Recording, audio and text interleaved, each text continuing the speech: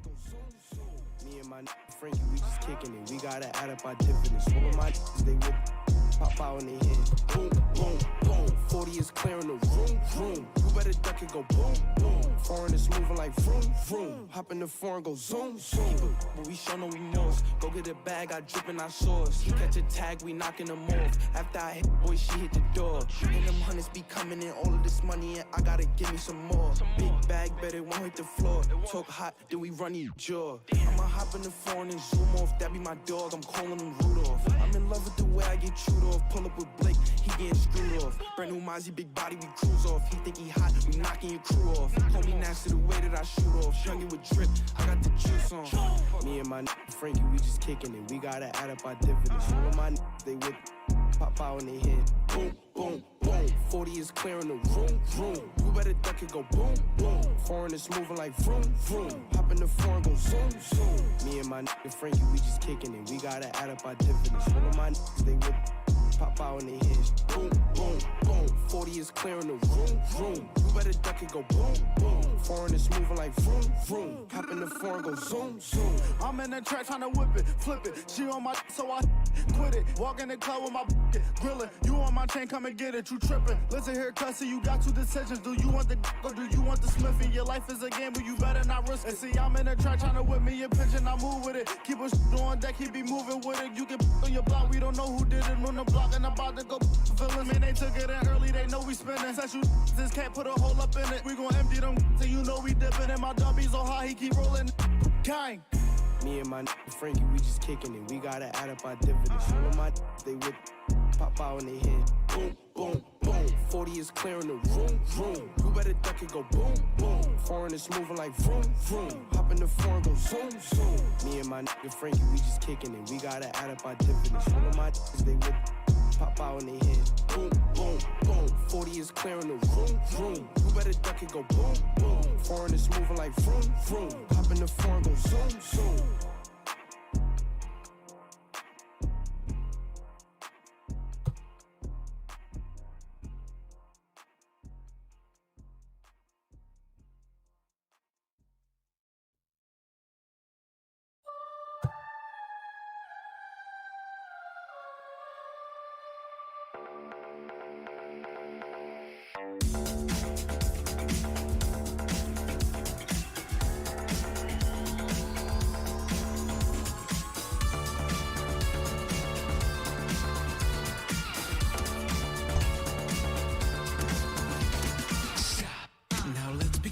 You're in too deep to go back again. Cash is pay to play. You want more hits than lemonade. No, you don't own me. You don't even know me.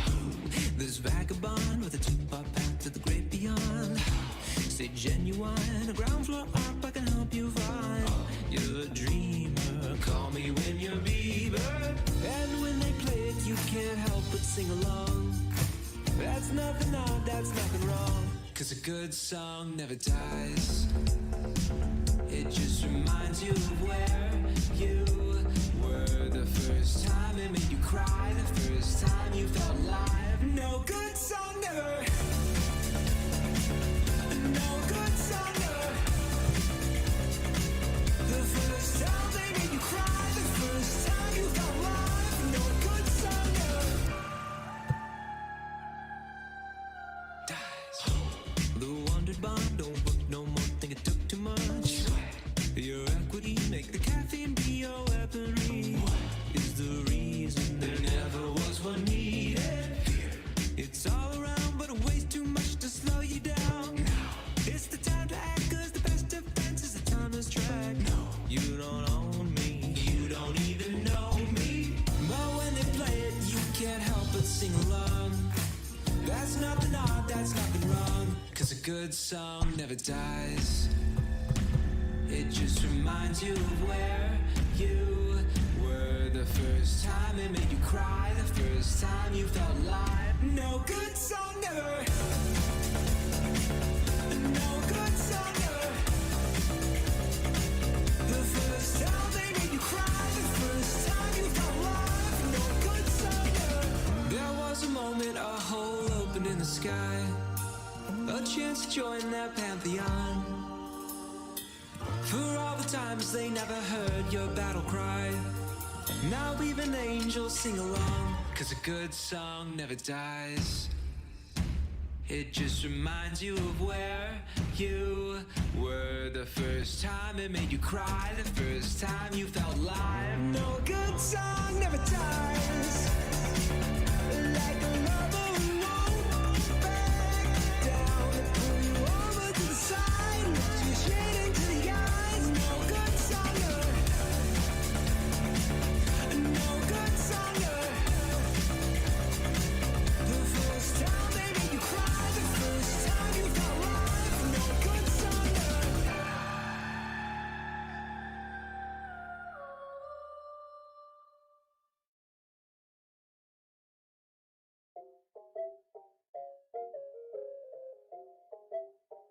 La la la la la la bamba. Squad made the beat.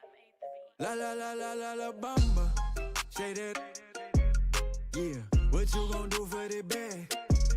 Yeah. Spin it like in my last. Yeah. Spin it, make it all bad. La la la la la la bamba. Shout it back. Yeah. All the cash up for grabs. Yeah. There's no cap. She like that, I keep coming back. La la la la la la bamba. Yeah. She just want hard Celine. She like the bar Kareem. I'm tryna get all between. Yeah. She pop it all on me. Take on a shopping spree. Let her get a property. Hey, come to my palace. I know you tired them dudes be capping. She like my fashion. I put them strings like Richie Valens. You the baddest. I'ma told them rat no salad. Send the address. I put We get the Phillies in the powder blaze. I can't leave you alone. You the only girl who get to stay until the moon. No cap. They make it, man. I must better tell me on the phone. She say you can have my corazón. Say that. Yeah. What you gon' do for the bag? Yeah. Spin it like in my last. Yeah. Spin it, make it all bad. La la la la la la bamba. Shout it back. Yeah. All the cash up for grabs. Yeah. There's no cap. She like that, I keep coming back. La la la la la la bamba. Shout it, you the bomb. We go shopping in Milan. Backseat of that foreign. Bad in LA like LeBron. I got as much in her little bone. She say yo te amo. She just wanted Louis Vuitton. Came for me in a fair lane. Keep you know you need a napkin. Play my Spanish. She love to cook me plantain. Go hit my Cali crib and give you all the back pain. Yeah. Might make you my baby mama. I like how you shake it like some maracas. Might let you keep the commas. Para bailar la bamba. All that you get it.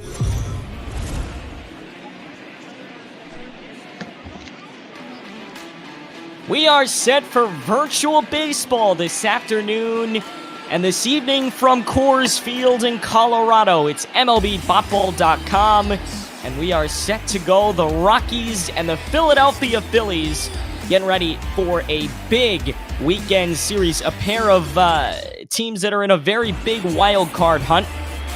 I'm Aiden Blank, hoping Ben Rosen is on with us too. I'm here. Oh, I can't hear Ben. That's probably not a great sign, but we can see Kyle Freeland. He's going to start today for Colorado. Both of these teams are right around the 500 mark. Philadelphia 3 games over at 26 and 23.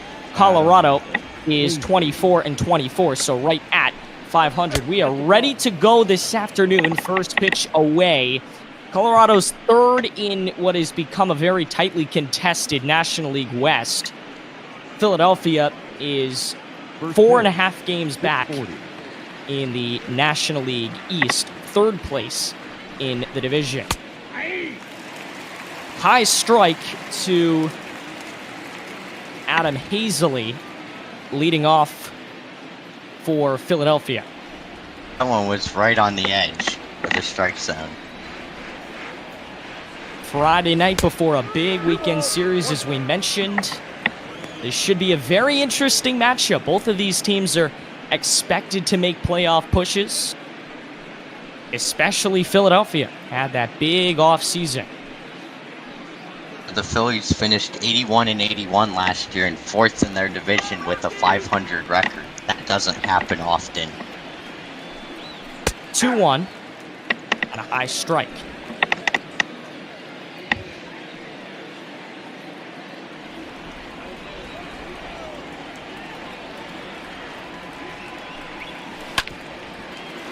Swing and a ground ball toward the hole. It's nabbed by Story, and they throw him out for out number 1. Batting second, the catcher, JT Realmuto. That will bring up JT Realmuto. Rare to see a catcher hitting in the 2 spot.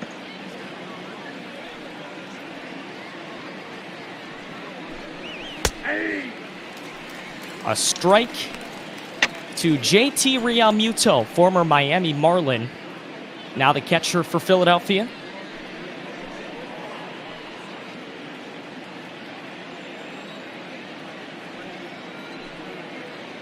Ben, it's good for me to get back to baseball.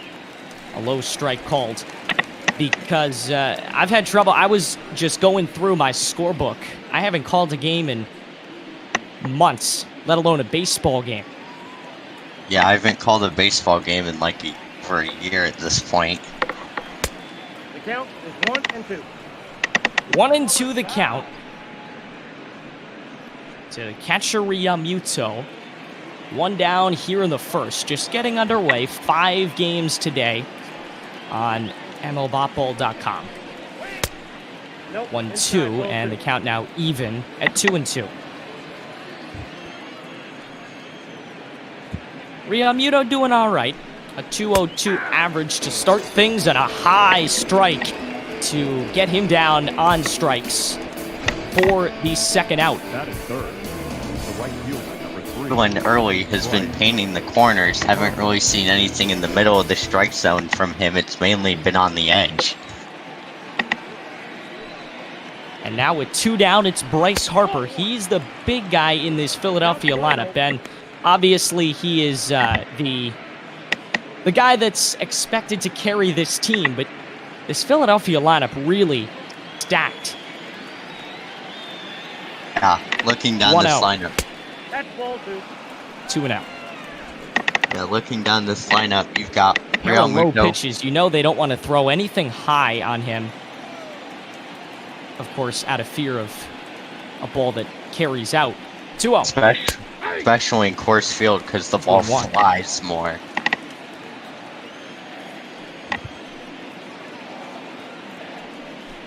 Two-one pitch and a strike down the middle for Harper, who's now defending at 2-2. Third straight at bat that we've seen a 2-2 count.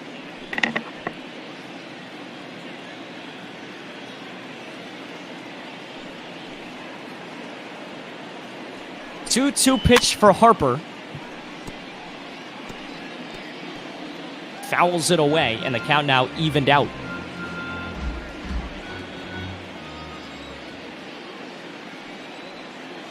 Another 2-2. And a fly ball to right, sending Blackman back, and he has to play it off the wall. Harper's in his second with a speedy stand-up double.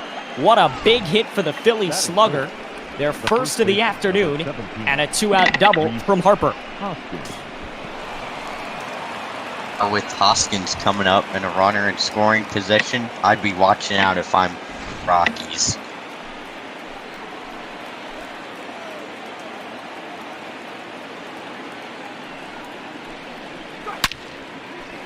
First pitch swinging and a long foul for the first baseman, Rhys Hoskins. 0-1 with a man in scoring position and 2 out. Philly trying to get something going, and a long drive, left field, and way back. Rhys Hoskins gets the scoring going today, and the series opens up with a 2-0 lead for Philadelphia. As I said before the at-bat, with the runner in scoring position in this ballpark, you gotta be careful. That ball flew too far, 454 feet. Hoskins with a power swing. He brings in Harper, who got on with a double. And a 2-out rally for Philadelphia has given them the early lead. As we get a look, the exit velo 112 miles an hour, about 453 in terms of distance. And now Gregorius trying to keep the 2-out rally going for the Phils. 0-1.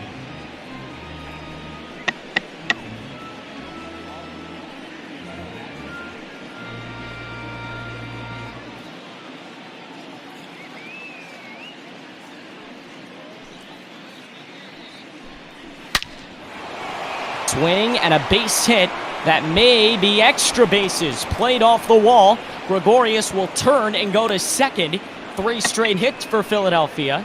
And a 2-0 lead with another man in scoring position on Gregorius' double.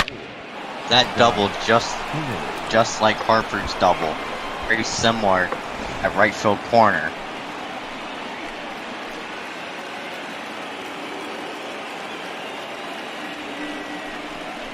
And now it's Kingery, who hits a fly ball to left. This is going to carry. This is going to go. What a start for Philadelphia. A 4-0 lead. 2 first-inning home runs. And Colorado is in a deep hole early. Black's going to want to send the pitching coach out there. As Freeland's allowed 2 doubles to a left-handed hitter. 2 outs followed up by home runs from right-handed hitters. The Rockies are not off to a good start. 2 doubles and 2 home runs. What a crazy start. This is definitely not a pitcher-friendly ballpark either. And after the Kingery home run, it's Alec Bohm for Philadelphia. Colorado is certainly going to have to bring the offense tonight, Ben. Bud Black does not look too enthused right now in that dugout. That'll get by the third baseman Arenado. It's down into the corner. How about their 3rd double of the inning to put another man in scoring position? 2 very quick outs for Colorado. And then Philadelphia puts together this string of hits and shows no sign of relinquishing what is now a 4-0 lead. Rockies are having issues getting that 3rd out. The first 2 looked easy, and it looked like Freeland was going to get a 1-2-3, but now the Phillies' bats have awakened. That's a ball. First pitch misses inside to Segura, 1-0. See if Segura can follow up Hoskins and Bohm on Kingery second. did. Segura at the plate and 2 out. And this could get in to the gap. It will. It's going to bring home Bohm. Segura's going to take a turn, go to second. It is Philadelphia's 4th double of the inning. How crazy has this start been? 5-0 Phillies here in the first. Phillies have batted around now as Vince Velasquez is going to come up to the plate. Here to see a pitcher hit in the first inning. Bud Black's already going to the bullpen.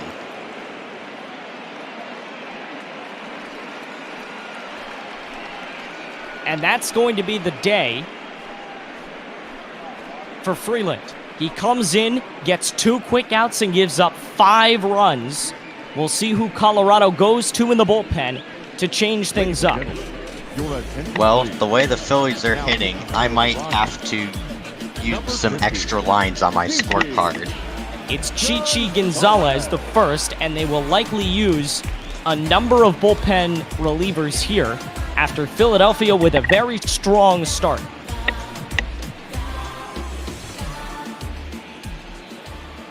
A 5-0 lead. It's Vince Velasquez, the starting pitcher for Philadelphia. Ball 1.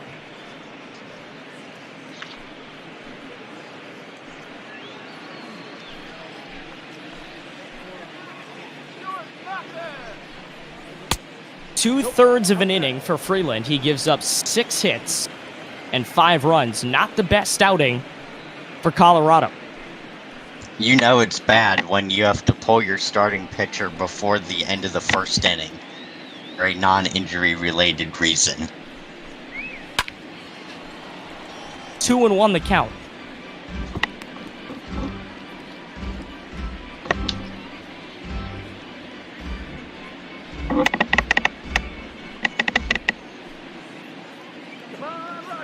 2-1 pitcher to pitcher. Gonzalez to Velasquez. And a grounder to second. This should be easy. It is Rogers who finishes off the inning, but a great start for Philadelphia. 5-0 Phillies as we go to the bottom of the first.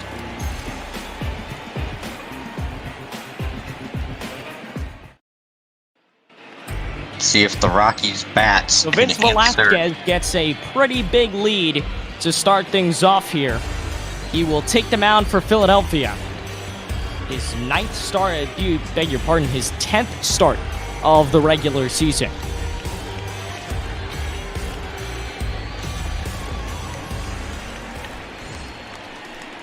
Ian Desmond will be the first he'll face. Colorado, as we mentioned, is going to have to bring the offense tonight. Yeah, you do not want to start down 5-0 even in this ballpark.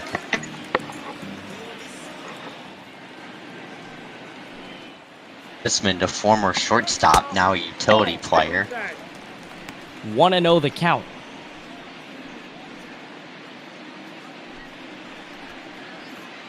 Philadelphia has had a pretty good start, 26-23. That's good for 3rd in the National League East. Here's the 1-0. And a fly to right, dropping quickly, but a nice catch made. Segura's over for out number 1. Not shortstop, Trevor Story. Next Here's two Trevor batters. Story. He's got one of the higher averages on this team. 274 with 16 home runs. If you need offense, he's the guy you're going to go to. Him and Arenado, who's on deck, are their 2 best hitters on this team by 38 far. RBIs in addition to those home runs. That is tied for 7th in the NL. Fastball inside, strike 1.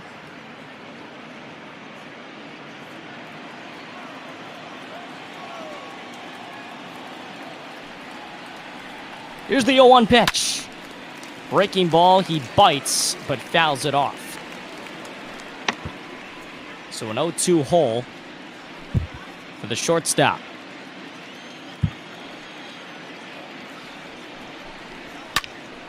Oh, 2 count and a fly ball to left, shallow left. Third baseman Bohm is underneath and makes the play. So 2 quick outs, very much like the top of the first for Philadelphia. This is the Rockies 1-up in this situation. Nolan Arenado, 305 at the plate, 33 versus righties, 5 homers, 20 RBIs. Here's Nolan Arenado. You can see his numbers there. Third baseman standing in. Fouled off for strike 1. 0-1 count. Let's see if that helps Velasquez. Breaking ball misses away.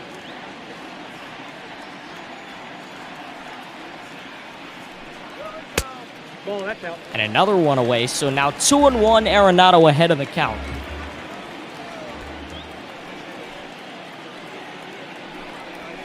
Nope. 3-2. Beg your pardon, 3-1. Daniel Murphy on deck. Colorado trying to get a 2-out rally going as Philadelphia did. 5 runs with 2 outs in the first. But he'll ground out in a 1-2-3 inning for Philadelphia. We are on to the second and a 5-0 Philly lead here on MLB Bop Ball.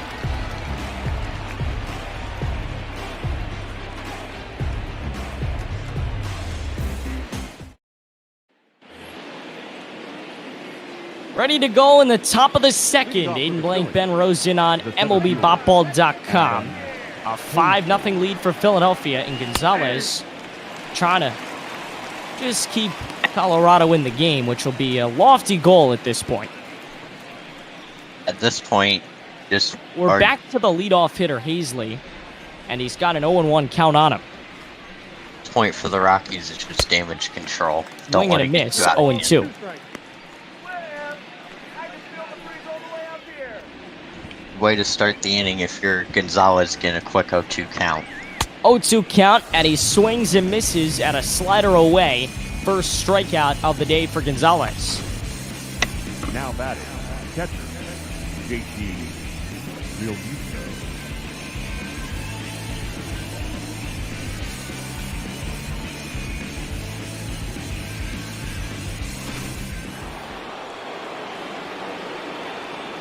So Gonzalez got his second at bat. Now it's JT Realmuto. First pitch, ball one. Muto got struck out last time. Last at bat in that first inning. Top of the second, if you're just joining us, a crazy start for Philadelphia. They get 5 runs with 2 outs in the first. And now a 2-0 count to Realmuto here in the top of the second. High fly ball. Shallow right field. It is playable and caught for the second out of the inning. Just like how the first inning started, let's see if the Phillies come up with another 2-out rally. If the Rockies can hold them here and get that third out this time. Realmuto is gone, and that's going to bring up Harper. He got things going with a double and ended up scoring on the Hoskins home run back in the first. Sinker for ball one.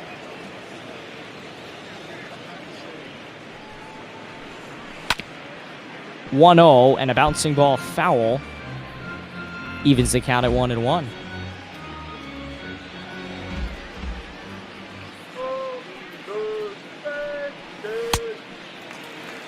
Swing and a miss, and now he's behind in the count at 1-2. This is where Gonzalez could really take 1-2 advantage. pitch for Harper, and he'll stay alive. 1-2 once more as he fouls it off down the first baseline and out of play.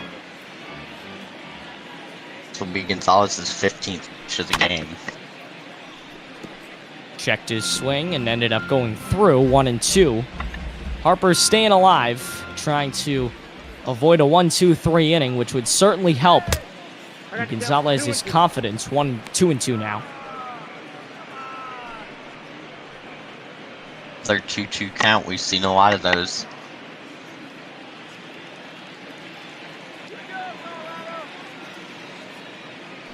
Two count for Bryce. High, strike 3 called, and he is down. So a 1-2-3 inning, perfect for Gonzalez. We are on to the last of the second on MLBBopBall.com.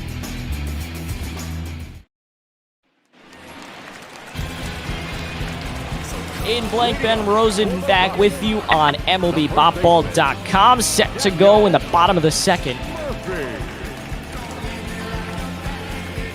Murphy, Blackman, and Rogers due up for Colorado in this inning. First pitch. And a high fly to shallow center, and it is caught.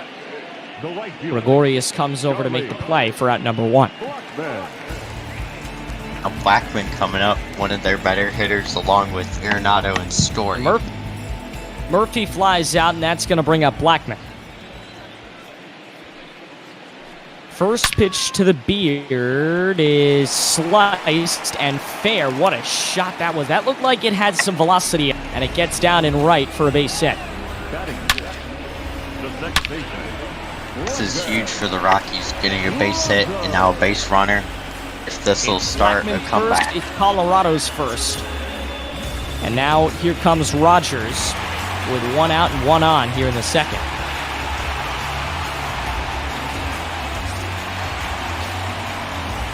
Scott trying to hype up the crowd.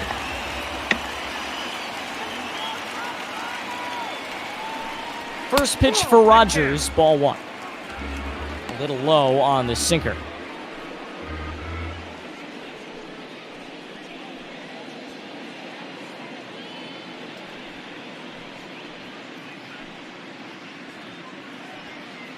Velasquez and Rogers. Rogers hitting a little over 250. Man on and 1 out in the second. Colorado chasing 5 and a fly ball on the infield. Playable, and Segura makes the catch for out number 2. So 2 very quick outs for Philadelphia here in the bottom of the second. Cody Walter.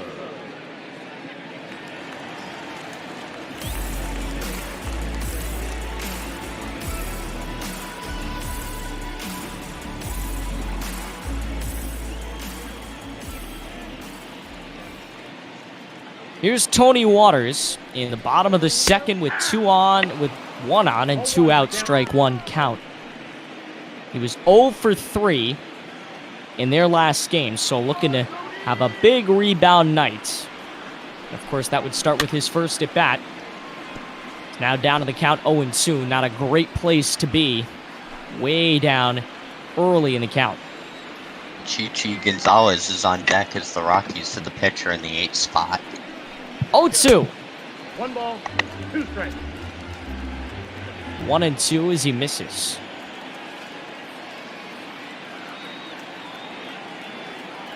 Walters hitting .259 despite going 0 for 3, and now he strikes out for the final out of the inning. On to the third, and still a 5-0 Philly lead.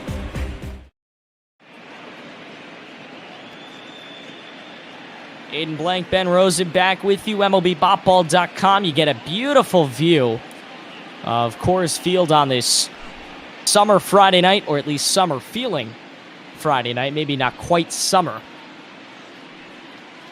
Philadelphia will send Hoskins, Gregorius, and Kingery to the plate here in the third. A very dangerous heart of the order. They got on the board with a 5-0 lead, 5 runs in that first. And now Hoskins will look to get things started in the third. Hoskins hit a home run in that first inning and drove in 2 of those 5 runs. Hoskins homered in his last plate appearance. 1 of 2 in that first inning. And no doubt Gonzalez is going to try and dance around him, knowing how hot Hoskins' bat has been and can be. 1-0 the count.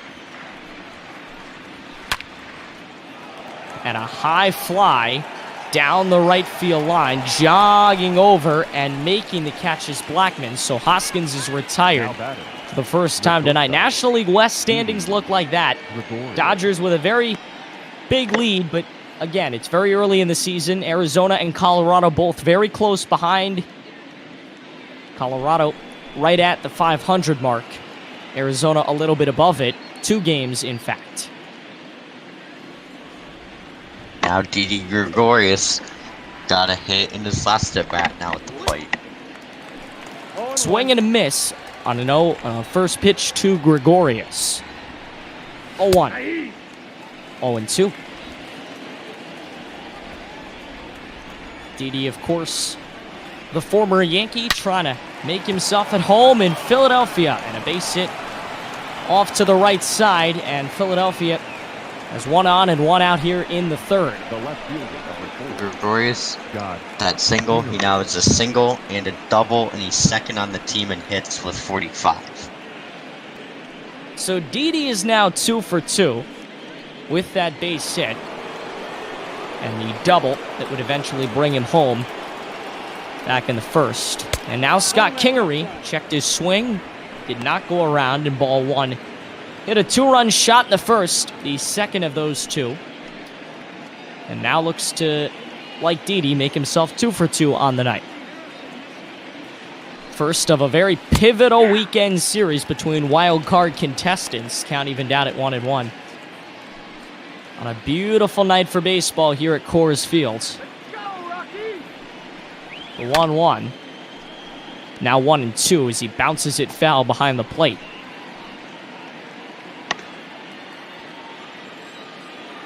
A big 1-2 pitch coming. Hoskins stands in and fouls it back to stay alive.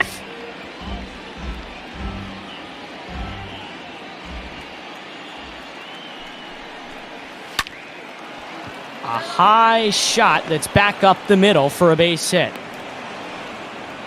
So now the Phillies have runners on first and second with coming up. Nice little hit for Hoskins, and he's now 2 for 2.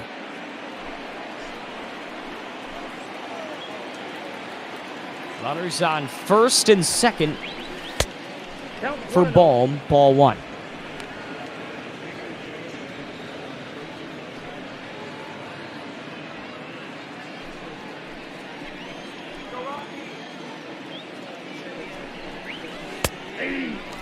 And another high pitch. This one in for a called strike, 1-1. The 1-1. Now 1-2.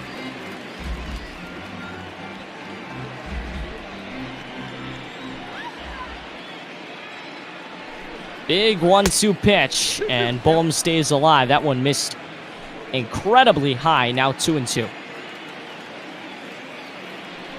2-2 to the second baseman, and he is rung up. An inside corner is where it hits. The third strikeout for Chichi Gonzalez. Now 2 on and 2 out in the top of the third. Segura.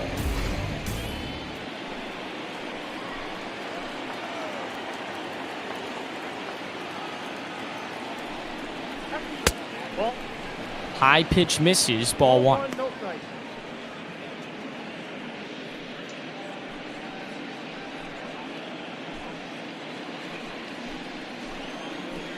Segura is 1 for 1 on the night. Back in the first, he doubled. And now an inside strike, 1-1.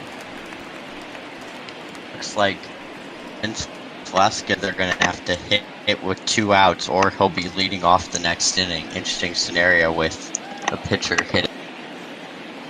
1-1 to the second baseman. Ball back outside. 2-1. Interesting to see here in this game the way they call the strike zone, because there's been some pitches that have been in the strike zone called balls, but some out. With 2 on and 2 out in the third. The 2-1 is now 3-1. You cannot afford a walk here if you're the Rockies. Not afford to walk the bases left.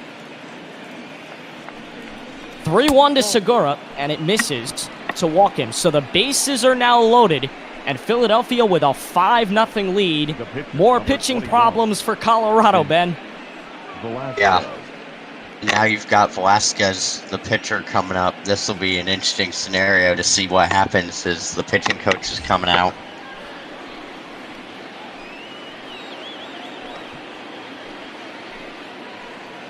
Velasquez is 0 for 1. The pitcher grounded out to end the first. A headache of a first inning. If you're Gonzalez, you've got to be careful, because it may look like an easy out, but the pitcher spot is not always the out. There are a lot of really good hitting pitchers in the National League. I feel like that's one of the more overlooked positions in the lineup.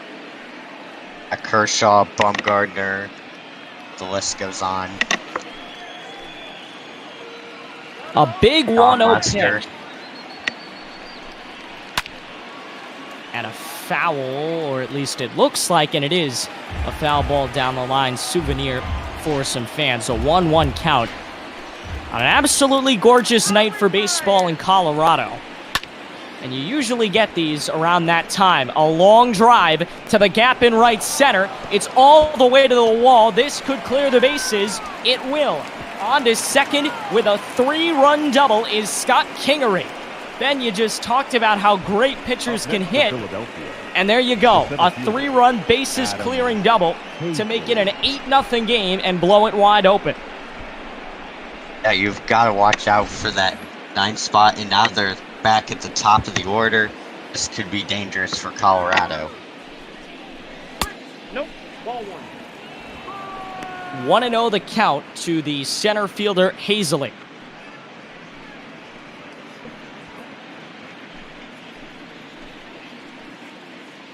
Go Colorado. And a fly ball to center. Tracking it is Dahl, and makes the catch in right center to end another horrible inning for Colorado. It has not been the best start. We head to the bottom of the third, and the Rockies need some offense.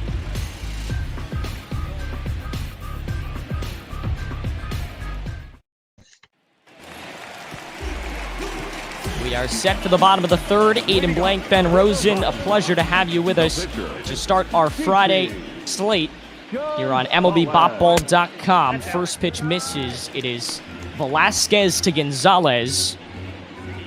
And the count 1-0. This would be the position that Kyle Freeland would have hit in. But now it's Velasquez who came in. Beg your pardon, it's Gonzalez who came in and now lines out to second for the first out of the inning. Yeah, and the Rockies doing something that is more common these days, having the pitcher bat in the 8 spot. The left fielder David Dahl now in the 9 spot. Ball 1 misses inside.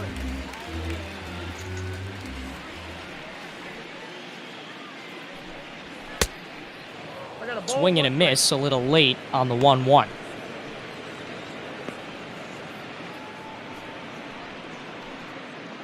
It has not been the best night for Colorado. 8 runs in just 3 innings. Just shows you how great this Philly lineup can be. Yeah, especially with all the power hitters that the Phillies have. 1-2 count to Dahl, the 9-hitter, who stays alive with a foul ball.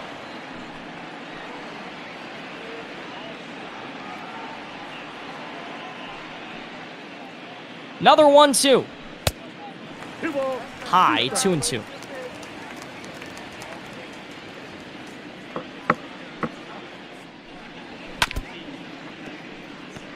And will remain at 2-2. The sun beginning to go down. This usually is the best time of the night at the ballpark. Not quite night yet. The sun beginning to go down. You get some great Colorado sunsets. And I don't know what that was, but it had him baffled. A beautiful pitch by Velasquez for his second strikeout. That looked like a 12-6 curve there. It went up and came down and all swung at it. It looks so great because it was so inside. Now ball 1 low to the leadoff man, Ian Desmond. But it looks so cool because it was so inside. It looked almost like a knuckleball. Desmond is 0 for 1. Lined out in the first and now grounds out to end the third. We are on to the fourth and a big lead for Philadelphia. Potentially getting bigger. Rhys Hoskins laying out to send us to the fourth here at Coors Field.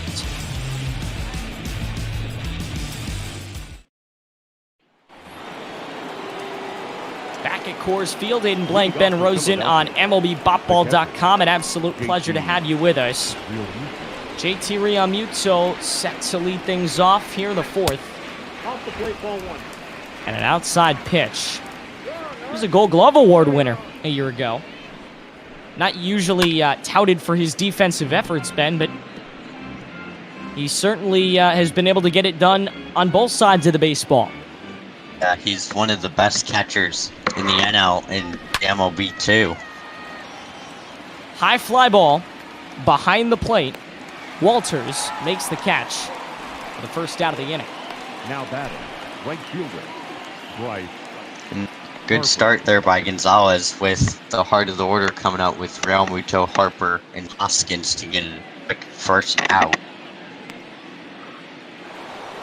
Kyle Freeland does not look happy on the bench. A tough outing for him. Gave up 5, but I'm not so sure it was so much his doing. These Philly bats have been red hot tonight. They put up 3 on Gonzalez last inning. Ball 1. Count 1-0. Harper with 9 stolen bases. Usually you don't really think too much about his speed, but he's 6th in the National League. 1-0. 2-0. Not how you wanted to start this at bat if you're Gonzalez, giving Harper room to work. Harper doubled in the first, came in to score a run, and then struck out in the second. And now he's even in the count, ahead in the count, 2-1. 2-2 as he fouls it off back to the backstop. Big 2-2. Swing and a miss in the dirt. They do have to go to first, and the throw is in time. So exactly what the doctor ordered for Colorado, Ben. 2 quick outs in a game where they have not been able to get anything easily. Hopefully they can get a 1-2-3 inning and get back into the dugout. If you're Gonzalez, you gotta watch out with Hoskins. Another possible 2-out rally. Not today, though. Right into the shift. The throw is in the dirt. But Murphy scoops it up, and we are on to the bottom of the 4th here at Coors Field. That is exactly what the Rockies needed.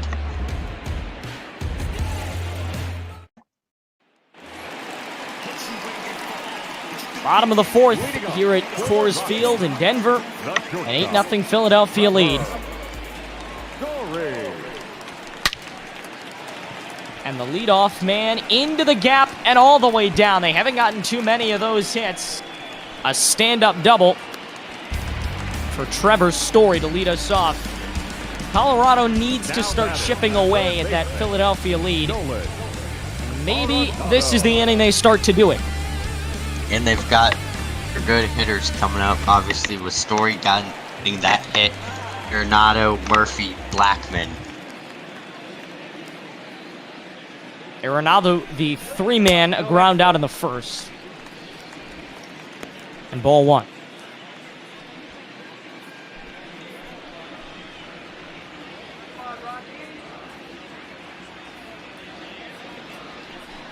One on, nobody out. And a 1-1 count here in the 4th. Only 32 pitches for Velasquez. This has been a very efficient start for him. You got 2 balls. Not a very efficient pitch. Now 2-1. This is where Arenado can take advantage. Runner on second, count in his favor. 7 doubles, a triple, and 10 home runs for him. And a shallow fly ball played by Kingery for the first out of the inning. Still a man in scoring position with only 1 out. Not enough room there for Story to tag up second to third, but he's still in scoring position. Second with Daniel Murphy coming up.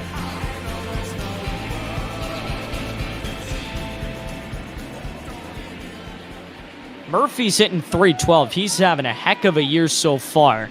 0 for 1 tonight, though. Inside strike, 0-1. Second highest average on the team.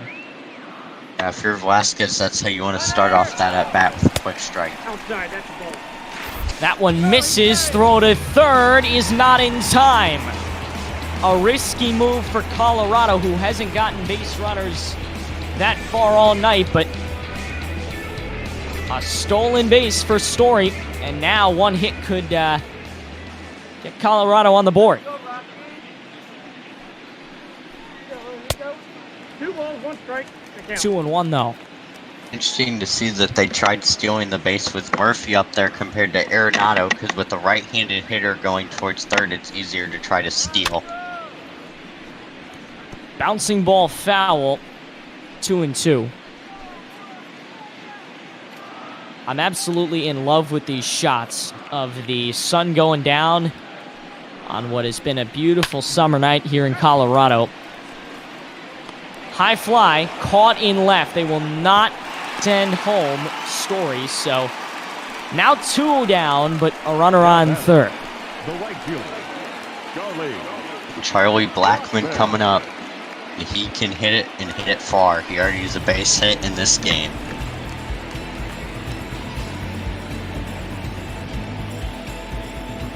Blackman is 1 for 1. You mentioned he had the base hit earlier. 40th pitch for Velasquez, strike 1. 300 average over the last 9 games. It's a Colorado lineup that has been hot, just not tonight.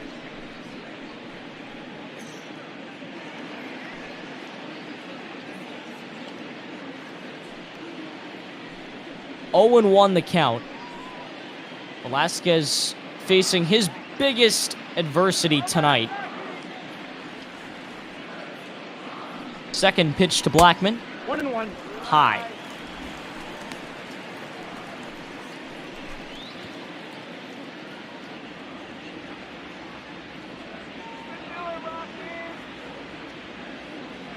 One to Blackman with a man on third and 2 out.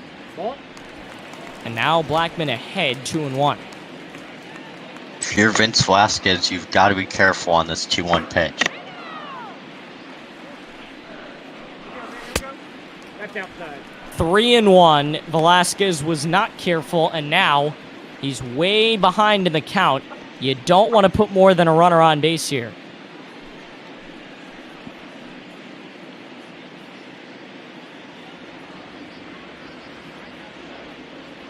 Three-one pitch, and this is crucial if Colorado wants to keep the rally alive, and they do walk Blackman. You have to think that might have been a little bit of a strategy, Ben. You don't want to pitch to him with a runner on third. Yeah, but at the same time, with 2 outs, risk versus reward. What would you rather have? Runner at first and third, or end the inning with the 3rd out, or possibly allowing a run more? Here's Brennan Rogers. Big at-bats for Colorado, strike 1 low. He was really struggled to get runners on base, and now they have runners on the corners. This is a huge at-bat and a huge inning, 2-1.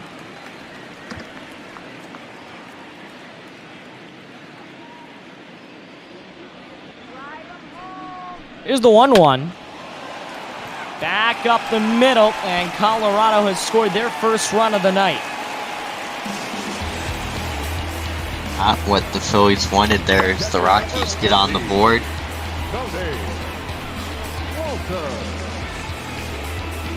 Story finally comes in to score. Rogers with the RBI. It's the advantage of having a runner on third.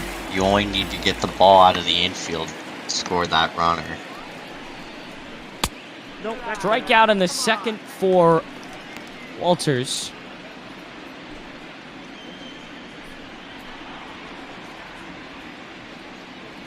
Let's go. Waiting for the pitch. Ball. That's out. 2-0.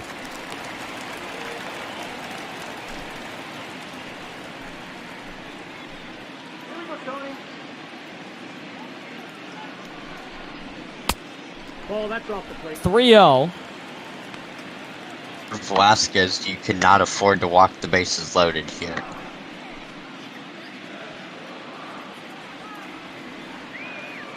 .30 with 2 out. And he gets a high strike. That was dangerous. Velasquez, 12 balls this inning compared to 10 strikes. Not a good sign for this Phillies team if he's going to be pitching like this. 3-1 for Walters, and now he's walked the bases loaded. The pitcher, number 50. Well, if anything's positive here for the Phillies, it's that the pitcher spot is coming up. It's a relief pitcher, and relief pitchers rarely get at bat. Chichi Gonzalez 0 for 1. This is a big spot, Ben. If Colorado really wants to make a comeback, they have a chance to do so. And with this ballpark, as we saw earlier, Velasquez was able to hit one in the gap. Maybe Gonzalez can do the same and score a couple for the Rockies. Here's the 1-0 pitch. Swing and a miss inside, 1-1. This has definitely been the Rockies' best inning offensively so far.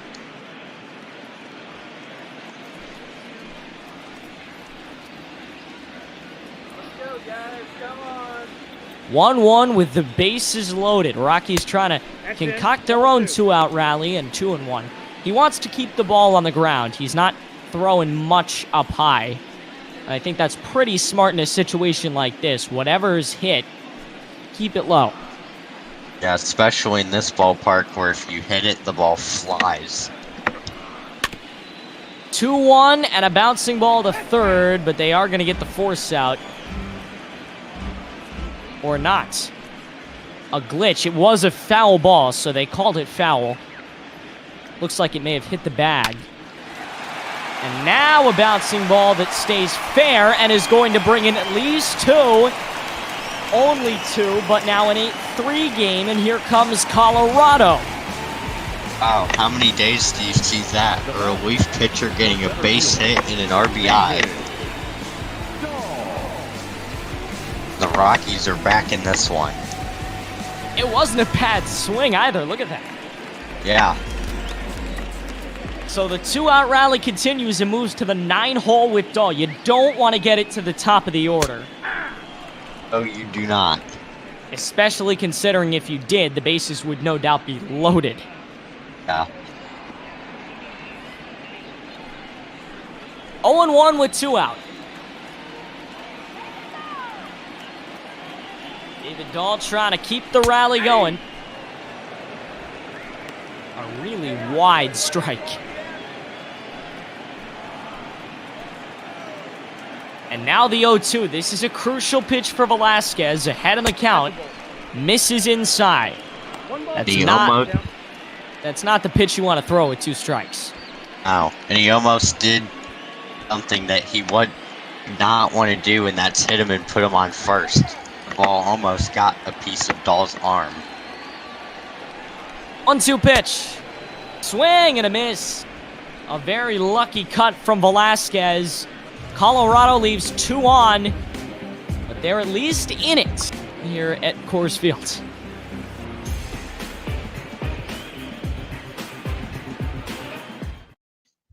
Your attention, please. Now pitching for the Rockies. Relief will continue for Colorado. It's Jairo Diaz. We'll get the numbers for Gonzalez in a minute. So with Diaz coming in to replace Gonzalez, that leaves Shaw, Davis, Estevez, and Oberg as the right-handed pitchers in the bullpen for the Rockies. 3 1/3 innings for Gonzalez. He ends up giving up 3 runs. Ball and no strikes to Didi.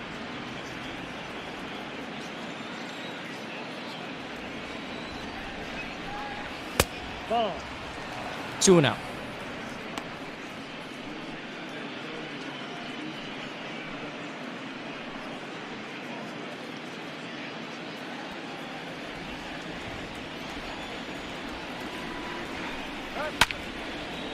On the ground and fair into no man's land down the left field line. Didi's going to second with his 20th double of the season. A rough start for Colorado here in the 5th. Yeah, especially with the shift on there, they thought he was going to hit it to the right side of the infield, and he didn't. He pulled it. They paid, and the Rockies paid for it.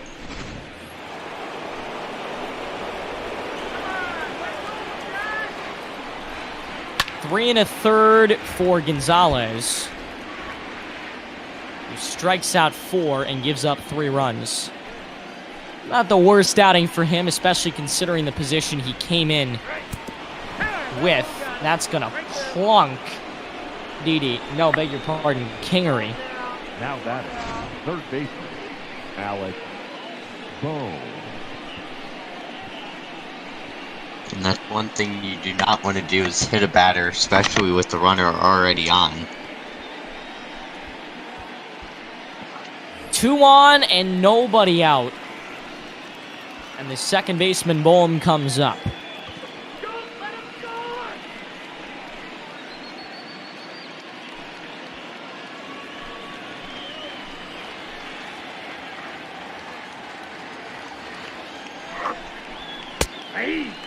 First pitch, don't know what he was waiting for, but a strike. Shaw's up in the Rocky bullpen.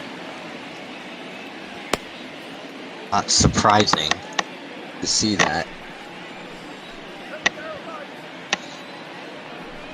0-1. Lays off. This one a little low, 1-1.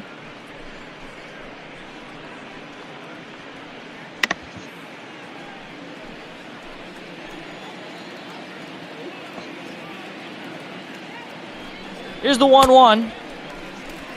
Count cuts 1 and 2. and misses 1 and 2.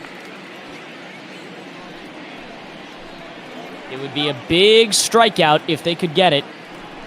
1-2. On the ground is second. They could turn 2. They will turn 2. The runner moves to third, but now 2 down for Colorado. That was huge, Ben. The batter number 2. Yeah, Second especially getting 2 outs there Segura. on that 4-6-3 double play. It moves Didi up to third. And now Segura with an RBI opportunity to give Philadelphia a 6-run lead. First pitch high and inside, but strike 1. Look at that. How great is that view? It's one of the best views in baseball, probably. 0-2 the count on Segura. Diaz tried to get that third strike, get out of this inning. That's the thing about Colorado. You're not going to get it very warm in, say, April, but now into these summer months, it's absolutely gorgeous. We will come back and reset mid-5 here at Coors Field and an 8-3 lead for Philadelphia.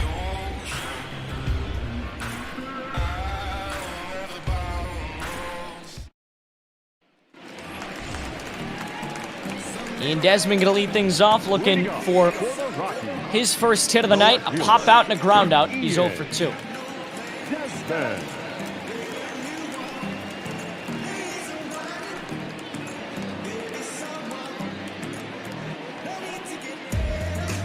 The left fielder for Colorado.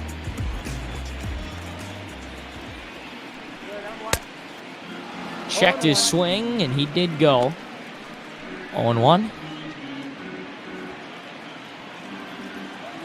It's been 0 for 2 on a hot streak coming into this game. Desmond, Arenado, and Story. Prevetta and Stock both up, so Philly may be utilizing their bullpen too. A little early considering the start that Velasquez had, but his 4th inning was not great, so just as a precaution. And his pitch count starting to get up there at 65 now. 1-2. If he could get this quick strikeout, that'd be a good start. He does. Two straight misses, really, from Velasquez, but 2 straight cuts, Now batting. and he gets the big strikeout. Trevor Story.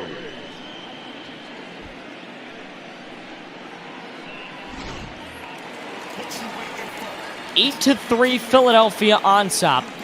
And now it's Story, 1 for 2 tonight. Checked his swing, held up. Story got a double in his last at bat. Let's see if he can get another base hit, try to get an out rally going for the Rockies, trying to come back. 1-1 the count.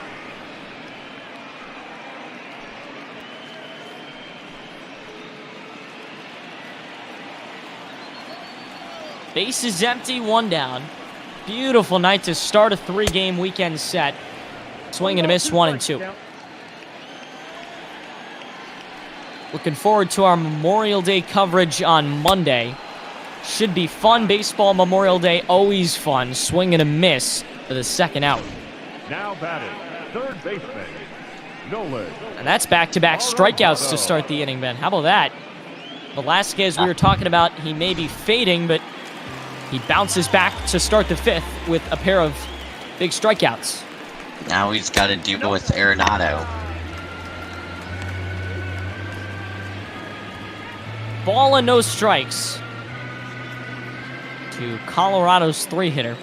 Are you a fan of these black jerseys they're wearing tonight? I know they're considered alternates, as this ball sliced the other way but caught. We'll get your thoughts once we come back. On to the 6th, Velasquez, and then the top for Philadelphia.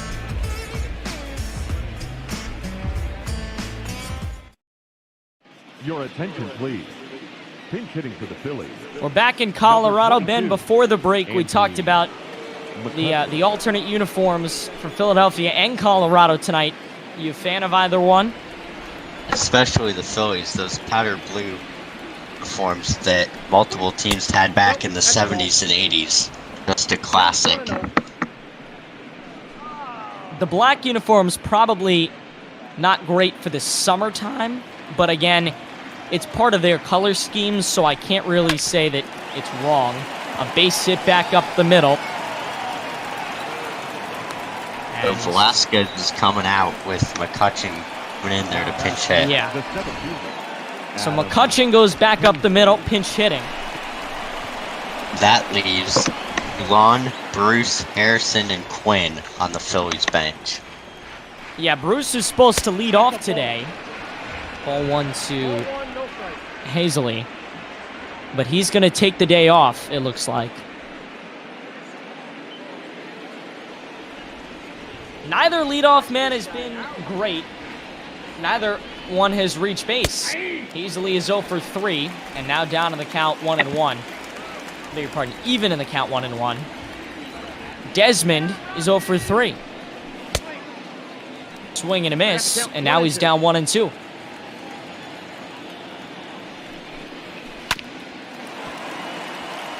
Curves foul down the third baseline.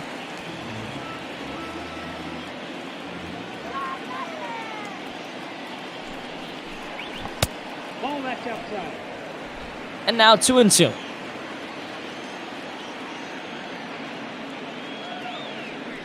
Five-run Philadelphia lead, and they strike him out on what was a garbage pitch.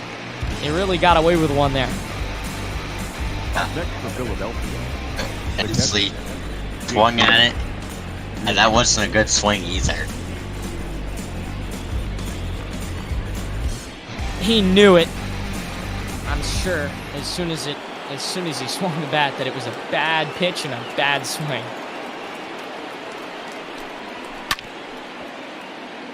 Bouncing ball foul to start off Realmuto's at bat. He's 0 for 3 as well. The top two hitters on this Phillies squad are 0 for, quick math, 7. Ball 1. I got 1 ball, 1 strike. Ball and a strike.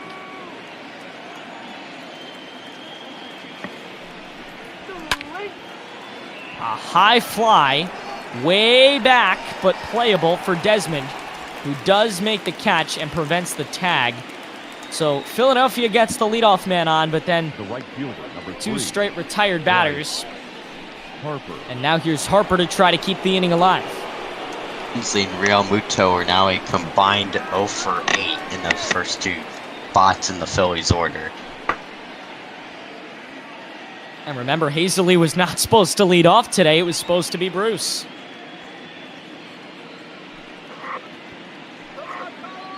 Here we'll see Bruce later in the game in a pinch hitting role, possibly. Full dark now here at Coors Field. And Harper That's a ball. takes ball 1.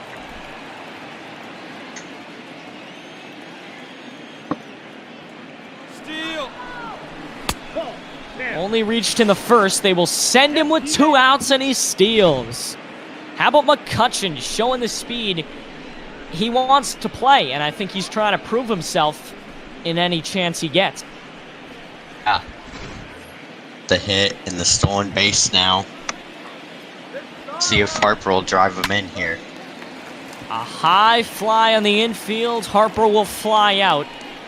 And we go to the bottom of the 6th. See if Colorado can maybe come up with some more offense and shorten this deficit as we move along on a beautiful night in the Rockies.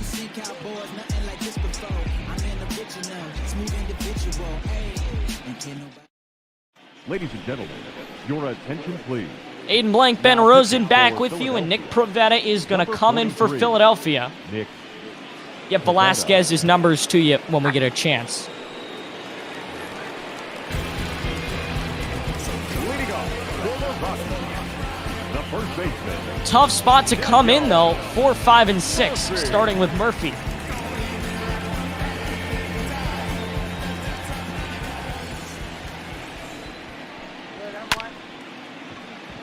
Bouncing ball to first. He will take it himself and wins the foot race for out number 1. The right fielder, number 19, Charlie. That brings up Charlie Blackmon, who has 2 hits, single, 1 hit, a single, and a walk. Let's see what he can do here. Pitch, almost a check swing, and it's caught by Harper out in right. The batter, number 2 quick 7, outs. That's a good start for Philly. Rundell. Yeah, especially with the new pitcher coming in, and you get settled in.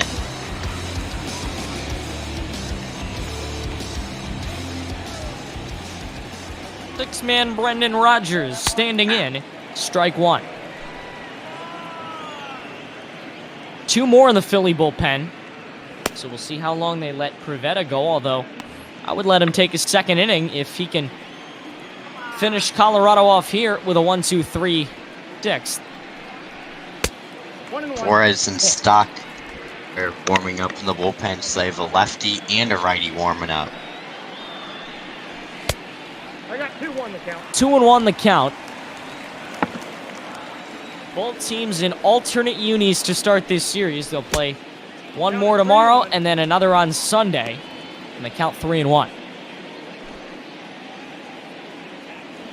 Next week is shaping up to be a very interesting week, Ben. Some good series. Yankees Twins, probably most notable. Bouncing ball back to the mound and playable. They go to first to end it. On to the 7th. Look at that skyline. A beautiful night here at Coors Field.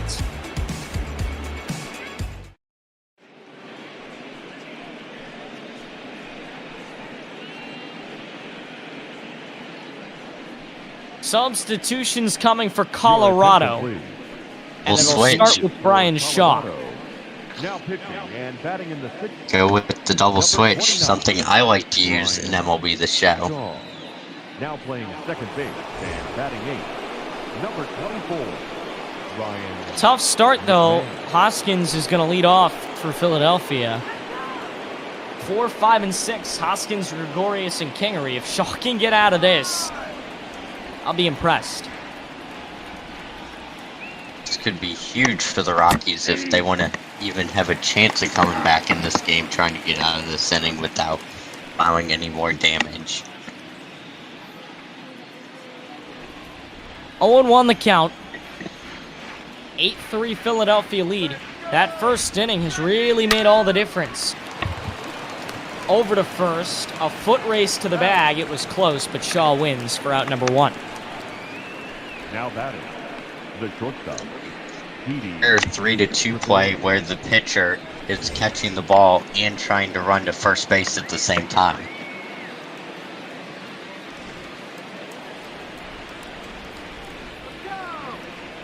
Here's Didi. 3 for 3 in the night. Only Philly yet to be retired besides Kingery. Fell out of the batter's box, fouling first pitch off.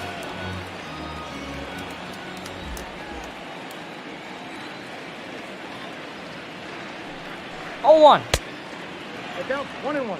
Evens it as it rides up on him. Wade Davis, Jake McGee, a righty and a lefty in the Rocky bullpen. A lot of bullpen action tonight. The Rockies are only down to 3 righties in the bullpen. Bouncing ball right into the shift and misplayed it short by Story. Up next for They Philadelphia. Base will hit. give him a base The hit. left fielder. I'm not sure that was warranted, but they will give it to him. I would probably count that as an error. Yeah, I mean, it was so obviously misplayed. 1-0. Ball 1 to Scott Kingery, who gets up with a man on. And that does mean that Didi is now 4 for 4 tonight. It's been a great night for him. Yeah, he has 2 singles and 2 doubles. 2-0.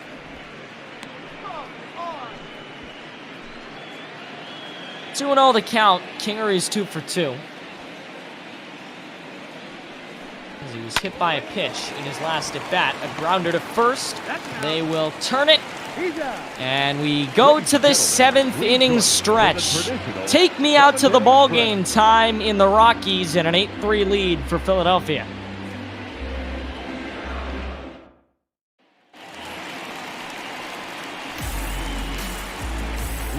We're back at Coors Field in blank Ben Rosen. Final few from Coors Field. It has not been a great night for Colorado. Certainly going to want to rebound in the next 2 games. If they lose tonight, they'll slip to a game under 500. And it really, under normal circumstances, wouldn't be horrible if at this point in the season you're under 500. But when you have a team like the Dodgers, you have to win every possible game. This is really going to take a toll on them late in the season as they chase for a division title and for the wild card. Because that NL West is basically the Dodgers division to lose.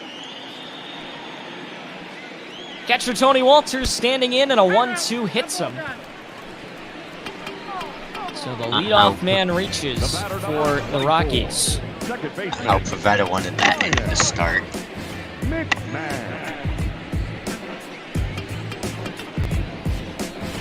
See if they start to look to the bullpen, because they were warming 2 up last inning. Mahone, who came in on that double switch, now at the plate. Swing and a miss. 0-1. So, looks like they took Brendan Rodgers. That double switch. 0-2.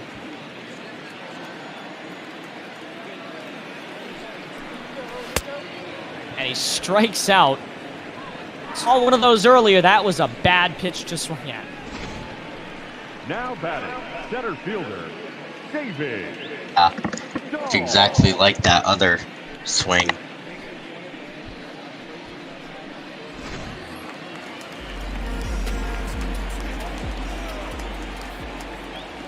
So David Dahl standing in with a man on and 1 out. Ball 1.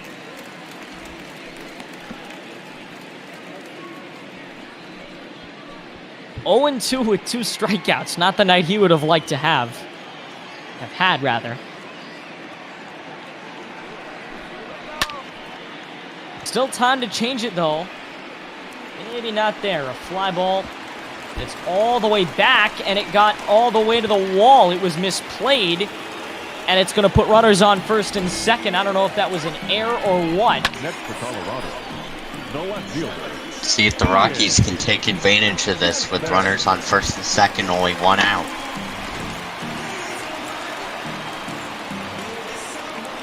Suarez and Arano warming up for the Phillies. Yeah, they have a full bullpen, and they've had it basically since the 5th. And now it's back to the top of the order. You can see why, Ben. I think it's warranted having 2 guys up with the top of the order for Colorado up. Pivetta, the only one they brought out of the bullpen so far, is at 17 pitches.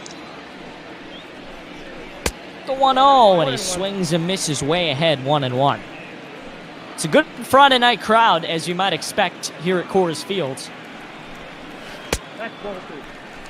2-1. If Detzman can get one in the gap here, maybe score Walters from second. 2-2. He's been off on both of those swings. Detzman struck out on his last at bat, and now it's in a 2-2 count. Now it's 3-2. You've got to be very careful here if you're with it being a full count. 3-2 with 2 on. You don't want to walk him. But he does. And now the bases are loaded. And Philly's going to look very seriously at their bullpen options. If I'm Joe Girardi, I'm sending the pitching coach out there to calm Pivetta down because they need to get an out. The Rockies could make it a 1-run game on 1 swing of the bat.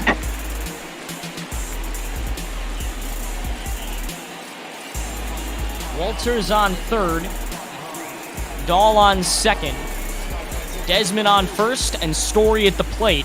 A game that started with a 5-run first for Philadelphia has now turned into a big opportunity for Colorado to maybe salvage this series opener. Ball one. I'm not swinging unless the pitch is perfect. Yeah, I agree with that. And if your Story, perfect way to that at bat start off with Pivetta throwing a ball, get 1 out. Well, that might have been a perfect pitch. He fouls it off 1-1. You want to be Your very Story. selective here. You don't want to give away this opportunity. You may not get it again. After your Story, you want to wait for your pitch. That certainly wasn't. 1-2.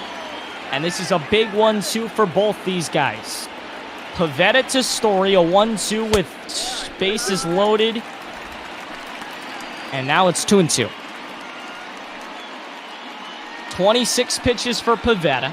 Not horrible, but he has not used them wisely. If I'm Joe Girardi, I'm on the phone with the bullpen saying, get ready.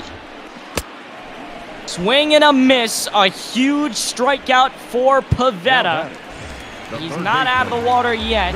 Arenado still has to hit, but that was a big strikeout. If Suarez and Morgan, two lefties warming up,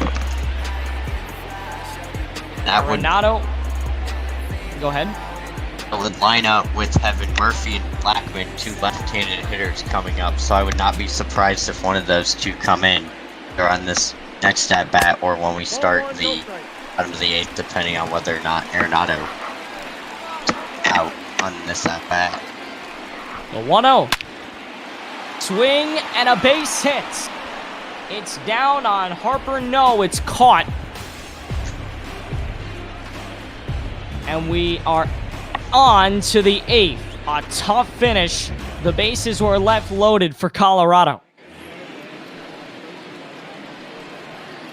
Leading off for Philadelphia, the third baseman. Aiden Blank, Ben Rosen with you, first of 5 today on our MLBBopBall.com stream. Whether you're watching on Periscope, on YouTube, on Twitch, we're so glad to have you with us. First pitch of the eighth is a strike to Bohm. Second baseman who doubled, scored a run back in the first, struck out in the third, and grounded into a double play. Here's the 0-1. Ball, that's outside. Count evened out.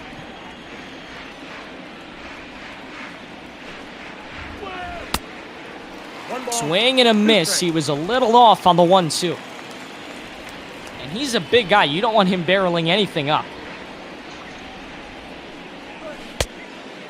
Outside, and now we're even at 2-2.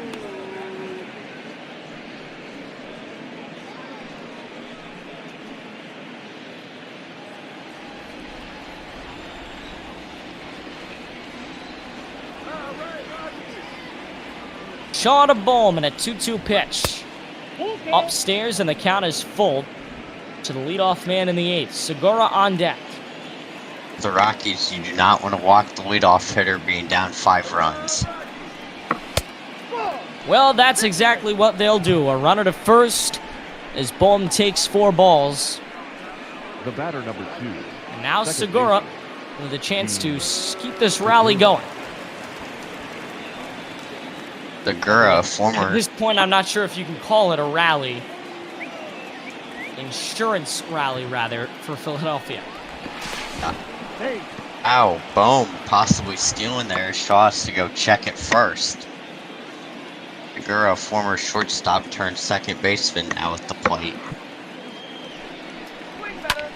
You know, you're up 5 runs. I think it's okay for you to take some risks. This is a long ball that's caught out in left center. Bohm with no opportunity to tag. The pitcher, number 43, Nick. I'm guessing we're going to see a pinch hitter here in the 9 spot, and we will. Hitting for the Phillies, number 7, Josh Harrison. In a spot that has had a number of different hitters. That looks like Harrison It is. It is. Josh Harrison is going to stand in for Philly. He'll pinch hit. It was That McCutcheon fought last time, and now it's Harrison. And with that, that leaves Gruon, Bruce, and Quinn on the bench for the Phillies. Here's the 1-0. 2 balls. Now no 2-0.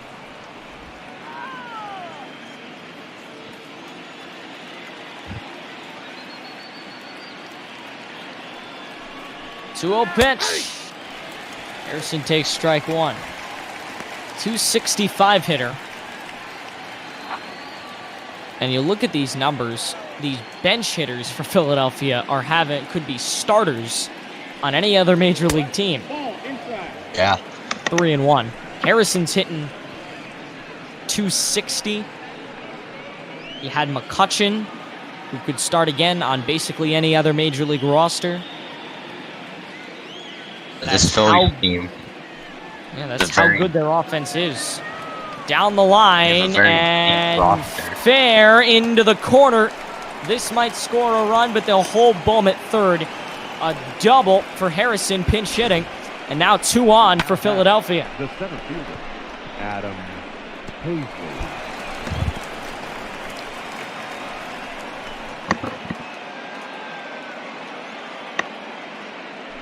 Like he may have barreled that ball up.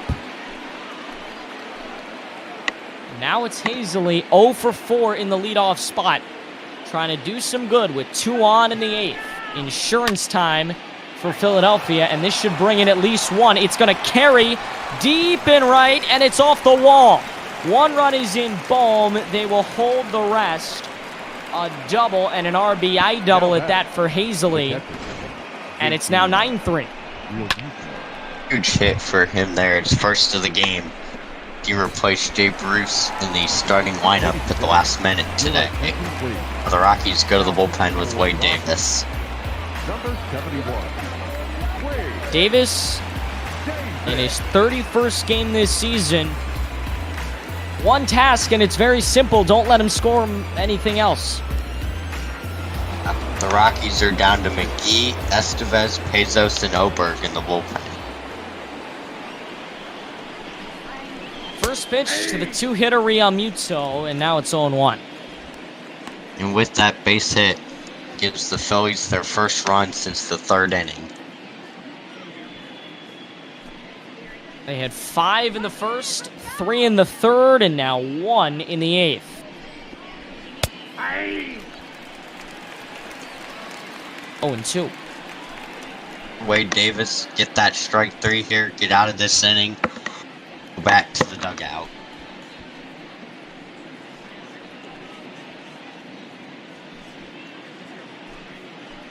One out, an 0-2 count with 2 on in the 8th.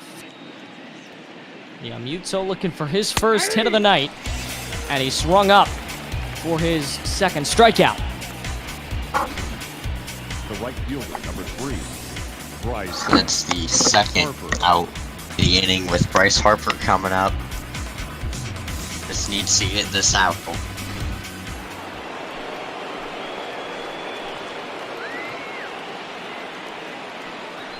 First of 5 on MLBBopBall.com.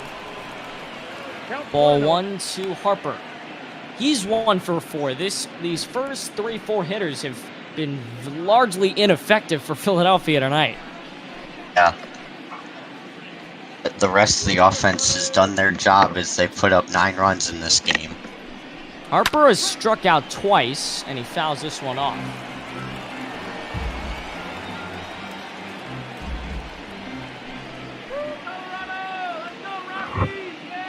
There's the 1-1. Whoa, that's down. 2-1 misses low.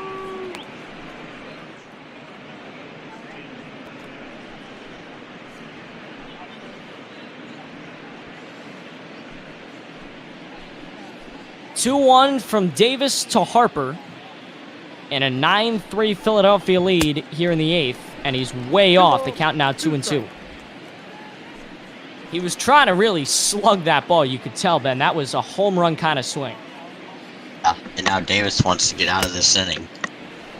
He might. A drop third strike, and we are going to the ninth. Beg your pardon, bottom of the eighth. Adam Hazley with a big hit for Philadelphia. Brings in a run and a 9-3 lead here in Coors Field.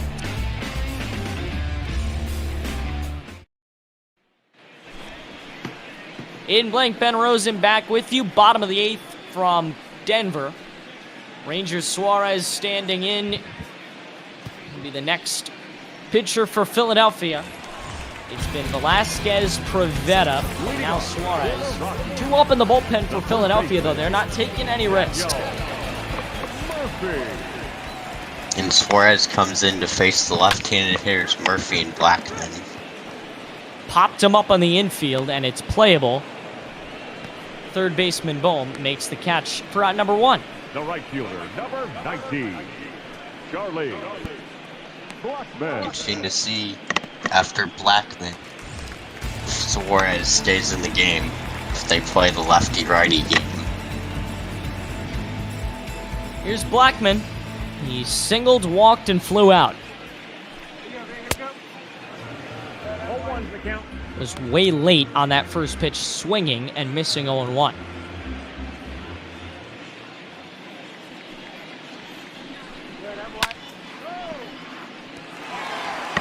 Now quickly 0-2 as he fouls it off.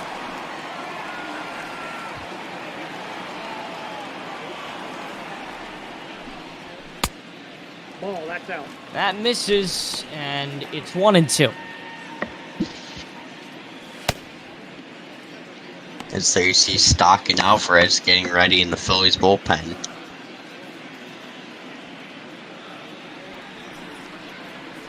Oh. On the ground and back up the middle. A big hit. To get a runner on in the eighth. Up next for Colorado, the pitcher. The Rockies have Blackman on first. They need 6 runs to tie. We're going to have a pinch hitter in the pitcher spot after that double switch. Oh, they go with the lefty. Pia against the left-handed pitcher. In for strike 1 and a low strike 1 at that.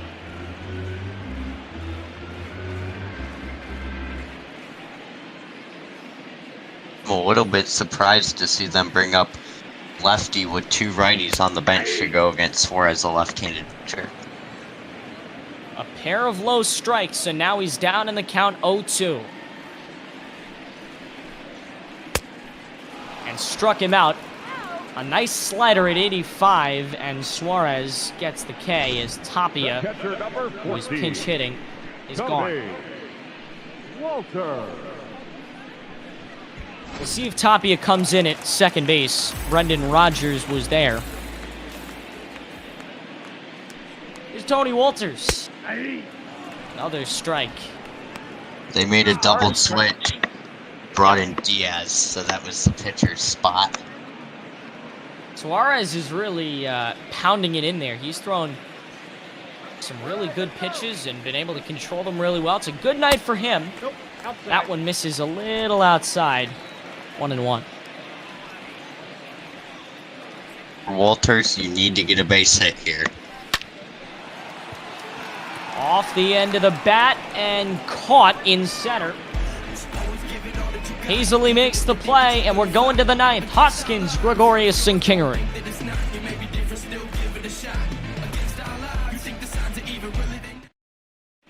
Your attention, please. To the ninth we go, and Jake McGee will come in for Colorado in relief. Aiden Blank and Ben Rosen with you. First of 5 on this Friday, helping you get a jump start on a long weekend on MLBBobcall.com. A 9-3 Philadelphia lead. Turning sign for the Rockies going forward in the series. They've used a lot of their bullpen guys, so their bullpen is going to be very tired heading into the next 2 games of the series. Hoskins checked his swing, 0-1. And now he's way early, 0-2.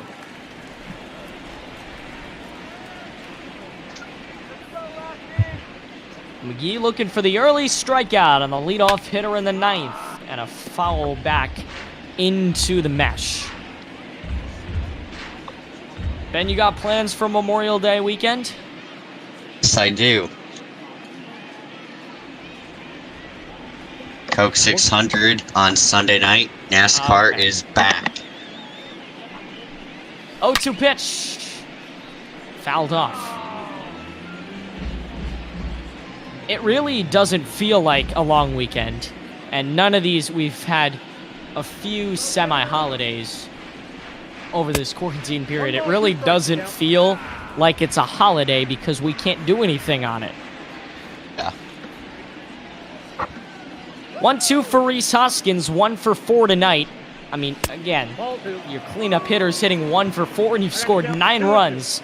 It's a pretty good night for Philadelphia, even if their top 3-4 hitters have really just been cold tonight. He did have a homer in that first inning that scored 2 of those 9 runs. The count's 2-2. McGee trying to get the first out of this 9th. Still fighting, fouls it off. What was a pretty solid crowd here at Coors Field has started to wane over the night, although many still sticking around to enjoy the last few innings. Gregorius on deck, so you really don't want to walk him here. Yeah. And why not stick around in this crowd? Enjoy baseball, and you never know what'll happen. You know, I have a feeling these next 2 games, the final 2 of this series, as he strikes him out, should be very fun and lively crowds, regardless of how Colorado does, because it's the Phillies. The Phillies are just like the Yankees. They're going to draw people. It's Harper. It's Gregorius. It's Kingery. They're going to draw good crowds this weekend. High fly ball. Playable. The catcher Walters makes the catch. Now batting, left fielder. So now it's Kingery. Possibly the last Philadelphia batter of the night. Start to this inning from McGee, getting those 2 quick outs. See if the Rockies offense could come up with 6 or 7 runs at the bottom of the 9th. No, that's down. Misses on the first pitch, low, ball 1. Estevez warming up in the bullpen, although I can't see a reason you would use him now. We'll see if Philadelphia goes to the closer in the 9th. It'll be interesting to see how their pitching situation goes. Now 1-1. Especially with the lead being 6 runs, it does not line up for a save opportunity for Hector Neris. It's a 6-run game. You don't need a save. I'm not so sure I would go to the bullpen yet. 1-2 the count. I can see them bringing in one of their setup guys like Arano or Morgan just as a precaution. Make sure that you get out of that inning of blowing the lead. Swing and a miss. We are going to the 9th. Colorado trying to save this game, trailing by 6.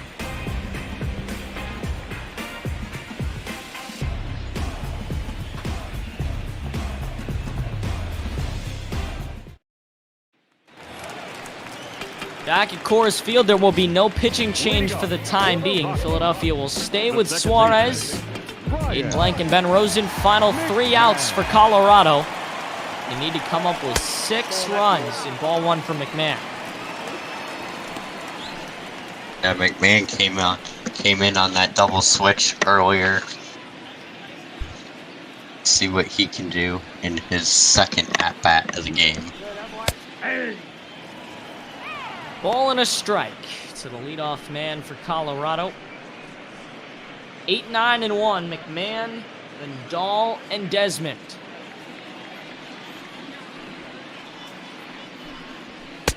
Inside, ball 1-1 turns into 2-1.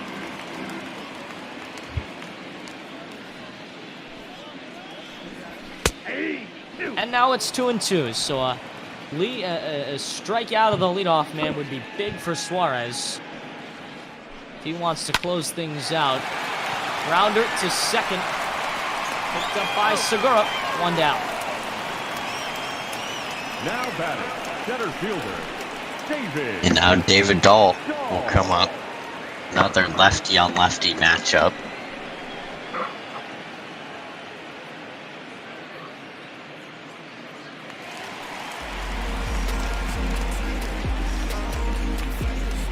It's Dahl, and then if they can get it to the top, well, they will get it to the top of the order, but if they can get it further, it's Desmond, Story, or Renato, the guys who would want up.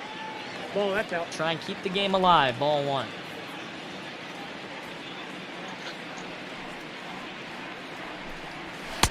Ball, that's Inside 2-0.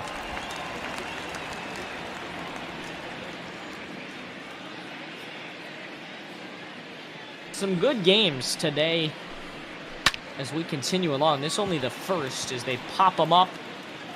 Segura getting some action again. 2 down in the ninth. The left fielder, number Now 20, Ian Desmond coming up. Possibly the last chance for the Rockies. After our game. Yeah, I was about to tell him the schedule, Ben, that we were thinking the same way. The Rays and the Tigers. Special Effects has the call. Then we'll head to the Bronx. Nope, that's down. Call 1 to Desmond. We'll head to the Bronx, Seattle and New York, Brother Beard and P-Meister 3 at 5:30. The 7:15 primetime game for me at least, 1 ball, 1 strike. strike number 1, swings and misses, is Cleveland and the Dodgers. That's Cookie Eater 45. 9 o'clock, Chicago and Minnesota. That should be a fun game. Battle for the American League Central. 1 and 2 now. It'll definitely be. It's Beardy Butter and Heinz Sass. And then the final game tonight, 10:45, Arizona and St. Louis. Bumgarner and Martinez. That might be fun with Duggo on the call. I'm loving the 9 o'clock pairing, though. Chicago and Minnesota. Lucas Giolito and Odorizzi. Should be a very fun matchup to watch. But right after us, it's Tampa and Detroit, Seattle, New York. The next 2 on our Bop Ball schedule. Cleveland and the Dodgers should be good, too. In our simulation, Cleveland has the lead in the American League Central. Clevinger versus Price. Good pitching matchup, too. Yeah. Very intriguing games later on today and into the night on our slate. Desmond strikes out, and that's going to do it. Philadelphia rides a 5-run first to a 9-3 win. They're 4 games over 500 and move closer to that American League, beg your pardon, National League East Division title.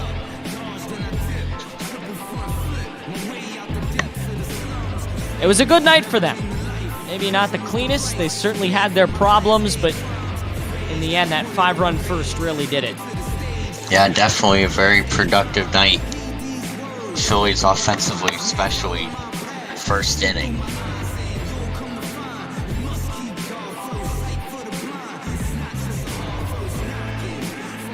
You get the line score there. 5 in the first, 3 in the second, an insurance run in the 8th. 14 hits, 9 runs. Colorado, 3 runs on 6 hits. Our final line Gregorius score is the tonight. player of the game, First for the victorious undoubtedly so. 4 for Philadelphia 5, 9 runs, 14 hits, 2 doubles, no errors. and They 2 left singles. 7 men on base. He had a really good night. He definitely did. 3 A runs, key 6 hits, part of no getting errors. those They 9 left runs for the 7 men on Phillies. base. Time of the ball game, 3 hours and 32 minutes. Wrapping up a 9-3 win for the Phillies. Aiden Blank and Ben Rosen. We called it for you here on MLBopBall.com. Reminder, the schedule later today.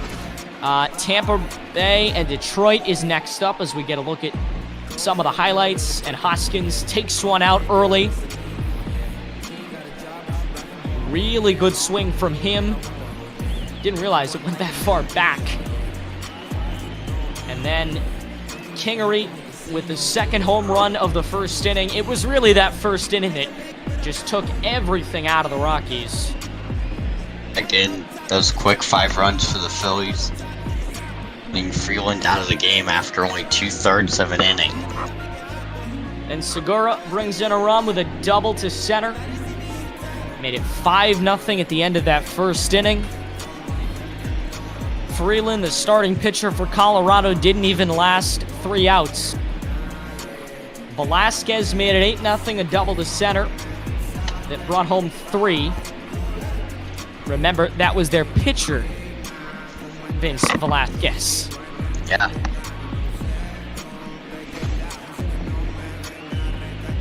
Bottom of the third, Desmond.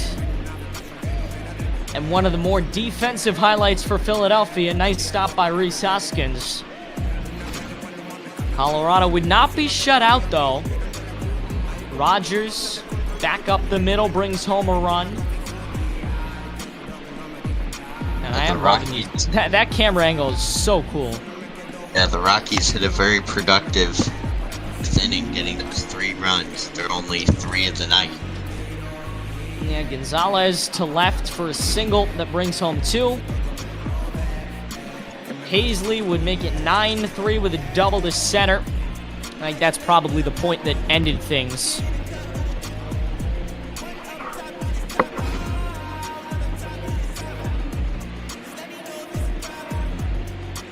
And then Desmond striking out to end things on this Friday night. 2 more chances for Colorado to beat Philadelphia this weekend, but not tonight.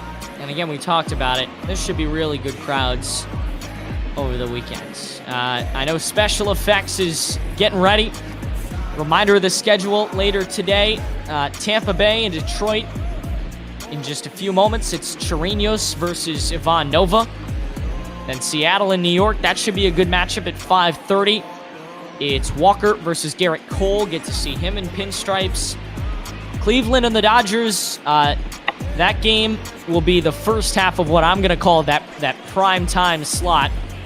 Clevinger and Price in LA. And then 9 o'clock, Chicago and Minnesota. The real primetime game. Lucas Giolito versus Jake Odorizzi. And then we'll finish things off with AL Central implications. Oh, absolutely. We'll finish off with Arizona and St. Louis, Bumgarner and Martinez. And that should be a fun matchup. St. Louis, not horrible. And Bumgarner, obviously, not having a terrible season himself. Special Effects, what can you tell us about the Tigers in Detroit?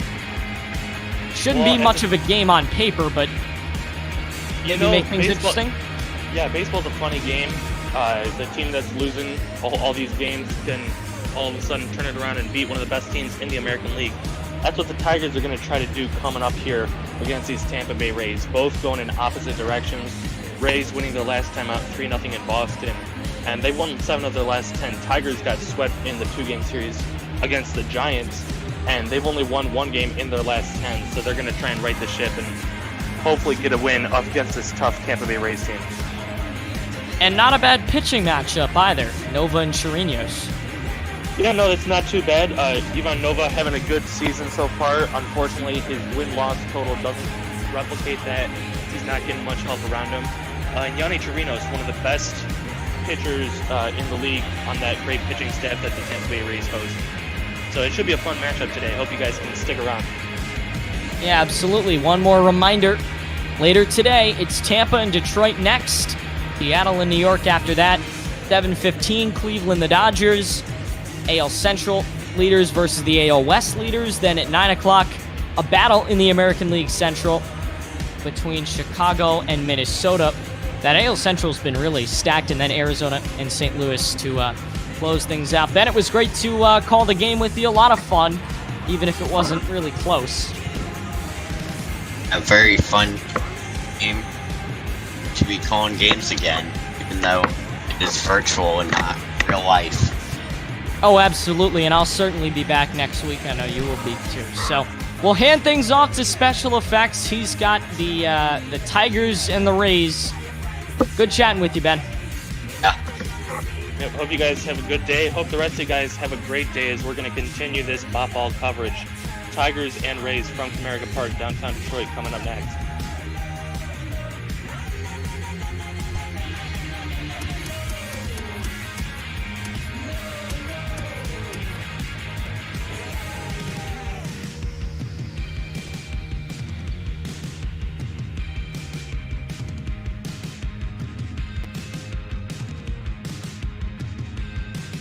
Tampa Bay coming in at 28 and 24, just a few games out of the lead in the American League East, right behind those New York Yankees.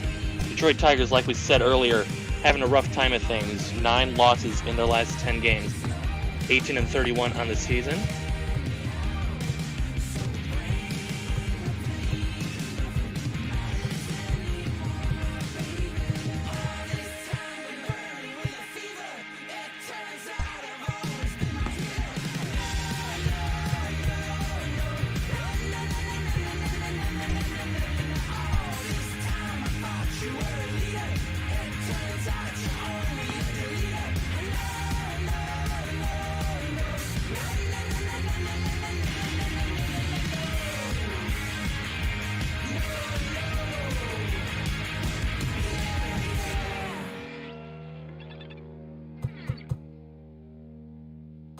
Just as we approach 3:45, getting ready to get you to first pitch.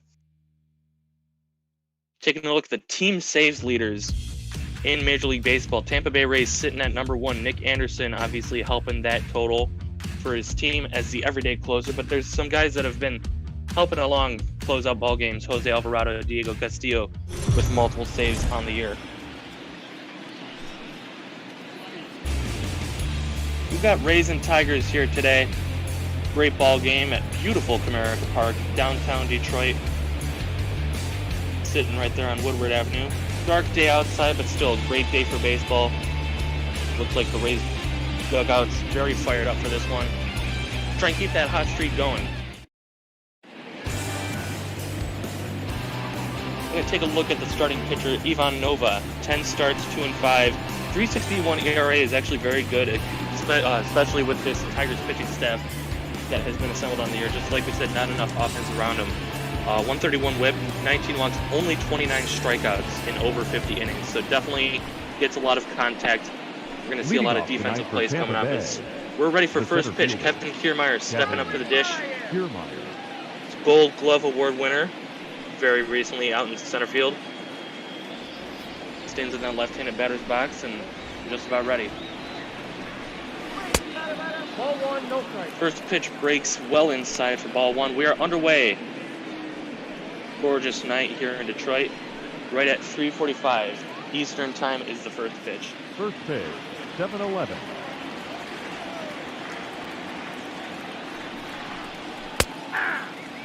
One pitch taken in the zone for strike 1.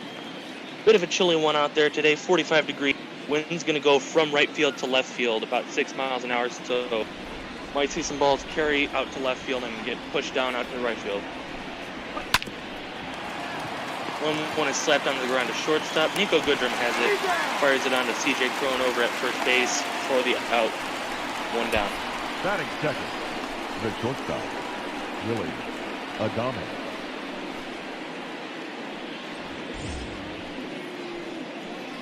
Going to bring up Willie Adames.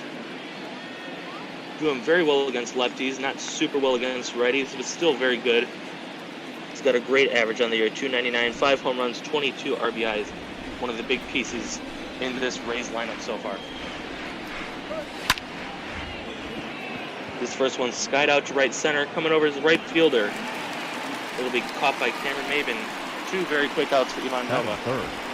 A good start to the ball game for the Tigers. Austin Meadows. Up next, we got one of the marquee pieces coming over in a trade a few years ago, Austin Meadows.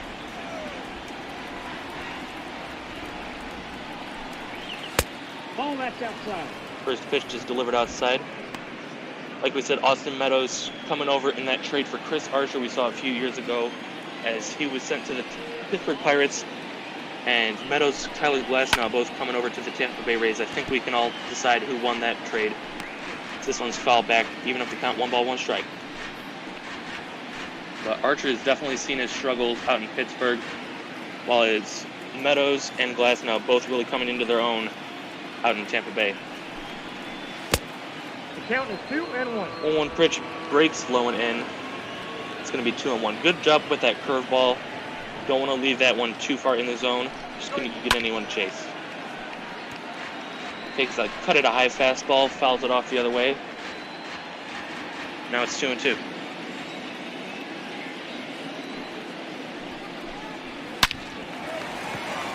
Two pitch slap to the other side. Third baseman as it fires off to first, and his side is retired. Tamer Candelaria on that play. Rays go down 1-2-3. Tigers getting their sticks ready for the first bats of the day. Cameron Maven, Victor Reyes, and Austin Romine leading off for the Tigers.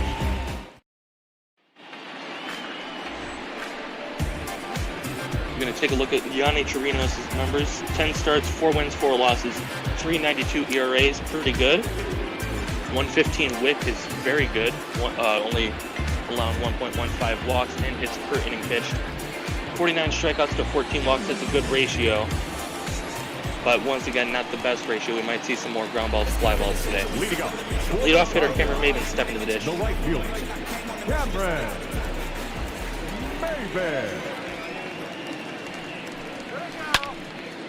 First pitch slaps the other way deep. This is going back, slicing, foul, and out of play. If you could just keep that fair, that had extra bases written all over it.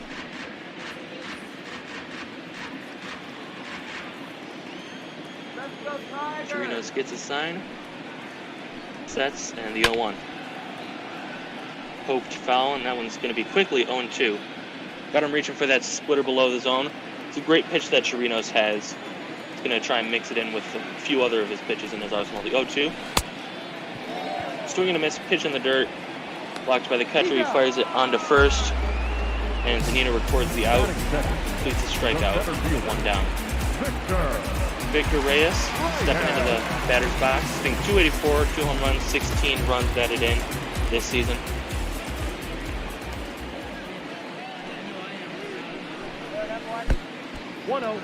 That one misses in the dirt, 1-0. Like we said earlier today, Tampa Bay Rays sit in second place in the American League East. They're fighting with the Yankees trying to get that top spot.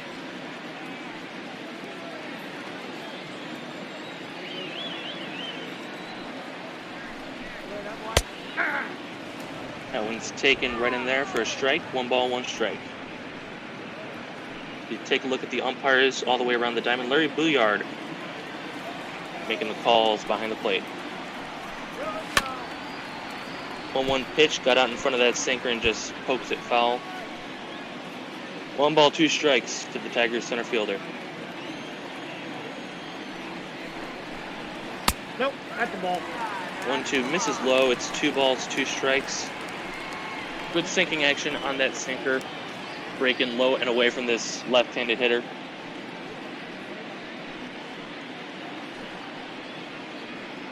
He tries to shake it off. Now he's ready. The 2-2 pitch. Swing the line drive other way. Chopper over to third. Tilts on to first. 2 down. Batting third, Yandy Diaz making the play over at third base, and that's going to bring up the Tigers' number 3 hitter, catcher and free agent signing Austin Romine. One of the few bats in this lineup that's actually been productive. Hitting .255, 4 home runs, 19 runs batted in.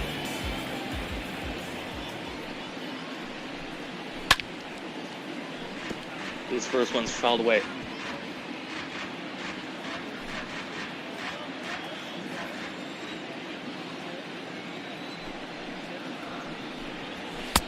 One ball, 0-1 one strike. pitch misses inside, backs up Romine, and we're even at 1.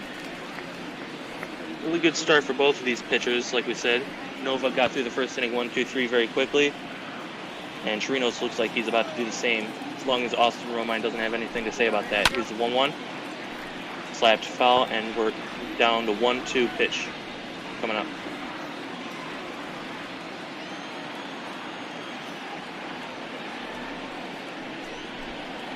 Aye.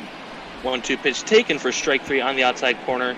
He thought that splitter was going to go low, but it just stayed in that strike zone for out number 3. 2 strikeouts for Chirinos, and the Tigers go down 1-2-3, just like the Rays did in the first inning. Nothing happening. We're headed to the second inning here in Motown. No score. Leading off for Tampa Bay. You know, if Pitter's going to lead it off. Hunter Renfroe Hunter. coming over in an off-season trade between the Rays and the Padres. Tommy Pham going out to San Diego. Hunter Renfroe, pretty much a straight swap with a couple of pieces mixed in. 0-1. This one swung on a miss, 0-1. Did not record a hit in his last game, but I'm sure he was celebrating in the clubhouse yesterday as his team ended up pulling out the win, 3-0 against the Red Sox. Over winds and pitch, just a bit low with that fastball. Had that 2-seam action, maybe making it break a little bit lower. It's 1-1. We got 2 balls, 1 strike. 1-1 pitch, tries to change it up, go high with a fastball. Still got the same result, ball 2.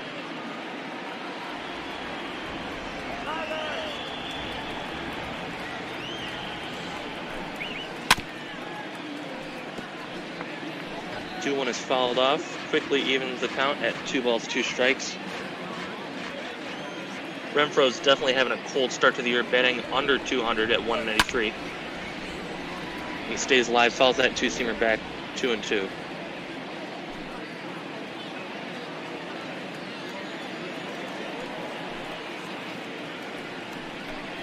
Hey. 2-2 pitch called, strike 3 on the high inside corner, great fastball. Locks him out for his first strikeout in the first out of the second inning. The first baseman. Perfect pitch, not much you're going to do with that unless you know it's coming. And Renfroe thought it looked high, but that one just clipped the top end of the strike zone for out number 1. Ji-Man Choi step into the dish Count 1-0. as he takes it low. Batting .308 on the year, 12 home runs, 31 runs batted in, and an OPS approaching 1,000. He's having a great season so far.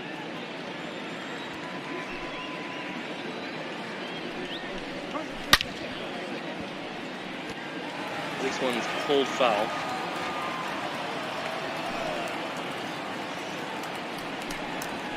Come on, what are you doing? 1-1 pitch, check swing, no swing, and apparently not in the zone either. Looked really close, but it's ball 2. That one's taken at the knees. 2 balls, 2 strikes on Choi.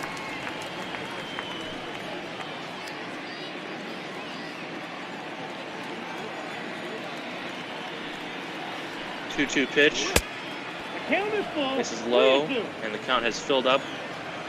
Taking a look at Brandon Lau, waiting on deck, trying to get his cuts in.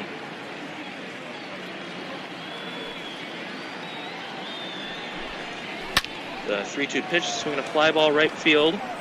But right at Cameron Maben, takes a couple steps to his left, a couple steps back in, and he makes the catch for out number 2. Batting 5th. The second baseman. Number 8. Brandon Lau step into the dish, 269 on the year. Not doing too much in the power department. 15 runs batted in though.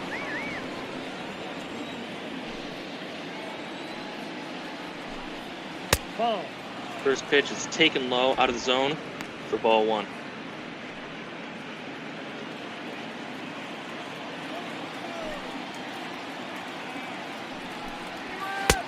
Doing 1-0 pitch is well high, and quickly it's 2-0 on Brandon Lau. Nova winds, 2-0 pitch, taken right down the middle. 2 balls, 1 strike. I don't know what Lau was waiting for on that one. Looked like a pretty good pitch, but not quite where he wanted it. He's got some room in the count to work with. 2-1 pitch, sliced foul the other way. And from 2-0, Nova's battled back even the count at 2 balls, 2 strikes.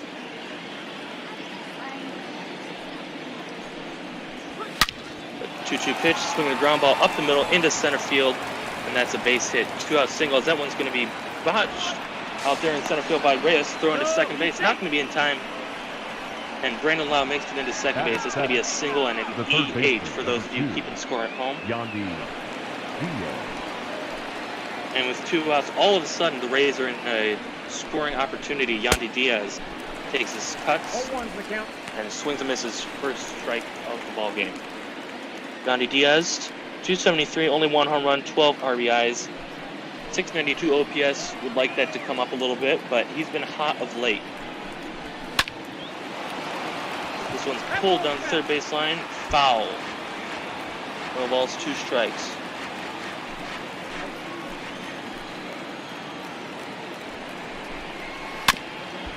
The 0-2 pitch. Ooh, just got a piece of that one. He was looking silly chasing that breaking ball outside, but he stays alive. It's no balls, 2 strikes.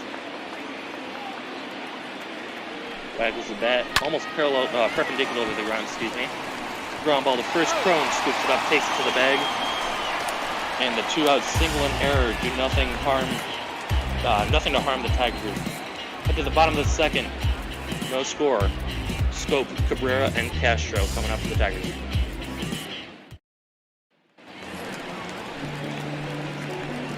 Leading up for the Tigers, the second baseman, Jonathan Scope ready to lead things off for the Tigers. One of the many free agent pickups for the Tigers in this offseason. All of them signing to 1-year deals. Hopefully they can look to flip them at the trade deadline, maybe get some more pieces for that farm system.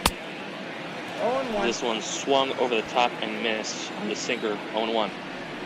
Tigers are definitely a rebuilding team. No one expected them to compete for a championship, and they're not to start out this year, as this one's taken just a bit outside on the split finger fastball, 1-1.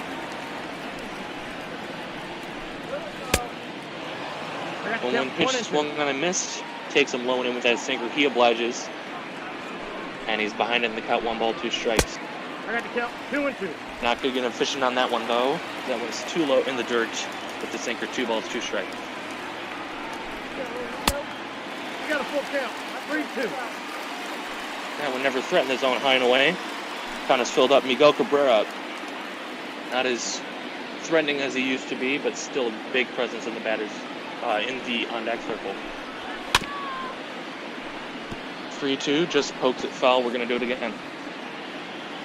But like we said, Jonathan Scope, not expected to stick around with the Tigers, just hoping to prove himself with this 1-year deal and maybe get himself onto a contender at the trade deadline. That one swung on, foul tip into the glove. That's the 3rd strikeout for Chirinos. batting 5th, the designated hitter, Miguel. And in steps Miguel Cabrera. One of his big at-bats last season was against these Tampa Bay Rays. He took a hanging pitch and crushed it into the left center field bullpen for a grand slam. Tigers went on to win that 9-6. Swung on and missed. Got him out in front of that splitter, 1 down. Or 0-1.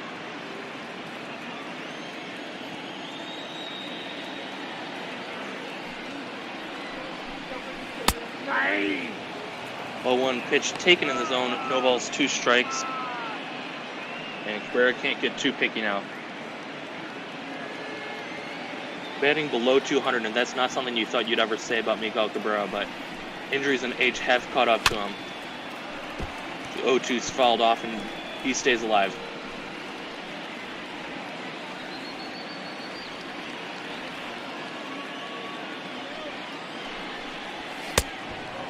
Pitch takes him out of the zone. 4 strikeouts already for Chirinos. That's 3 in a row. 2 down. Batting 5th, the left fielder, Harold. Does a good job. Makes that pitch look enticing enough, even though it's outside of the zone, and Cabrera has to reach for it, trying to protect with 2 strikes. He's set down. Coming up, a guy who's moved up in the lineup recently, Harold Castro, and you can see why, batting .351 on the season. Yep, That one's taken low and away, and manager Ron Gardenhire looks like he's going to try and give Castro some chance to prove himself. 4 home runs, 9 runs batted in, and an .889 OPS. Stellar, especially juxtaposed with this Tigers lineup. This one's skied left side, 3rd baseman coming over, and he's not going to get there. Drops foul for strike 1.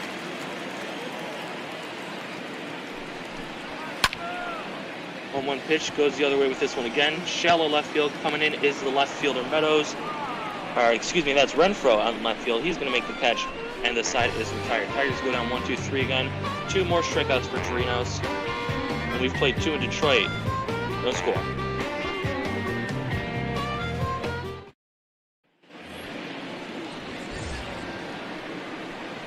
Yoshitomo Tsutsugo coming into the dish. 2 hits in his last 4 games.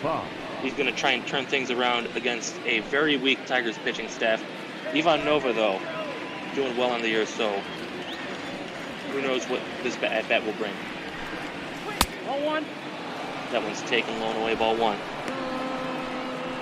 He's doing well getting around the base paths, even if he hasn't done that via the hit. Scored a few runs in his last 8 games. The 1-0 skied to right center field deep. This one's going back on the track at the wall. It's 1 hop up against the wall for extra base. And Tsutsugo, so round second, he's going to hold there with a leadoff double. Batting 9, the captain. 7th double of the year for him as we take a look at this swing. Just takes that pitch inside, pulls it deepest part of the ballpark, maybe the deepest part in all of the major leagues. That one, honestly, thought could have been gone in other parks, but it takes a hop up to the wall. Nevertheless, he's in at second with a leadoff double, and Mike Zunino is going to try and at least push him over with nobody out. 243 on the year, 6 home runs, 15 RBIs.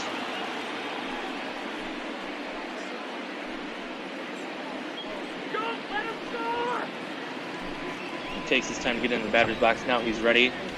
So is Ivan Nova.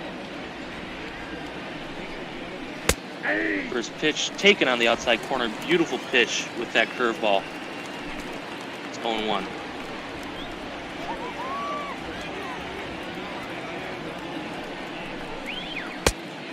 The 0-1 breaking ball very high. Surprised to see that even dip down as far as it did, but it's 1-1. Let's see. Grabs the rosin bag, tries to figure out his grip after that last pitch.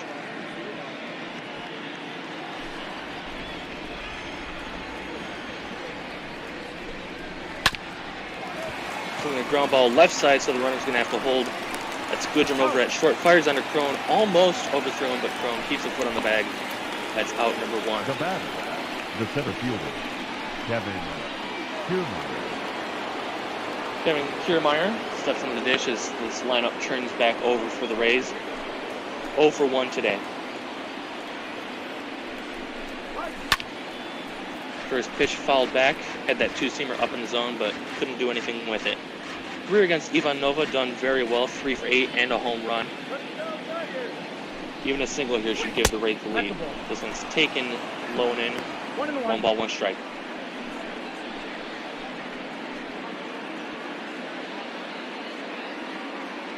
Cold one out there. Ivan Nova blown in his hand, trying to keep it warm.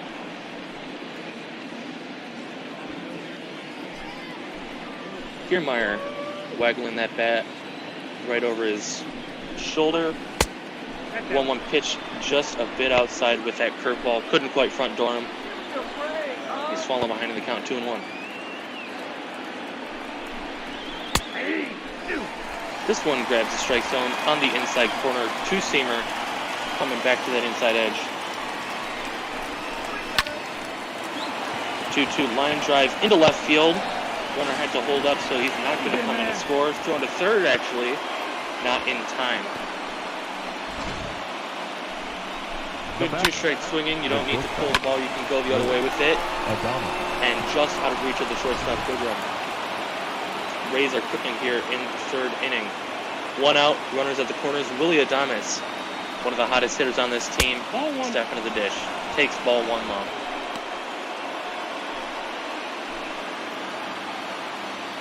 First time up, he flew up to right field on just the 1 pitch, so trying to be a bit more patient this at bat.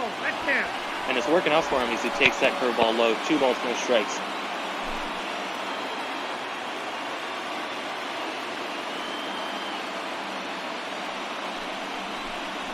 Yeah. 2-0 grabs the outside corner. Maybe a bit of a favorable call, but Nova will take it. Strike 1.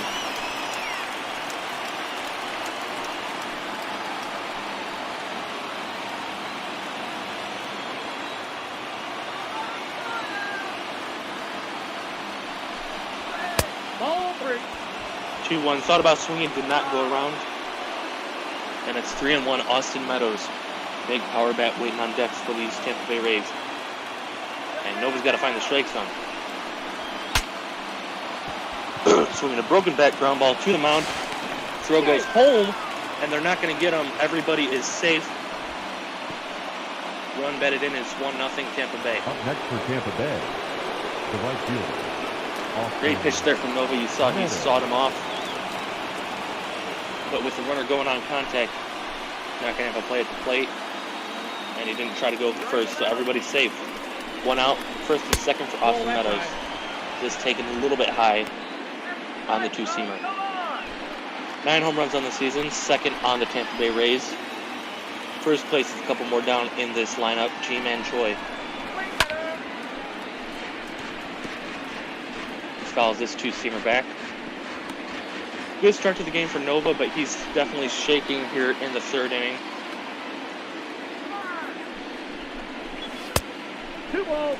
That 1-1 misses inside. 2-1. He's having trouble finding the strike zone, getting behind a lot of these hitters.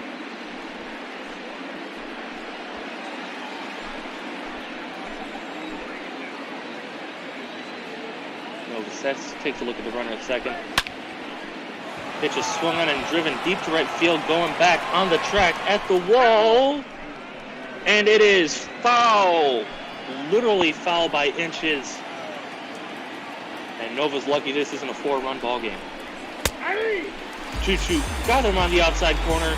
Strike 3 and 2-pitch difference. Could have been a home run if it was just a couple inches to the right. Very next pitch is strike 3 taken. Second strikeout for Nova is a big one. There's 2 outs now. Runners at first and second for the left fielder Hunter Renfro. Excuse me.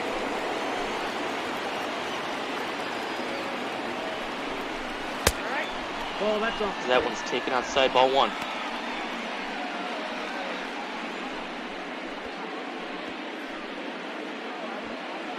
Renfro struck out his first time up in the second inning. One of 2 strikeout victims for Nova as he got Meadows his last time. This one's fouled back 1-1.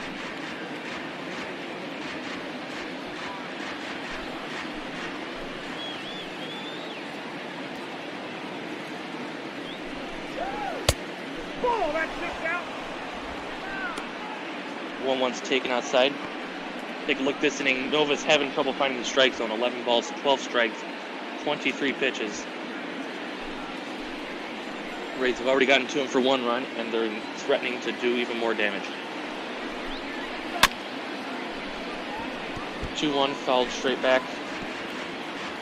2-2. Hunter Renfro with an open stance. We'll close it up as the pitch is delivered. 2-2. Swing the foul back, and we'll do it again.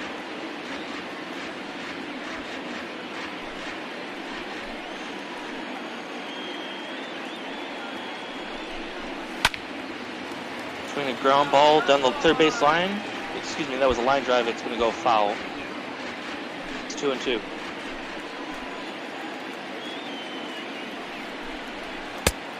Count is 3-2. Misses low, 3 balls, 2 strikes.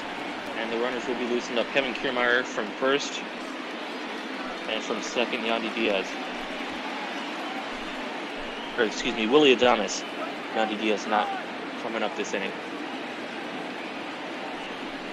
3-2 pitch. It's high, ball 4. And the bases are loaded for the top home run hitter in this lineup, G-Man Choi. Up next for Tampa Bay, the first baseman, G-Man Choi.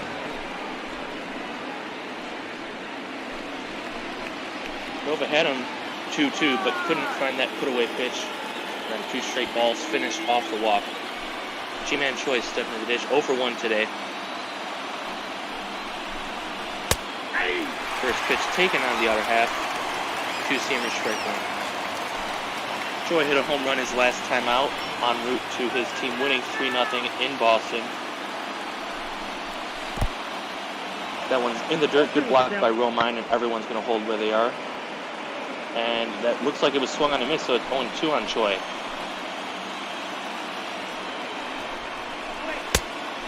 Count. 0-2 waste pitch, goes high with it. 1 ball, 2 strikes. Nova's had to work this inning, approaching 30 pitches on the inning. Tries to stretch himself out. He's ready. 1-2 pitch. Swinging a foul, and we'll do it again.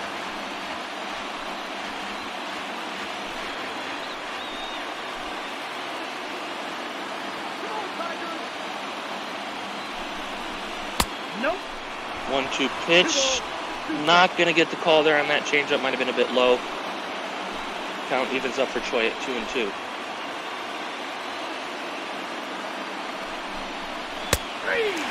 That one he is going to get though. Strike 3 called on the two-seamer, and Ivan Nova works himself out the jam.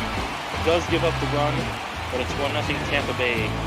Halfway home in the halfway through the third inning. We take a look at some of the Tigers' all-time greats here in Comerica Park.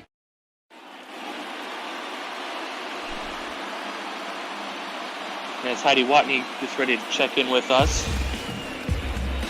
Take a look at the Tigers' hitting stats this season. Very bad, to say the least. Worst in the American League, worst in the Major League in a lot of these categories. Runs per game, on-base percentage.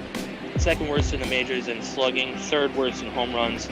They're doing a decent job stealing the bases. 6th best in the AL and 11th best overall. But still, it's not going to help stealing runs if you can't drive them back in.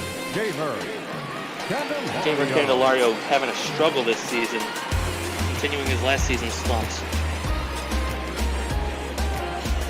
He steps into the batter's box.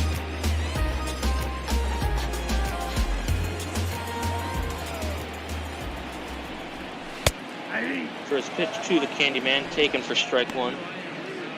No hits his last time out, had a strikeout in that ball game. That was 2 nights ago in San Francisco. Tigers having a couple of off days already this week. 2-game series against the Giants in the middle. That one's taken, low and away for ball 1.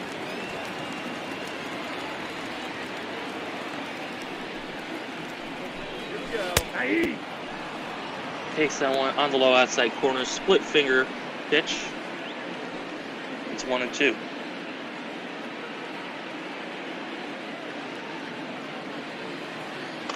Taking a couple practice swings and now he's ready. So is Chirinos.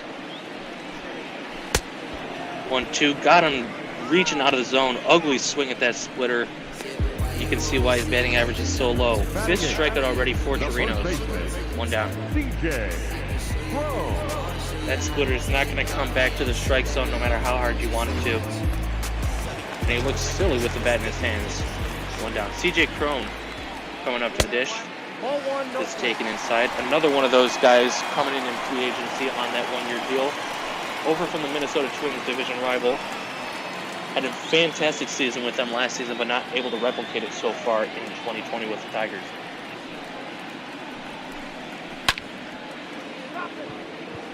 One is skied against the shift into right field. Coming over is Meadows. He's not going to get there as that drops in for a base hit. He got fooled on that pitch, if we're being honest. Jammed him on the inside part of the plate, but if you're playing him to shift, then an easy fly ball is going to turn into a base hit. The bottom of the lineup coming up, Nico Goodrum, shortstop for the Tigers. 209, 4 home runs, 15 runs batted in. His pause tries to get the Tigers fans to their feet. Maybe get a rally started here in the third.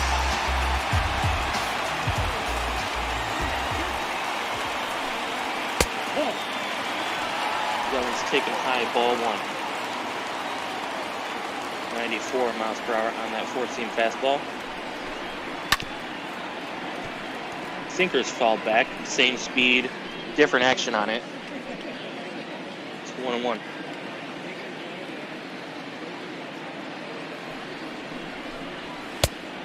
Oh, that's out. 1-1 pitch outside with the sinker, 2 balls, 1 strike.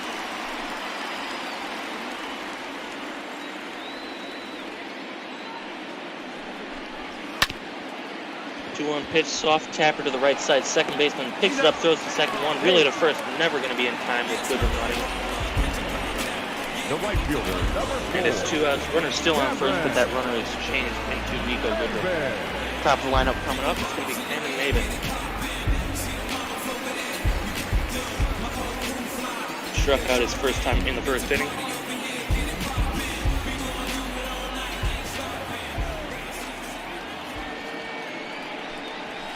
Chirinos with a slow delivery to the plate, and that one's taken inside, ball 1.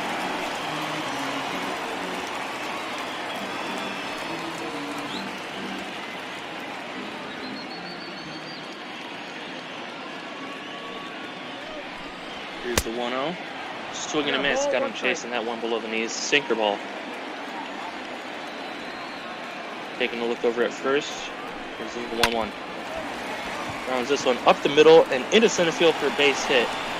Goodrum content to stop at second base. There's 2 on, 2 out.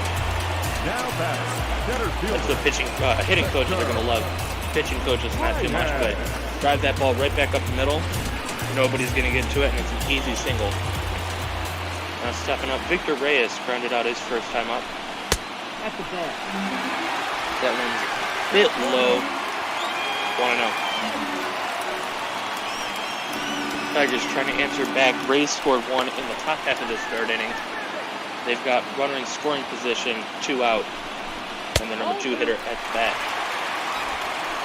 2-0, 2 balls, no strikes, 2 on, 2 out. Number 22 at the dish. As my good friend Cookie likes to say, twos are plenty. That one's on the outside corner, and Zanito really liked that pitch, 2-1.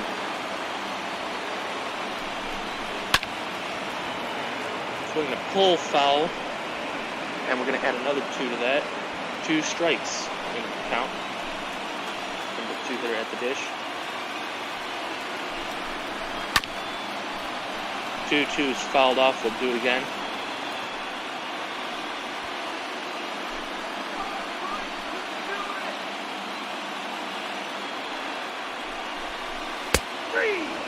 And that one's in there, strike 3. Another inning with 2 strikeouts for Chirinos. He's already up to 6 through 3 innings. Tigers get their first couple of hits of the game. Still win on that first run. We've played 3 in Detroit, 1-0 Tampa Bay. You're watching ML Botball on Twitch. As we take a look around Comerica Park, we're going to have a good chat with our favorite guy, your favorite guy, the big guy, 73. He comes in with another trivia question today. And that question is going to be, how many times did the Tampa Bay Rays make the postseason in the first 10 years of their existence? So, get those guesses in the Twitch chat.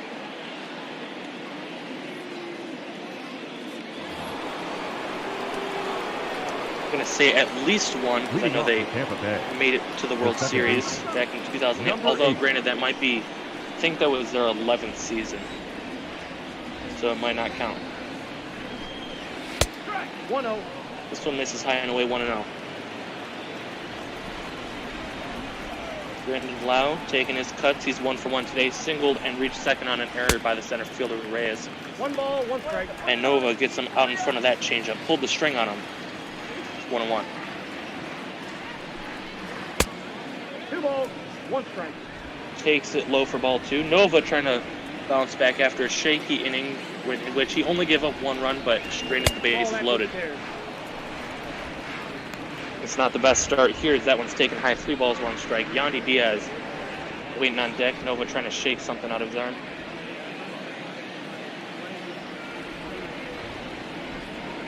It's a wind up. 3-1 pitch, pulls it on the ground. Second baseman knocks it down, can't find it, and he's not going to have a play. So, infield single here for Brandon Lau. Jonathan Scope couldn't quite make the play on him. Going to bring up Yandy Diaz. Grounded out his first time up. He takes that one inside for ball 1. 70 pitches already for Nova. Here in the 4th inning, no outs just yet. Not terrible, but you would like to see him go a little bit more efficiently than that if you want him to go 6 or 7 innings. But at this point, it's probably out of the question. Is this one's ripped to left field, but it's got 2 out in front. Got too far out in front of it. Pulls it foul, strike 1.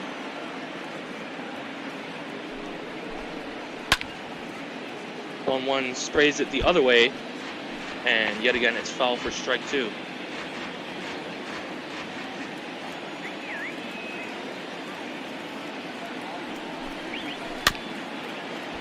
One-two pitch, tapper back to the mound. Throw goes to second, 1 really to first. Double play, and that's a very tough 1-6-3 double play. Turned nicely by the Tigers defense. 2 outs, base is empty. Soft chopper, not quite over the pitcher's head. And if it did get over that pitcher's head, you might even think that it's an infield single that going towards no man's land, but throws it onto Goodrum. Nice throw back to first. Crone with the catch. And all of a sudden, the bases are now empty. 2 outs for Yoshitomo Tsutsugo. 1 for 1 today, doubled and scored the only run of the ball game so far. This one's flied out to left field deep, going back and making the catch is the left fielder, Harold Castro. We head to the bottom of the 4th. Ray's get him in on. He's erased on the double play. They're still up 1-0.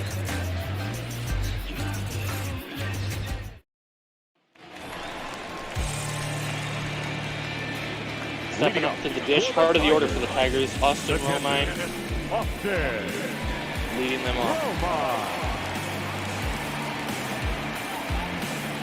Struck out his first time, one of the 6 strikeout victims already for Yanni Chirinos. First pitch is taken outside for a ball, 1-0.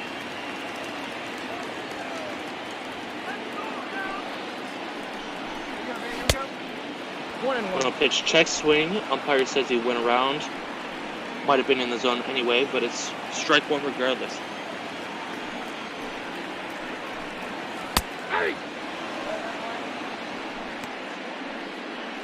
That one's strike 2 called on the outside corner. 1 ball, 2 strikes on the Tigers catcher.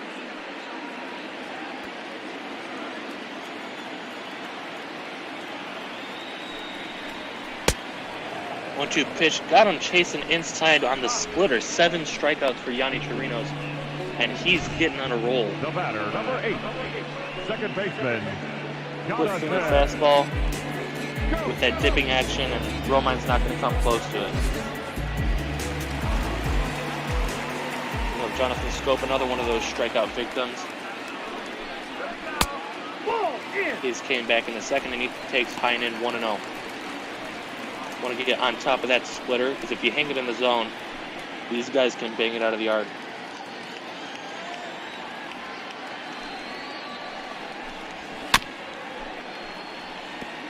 It's now 1-1 as that one is chopped foul.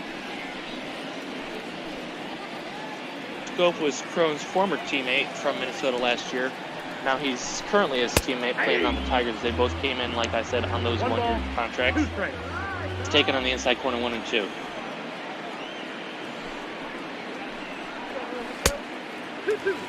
One-two pitch taken inside. 2 balls, 2 strikes.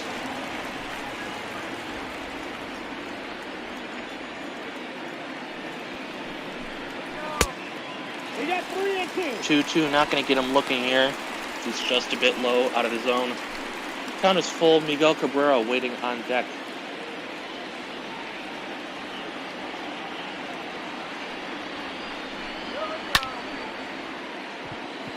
Three-two pitch, skies it into center field.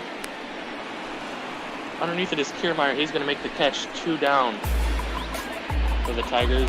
That's going to bring up the future Hall of Famer, Miguel Cabrera. Not playing like a Hall of Famer this season, but his numbers in previous years definitely back up his case.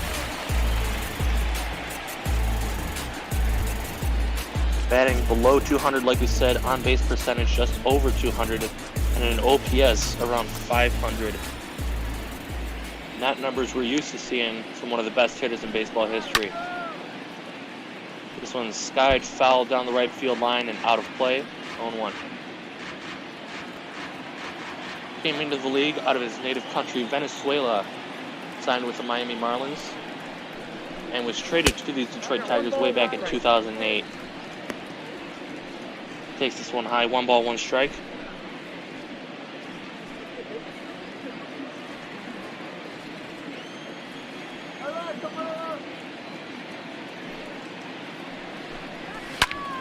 One pitch to Cabrera, slaps it down the right side again, and that one's also going to go foul.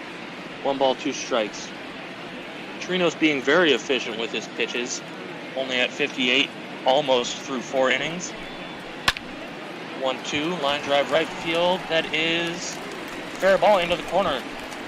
Cut off by Meadows, couldn't quite pick it up. Throw goes into second.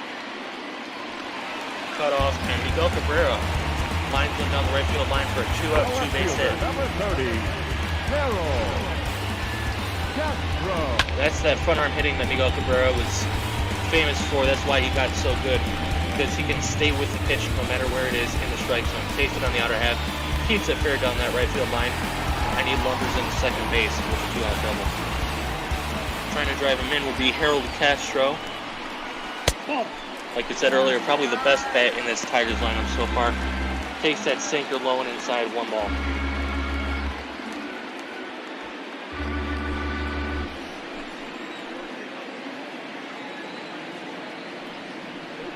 Here we go. 1-0 pitch, swing and a miss. Out in front of that splitter. And for all Castro's success on the season in general, he's done very poorly with runners in scoring position. Not up to the clutch situation just yet. He does take that one low, 2-1, gets himself into a good hitter's count. Steps out of the box, takes a couple practice swings, and he's ready. The 2-1. Swing the line drive, right field, coming over is Meadows. He's going to make the catch, and that is out number 3. Tigers get a double from Miguel Cabrera, and a good swing there from Harold Castro ends up being out number 3. Taking a look at Ford Field right across the street from Comerica Park. We're in Detroit. Played 4 innings of baseball. It's 1-0 Tampa Bay. Leading off for the Rays, the catcher, Tigers got a couple of righties coming up Giolito. into their bullpen. Xiao Ching Chang and Rony Garcia Get out of here, Tampa. starting to warm up.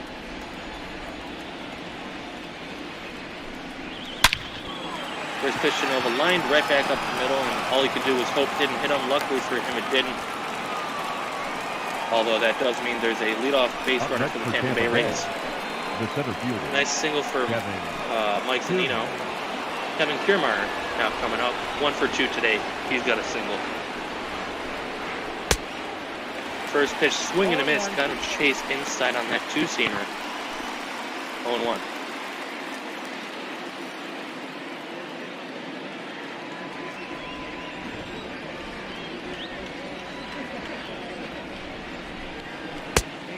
The 0-1 pitch takes that one outside. Another 2-seam fastball.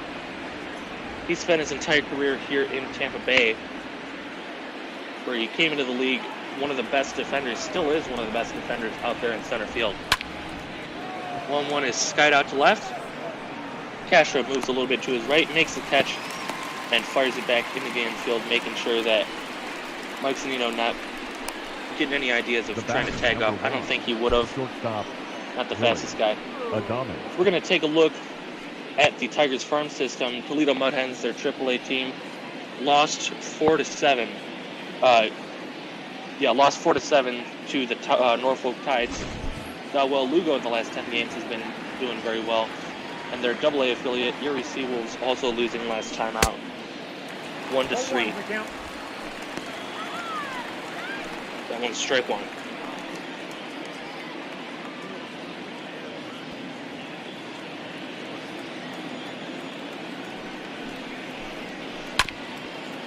The 1 pitch, chopped foul, and quickly no balls, 2 strikes on Willie Adames.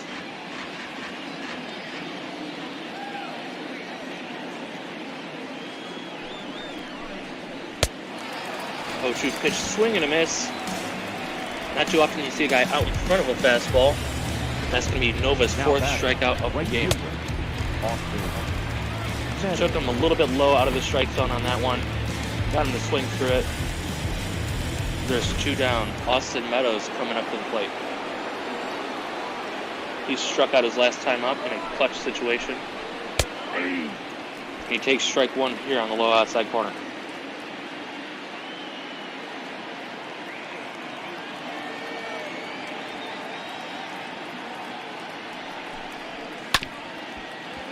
The 0-1 slapped foul, and quickly from 0-1 it goes to 0-2 on Austin Meadows. Doing very well of late. As you saw there on the screen, that one's taken low and away, ball 1.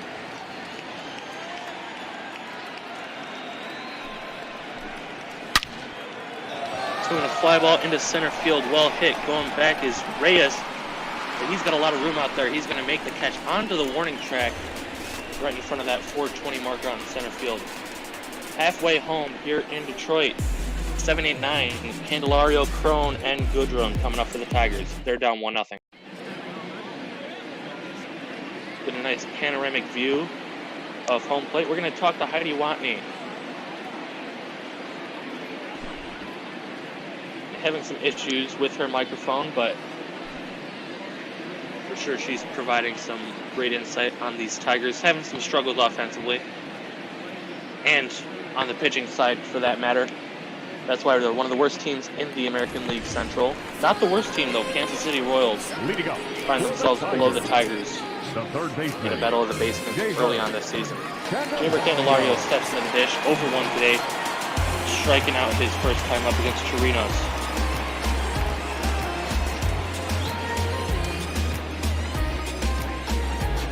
Candelario's a switch hitter. He's going to bat lefty against this right-handed pitcher.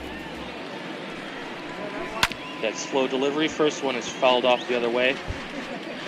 That's the way he's going to want to go if he wants to get on base. Infield has shifted around to the right side. 0-1 is taken outside, ball 1 on the sinker. As you saw on the screen, 2017 was when Jamer Candelario came over to the Tigers. Came over in that Justin Wilson deal. This one's pulled down the right side, foul and out of play, 1-2.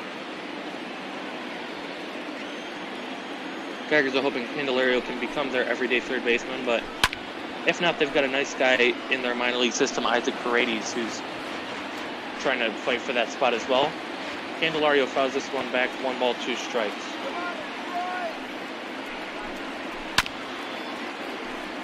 1-2 pitch is a splitter and another foul ball, and if anything, he's at least making Chirinos work a little bit more than his teammates have.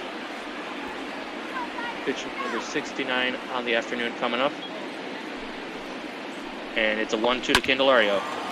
Swinging a ground ball into the shift, and that's going to get into center field for a base hit. Very hard to do, but he squeezed that between the shortstop and the second baseman. The Tigers have a leadoff batter. Pulled this one right between those two guys. Had some good contact on it. As the bottom of the Tigers lineup tries to get something going. TJ Crone already 1 for 1 today. And pause, getting these Tigers fans up to their feet. Getting them excited. Hopefully they can try and start a rally. They're only down 1-0 here in the 5th inning. This first pitch from Crone, beautiful pitch, taken on the outside corner for a strike.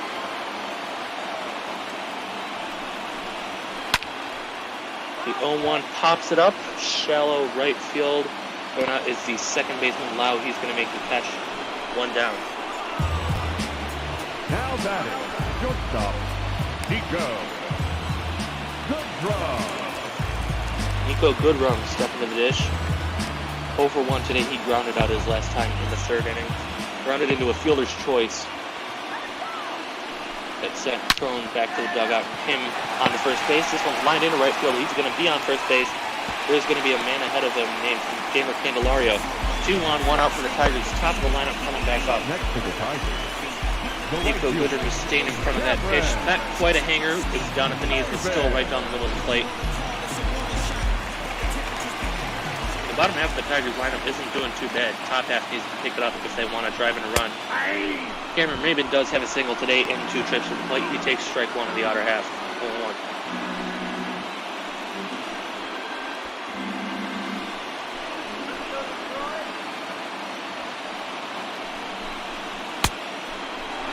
Pitch takes him out of the strike zone on that splitter. Cameron Maben swings through it, and he's going to take a step out of the batter's box. Take a deep breath, try and reset himself. 0-2. Not going to get him to chase that one. Slider starts it off the plate, and it just breaks even farther off the plate. 1 ball, 2 strikes to the Tigers' leadoff hitter, playing right field today.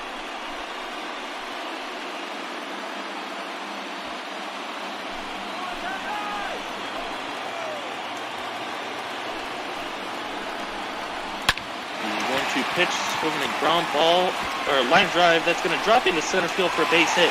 Candelario is not fast enough. They're not going to try setting him. Bases are loaded, just 1 out. Victor Reyes coming to the plate, and Tigers are threatening here in the 5th inning. Only down 1-0. Reyes takes that one. Looks like it could have been a strike, but not going to get that call splitter up too often. 1-0.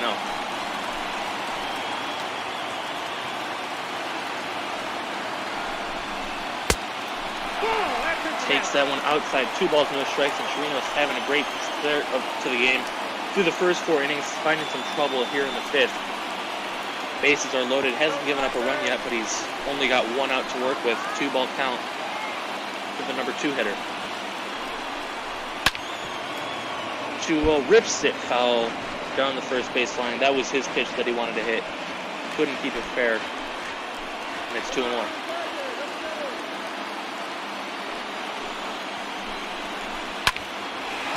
2-1 pitch, line drive, base hit into right field. That's going to at least tie the game. Throw is cut off. No, it's not going to be cut off.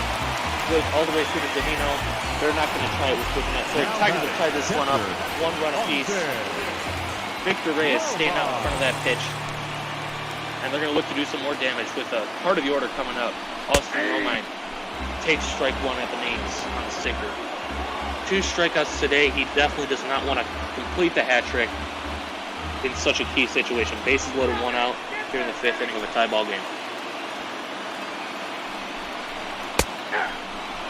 The 0-1 taken 0-2 and catches Danino, just trying to reassure Chirinos that he's doing a good job out there. Right man up at the dish, best RBI man on the team. Swing the ground ball right side. That one's gonna scoop through into right field. 1 run is gonna score. Throw home is cut off. No relay. And the Tigers score 2 on the Austin Romine 2-strike single for right field. They've taken the lead. It's 3-1.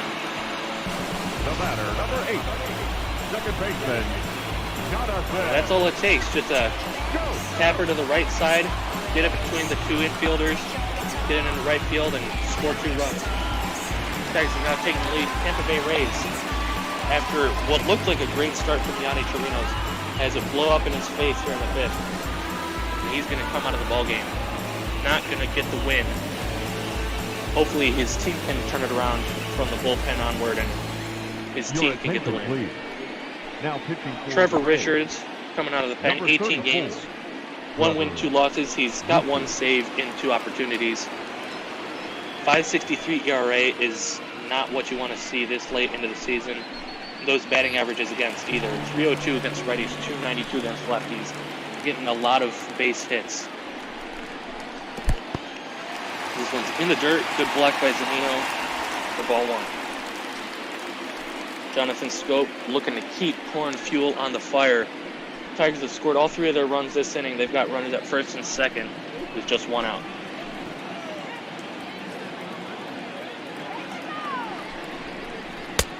Nope. 1-0 pitch, not gonna get him to swing at that one and not gonna hit the strike zone. 2-0.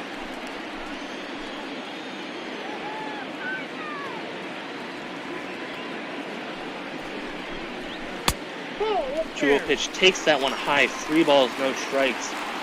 This is not what you want to see coming out of the bullpen. 3 straight balls. Scopes in a great hitter's count. 3 balls, no strikes. Ball 4. Takes that one high and in. Ball 4. The bases are reloaded for one of the best power hitters, best offensive hitters, and best players this game has ever seen, Miguel Cabrera. 1 for 2 today, doubled back in the 4th. And I'm sure he'd love to replicate that, maybe even hit one over the fence.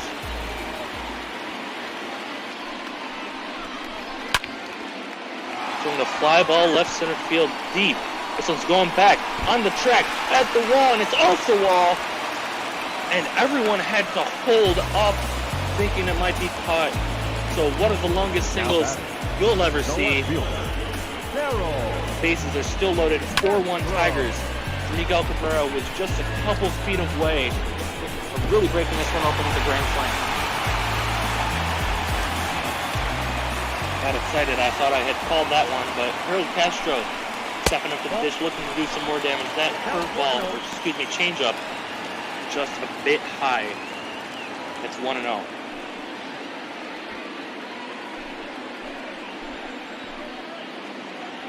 The 9th batter of the inning. Taken alone in 2-0. Tigers have scored 4, bases are loaded with one out.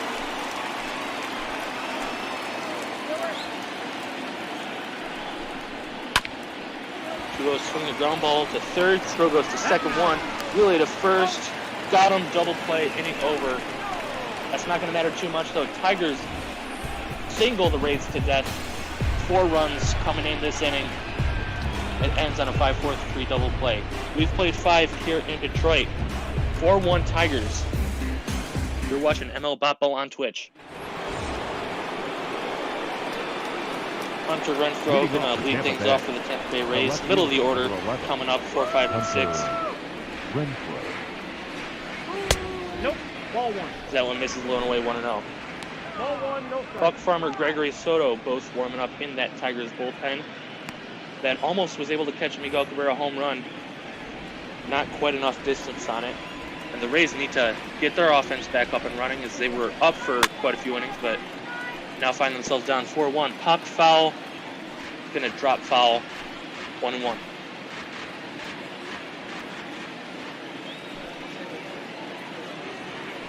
Nova winds up. The 1-1 pitch. Swinging a foul back. 1-2.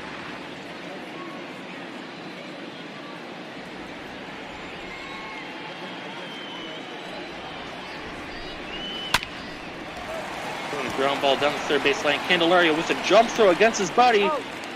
Crone digs it out of the dirt. And what a great play by Jamer Candelario over at third base. 1 down. G-Man Joy. Renfroe does a good job pulling this down the third base line. Just stays fair. Candelario has to get to it. Throw against his body. Doesn't have time to set himself. And he gets his man for out number 1. G-Man Choi wasted his team's big chance to extend their lead from 1-0. Left the bases loaded by striking out his last time up. And it's 0-1. Choi best on the team in home runs, best on the team in RBIs. That 0-1 is fouled back. No balls, 2 strikes.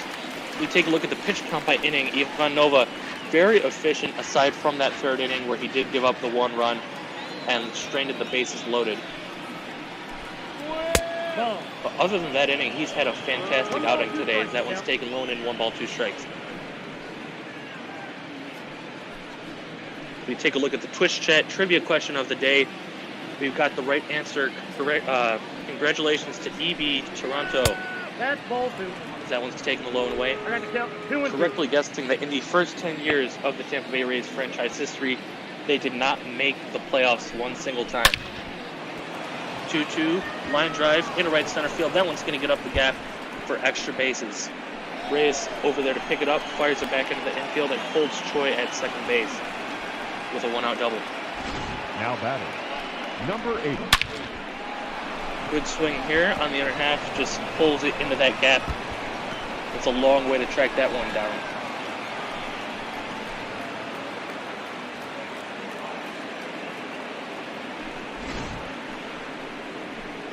Tigers are going to be making a pitching change as manager Ron Gardenhire has seen enough.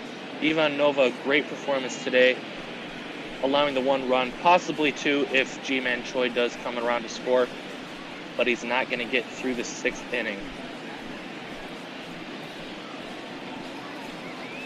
Your attention, please. Now pitching. Guy that's going to try and finish off this inning, Xiao Ching Chang. One of the great starting pitching prospects that the Tigers have. Not talked about as much as maybe Casey Mize or Matt Manning or some of the other names that you've heard around, but Chang is doing very well so far in AAA, so he got his call up, getting his chance as a long reliever in the majors. Brandon Lau steps to the dish. 2 hits and 2 trips to the plate today. 0-1. He's a little too late on that fastball. 0-1. Just a couple of singles for Lau. Single here might score Choi, although if it's hit too hard, they might not want to send him.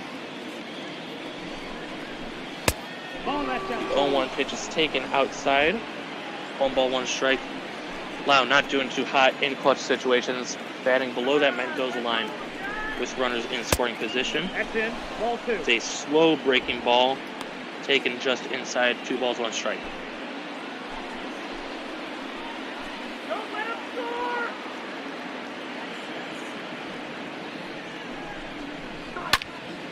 2-1 is fouled away the other way. The count is evened up. 2 balls, 2 strikes on the Rays. Number 6 hitter.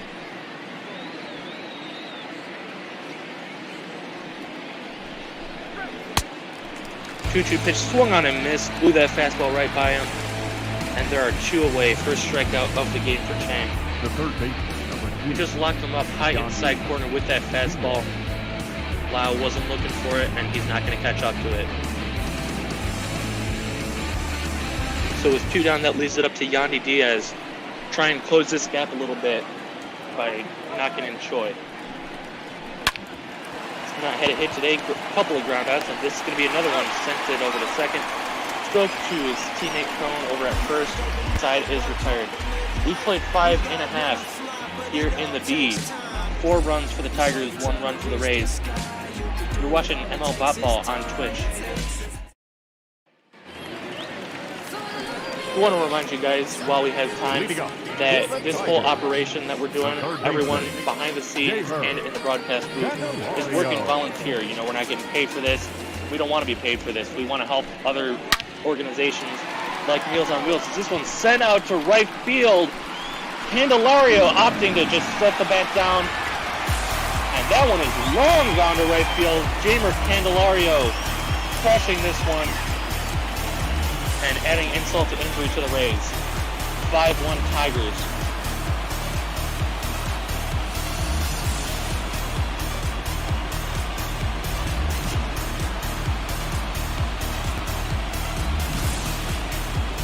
Jamer Candelario taking the relief pitcher Trevor Richards deep, gets that fastball high in the zone. He knows it's coming, and he sends it out to right field.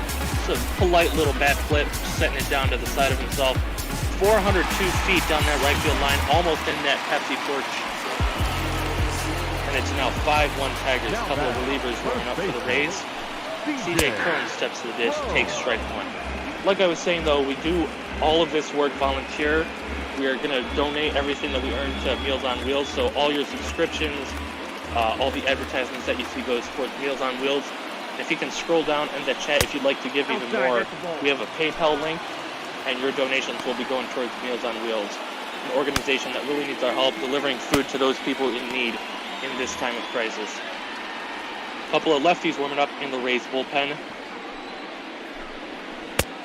I got 2-1. Crone takes that one low and away, 2-1.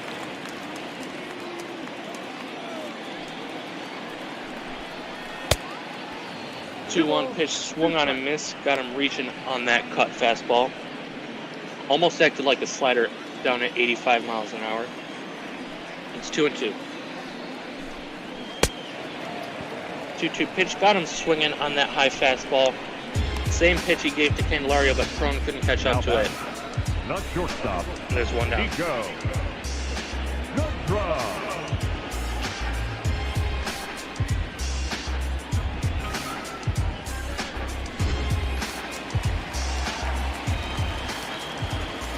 Nico Goodrum stepping up to the dish.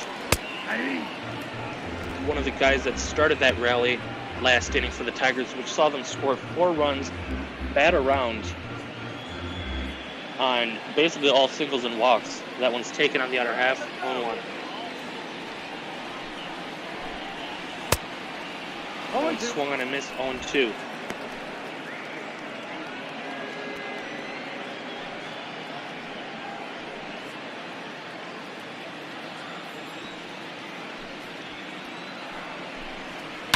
The 0-2 pitch swung on and fouled back, and Nico Gurdrum is going to stay alive here in the batter's box.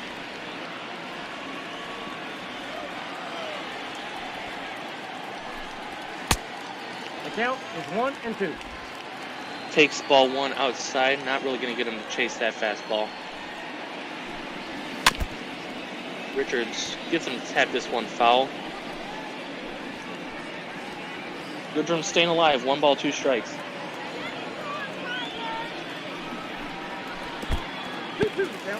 Takes that one in the dirt. Count evens up, 2 balls, 2 strikes. They couldn't get him to chase that changeup.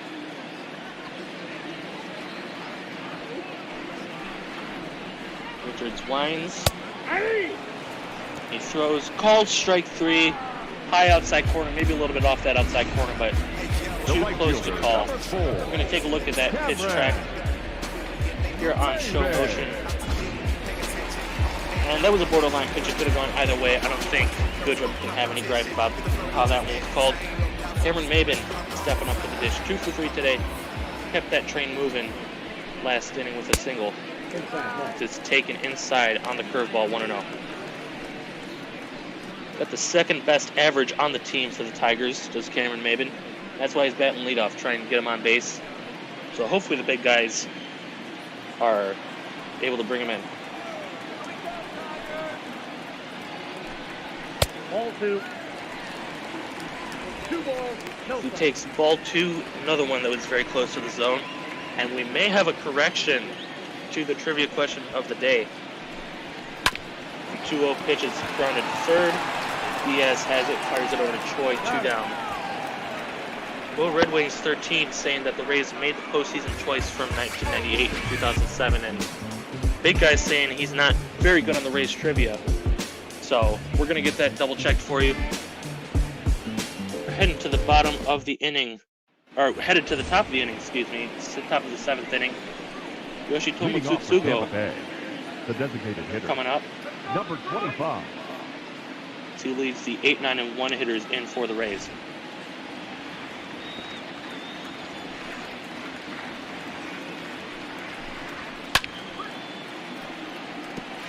Swings and fouls that first pitch back. Chang coming back out, working his second inning of the bullpen, maybe trying to complete his first full inning, as he finished off Nova's job in the 6th. Swinging a fly ball left center field, well hit, going back as Ray is still going back. He's on the track, and he's not going to make the catch. It's one hop up and over the wall.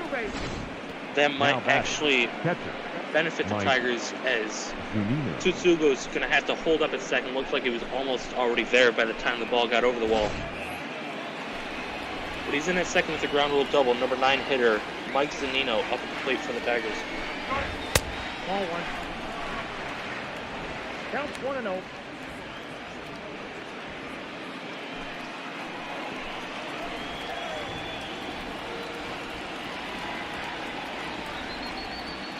The 1-0 pitch to Zunino. One Swing and a ball, 1 miss. strike. Run that fastball right by him. Zunino not doing too well with runners in scoring position. Only 125 on the year. Strike 2 called. Hung that slider, but Zunino wasn't doing anything with it. 1-2. And we did get confirmation. Ray's trivia question was correct the first time. There are no postseason appearances for those Tampa Bay Rays in the first 10 years of their existence. They did make the postseason that 11th year though, and they made it all the way to the World Series, where they did lose to the Philadelphia Phillies. That's the closest the Rays have ever been winning to a title. 2-2 pitch is poked foul, and we'll do it again. They're going to be competing for a postseason spot this season, though, as they're hot on the Yankees' tail in second place in the AL East. 2-2 pitch, swung on a miss, took him out of the zone with that slider. Beautiful pitch, one away. Now batting, the center fielder, Kevin. Like I said, Rays trying to fight for that AL East crown, but they're not going to be able to do that with swings like that and outings like this, as they're down 5-1 here in the 7th inning. Still got time to turn things around for them. And the top of the batting order is going to try and do that. Kevin Kiermaier, 1 for 3 today. Ground ball to short, bobbled out there by Goodrum. Picks it up, fires on to first. He sticks with the play, and he gets the out. Kevin Kiermaier is a fast runner.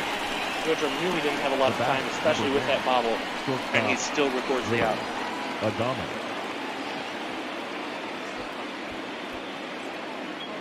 Willie Adames coming up at the plate.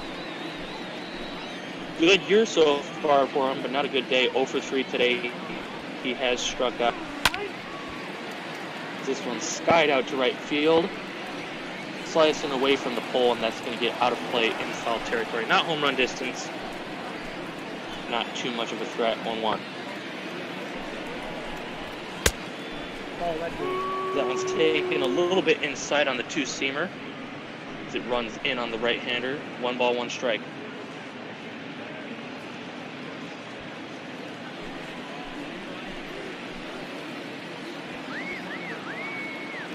Chang in his rookie season with these Tigers. The 1-1 pitch taken on the high inside corner 1 and 2.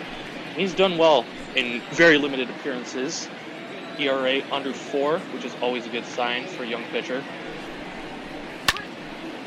1-2 pitch, swinging a fly ball right center field, well hit.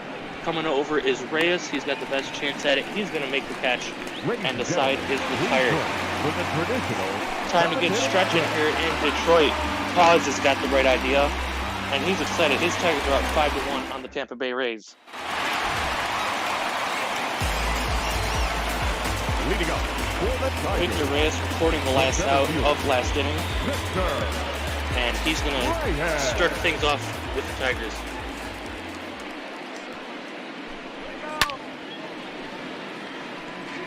This one's fouled away, 1-1.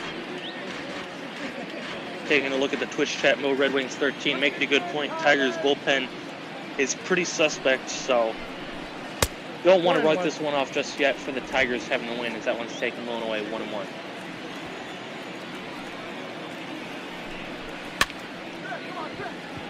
The check swing pop-up to the right side. Loud's got it, and he squeezed his glove on it, 1 out. now batters. Richard's doing decently so far. Did allow a couple of the an inherited runner or two to come in for the Tigers, and then he did give up that solo home run to Jamer Candelario. But so far in the 7th, he's looked pretty well, as that one's fouled off by Austin Romine.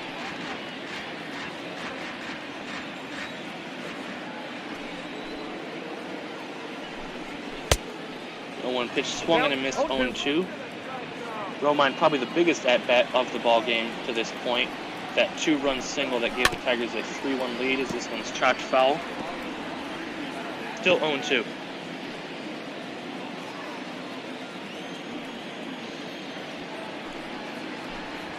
Wind up in the 0-2 pitch, swing and a miss. And there is the hat trick for Romine. Not the best day, but he'll still probably take his 2 RBIs with him. Second baseman. And he should hang his head high after this one. Got him to chase that fastball low and out of the zone. It was close enough, he didn't want to risk it. And he couldn't make contact. 2 down here in the 7th inning. Jonathan Scope 1-0. looking for his first hit of the game as he takes the ball 1 high. Back in that 5th inning where the Tigers did most of their damage, he drew a walk. It reloaded the bases for Miguel Cabrera. The 1-0 pitch smacked foul the other way, and the count is evened up, 1 ball, 1 strike.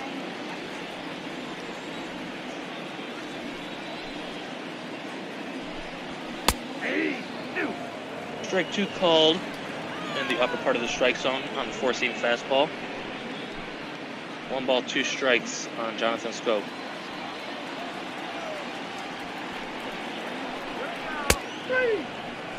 Check swing, doesn't matter, strike 3 called, and the inning is over. Tigers go down 1-2-3. They're still up 5-1 here at home in Comerica Park.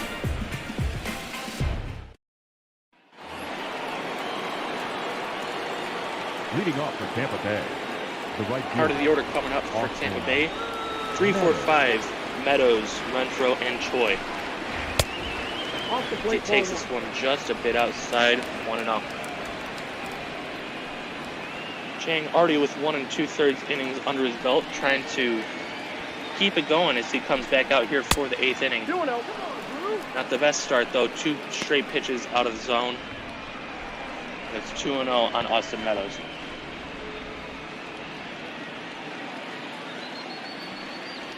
Bullpen has been a problem for the Tigers really this entire century. You know, it's what held them back in their World Series runs from 2006 all the way around 2014. And especially with this team now, they've not gotten that much better. Bullpen trying to close this one out. The 2-1 pitch is fouled away, and Chang works back into the count from down 2-0. Now he's evened it up at 2-2.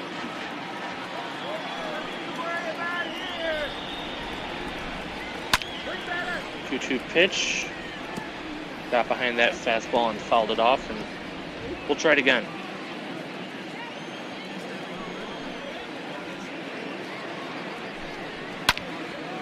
2-2 pitch swung on him, flied into right field. Maybe been over a couple of steps. He's going to make the catch for out number 1. Tampa Bay's biggest threat came back in the 3rd inning. Hunter. They were able to score a run on a broken bat chopper back to the mound that they couldn't get an out anywhere on, so the throw home was a bit late. But in that same inning, they left the bases loaded. And you got to wonder what could have been if they had been able to extend that lead from 1-0. Tigers coming back later in the game with 5 extra runs. They're up 5-1 now here in the 8th.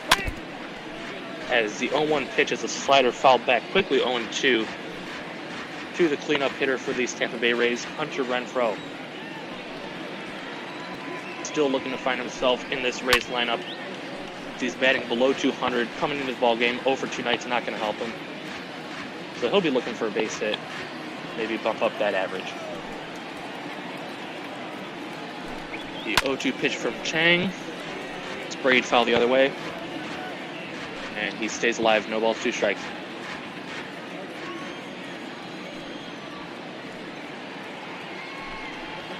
Nope, that's the ball. 0-2 pitch taken One a ball, bit low, 2 strikes. 4-seam fastball. That's when you're not going to get too many guys chasing on that straight fastball below the knees. 1-2 pitch, line drive, right at the second baseman's scope, moved to his left a little bit. Now batting. And good contact there for Renfroe, but he's not going to get the reward for it. Jonathan Scope had him played perfectly, 2 down. G-Man Choi, 1 for 3 today, doubled back in the 6th inning. But his big at-bat of the game was when he struck out with the bases loaded back in that 3rd inning that I just talked about. To end the inning, this one's grounded up the middle, base hit into center field as the Rays try to work some 2-out magic. Number 6 hitter, Brandon Lau, is going to be coming up. Now batting. That's a good job of hitting, just stay back up the middle. And I'm sure his hitting coach loves to see that. Chang almost getting a foot to that.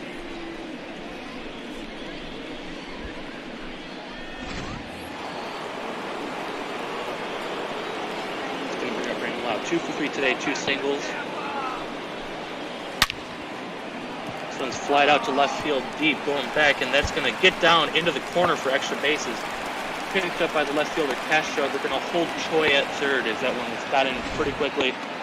Nevertheless, it's a 2-out double for Brandon Lau, and Rays are threatening here in the 8th inning. Lau just slapped it the other way. Nice job by Castro, playing it very well. Ladies and gentlemen, your attention please. We're going to get a pitch change for the Tigers. Alex Wilson, right spot in the season. 16 games, 2 wins, 1 loss, 18 innings, and an ERA of 150. Beautiful number. That's just 3 walks on the season. Righty's hitting 250, lefty's hitting 172, so kind of a reverse split from what you usually Yandy Diaz stepping to the plate. As Wilson tries to get this one to the bottom of the 8th, still with a 5-1 lead.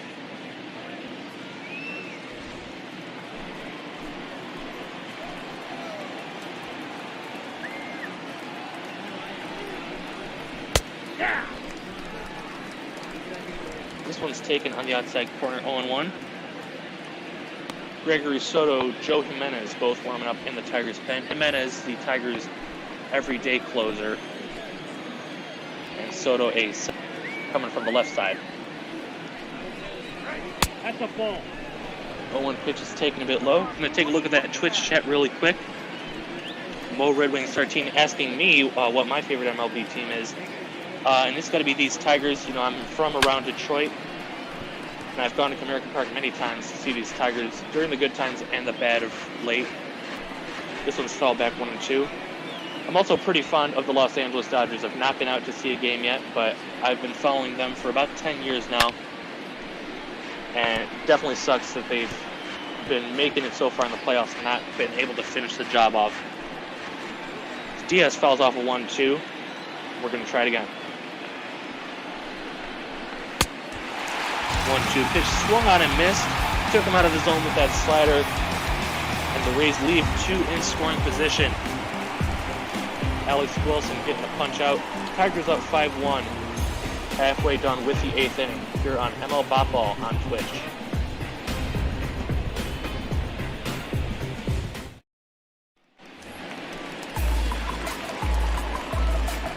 Leading up for the Tigers. Miguel Cabrera, number 5 hitter in this Tigers lineup, stepping up to the dish. 2 for 3 today with a double that looked like it was going to be a single that looked like it was going to be a home run, and a run batted in. This one's taken on the low inside corner, 0-1.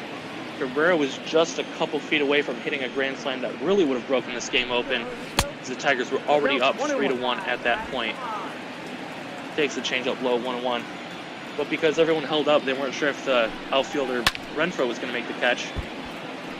So it just ended up being a long single. Tigers went station to station, left the bases loaded for the next man in the lineup.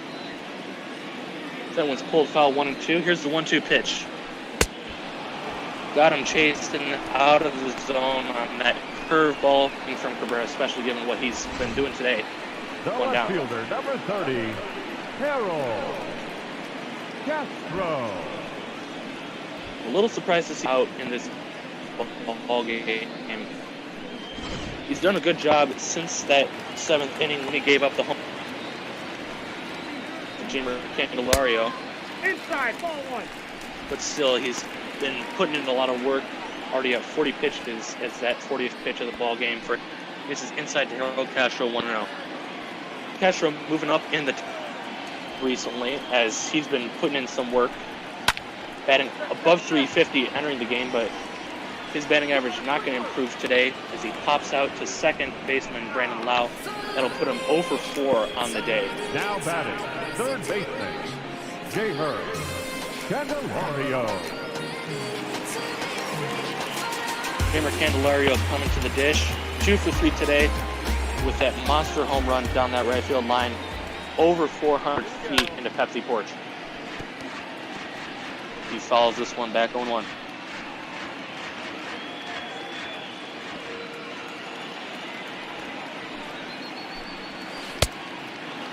I have to count 0-2. 0-1 pitch, pulled the string on him with that changeup on the outer half, and Candelario was right out in front of it. Quickly 0-2. Richards tries to send this one to the 9th. Still in Reed for the Rays. I got to count 1 and 2. 0-2 pitch misses high, 1 ball, 2 strikes.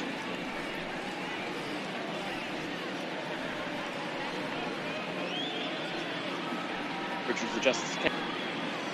Taking a long look in, and now he's ready. 1-2 pitch, swing a line drive, caught by the second baseman Lau, deep into the right field outfield in that overshift. Tigers go down 1-2-3. Candelario is robbed by a hit by the shift. Got 8-9-1 Tsutsugo, Zanino, and Kiermaier coming up for the Rays. They're down 5-1. Yoshitomo Tsutsugo The designated leading hitter. things off. 2 for 3 today, 2 doubles and a run. One of them staying in the park, the other one bouncing over that left center field wall his last time up. His first pitch is popped up, left side, drifting and out of play for strike 1 of the at-bat. Alex Wilson staying on the mound for the Tigers. He will try and close this one out. And he might get credit for a 4-out save as the Tigers are only up by 4 runs.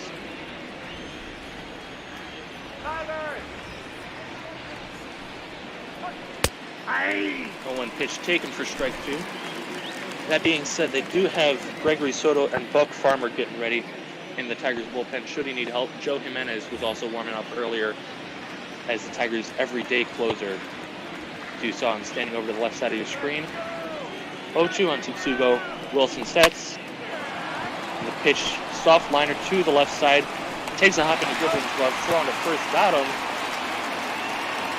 And the tough play made by Nico Griffin, 1 down here in the 9th.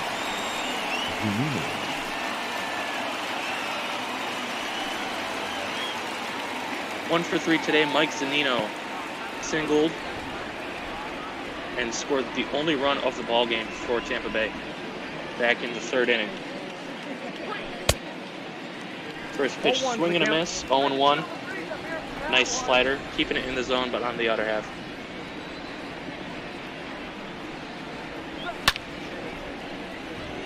No 1 pitch, skied foul, out of play quickly, no balls, 2 strikes on the Tampa Bay Rays catcher.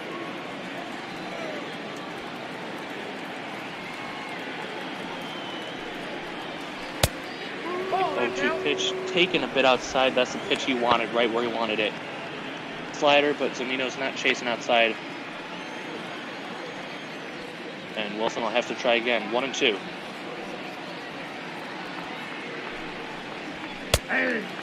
Pitch taken on the outside corner, strike 3, 2 down. And the Tampa Bay Rays' fates in this ball game lie in the hands of Kevin Kiermaier. Take a look at this pitch right on the outside corner, up the letters. And you could not have painted that one more perfectly if you were Alex Wilson.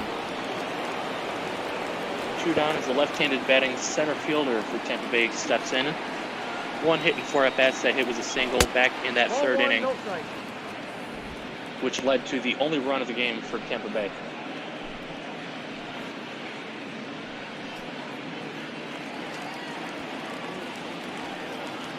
Wilson sets.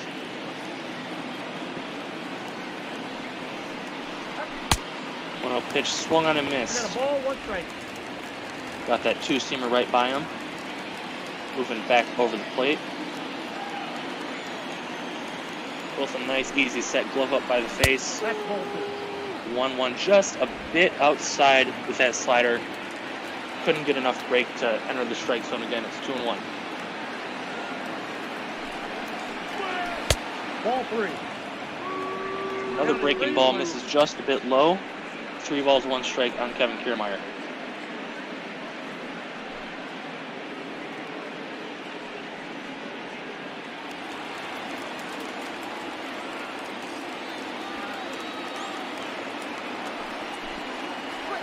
Ball 4, that pitch is out. 3-1 pitch, not going to get him this time. Ball 4 outside on the slider.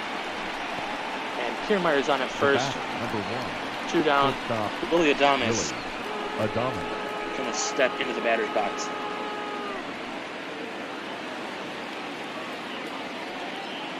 No hits and 4 tries today for the Tampa Bay shortstop. Get out here. First pitch, check swing, doesn't matter, strike 1. On the inside corner with that slider, not the best pitch, more of a cement mixer. If it works, it works. 0-1 pitch, sprayed foul down the right side. No balls, 2 strikes. And Tampa Bay has 1 strike left to work with.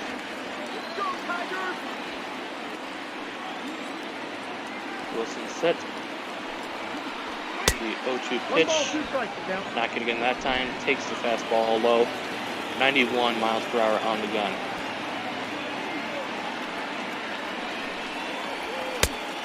One-two pitch inside. And the count is now evened up, 2 balls, 2 strikes on the 2-seamer.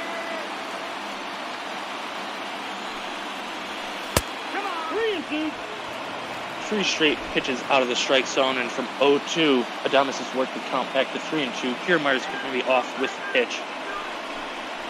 Wilson ready, the 3-2 pitch, swinging a fly ball. Left center field, well hit, doesn't throw him back on the track at the wall. It's off the wall. Kicks back to Reyes, throw back into the infield. And the Rays are not done just yet. 2-out RBI double from Willie Adames, his 12th double of the year. Drives in Kiermaier. And once again, just a couple feet away from a home run. That one hits off the top of the wall. Your attention, please. Willie Adames. New pitcher coming in for the Tigers, Joe Jimenez. 15 games, no win, 1 loss. That loss coming in a blown save on Tuesday night against those San Francisco Giants, as Mike Yastrzemski walked it off. 2.51 ERA though, 19 strikeouts compared to 3 walks.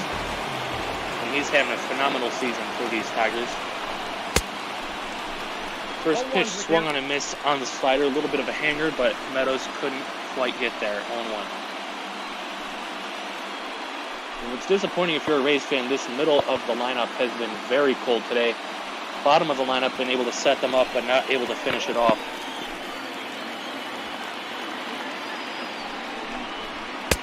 Nope. 0-1 pitch misses high. Ball 1, Joe Jimenez fires it over 95 miles an hour. Got some heat on that fastball.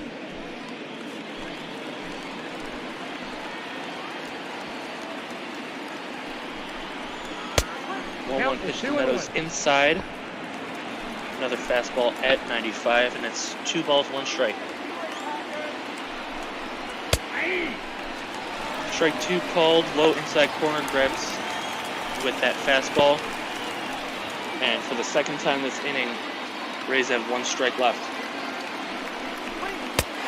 2-2 pitch, swing and a miss, strike 3. And the Tigers win their first game in their last 5, only their second game in their last 11. They're going to try and turn their season around. Bad start, but a good finish to this game. They win it 5-2.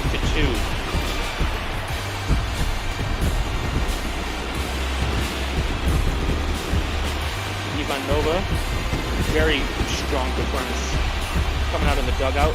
Went 5 1/3 innings, only gave up that 1 run. And he was a big part in this Tigers win today.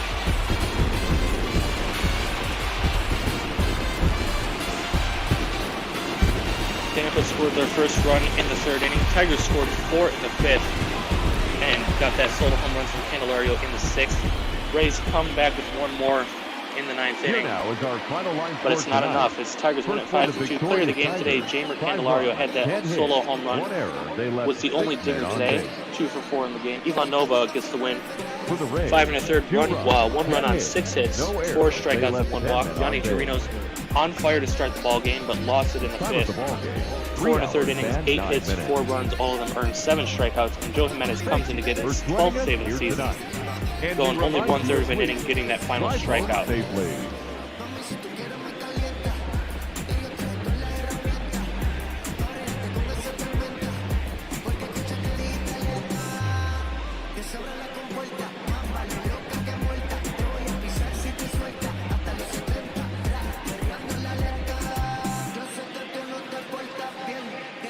Tigers with that win improved to 19 and 31 on the season. Tampa Bay Rays dropped to 28 and 25.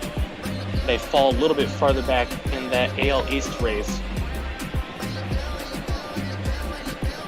Even though this game is finished up, make sure you guys stick around. We've got another great one coming up for you guys pretty soon. Seattle Mariners, New York Yankees, Taijuan Walker versus the big money man Garrett Cole. We'll take you through the highlights of this game. Soft tapper in front of the mound on a broken bat. Willie Adames is going to reach on the fielder's choice as they throw home, and it's not in time to get Tsutsugo scoring the first run of the ball game, making it 1-0 Tampa Bay. Then in the bottom of the 5th, Tigers got rolling, bases loaded, just 1 out. Victor Reyes lines it into right field, and that ties it up, only going station to station. Andrew Romine followed suit, slapping it the other way into right field. This time 2 runs score, and the Tigers take their first lead of the game, make it 3-1. Scope ended up walking to load the bases. Miguel Cabrera hit a long fly ball to deep left center field, and it almost had the distance, but just not enough on it to get it out of Comerica Park. And everyone had to hold up station to station yet again. 4-1 Tigers. Jamer Candelario, though, had no trouble leaving the park. 403 feet to right field, making it 5-1 Tigers.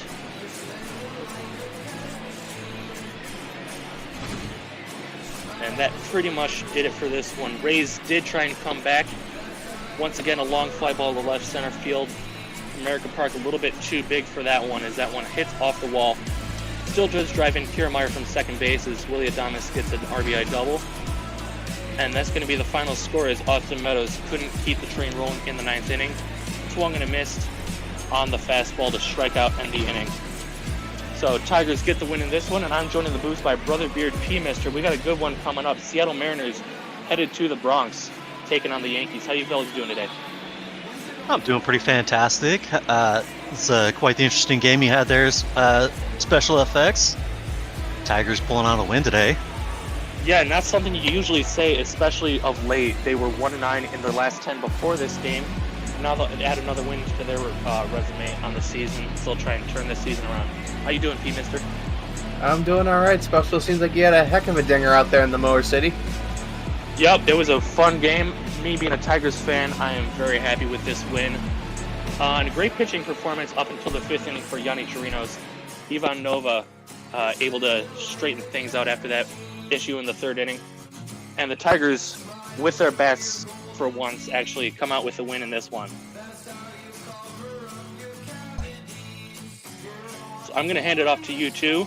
You've got a great game in the Bronx, like I said before. Seattle Mariners, New York Yankees. Anything interesting we should watch out for in that one?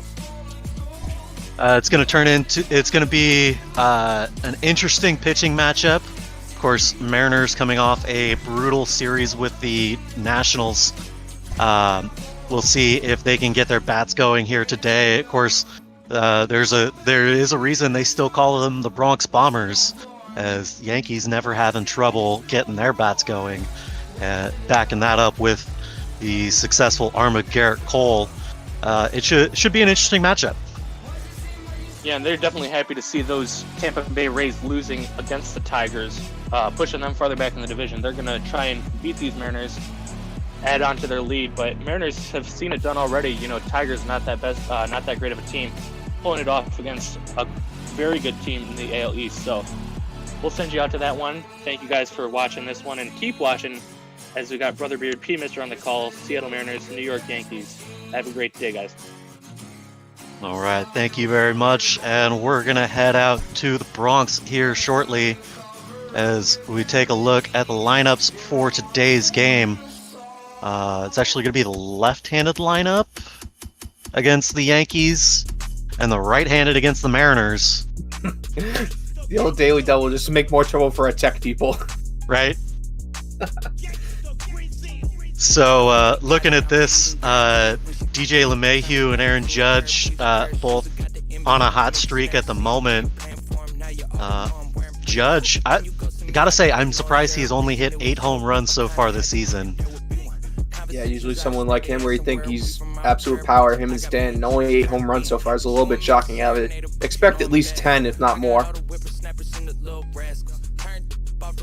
Yeah, where he's not getting the big flies, he's definitely getting the hits for bases, as his average is sitting right there at about 330. Definitely being successful hitting in that number 3 spot for the Yankees here. Yeah, definitely. And more Red Wings in the Twitch chat. All right, calling a Gerrit Cole no-hitter tonight. I'm not sure about that, but you know what? You keep saying it. Please talk about it all night long. As a matter of fact, I'm gonna say, Gerrit Cole, go ahead, throw a no-hitter.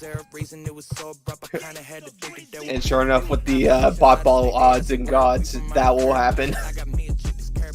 Says it's not gonna happen if we keep talking about it. So let's keep talking about it. All right. That is true, although it seemed like from the quick second that I saw the graphic, the Seattle lineup has gone ice cold, especially in the top half. Yeah, the 1 through 5 hitters have just not been able to put much of anything together. Kyle Lewis able to put together some successful ABs, getting some solid opportunities and not chasing a lot of balls. A lot of what's been hurting these Mariners at the plate has been chasing pitches early, not waiting for a pitch they can hit, but trying to make something out of what they're given, and just not showing patience is really what it boils down to. Yeah, and that was something I saw when I called the game early in the week against the Nationals, that the top half seemed to be swinging at anything close, and the back half was really trying to pick their pitches and get their spots, and they seemed to carry them on that night, despite the loss.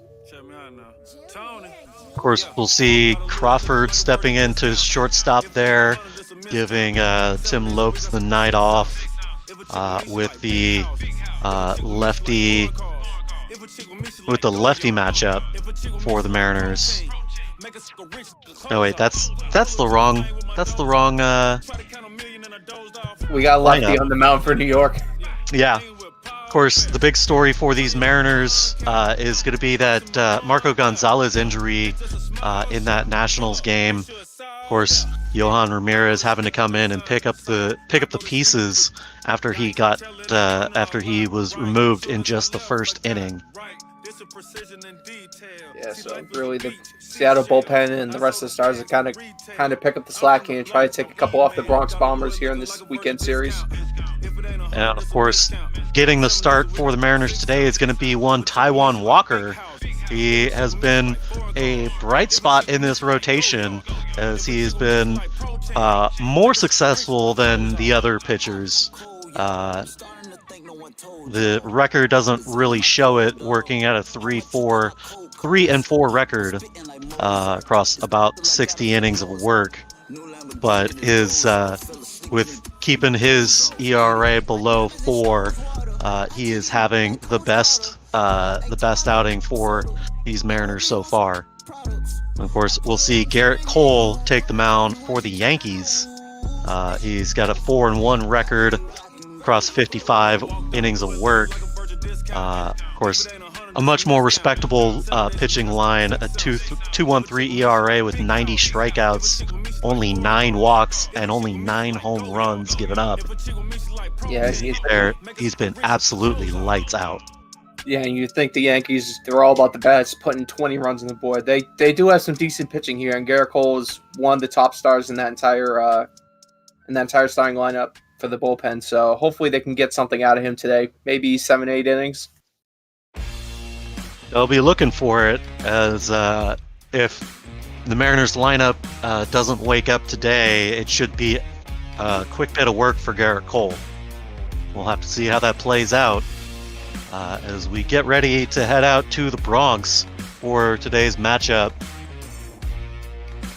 And just to request to all our tech gods back there, I'm not sure if it's possible in the show, but if we could play an old Yankee Stadium, relive some of the rivalries around the turn of the century, that'd be awesome.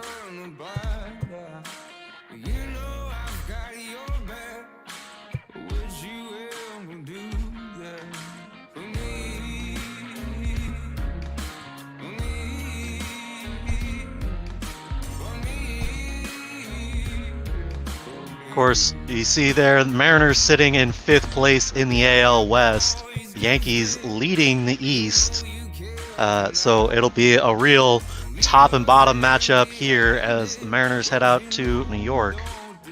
Yeah, I wouldn't be surprised if a lot of the fans today brought their gloves and hard hats as they're expecting a lot of fly balls coming in from the Yankees lineup. A lot of fly balls and a lot of foul balls. We'll head out to Yankee Stadium. And it looks like the baseball gods have answered your wish. Yes! Bring it back to when Seattle actually had a shot at the World Series in the early 2000s.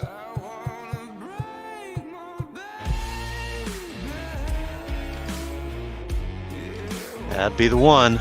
Yep, right there. No, you had it. No. You might just be flipping through for the rest of Flashback Fridays in case, for some reason, the Marlins want to go back to the ballpark, to the football stadium there. Still noticing a distinct lack of Kingdom, and it's not cool as a Mariners fan. Just saying, got all of these wonderful old stadiums, no Kingdom. Yeah, especially because they have the Metrodome out there in Minnesota. I'm surprised it's definitely surprised they don't at least put the Kingdom in there. My theory on this is that it's because the Kingdom is named and was owned and operated by the county, by King County, which is where it was located. It's a little bit more difficult to get those rights to use the likeness than owned by the ball club, so to say. That's fair. Yeah.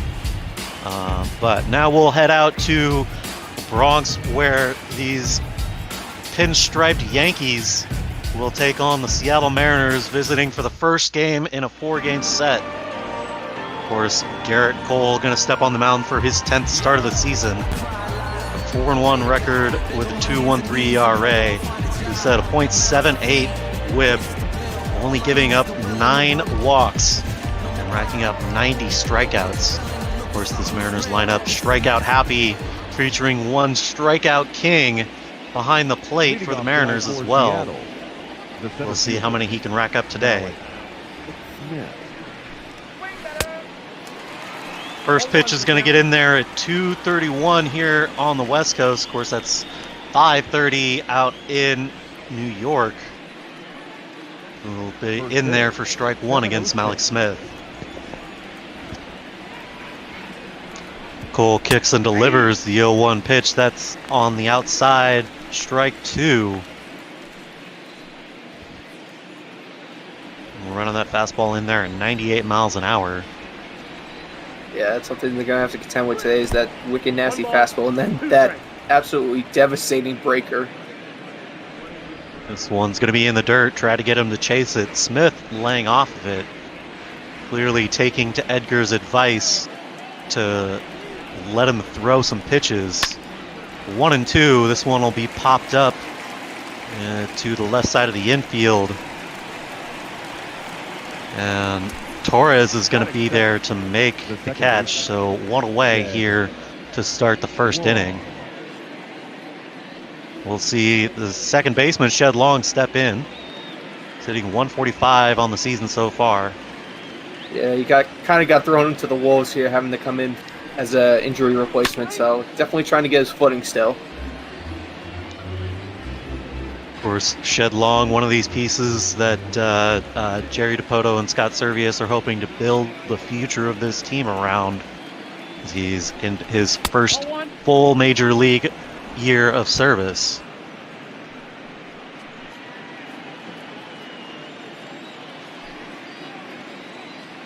Here's the 1-1 pitch from Cole. He'll swing right through this one as he brings the off speed in there for strike 2. Jerry Hillsdale's going to be calling balls and strikes today, folks. I'm sure that means something to somebody. Yeah, some stat nerd back in HQ Central there. And strike 3, Shed Long being the first sacrificial victim here to Garrett Cole.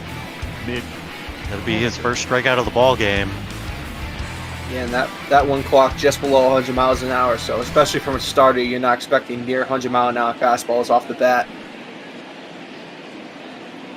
So in steps the right fielder Mitch Haniger as he'll watch the first pitch in there for strike 1. Garrett Cole with that wicked curveball.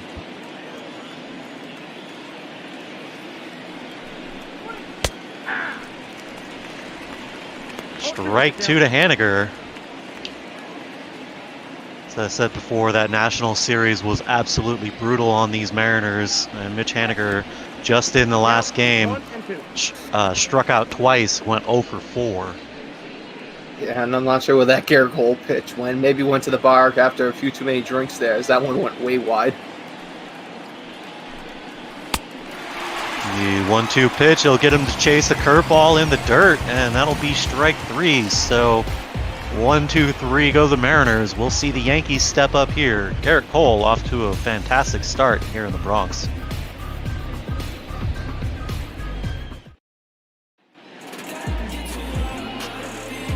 Taijuan Walker going to get the start here for the Mariners. 3-4 record with 3.55 ERA across 58 and a third innings of work. 52 strikeouts and 23 walks. Giving up about 60 hits here this season so far. Yeah, He'll look to limit the damage here today. Yeah, those aren't terrible numbers, but just not really getting the run support from his bats. And you kind of see that sometimes. I believe Chris Sale, the year prior, started off in his first 8 starts, he only had a combined 10 runs given to him for support.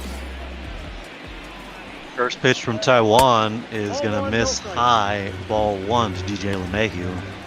And of course, Taijuan knows all about the lack of run support that come from Mariner bats, as he's been a Mariner for quite a while with a stint in the desert in Arizona. As this one's going to get ripped up the middle for a base hit. Slow grounder past the middle infielders. Taijuan Walker, of course, having plenty of pitching experience here with the Mariners in previous seasons, and sharing a rotation with King Felix, of course, watching many legendary, no run support, what we consider Felix quality starts, in which he goes 7 or 8 innings or more, give up less than two earned runs, and hold them to, I think it's under 5 hits. Something really above and beyond what would be considered a quality start. Right, yeah. Again, King Felix, arguably the biggest legend out there outside of Ichiro Suzuki. I'd probably put him about 4th or 5th, because obviously there's Griffey. Oh yeah, the Griffies. There's Griffey and Ichiro, and you can argue which one's bigger. I would say there would be no Ichiro without Griffey. So, as we'll see, and ground into a double play here. Go 6-4-3, and just like that, bases are clear for Taiwan Walker. Gets out of a base running situation to face off against Aaron Judge. You see there a very impressive 15-game hitting streak. He looks more like an NFL linebacker than he does a baseball player sometimes.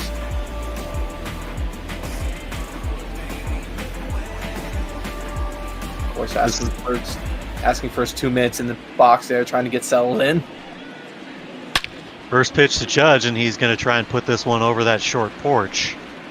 Of course, Aaron Judge never actually got to play here in Old Yankee Stadium, so with short porches in every direction, he'll look to unload on every single ball today. Yeah, definitely played with a lot of short porches today. New Yankee Stadium definitely has some short porches, but they made a couple modifications, so it's a little bit less home run likely. Speaking of, he goes the opposite way, and that 314-foot fence out and right being rather irrelevant as Aaron Judge blasts this one almost 400 feet into the fans here at Yankee Stadium. Of course, thank you to those in chat pointing out that will extend his hitting streak to 16 games.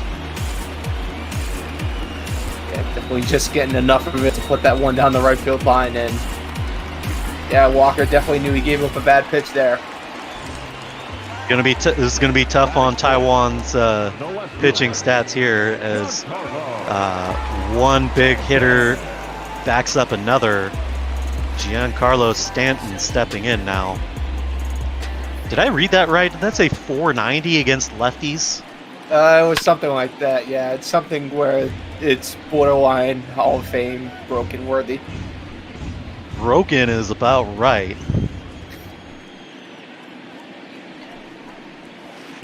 The 0-1 pitch to Stanton. This curveball will be inside, ball 1. So the Yankees on top here 1-0 after that home run by Aaron Judge. Yeah, and making another one here in Giancarlo Stanton. Made his name more or less on long home run balls. Well, he'll swing and a miss at this fastball on the outside, 1-2. This one will be grounded up to the shortstop position. JP Crawford out there at shortstop into the shift there. He's able to keep it in front of him, but will not be able to stop the runner. So with 2 outs, we'll see Miguel and Andujar, yeah. Yes. Yeah, but that was definitely a tough play for the shortstop to make. Even if he was able to corral it and fire it over the first, it would have been a very close play.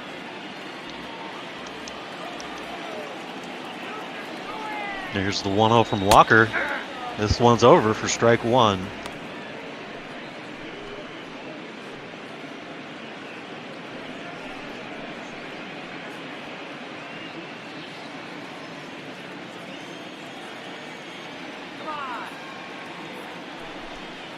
Here's the 1-1. This one misses low, ball 2.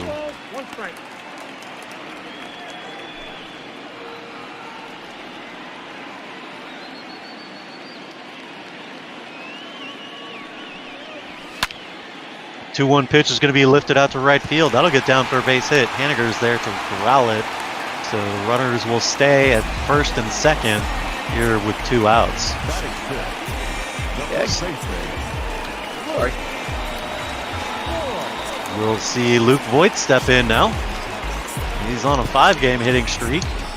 6 for 18 over those 5 games. Yeah, we're starting to see here maybe this game's starting to get a little bit out of hand for Walker. Home run by Judge, and now runs in first and second. Well, he just needs the one more and some runners on the base. They're nothing new for these Mariners.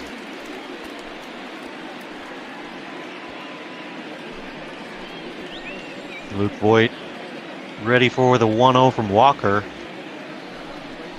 He delivers. He'll swing through this one. Strike one. Counts even at 1 here.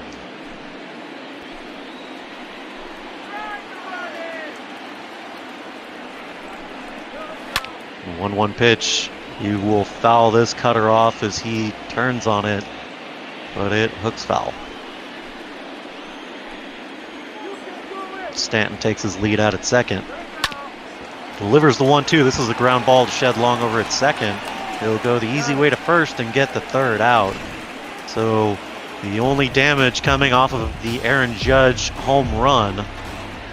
And it was a doozy. Yankees lead it 1-0 here at the bottom of the first.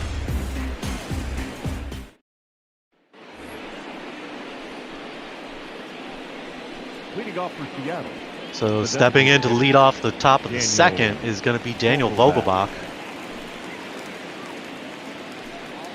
He's hitting just over the Mendoza line for the season. When he does connect, it's usually that chip shot and for a long shot. He has put up 8 home runs so far on the season. Yeah, chip shot for Vogelbach's like 415 feet sometimes. He's got a very interesting swing. It's, there's almost no follow through. 1-1. So watch this one outside, 1-1. Garrett Cole, of course, getting a nice long rest on the bench there, while his teammates have a go at the opposing pitcher. Cole's going to miss this one outside as well. 2-1's the count now to Vogelbach.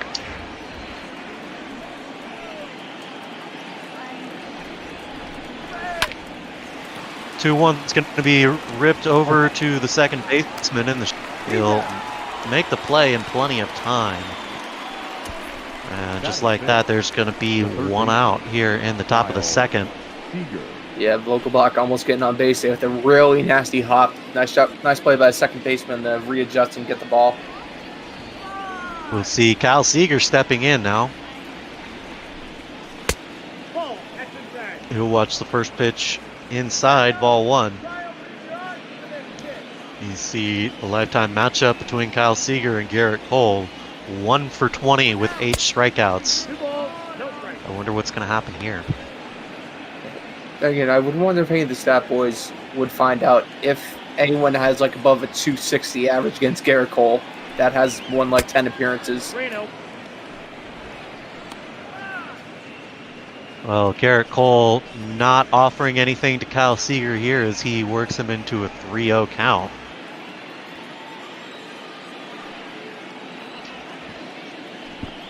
Here's the 3-0, and he can't catch the zone, so Kyle Seager will draw a 4-pitch walk here to, with 1 out in the second. Yeah, Cole probably seen how the upper half of the lineup was swinging at anything close and tried to do the same here, but Seager Lewis just sitting on his back foot basically. No, you had it right the first time. That was Kyle Seager. Oh, mother. Anyway.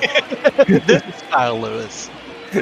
Yes, we're so high up here in the press box in Old Yankee Stadium, I can't see the name on the back of the jersey correctly. Well, Kyle Lewis going to swing at the first pitch, and this will be a pop-up directly behind first base. LeMahieu, nope, not LeMahieu. Luke Voigt is there to make the catch. Okay, good. I'm not the only one messing up right now. This is why I write these things down. In steps J.P. Crawford.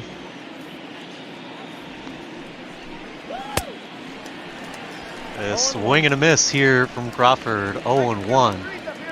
Try to put that one in the hole in the facade in the back of the ballpark here with that swing.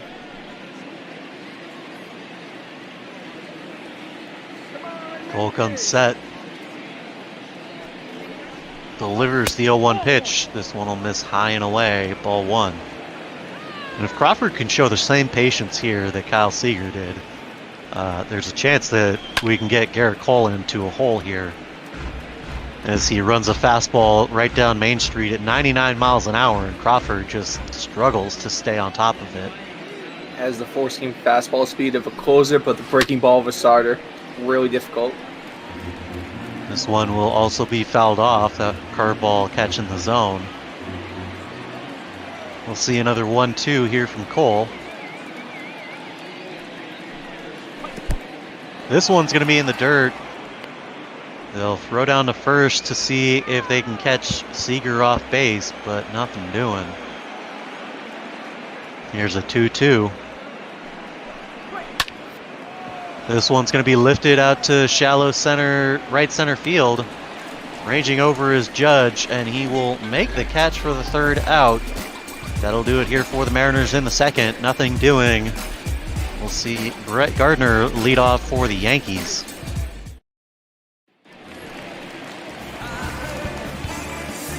Leading off for the Yankees, the center fielder, Brett Gardner. The center fielder, Brett Gardner, stepping in now. He's hitting about 300 here at home.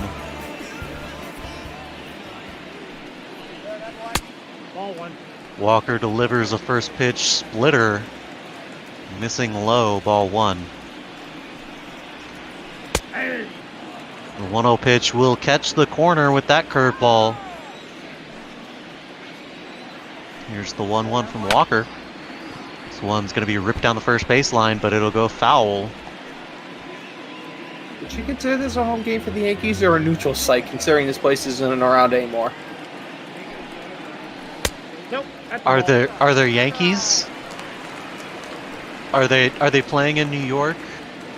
Are they in what is known as Yankee Stadium? Okay, point taken. How is it any less of a home game? It's not like they're less Yankee fans.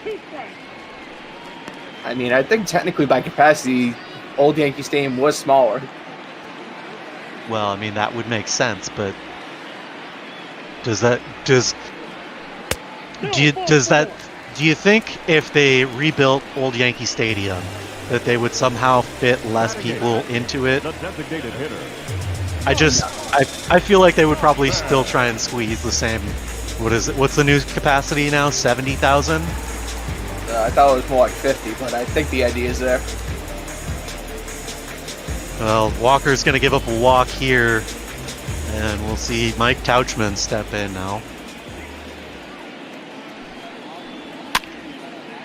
He'll swing at the first pitch, and it'll go foul. Yeah, a lot of these older ballparks, they don't have the many luxury social areas. It was just a seat, and they try to cram as many people in as possible. So Tauchman's going to foul this one off here. 0-2 is the count now. Runner over at first. Walker delivers. Lays a curveball in there and gets him swinging. Strike three. That'll be Taiwan's first strikeout of the ballgame here. We'll see the catcher, Chris Iannetta. Yeah, the previous batter looking at a fastball, but instead pulled the breaking ball and just tied him up in knots there. First pitch to Iannetta is going to be over for strike one.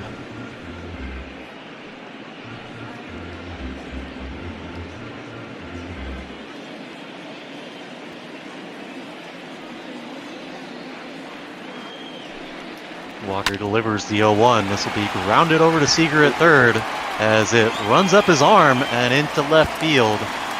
Lewis is there to back him up, so that'll probably get scored an error on Kyle Seager.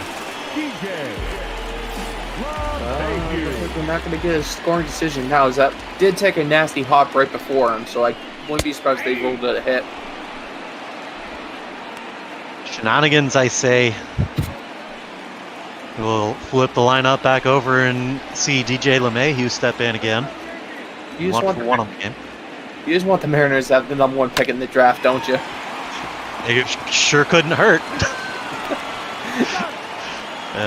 LeMahieu's going to roll it up here out to Shed Long. 4-6-3 double play to end the inning. Taiwan Walker stoked about getting out of that jam here. We'll see 8, 9, and 1 from the Mariners. Leading off for Seattle, the catcher, number 2. Catcher Tom Murphy stepping in now.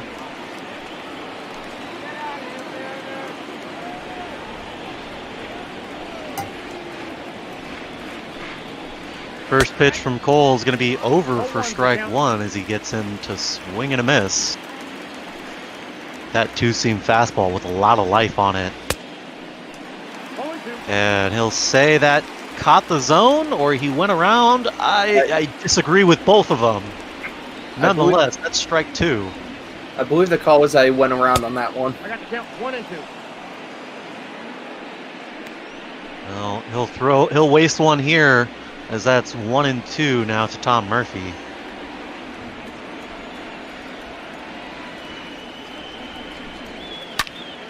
This one will be popped up just foul behind the first baseline. There to make the catch is Voigt, and there will be one away here in the top of the third. Batting 9. First base coach looking like an number absolute 12. statue there, watching that fly ball. White.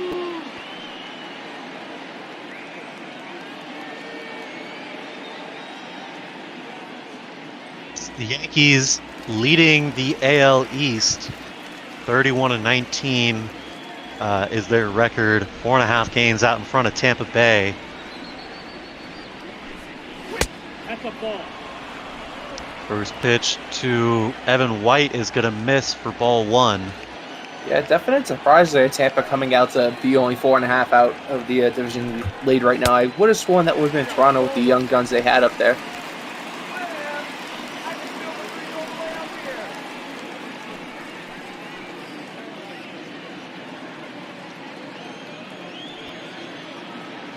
So the 1-1 pitch now from Cole.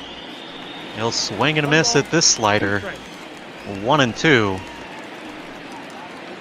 Even running that slider in there at 90 miles an hour, it's still quite a bit of difference from that 99 mile an hour fastball he throws up there. Yeah, not too many people can throw that fast, and the people that do are usually closers who you only see once. This one's going to be lifted out to right field. That could have gotten down for a base hit, but Judge is there to make the catch. The center fielder. Bad luck with that hit right there. That'll be 2 outs here for the Mariners. We'll go back to the top of the lineup and leadoff hitter Malik Smith.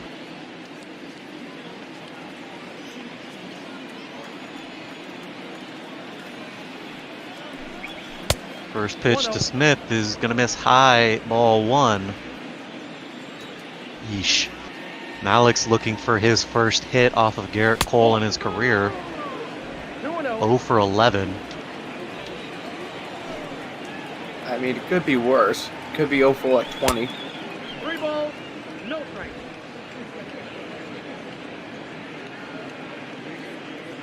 Three 3-0 here to Malik Smith.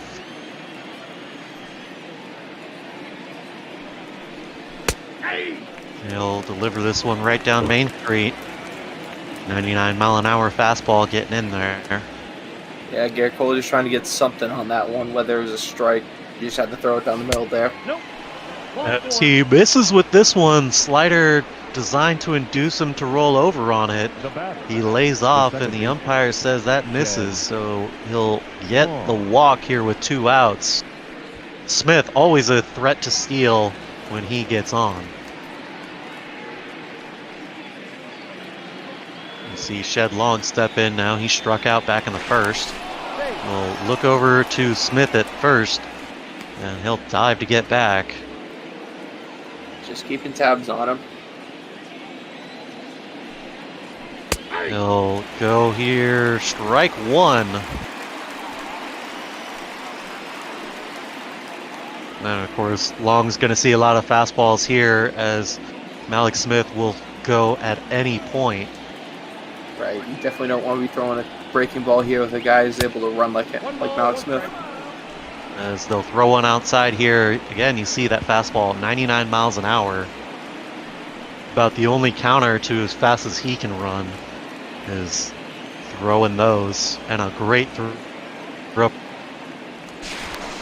He'll look over again and throws a little high, so Voigt will back up and make the catch. 1-1. Oh, Shed Long trying to help him out here, chasing that changeup.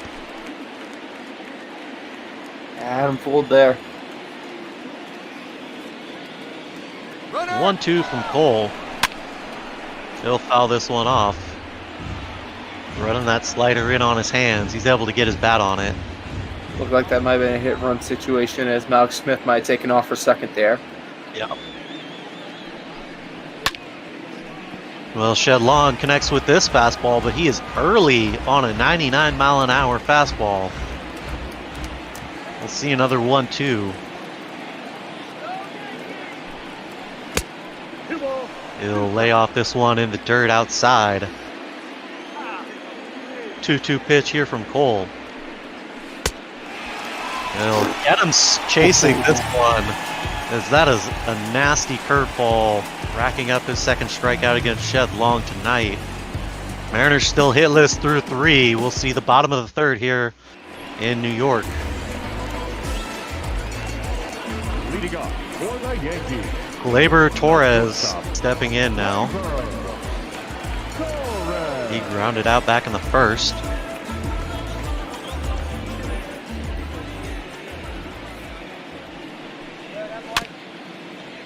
First pitch hack in is he'll just get a piece of this sinker.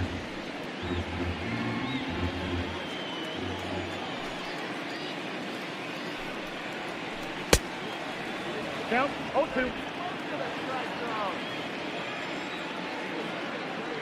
The 0-2 pitch from Walker. He'll foul this one off. Count remains 0-2.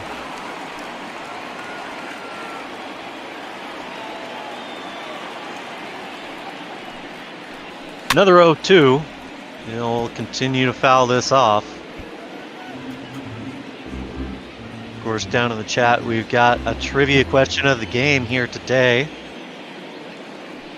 There's the 0-2 from Walker. Got him swinging here, so Taijuan Walker racking up another strikeout here. That's his second of the ball game. The right fielder, number 99. Trivia question of the game: since 1980, name the 6 players that collected 150 plus hits in a season at least 4 times after turning 35. Duct Tape Man beat me to it. Ichiro, of course. I'm not sure timeline, but Cal Ripken Jr.? Yeah, that would have been my other guess. Cal Jr.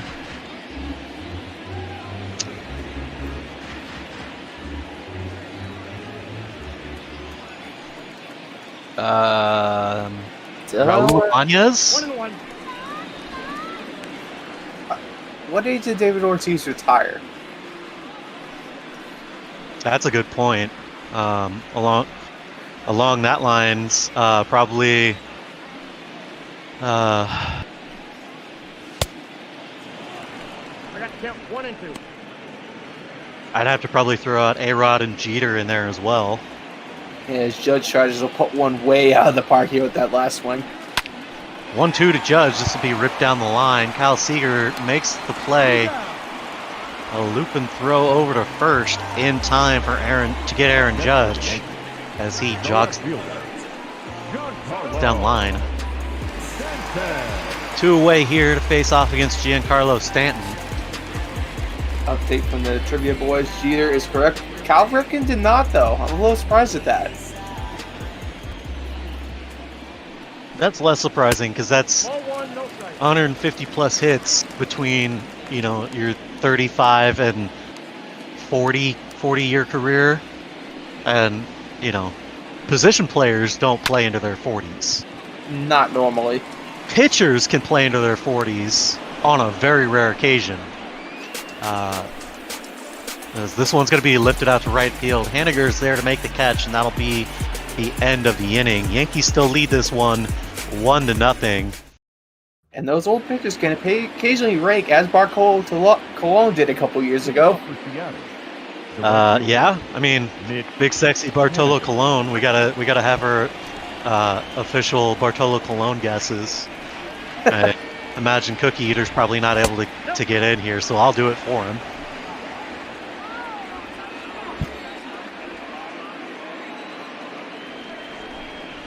Here's the 1-0 from Cole. This one's going to be grounded over to shortstop into the shift. And that'll be an easy throw for Torres over to first for the first out.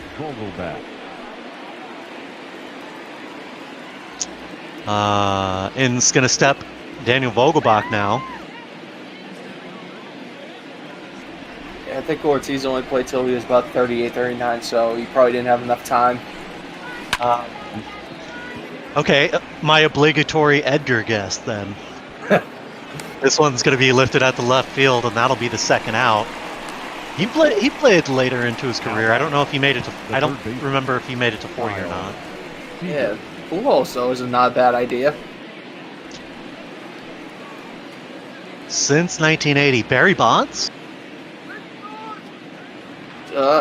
I thought he got kicked out like when he was 35 for the roid stuff, or retired then. Oh, that's the thing. I don't remember how old he was. No to Bonds, no to Edgar. First person was in the 90s, so I'm just gonna throw out Mark McGwire because why not? But did he make it to 40? I don't think he did. I'm pretty sure he burned out. I don't think so either, but can't hurt. He was a monster when he did play. So, Beltre. Ooh, Beltre. Yeah, that's a good one. I'm also gonna say Chipper Jones. Oh, of course, I don't know if he made it to 40. No, he definitely made it to 40. Chipper Jones should be on there. If not, I'm gonna be really shocked if maybe destroy this booth. Well, Kyle Seager is going to draw a walk here as Garrett Cole still not wanting to offer to Kyle Seager. Of course.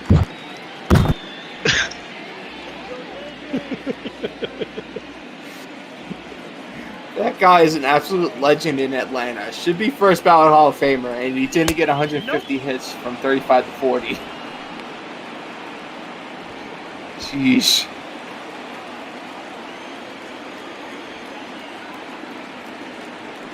A 1-0 pitch from Cole. This one's going to be below the zone. Ball 2 to Kyle Lewis.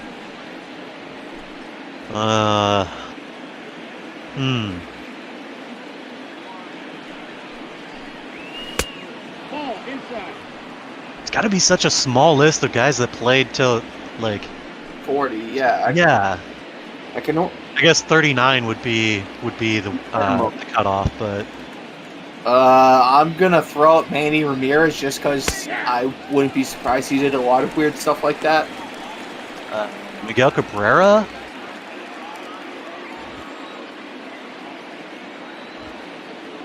Here's a 3-1 pitch from Garrett Cole. And that's 2 walks given up in a row here. We now have runners at first and second for the Mariners. The Kyles are on base. Garrett Cole reaching 60 pitches here in the 4th inning. We'll see him face off against J.P. Crawford. Yeah, Cole's been okay so far. He's gotten into a little jam so far, but pitch count's running a little high early on, so he might get yanked soon. He'll run a fastball in there for strike 1. Wait, Mickey's only 36? Yeah, he started young. Jeez, I'm feeling old now. I remember when he was in the prime. Yeah. Exactly, EB. He's like an earlier version of a Vlad Jr., just a young prodigy that was able to hit at a major league level at a young age. I got to see and Vlad. It's absolutely raked ever since. Ooh, big bad Vlad. Ooh, Vlad Sr., yeah. Yeah, I got to see Vlad Jr. A little bit when he was in the minors IRL, and that kid is just an absolute stud. He's going to be a big Hall of Famer, maybe. Oh, yeah. I could see him being I could see him possibly being along the lines of like a Griffey in that he's got the name recognition already, so like already coming into the league with an amazing name like Vlad Guerrero, and everything that comes with it. But he can rake just as well too. Right. We'll go to the bottom of the fourth here. Mariners not able to put anything up yet. Leading off for the Okay, Yankees. so another update for the trivia. 2 did it in the 90s.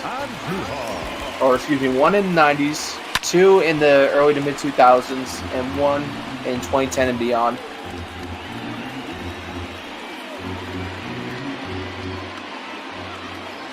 Adam Dunn for 500 just cuz. Yeah, that's a good point. Adam Dunn. Walker's working to a 1-1 count here against Andahar. Delivers the 1-1 as that curveball misses inside. No to Adam Dunn? Wow, okay. There's going to be like 3 really obscure guys that we've never really heard of before. I feel it. 3 are Hall of Famers. Well, there goes my idea. 3 out of the 5 are in the Hall of Fame, so.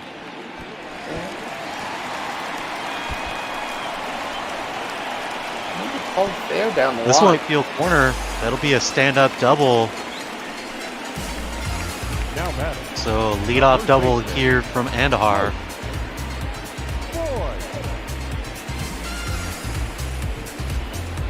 This Yankees team being able to spread around the doubles evenly between their hitters here. Everybody can hit for power. Yeah. I'm just going to throw it out because I'm not sure how old he played, but Mike Piazza, maybe? Luke Voigt's going to step in now. He'll look at ball 1. And supposedly the one in 2010s is either on the ballot or is going to be on the ballot very soon.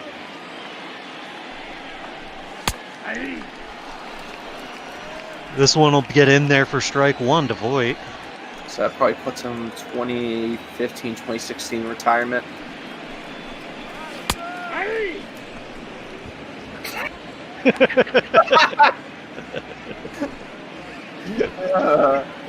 I would actually. If you're gonna make the pizza joke, you gotta. I feel like you gotta go with pineapple Piazza. No. But that's just me. Leave the booth. The door's over there. We do not put pineapples on pizza here. The center fielder. I mean, if we're making ridiculous names, That is fair. pepperoni pizza, yes. Pepperoni Piazza sounds a bit better with pineapple Piazza. That is true. Brett Gardner is going to step in here with runners at the corners. All right, I haven't had dinner yet, so let's cut the food talk before I start eating my desk. Well, you did just break it into a bunch of pieces, so you should probably clean up a little bit. Yeah, I'll throw it into a pile and then get some wood glue later or something to throw something together. That's how that works. Exactly. 3-0 here to Brett Gardner. That's how it works in the cartoons. It should work IRL.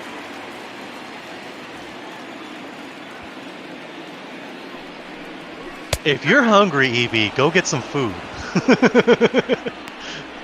I will make food jokes all the time. Taiwan Walker here throwing a strike.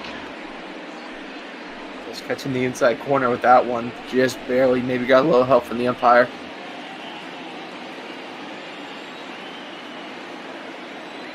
Walker comes set. There's the 3-1 pitch to Gardner. As he doesn't catch the bottom of the zone with this one, so that'll be ball 4, and the bases are loaded. We'll see Mike Tauchman dig in here for the bases loaded situation. And with nobody out here, we'll be looking to roll over a double play. Yeah. I'm thinking if you're the fielders, the first place you throw it is home. First pitch missing on the corner there. 1-0. Okay, so there's 2 for the Twins, 1 for the Astros, and Indians, but he did bounce around. So why can't I think of the catcher that played for the Twins for like 20 years, and I'm blanking on his name now. Joe Mauer? Thank you, Joe Mauer. Biggio, yeah, Craig Biggio would probably be a good one. This one's up the middle, and Shed Long can't come out with it. So that'll score 2 as Malik Smith has to throw it in, and he'll go to the catcher to try and make a play. Yankees able to score 2 here on that one, as that'll put them up 3-0. Taijuan Walker already given up 8 hits here through 3. Gio is correct, though. Mal was only 38? Again, must have been a young guy. Count 1-0. Oh, man. I'm trying to think who's good on the Twins, and I'm not coming up with anyone besides Joe Mauer. Kirby Puckett. This one's going to be grounded over past the first baseman into right field. And that'll move runners up. We'll have the bases loaded again.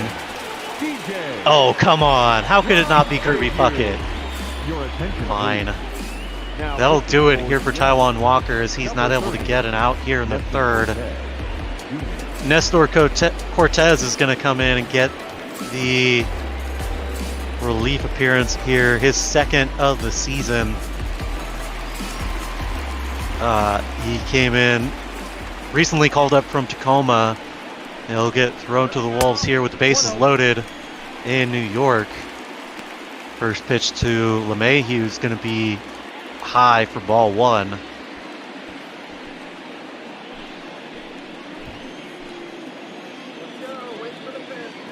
I'm just going to throw it out because I'm partial Toronto fan. Dante Bichette. So Cortez missing again here. 2-0 is the count to LeMahieu.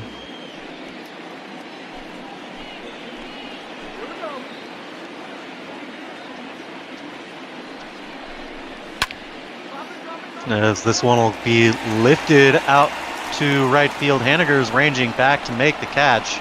Runners tagging up from second and third and moving up. And we've got runners at first and third here on that sacrifice fly.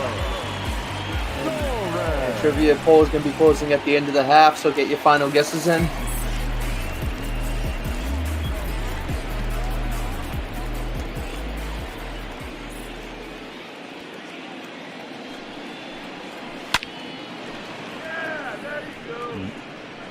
This one's going to get fouled off on the first pitch. Torres turning this one around early. The 0-1 pitch from Cortez. He'll get him to kind of swing. He'll try and hold up, but not able to, as that'll be strike 2. Oh, Jim told me that's got to be 1 on there. This will be a liner into right field. Yankees will score another as they push their lead to 5 runs here in the bottom of the 4th. The hit parade continues. And they're known as the Barnes Farmers, but this is also a devastating part, is that they have so many good bats that they can just string hits together and chip away at a lead.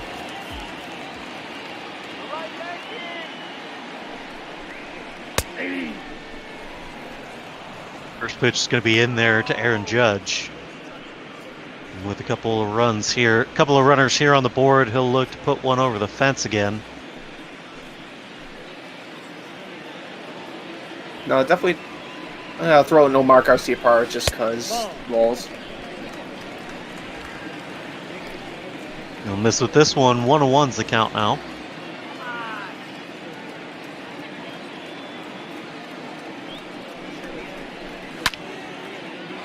This one's going to be lifted out to left field. Ranging back is Lewis. Back to the track, to the wall, and that is gone.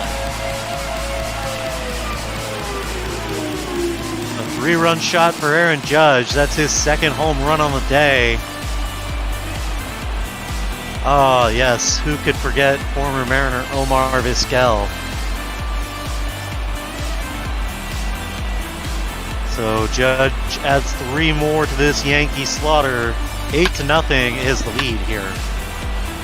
And at this point, if you're a Mariners fan, you might be heading for the time portals back to the present day, as this game has gone from bad to worse very quickly. Now back, left fielder, Giancarlo. Ball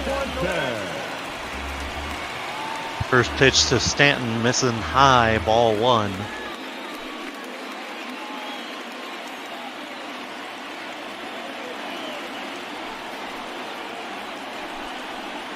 One 0 pitch. So miss high again.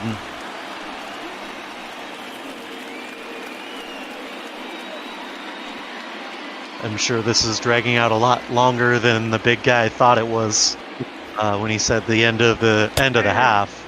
Did we catch Ken Griffey Jr. yet, or no? He didn't play to 40. He didn't play to 40? Okay.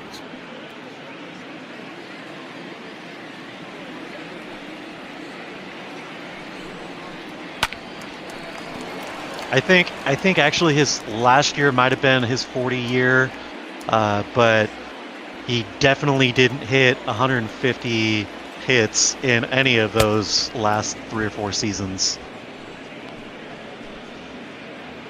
So this is going to be a strikeout here to get the second out.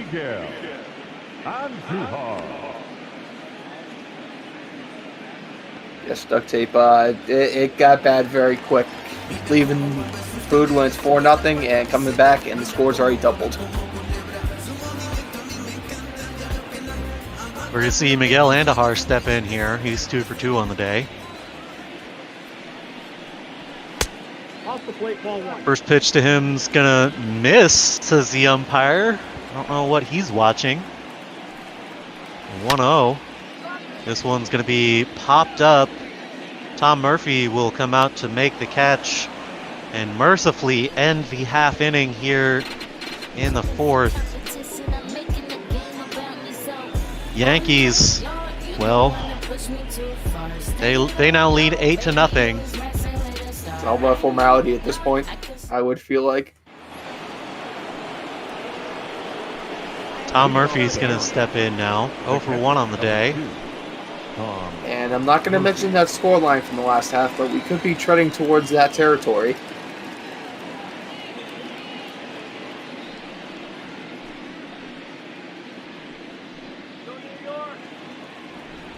I'm with you, EB.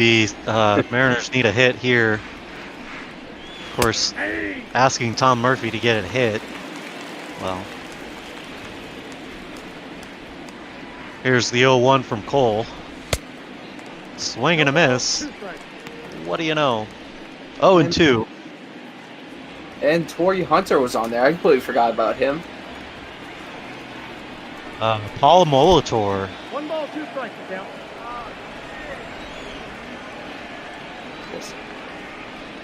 A 1-2 pitch to Murphy. He'll lift this one out the left field. Ranging over is gonna be Brett Gardner, way into deep left center field. The first baseman. That'll be the first out. Garrett Cole still has yet to give up a hit. He's given up a few walks, but he has not given up a hit yet so far.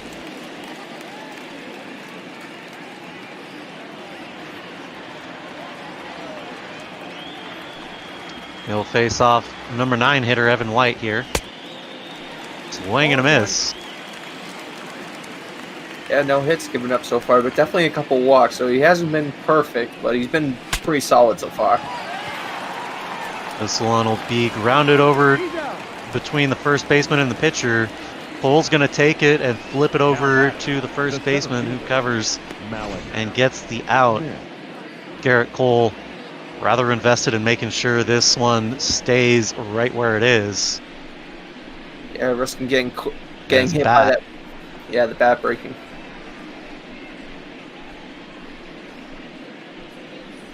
Running straight through that broken bat.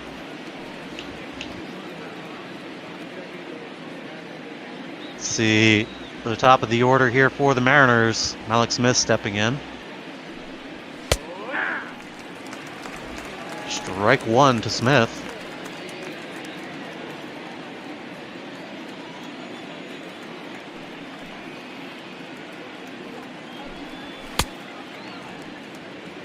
Strike 2 to Malix. Here's the 0-2 from Cole. He'll try and get him. He'll try and run him inside. Ball 1. Yeah, Cole only throwing about 66% strikes, so definitely could be a lot more efficient here. Strike 3 from Malix as that changeup fools him, and that will end the inning. Still nothing on the board for the Mariners. No runs, no hits, no errors. Nobody left on. Leading off for the Yankees. All right, how long will this inning go here? I'm gonna take a 1, 2, 3 here. Quick in and out, and we move on to the next at bat for Seattle.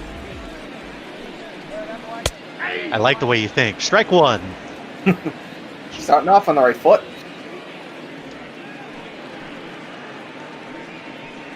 Yo, 1 pitch. This one is absolutely blasted. I'm pretty sure that's going to the upper decks. And Luke Voigt unloads on a home run here, 400 feet. And that's just where it stopped. I'm sure it could have gone another 40 or 50 if there wasn't somebody sitting there. Yeah, that one just absolutely launched into the third deck there, down in the short corner and left.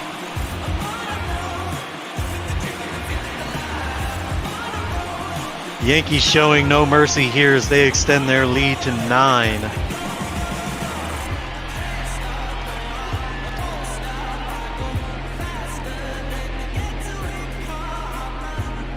And if you're a Seattle manager here, you might want to call a full team meeting after this, because you just haven't had much going for you this week. So try to spark the guys to get something out of this weekend series, as this game's all about written off. As if Johan hasn't got enough work this week already, we'll call on him here in the Bronx to face off against the Bronx Bombers here in the bottom of the 5th. First pitch from him to Brett Gardner will miss, says the umpire. I beg to differ. Full salt mode engaged. All right, back up the salt truck. Yeah, just bring it up back. We'll fix it up at some point. I need it by the bucket load here, as this will be swing and a miss, strike 1. I already got 1 dump truck out back for you, brother. I had 2 more on the call if you need it. I got to count 1 and 2. Strike 2 here to Gardner.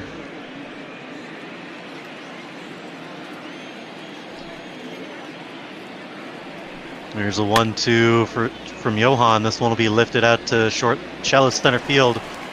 As ranging back is Crawford to make, charging is Smith, and Crawford and Malix nearly collide. Crawford will run it down into deep center field as that turns into a triple on what should have been a fly ball out.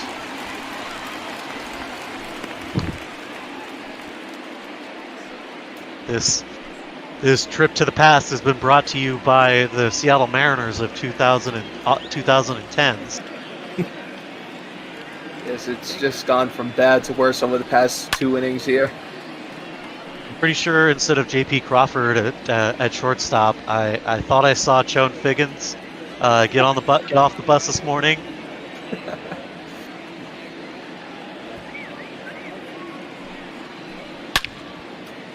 Oh. Well, here we go again.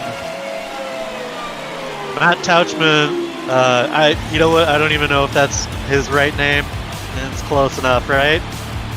Mike Tauchman with the 2-run shot. I knew it was an M. Exactly. His 7th home run of the year.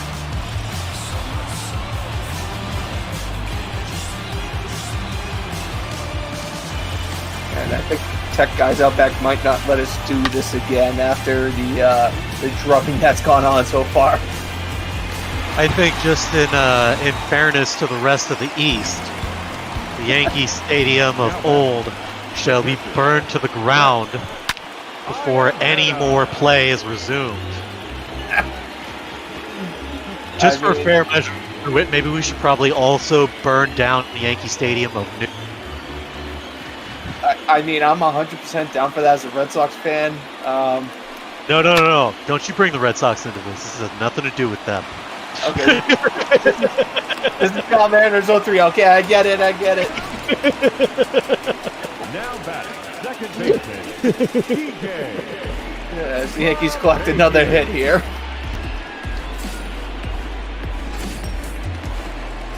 Folks, if you're enjoying this absolute slaughter of the sacrificial Mariners, head on over to Sports SB Nation on YouTube. Go watch that 6-part series about the Mariners. It might cheer you up a little bit. Of course, don't forget to donate to Meals on Wheels. We're doing all of this for them, and as everybody likes to remind you, we're all doing this out of the kindness of our own hearts. I'm learning more and more about myself as I keep coming back for these slaughters. Yeah, you just think Seattle has such hope, and then they've had a couple key injuries so far early in the year, and it's just gone downhill so fast. I think that Duct Tape Man has made it a very apt analogy as, these Yankees, a lineup full of all-stars coming out and showing absolutely no mercy to this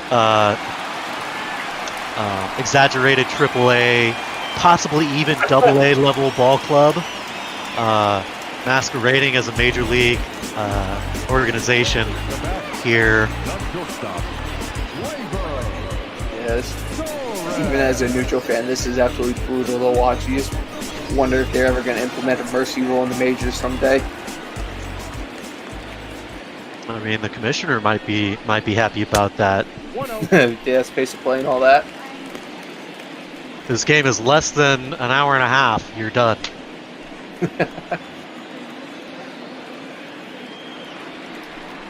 1-0 pitch.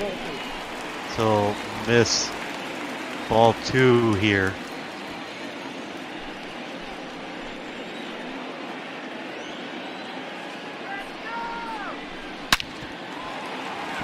This will be grounded over to short. They'll go to second for 1 and over to first for 2. So the defense able to put something together here as they'll turn the double play.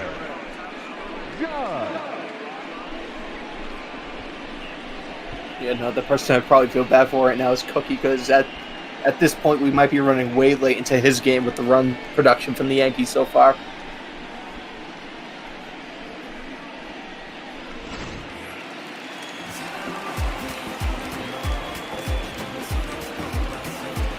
Well, in steps Aaron Judge to make this game even more brutal. So he's got a runner on third and 2 outs here. First pitch in there for strike 1. And if this game isn't bad enough, coming up next we have the Dodgers and Cleveland, so that should be a bit more interesting than this one. Ed Long able to show a bit of defensive flair here with that sliding catch to end the inning, but not before the Evil Empire puts up, I don't even know, 4 or 5. 12, 34 here in the 6th. I think with that 34, I got bingo. Anyone bingo? Top of the 6th, leading off with Shed Long. Ball 1, no strike. Ball 1. And Garrett Cole just stretching out the agony here by refusing to throw strikes. 2-0. He's had the most run help I've seen in a long while in any pitcher, and yet he can't seem to throw consistently strikes. What the?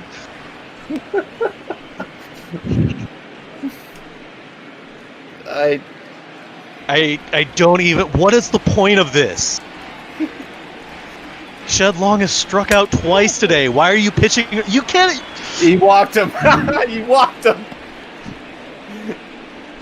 So Garrett Cole giving up base on balls here to Shed Long.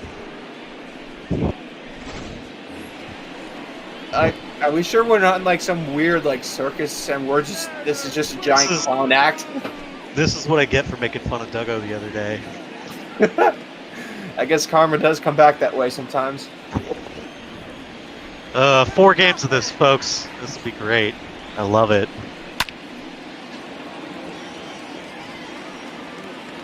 Haniger is going to pop up to the catcher behind the plate, wasting an out here for the Mariners. At least it's over. 1 out here in the top of the 6th. The runner on first. Daniel Vogelbach. Yeah, well, I mean, if there's any consolation, you get a couple more games in the new Yankee Stadium, which is a bit more pitcher-friendly.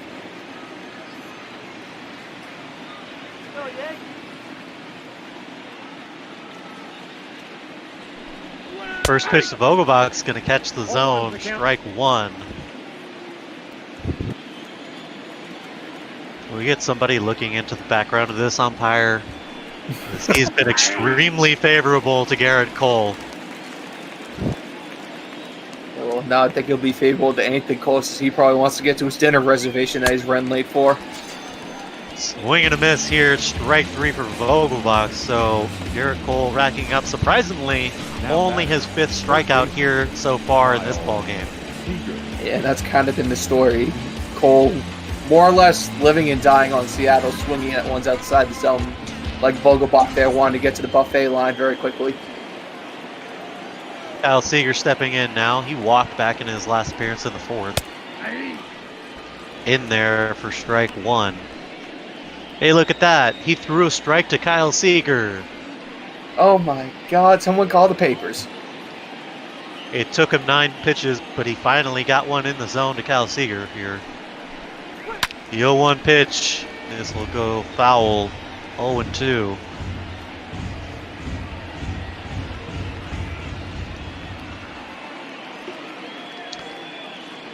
Duct tape, all I can say is Mariners baseball. Strike 3 from Kyle Seager here, so the walk wasn't good enough this time. He decided he needed an actual at-bat to waste on his stats here today. Garrett Cole is still perfect through 6, and I'm saying it. Leading off for the Yankees. The left And fielder. former Miami Marlins going to step in. Sanchez. First pitch to Stanton's going to be a ground ball against the shift out to right field for a base hit. I believe we are. I want if some stat nerd in the back can look it up. What's the most hits in a baseball game professionally? Because I think the Yankees are up around 20 at this point.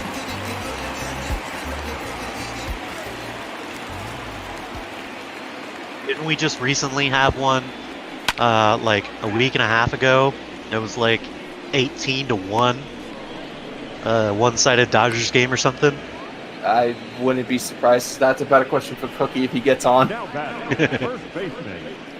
Luke. Well, this is going to be an easy fly ball out to center field. And we'll just hope that this continues to roll right along here, racking up the outs so that we can go home and Go home and try to collect ourselves a little bit before tomorrow. more like forget about this game. Ugh.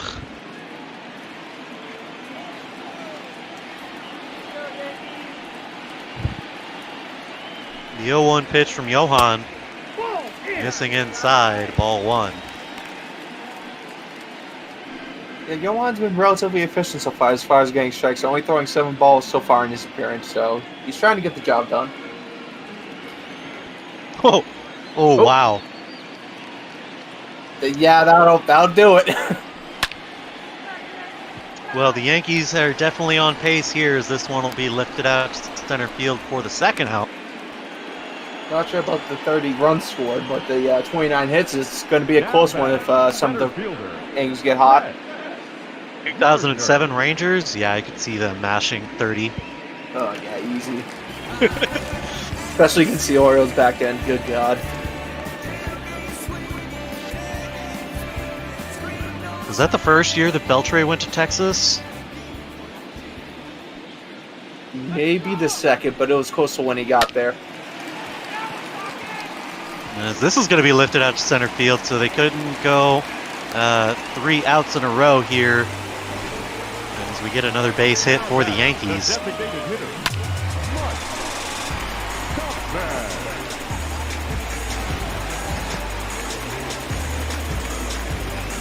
We'll see Tauchman dig in now for his 80th at-bat of the ball game. Ward Burton said we're going to be getting a fielder to come in and pitch probably later on for Seattle. The funny thing is, they've still got like 7 guys in the bullpen. They could stretch it out, but they keep going to Johan in the long relief situations. Like they continually go to the same guys, and the other. It's interesting to see how like loaded the relief outings and appearances are. You look at a guy like Johan, you look at a guy like McGill, you look at Swanson. These guys have all gotten close to 30 appearances on the season so far. And then you look at like Edwards Jr. and Altavilla, and they're sitting at like 15 appearances. And it's, yeah.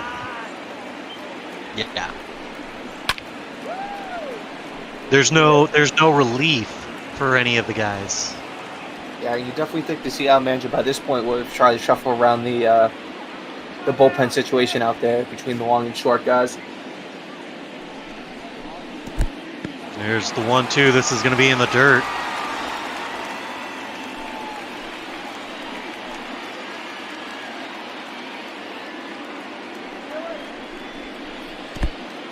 This one will be past the catcher. Runners will move up to second and third on the wild pitch.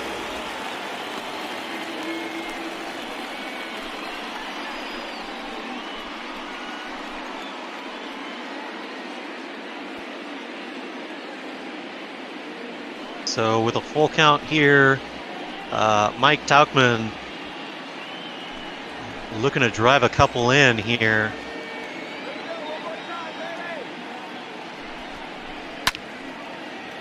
He'll pop this one up out into deep left center field. Running back is Kyle Lewis. He tries to make the catch on a dive.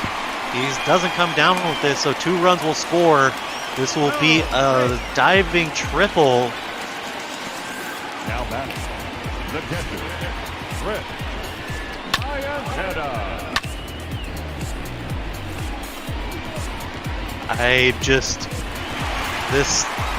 This ball game, man. This is one for the Hardy fans out there. And here's Matt McGill coming in. Matt McGill.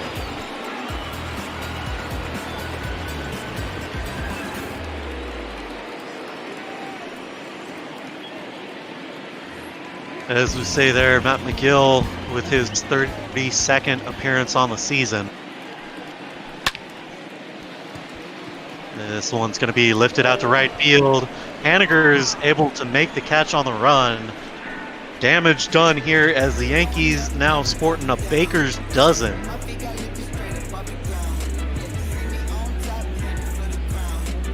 Mariners still hitless in this ball game. We'll go to the top of the 7th. Leading off for Seattle, the left fielder, number 1, Kyle Lewis. So in order to reach that record, assuming the Yankees keep this lead here, they need 5 hits in the next 2 at-bats to reach 29.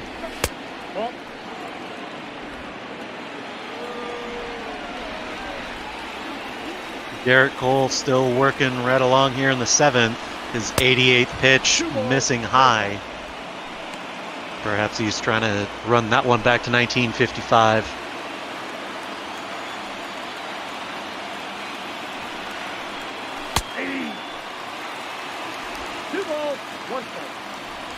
Kyle Lewis showing patience here. He'll look at a 2-1 pitch from Cole. Cole somehow not able to find the zone. And yet he's throwing a perfect game so far. This is the most unique perfect game situation I have ever seen. This is the worst perfect games pitcher I have ever seen. That is true also. This one's going to be grounded over to third base. The throw will be in time to get Kyle Lewis, who seems to have given up 3/4 of the way down the line. Shortstop, Garrett Cole this game definitely has been far from perfect. As he's given up several walks and has gotten himself into a few jams, but still no hits here.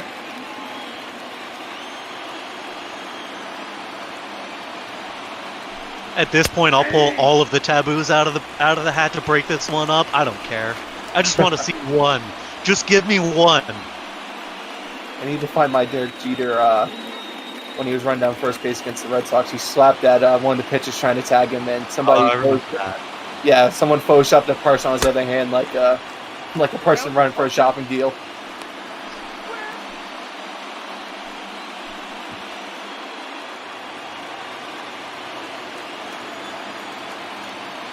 The 0-2 pitch to Crawford here. This one's in the dirt. Like, how is it? How? Don't go down on me, brother. I still need you for 2 innings here. This game is killing me. This one's gonna pop up. The catcher, number 2, Tom Murphy. There are 2 away here. 95 pitches into this ball game, and Garrett Cole has still yet to give up a base hit. I wonder if the computers will allow him to go to like 120, 130 pitches here if he still has the no-no going. They'll probably pull him after he throws 1 pitch in the 9th. Just for the walls.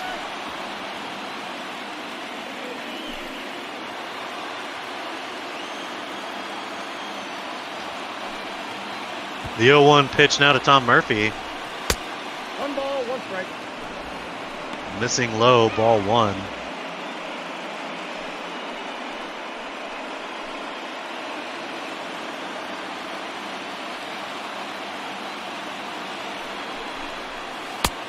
The 1-1 pitch going to miss outside, ball 2. Garrett, you have them on the ropes. They haven't hit anything all day. Just throw a couple fastballs inside for strikes. 2 balls, 2 strikes. Along that same line, why would you ever, with as much as he's been throwing absolute garbage, why would you ever swing at anything? Because he gets help from the umpire like that one. Ladies and gentlemen, it's Tom time Murphy for the absolutely traditional furious, and 7-day rightly so. That was, red. well, I won't say what that was, but it stinks. My glasses are broken, and I think he might have found them and trying to use them out there to see balls and strikes Leading up tonight. for the Yankees, the second baseman, DJ LeMahieu. So we'll go back to the top of the order for what seems like the 50th time tonight. Upstairs. DJ LeMahieu is going to watch the first pitch from McGill in there for strike, ball 1, excuse me. I mean, I think this is only his 4th or 5th time up, so it's not completely out of the question, but it has been a long game in general. That's ball 2. McGill missing with this one, 2-0. Count 3-0. 3-0, as if we need a reason to extend this game any further. Throw, strikes, Matt McGill. I know you can. You barely give up walks. I got 3 Hey, balls, you 3 got a balls, strike. 1 strike. Only with help there from LeMahieu.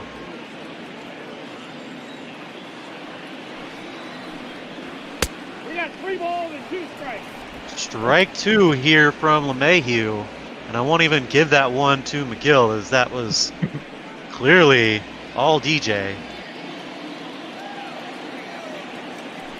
Full count pitch now. Take your base, ball 4. As Oh, ball 4. wow. Because Now back. lull The Yankees. shortstop, Labor. I'm wondering what the big payroll the Yankees have if the umpire didn't take a slight cut before the game here. Some of these calls have been very questionable. Somebody break out the trash cans. Clearly the Yankees have employed some new tactics.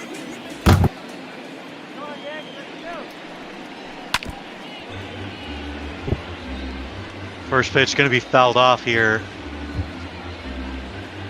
Gleyber Torres.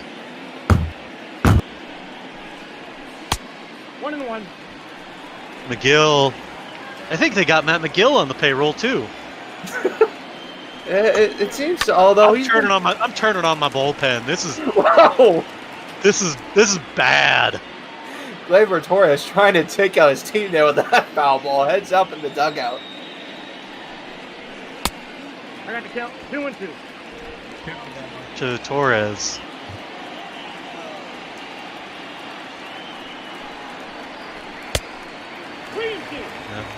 This one misses somewhere. I don't know where he thinks that missed. I've seen him give Garrett Cole that pitch at least twice today, but okay. McGill kicks and delivers the full count pitch. This one is grounded over to Crawford. He'll go to second for one. First for the double play, and just like that, bases are cleared here. The right fielder, number 99. 2 outs in the bottom of the 7th.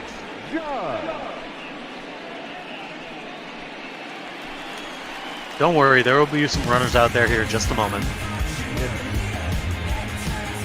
Aaron Judge, of course, flashing back to one of 2 home runs.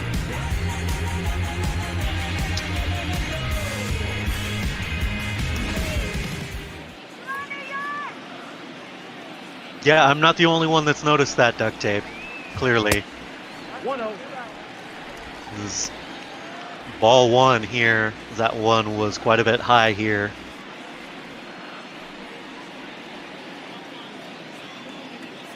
Let's go. Wait for the pitch. 1-0 pitch in there for strike 2. Strike 1 as he swings through it. I want it to be strike 2. We all Get the want. 7th over with. As I missed the 7th inning stretch, my food's getting cold, Count is 2 and 1. and I'm all out of beverage up here, so I need a refresher at some point. 2-1 pitch. This one's in there for strike 2 for real this time.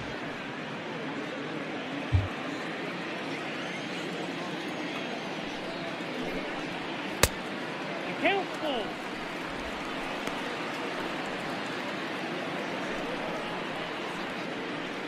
So a full count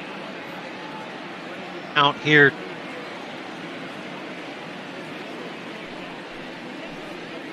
McGill kicks and delivers.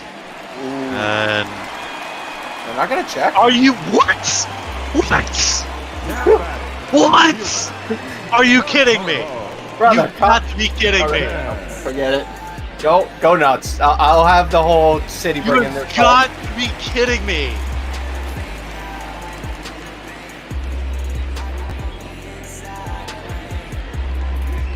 As the former Miami and Marlon Giancarlo Stanton stepping in. I'm just Ball 1. Ball 1, no strike. I'm speechless, folks. I can't even. I just can't even. This is one of the greatest circus games I've ever seen. We have a no-hitter for the Yankees here. Seems like the umpire's giving him a lot of hell, and Seattle is just semi-falling apart.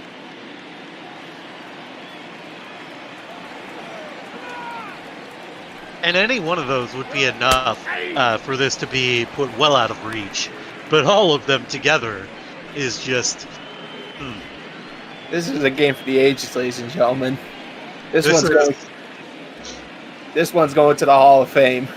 This one's going into the Hall of Rage. Strike here to Giancarlo Stanton. Count runs 2-2.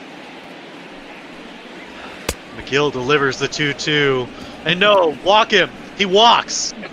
That was ball 4, damn it. We're through 7. It's funny time here in the Bronx.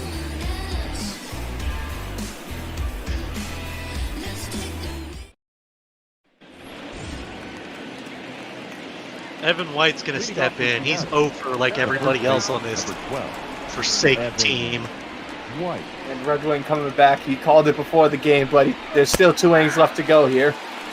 Yeah, and you remember how dismissive and sarcastic I was about it? Yeah, great. I love it. That sarcasm has turned to rage now more than anything else. Too high. Ball. It's 5 o'clock somewhere.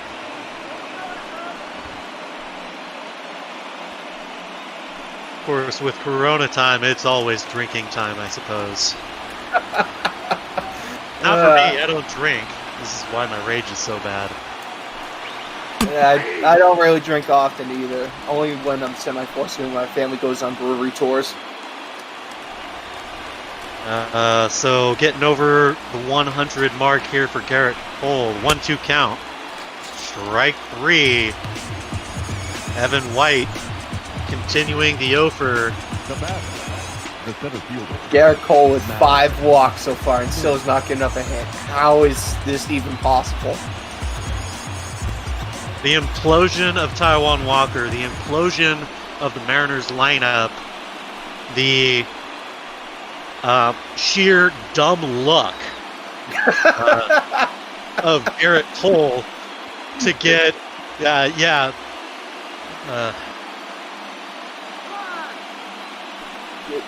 that's what I'll call is dumb luck for the fact that Seattle hasn't made Garrett Cole pay for the several walks so far. Count 1-0.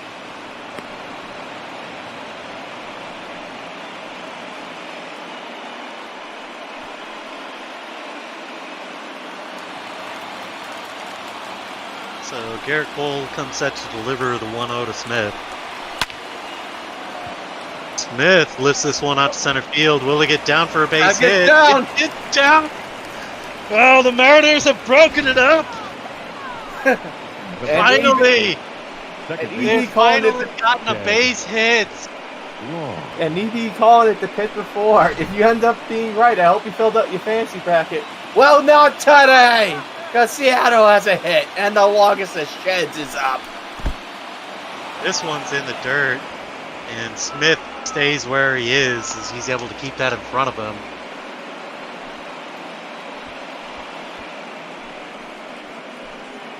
Thank you from the Flappy Boys. The crucial flappiness, able to break up the Yankees no-no. No may be broken up, but he's still working on a shutout here, so I wouldn't be surprised if they let him have a crack at it in the ninth if he gets there. Wait. Did they? Did they? We'll have to check the line score in between innings, but I could have sworn that would have been rolled ahead. 1-2.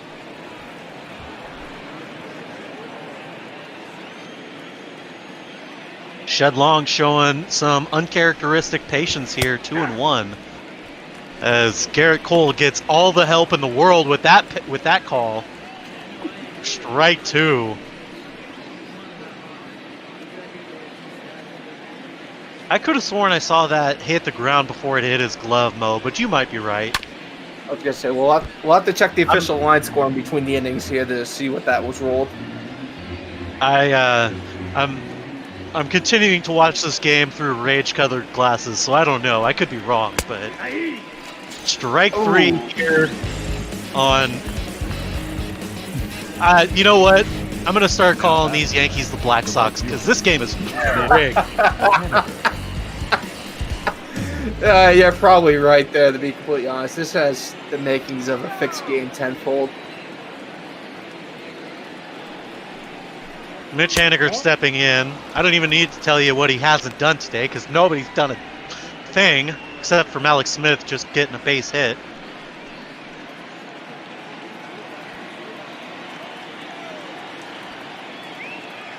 The 1-0 pitch from Cole. 2-0.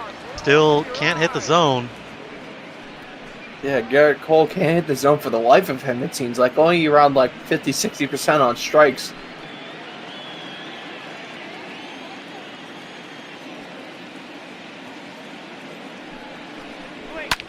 Two-0 pitch to Haniger. This one is lifted out to right field. Driven a long way, but it looks foul.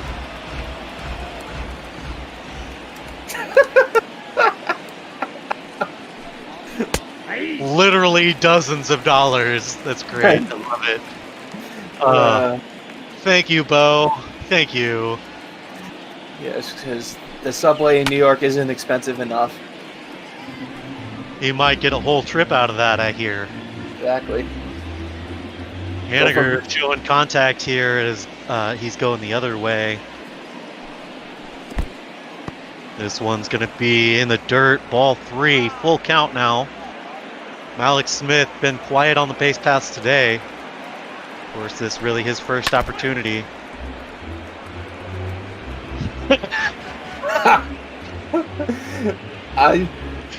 Oh, that's the best. I don't think I've ever had to borrow, so I can't say anything. I mean, strike 3 here to Mitch Haniger. That'll end the inning. And that's a good man. Okay. You've never had to borrow pizza? No. Oh man, I used to work at the Sbarro at the mall here. That was my first job when I moved to town. Oh boy, oh that was some shit pizza I made, but yeah. Now being up in New England, we have a lot of, we'll call it very unique New England brands, and then the rest of the country is just kind of whatever.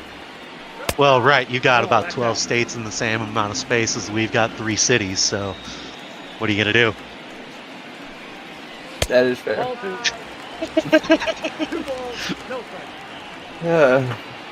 Jaguars in 2 for 4 in the afternoon. Segways. Yeah. Luke Volt looking in 307 on deck, looking to maybe tack a couple more on just for stat purposes mainly at this point. What was it they called it the other day? Garbage baseball at this point. Just wasting time here, folks. I like to call it silly time, but the concept's still there. The game's essentially over, folks.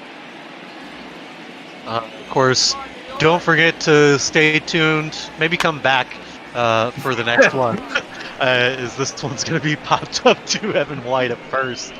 We're going to have Cookie with the solo call here shortly.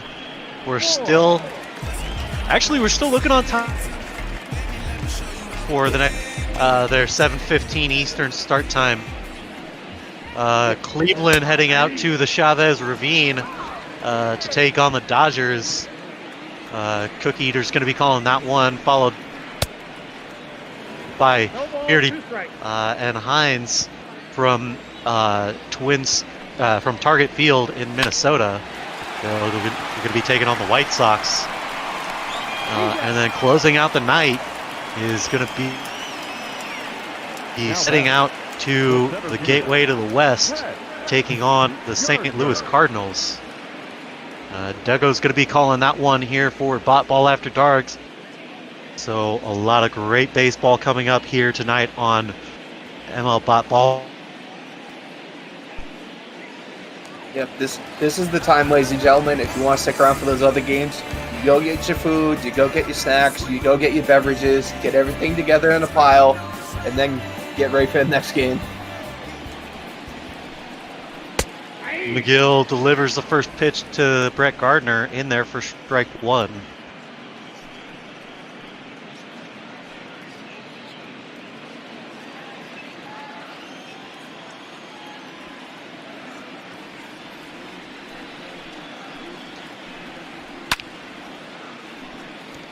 Swing and a foul on this one, so quickly Brett Gardner is 0-2 here.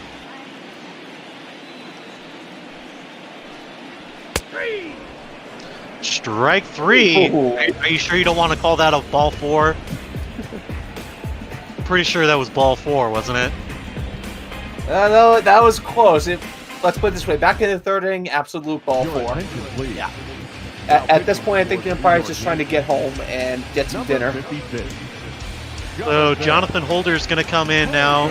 Apparently Garrett Cole couldn't be bothered to finish this ball game, as he gave up 1 hit through 8 full innings on 1,000 pitches and 1,200% help from.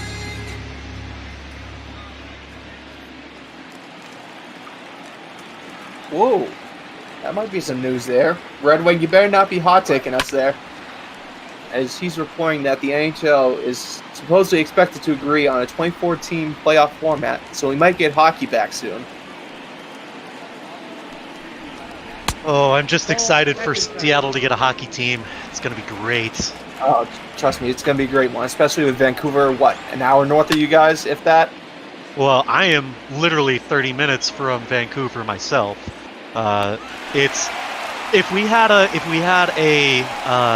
high-speed rail system, they'd be about an hour north of Seattle. But as it stands, it's about 3.5 to 4. Either way, that's going to be a great rivalry setup for you guys there. Ninja, why you gotta crap on Portland like that? They're the Rain City. That's literally something that Portland goes by, is the Rain City.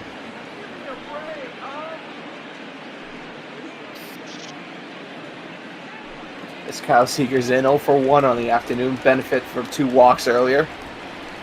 And just to make it interesting, so we had an AB to report today. He struck out, getting those 2 walks and a strikeout. He'll probably, well, we'll see one of those 2 here today in this AB. Strike 2 here to Seager. For whatever reason, the Yankees have 2 arms up in the bullpen as if they'd need them. I mean, they could go on a 20-hit streak and Seattle could get 13 runs back. I know you're trying to be nice, but it's. And I'll take my chair and go home now. Yeah. See, what did I tell you?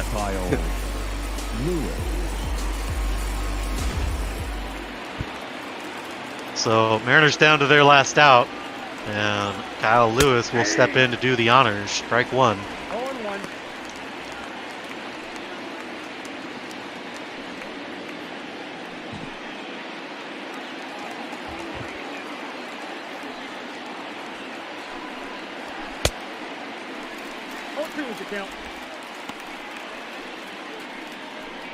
So Mariners down to their last out here as Kyle Lewis works the count 0-2. Nope. Ball 1. And in Garrett Cole fashion, he throws it high, ball 1.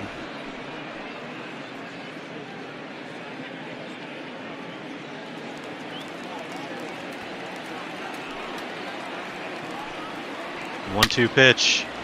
This one is going to be lifted out to left, and that will be the ball game.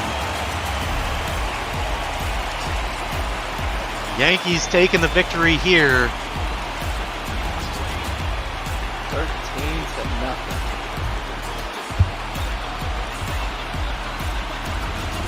Holy cow! That's the only way to describe it today. Is holy cow. Well, ladies and gentlemen, mercifully, this one is over. Mariners gonna lick their wounds tonight. Of course, we'll not be featuring this matchup tomorrow. We've got a full lineup of games, not including Seattle at the Yankees, so we'll have to stay tuned in the behind the scenes. Turns out in the second game of this series.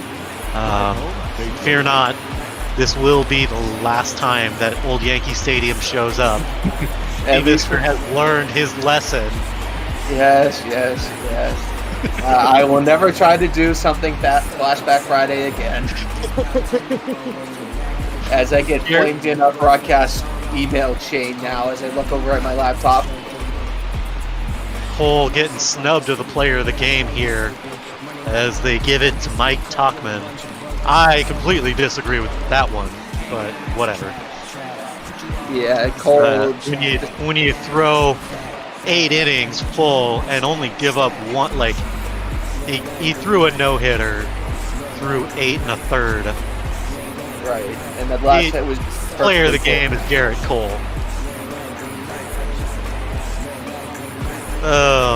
As this will just be a trip down memory lane for all of the Mariners masochistic fans here.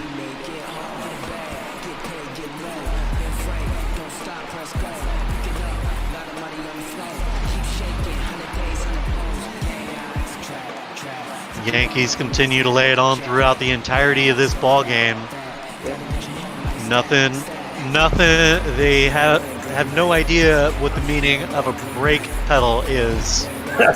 No, it was full gas in that middle third there from the Yankees. They just laid it on thick.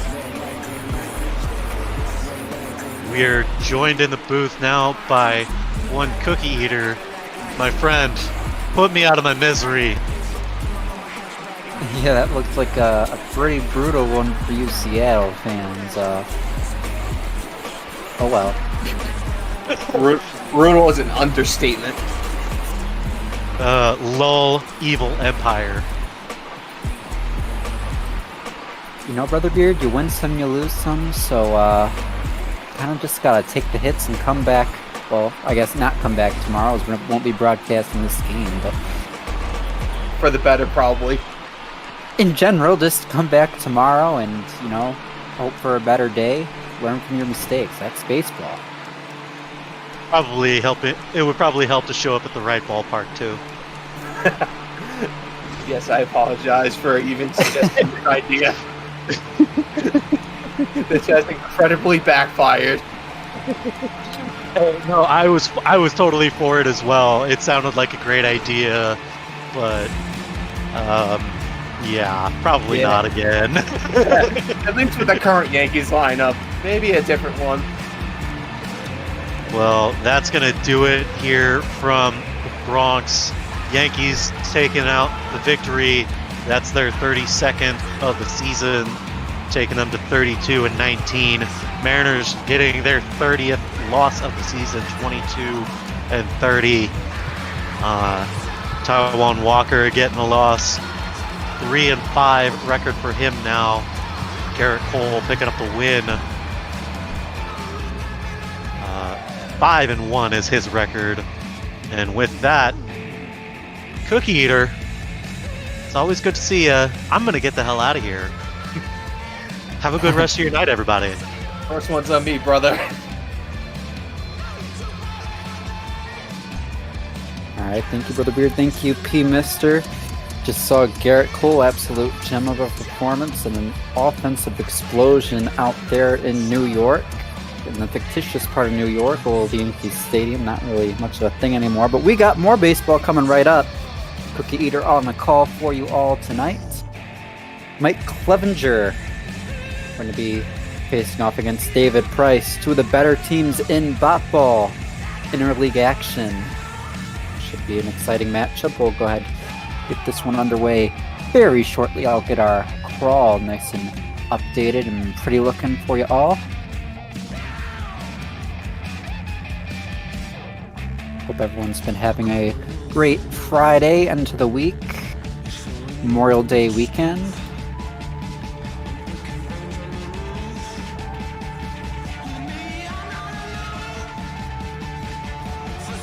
Cleveland facing off against the Dodgers. As I said, David Price, the former Red Sox, going to be on the mound, facing off against Mike Clevinger.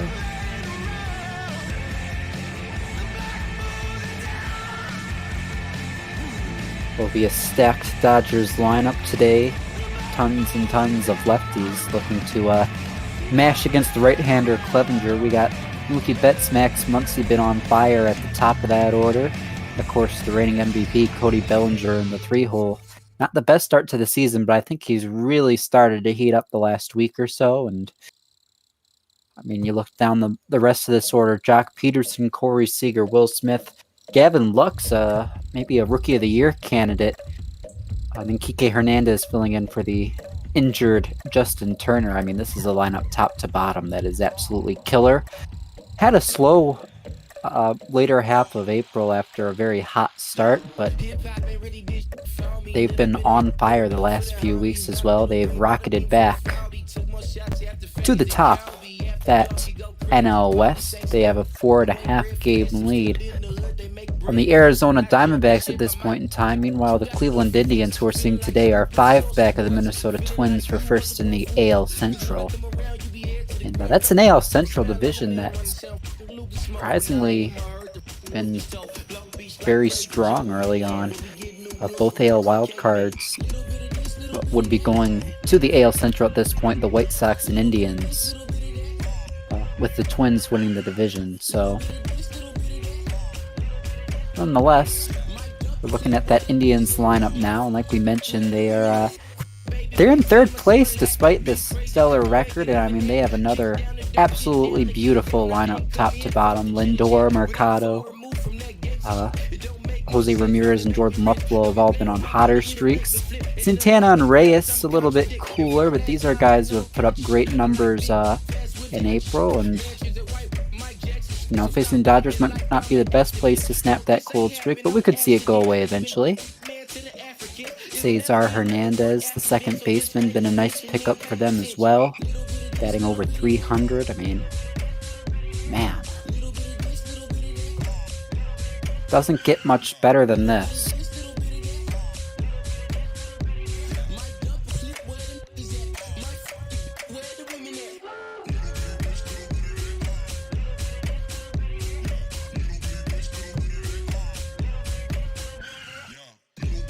Before we get started, I want to remind everybody we're doing this all for Meals on Wheels, so feel free to throw some coin their way.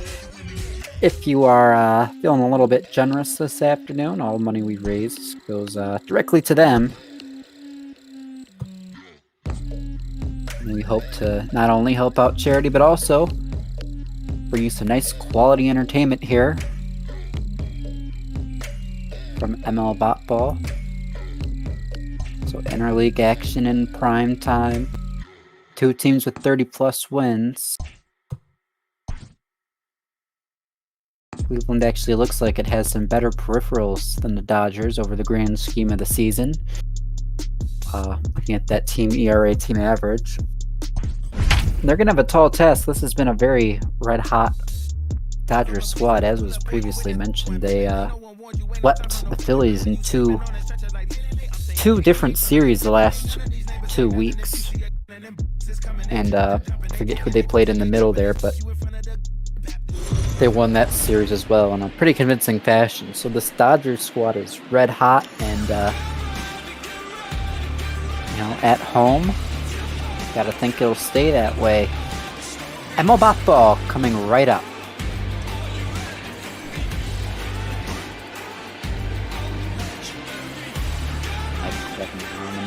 Getting his warm-up pitches in, Mookie Betts, the former Red Sox, gonna lead it off.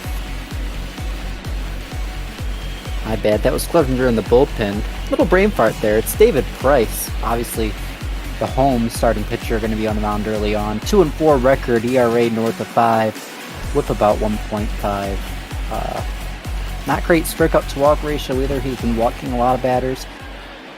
You got to think Price maybe struggling to settle into Hollywood, transitioning over to that NL environment, maybe taking a toll on him.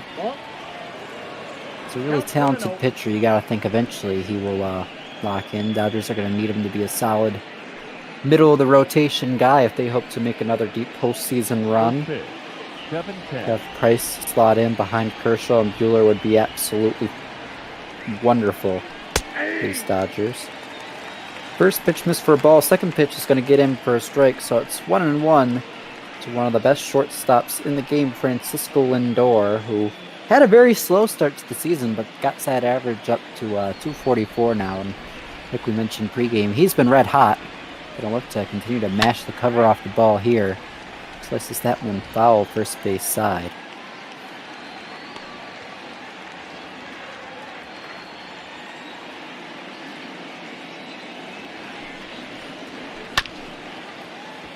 And we'll be tapped back up the middle. Gavin Lux won't be able to get there. It's going to be a leadoff base hit for Francisco Lindor. That was just a great job of hitting there. Hit it right back up the middle where it came from. It was slow. Looks like the infielders might have had a chance to get to it, but just not slow enough. So now Oscar Mercado, who's batting .320, 8 home runs, 19 RBIs, and that OPS sticks out too, up over 900 at about 940. he's having himself a season. He's going to have a runner on.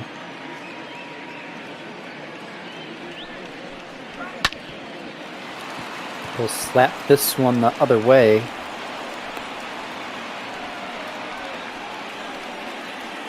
It'll be a base hit. So now there's 2 on for those Indians, and it's going to bring it to the heart of the order now. Carlos Santana, who's, well, to be quite frankly honest, put up similar numbers in both April and May.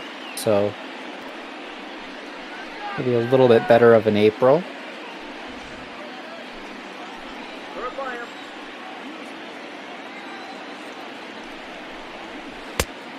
Oh, that's off the plate. We'll take ball 1 to start this at bat. Santana had a brief stint with the Philadelphia Phillies before returning to Cleveland a few off seasons ago. He's been a valuable asset to that lineup for the better part of the last decade.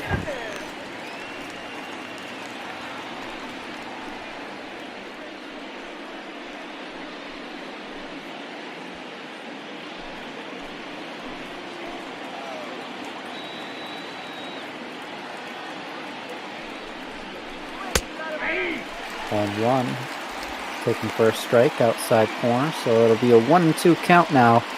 Price looking for his first out of the day. Santana looking to get that ribby. Runner standing at second, and Lindor's got lots of speed. The 1-2 pitch. I'll miss high and outside. Fastball at 94. Evens up the count.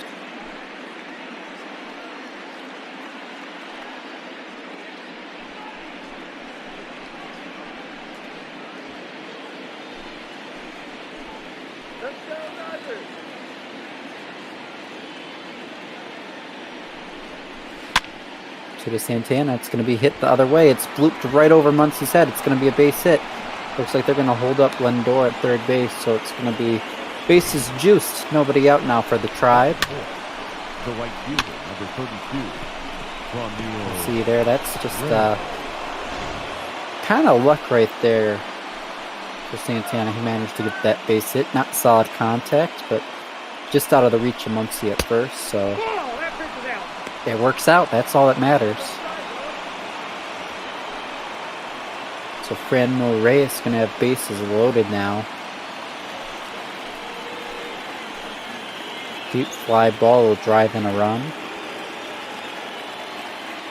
Ground out, probably drive in a run. They'll probably look to turn 2 on one of those.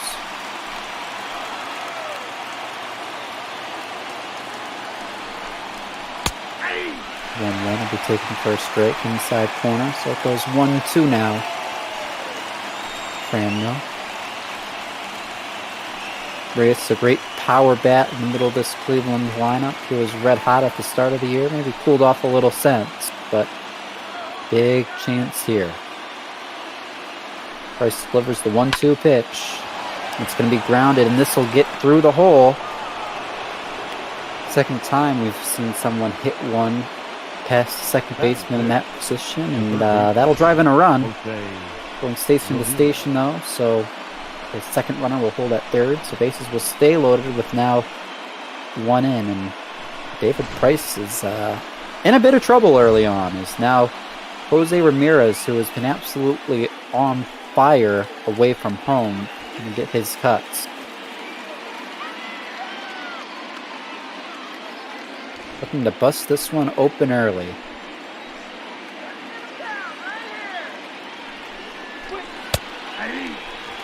Price will throw strike 1. Facing this Dodger squad, you've got to capitalize when you can, and with Price on the mound today, that might just be the opportunity in this 3-game set to take that advantage, get that win. It's like we mentioned, this Dodger squad been red hot. Cleveland's been red hot too, so see how that turns out. I think most would generally agree. Dodgers will have a slightly better roster. There's a reason we don't play these games on paper, and we're seeing it early on today. Price has struggled all season, and he's struggling even harder today. 1-2 pitch to Jose Ramirez, going to be grounded this time. Looks will get to it at second. Looks like they're going to try and turn 2, but the relay to first won't be in time. So a runner will come in to score, and it'll leave runners on the corners now The second baseman. for Cleveland. 2-0, one away.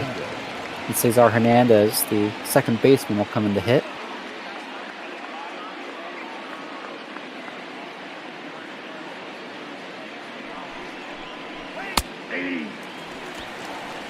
He'll go ahead and take strike 1. Hernandez, like I already mentioned in the pregame, batting .300. Not the most power, but this guy's a base hit machine. He'll hit some doubles too. He's got speed. And to keep the rally going for Cleveland. 4 straight base hits and then the ground out. Leaves us with 2 on, 2 in, 1 out. In the first inning, David Price already up to 22 pitches, still looking for the second out of the ball game.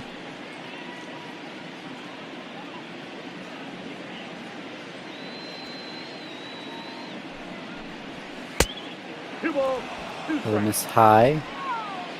Even the count at 2-2. Price has been working deep into counts too today. He's had a lot of 1-2 counts that have usually ended up going to 2-2. And then usually on those 2-2 pitches, he'll get contact like that. Another one there to the right side. So Hernandez will give a little celebration there at first base. He drove in a run. Second runner holds at second, so runners on first, second now for Jordan Luplow. Another runner in for Cleveland, so it's 3-0.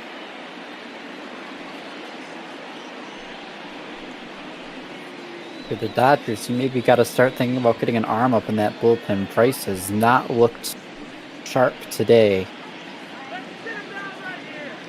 And that's putting it nicely. First pitch to Luplow looks like a changeup, drops in for a strike. That was not where you usually want to put the changeup. That was up higher in the zone. Could have been punished. It looked like Luplow was taking all the way on that pitch.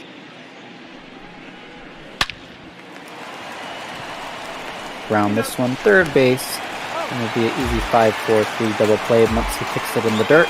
So, Cleveland gets 3. Make Price throw a lot of pitches, and it's a lot of pressure now on the Dodgers to get something going against Mike Clevinger, who will come out to pitch as we head now to the bottom of the first, watching ML Bat Ball.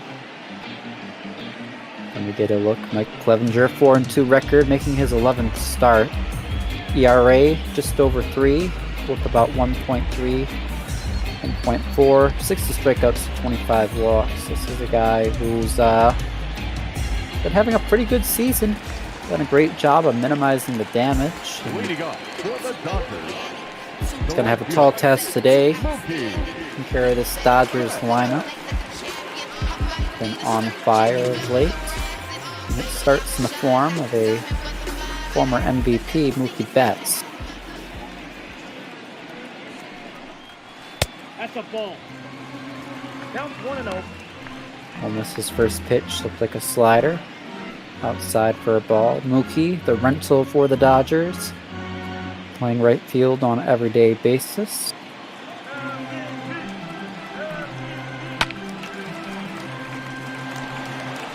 Foul that one off. Clevinger, one of the mainstays in that Cleveland rotation that's seen Trevor Bauer and Corey Kluber depart the last few years. And part of that's because of a lot of the younger arms we've seen come up through that Cleveland system, like Shane Bieber. Clevinger's been putting up pretty solid numbers this season, and big reason why these Indians, who were a bit of a question mark coming into this season, are still competitive. Combined with that lineup, that's really been dangerous top to bottom, as we saw in the top half. He'll go full count, 3-2 to Mookie Betts, though. Next month, see the lefty on deck. Clevinger will have to face a lot of lefties today. 5 lefties in this Dodgers lineup. Muncy, Bellinger, Peterson, Seager, and Lux, all left-handers. On the full count pitch, he'll get Mookie Betts to chase. Slider that was way outside made him look silly. No chance of hitting that one even with an OR, and there's going to be one away. Bottom half, inning number 1. That'll bring up Max Muncy, the first baseman, batting .280, 14 home runs. Started off cool, but he's been absolutely on a tear the last few weeks. Big part. The reason this Dodgers squad has turned around to reclaim the NL West lead the last few weeks. Get things started here. Hasn't got a pitch he likes yet, though. 2 outside the strike zone to make the count 2-0.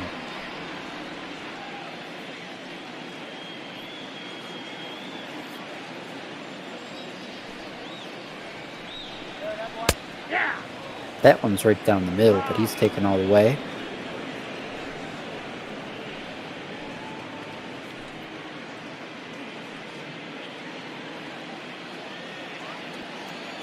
Dodgers need to capitalize here early on if they want to have a chance later in this game. I see Muncy fly out harmlessly to center. Oscar Mercado tracks it down for the second out.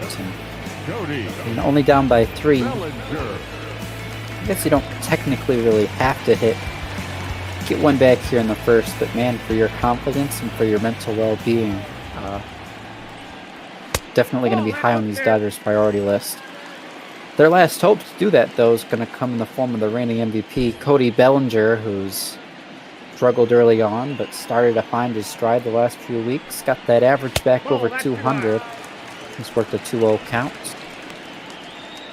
I think a big reason Cody's got back on track. He's been able to see the ball, take some walks, and have a bit more patience. And that's allowed him to start to get his pitches a bit more. Gets another one here to move the count to 3-0.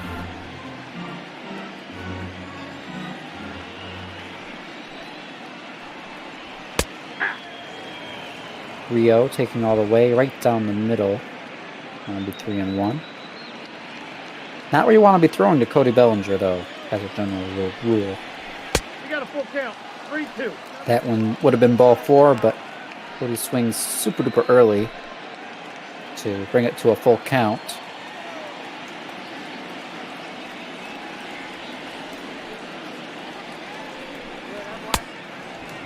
And he'll chase another one inside, so Clevinger comes back from the 3-0, get the punch out.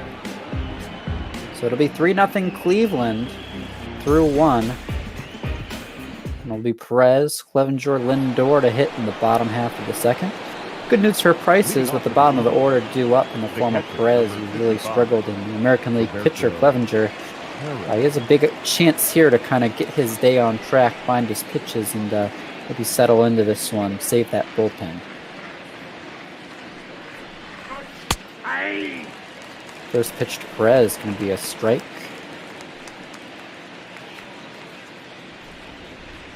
Perez is 1 for 8 in his career off David Price. Going to make that 2 for 9 here. It'll become 1 for 9 though. He flies out to Cody Bellinger. Nice running play for Cody.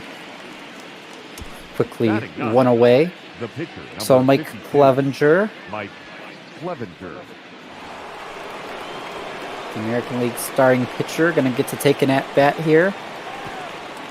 Be a day he looks forward to all year, or dreads. I guess it would depend on the pitcher. I think if I was an American League pitcher, I would kind of get excited to do something a little bit different, get to swing a bat, but at the same time, some of these guys also might not want to go up there and look like a complete and utter fool, as a lot of these guys haven't really faced live pitching in, well, in some cases, since high school, so odds are when they were in high school, they weren't facing people who could throw 90 plus miles an hour like Mr. Price here. 1-1 from Price, going to be grounded to shortstop, and Corey Seager's going to boot it. Got a glove to it, but just couldn't make the transfer. That'll be ruled an error, so Clevinger reaches. Just to show the importance of just being able to put it in play, because if he had just struck out, I mean, I guess it could have happened if the catcher misplayed it, but put it in play, you'll find a way to get on base. So now we'll have to base run for the first time in who knows how long as Francisco Lindor will get his cuts. His first pitch swinging, fly ball center. Cody Bellinger sizes it up and he'll grab it and throw it in to hold Clevinger to first base with 2 away. That means it'll all fall on Oscar Mercado to capitalize on that Mercado. error. Drive home that runner from first. He hit a single back in his first plate appearance.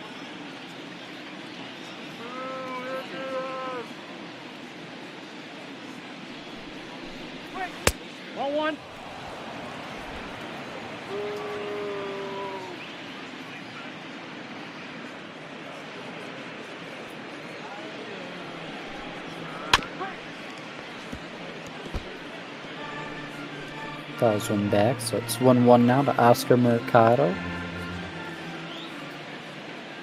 Absolute gem of a player, been extremely valuable out of that 2-hole for Cleveland. 1 ball, 2 strikes, sit down. Swing and a miss here to move it to 1-2. And it's definitely been over Cleveland's kind of competitive window from 2015 on. Biggest problem for them has been finding those outfielders really to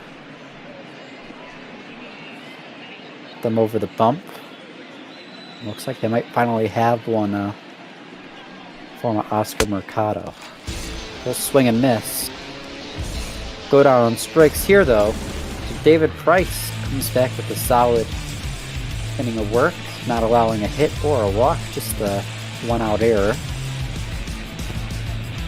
The Dodgers are going to get the bats back in their hand as we head to the bottom of the second.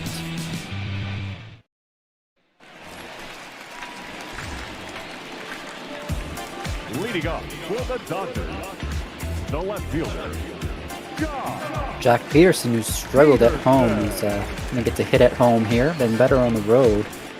We saw that with one of the Indians batters earlier today too, I believe Jose Ramirez. And it's a little bit strange seeing players who do better on the road, but sometimes it works out that way. Sometimes maybe it's just the sample size, or maybe they just don't like their home ballpark. I don't have many explanations, but hey, a stat's a stat, and if the truck decides to put it up on the screen, I'm going to mention it. So Peterson's going to look to get something going off Clevinger here. Dodgers went down 1-2-3 in the first. They're going to look for better fortunes here. They're down by 3 early on. Like we mentioned in the first, they definitely want to cut in that deficit sooner than later.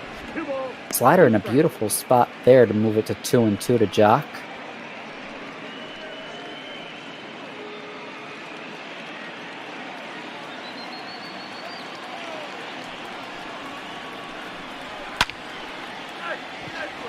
They'll hit a high fly ball here. Oscar Mercado in center will track it down, and that'll be the first out of the inning.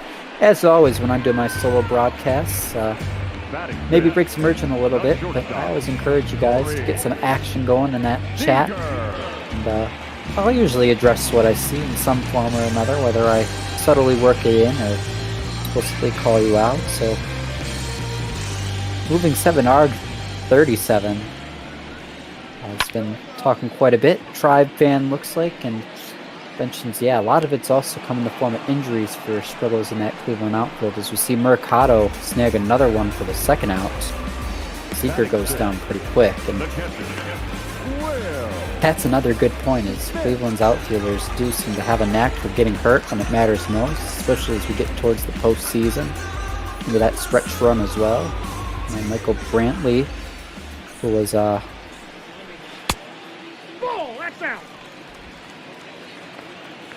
probably their only really solid outfielder over that stretch, or the stretch to this point, I suppose, of their window of contention.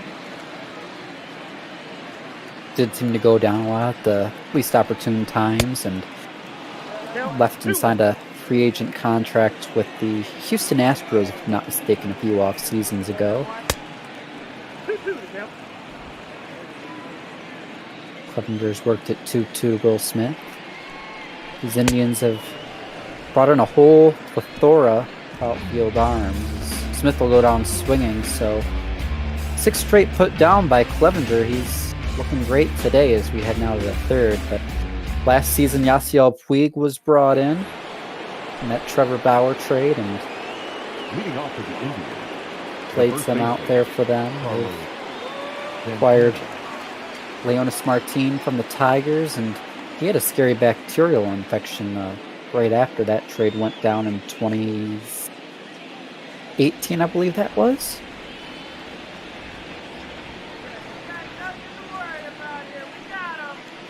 Brought in a lot of just one-year rentals at times. Rajay Davis was almost a big hero back in 2016 in that World Series. Nope. Ball 1. 1 ball, 1 strike. They haven't really had that homegrown, consistent star power out there. Maybe now with Reyes and Mercado, they might have that.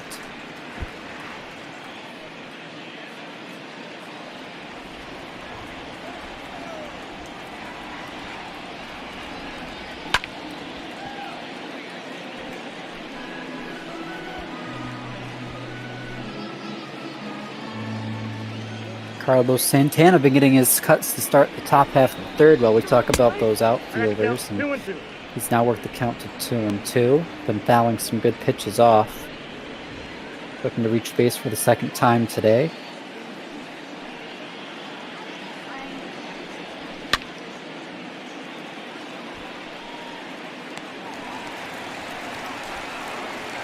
Once snags that one in foul territory, so Price gets the first out of the inning.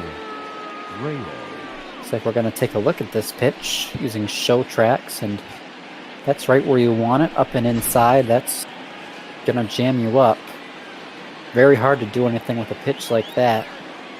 Maybe you get lucky and muscle it over that first or third baseman's head, depending on which handedness of a batter you are, and turn that into a little bit of a blue base hit. But more often than not, that's going to turn into a pop-out or a swing and a miss. Franmil Reyes getting his cuts now. Takes ball 1 and ball 2.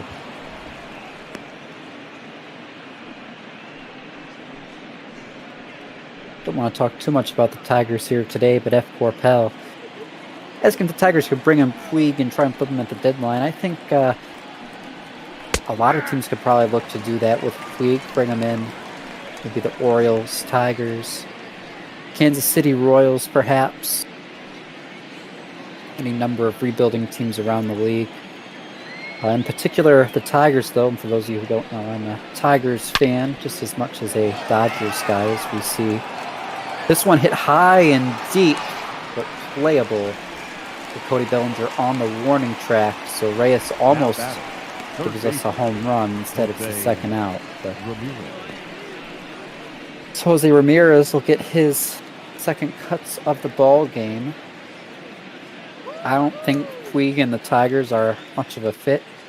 Detroit has a whole lot of 4A type outfielders they need to get a look at right now. They obviously signed Cameron Maben to provide a bit of solidity out there, but they got Jacoby Jones, Christian Stewart, and Victor Reyes, who they all going to want to see at the major league level pretty much right now. And they have guys like Derek Hill, Cam Gibson, and of course Staz Cameron right up there in AAA, AA that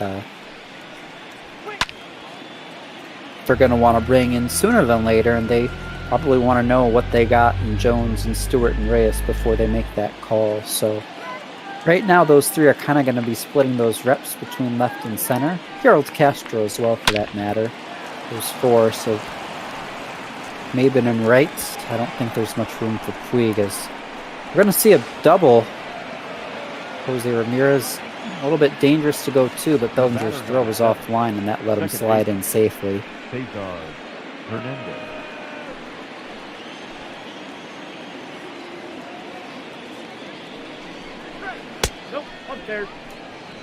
So now Cesar Hernandez singled his last time up. Another single hero, probably driving another run. Ramirez has some speed out there at second. 2 away. Ramirez takes his lead. 2 balls, no First on this high, 2-0. Hernandez came over from Philly.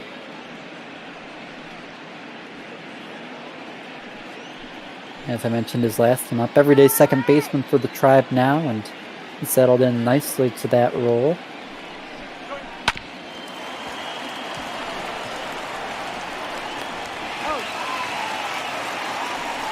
And we'll see Kike Hernandez flip that one over first base to retire Cesar Hernandez for the third out. So we're halfway through the third inning. It's still 3-0 Cleveland as Dodgers still look to reach for the first time against Mike Clevinger, who's thrown 28 pitches and been pretty much untouchable to this point. It's going to be Gavin Lux, Kike Hernandez, and pitcher David Price due up.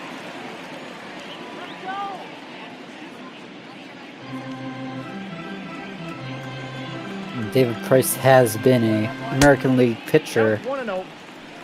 his entire career up to this point. He pitched for the Rays for most of the early part of his career, spent a season in Detroit between the 2014 and 15 trade deadlines, then was in Toronto for a stretch run in 2015 and has been with the Red Sox up until this year. So in his first NL stint, still maybe a little bit new with the bat. We'll see if he can have a little bit of excitement to presumably what'll be the end of this inning, as Clevinger's been on fire and can only anticipate he'll sit down Lux and Hernandez pretty quick. He's going 2-1 to Gavin. And Lux, playing second base every day for these Dodgers, and they're really happy to see him there. They haven't really had a lockdown second baseman for quite a while. It's been a bit of a platoon position for quite some time. We've seen Brian Dozier, Logan Forsythe, all sorts of guys brought in to play second, but none of them have really stuck. And Lux thought he got ball 4, but instead he strikes out here. And Lux is a guy, he has rookie of the year potential right now. I really think so. So I'm excited to see how the season goes for him. Obviously not the best fortunes right here. Now it's going to be Kike Hernandez playing third base with Justin Turner on the IL, 1 away.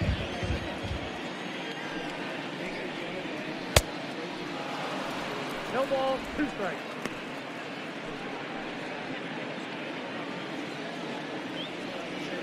Kike Hernandez and Chris Taylor, both off the I got to count 1 Dodgers bench, have been really valuable players who can really play anywhere and hit at a major league level. So That's ball 2.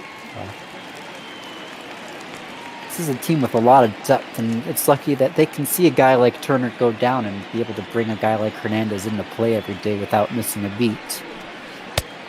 Full count. We have full count now, 3-2 to Kike Hernandez.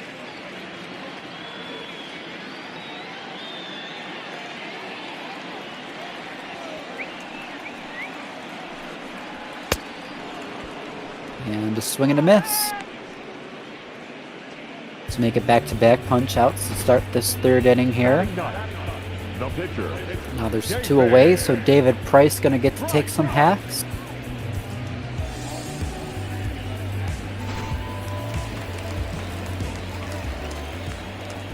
He is batting 182 with 2 ribbies. Down.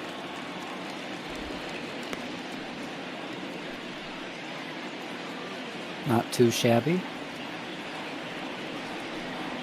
1-0 to David Price on this high. No strikes. It's a bit peculiar to see Clevinger working around Price. Typically attack the pitchers pretty hard, since odds are they're not going to do much damage, if any, to you. At the ball. Perez tries to frame that, but Ump doesn't give the call. It's going to be 3-0.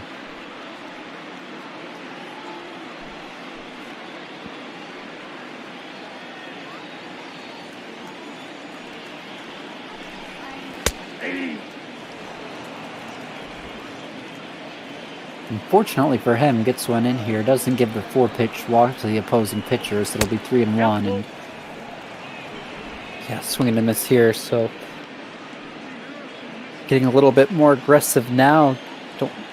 Don't know where that was earlier in the at-bat. Nope, back upstairs. Ball And four. boy, Now batting, the right fielder, Mookie Betts. that's not the way you want to let your first base runner of the day on. A 2-out full count walk to the opposing pitcher brings up Mookie Betts. Dodgers still hitless. Well, they have now gotten a base run.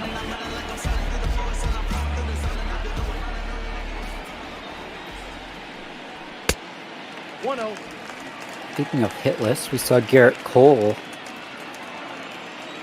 almost unhittable in the last game. I believe he went at least 7 innings before he allowed his first base hit of the day. Mookie Betts, though, gives this one a ride high and deep.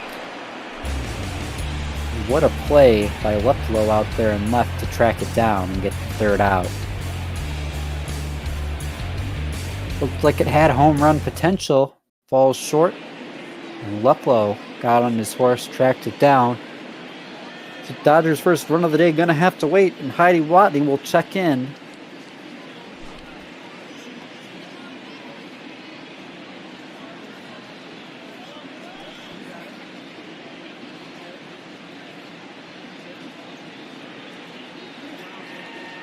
Don't know what she's saying, but she likes to share with us, I will say that. The I left just fielder, really wish sometimes she Jordan. would do a mic check, because she might be a fortune teller for all we know, or a prophet, or some sort of future seer kind of lady, but we'll never know. She could have just told us who will win this game. I guess it'd have to be right now. It's Cleveland, as we see Luplow get on with a base hit to right. Almost all these base hits for Cleveland have gone to right field. They've kept Mookie Betts busy out there. Now there's going to be a run around for Roberto Perez.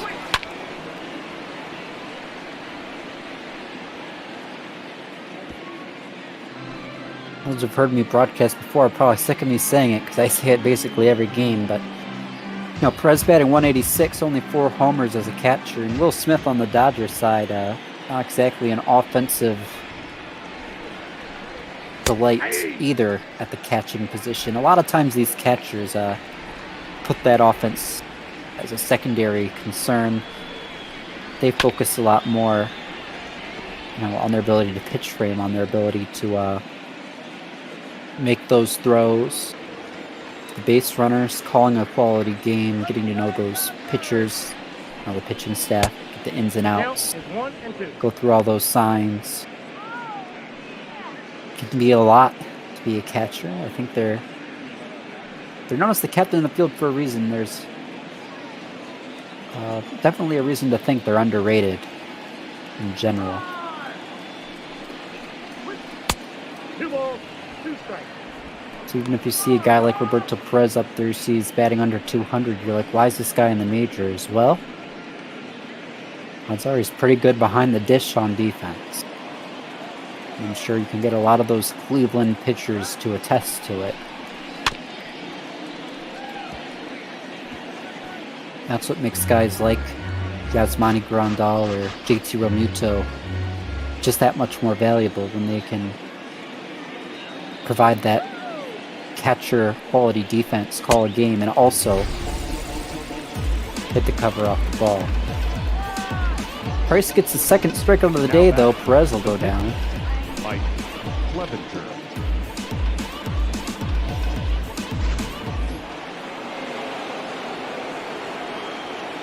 So now Mike Clevinger is going to have a run around one away. We'll probably see a bunt called here. He does indeed try and get one down. This one will go foul down the first base line.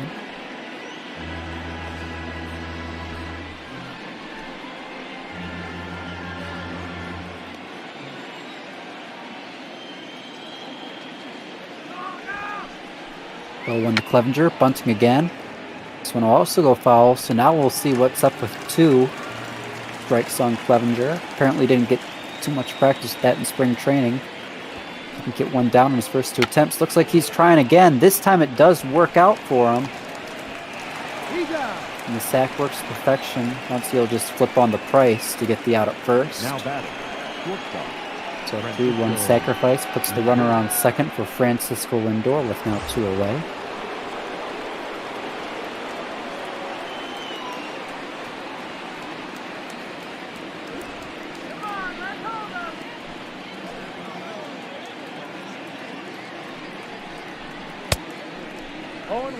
Swing and miss, strike 1. Don't want to jinx David here, but after that first inning, it looked like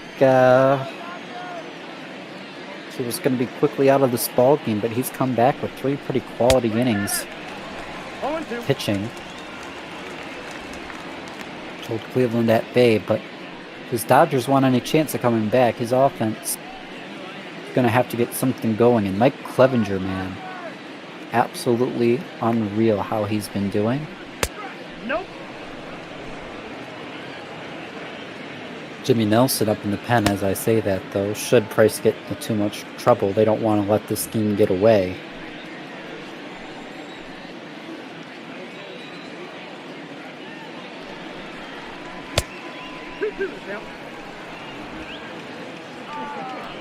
Two to Lindor now. Led off the game with a base hit, retired his last time. And this time he's going to dribble one. Second base, Gavin Lux gets it, flips it to first base once he has it. That'll retire the side. So, 3 scoreless innings now for David Price. And we're going to see the middle of the order, 2, 3, 4, do it for the Dodgers looking to make something happen. It'll be all the lefties to face the righty. Quincy Belly and Peterson, all left-handers. And Corey Seager to bat fourth, should we get that far, also left-handed. And of course, that opposite-handed matchup tends to make it a little bit easier to see the ball out of the hand. So we'll see if that helps out these Dodgers at all. And after Mike Clevinger,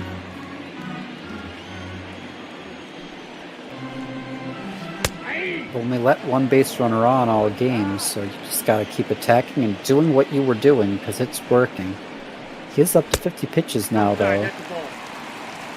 Doesn't bode particularly well if he hopes to pitch late into the ball game. He has missed his spots a lot off the plate, but even once we've seen those 1-2, 2-2, 3-2 counts, he's still been able to retire these Dodgers with relative ease. It's going to be another full count here to Max Muncy, 3-2.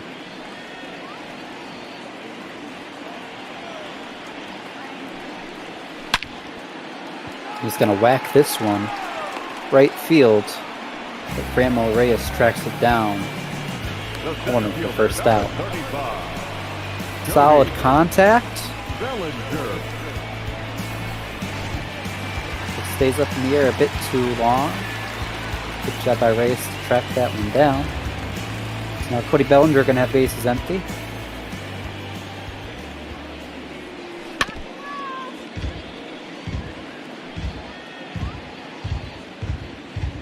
The big guy in chat with our trivia question of the day. The age-defying wonder Bartolo Colon is considering an MLB comeback. Colon has the most wins of any Latin American-born pitcher in Major League history. Which pitcher did he pass on that list in 2018? As always, I'm going to have to guess Big Sexy Bartolo Colon, although the big guy, you kind of ruined that for me today because it's right in the question. He passed somebody.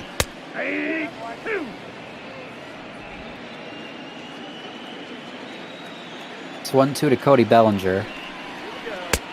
I got to count 2-2. That'll move it to 2-2.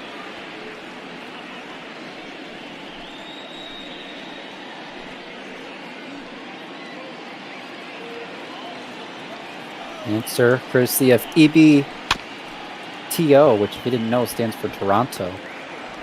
Guess Dennis Martinez, which is indeed correct. So good job, EB. You win the grand prize of a shout out on the screen. Congratulations.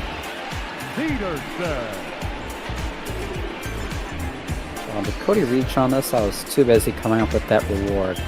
It does just beat out that play there. First baseman cut it off, and Clevinger not quite able to get there in time, so I believe that's the Dodgers' first hit of the day. The no-hitter is over for Clevinger. If you want to call it that this early on.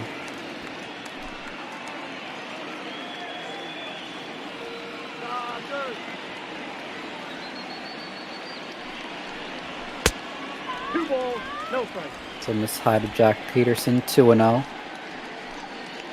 I do know now, next time, the big guy asks, who has the most wins of any Latin American-born pitcher in Major League history? It's Bartolo Colon. Runner going for second, and they'll say Cody Bellinger is safe, so he sneaks in there. And it's a 3-0 count to Jack Peterson, so that still could end up a moot point, but does put him in scoring position with one away. Peterson does indeed work that walk, so that'll put runners on first and second, and while I've been goofing off in the broadcast booth, these Dodgers have started to really make Clevinger sweat. To a reach now after that Muncie line out.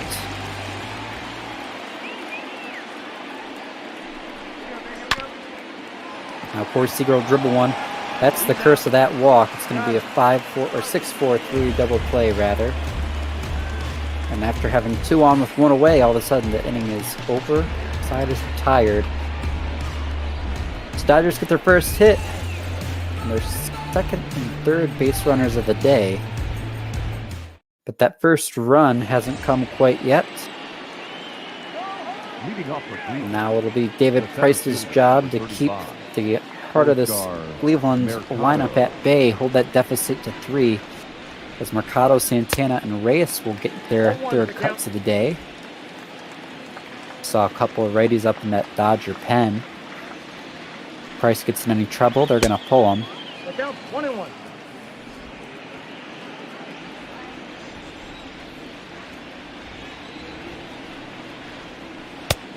Ball, that's outside.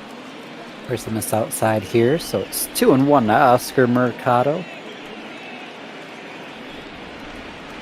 Ball 3. Come on up. 3 balls. With that 3-1.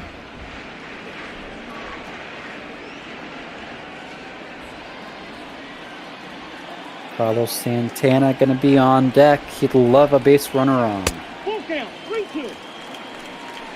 Nice change up there from Price. Completely fooled Mercado. He thought that was a fastball the way you can see how early he was. That changeup just kind of died out in front of the plate. Ball 4. Take 3. So it filled the count, but unfortunately next pitch for Price was a curveball that didn't miss the zone. Or did miss the zone. Words are hard, people. So Mercado does reach, give that base runner for Santana, who's already mashed 17 dingers on the young year. Of course, I always say it's a young year, but we're already about a third of the way through this one. Hit May 22nd. Been about 2 months since opening day now.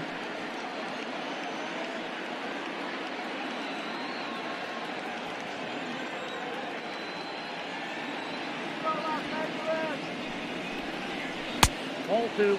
Be 2-0 to Carlos Santana now from David Price.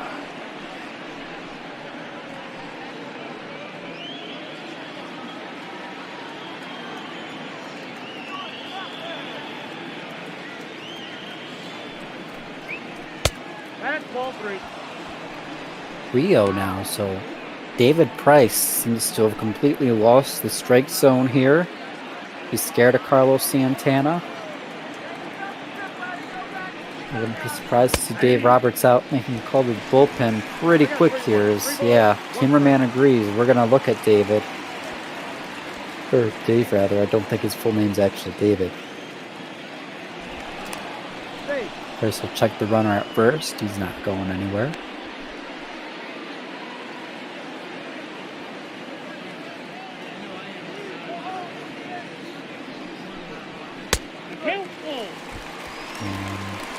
Took a swing and a miss there.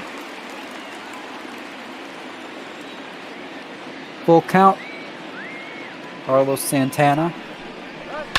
Payoff pitch. Fouled off.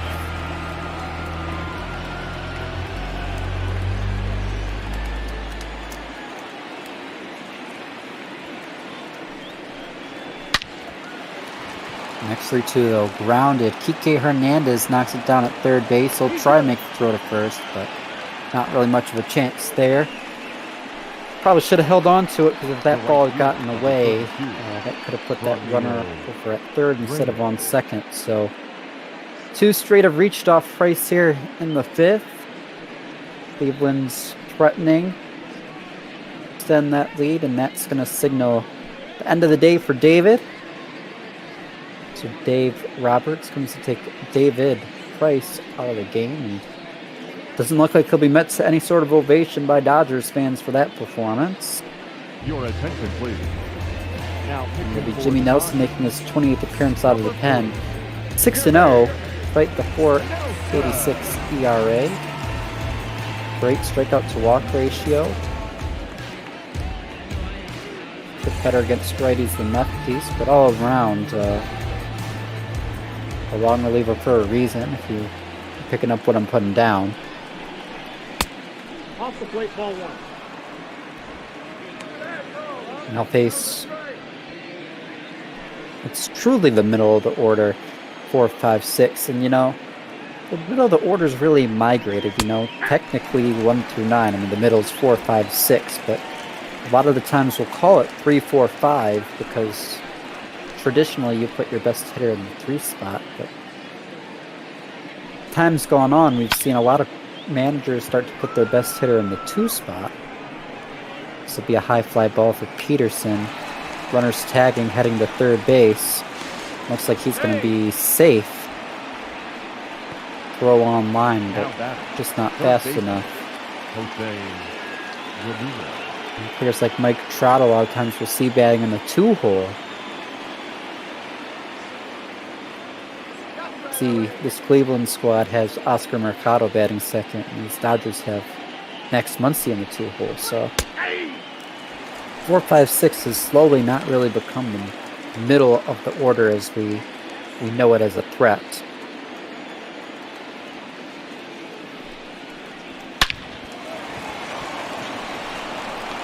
Ball gets by Gavin Lux. It's going to be an RBI base hit.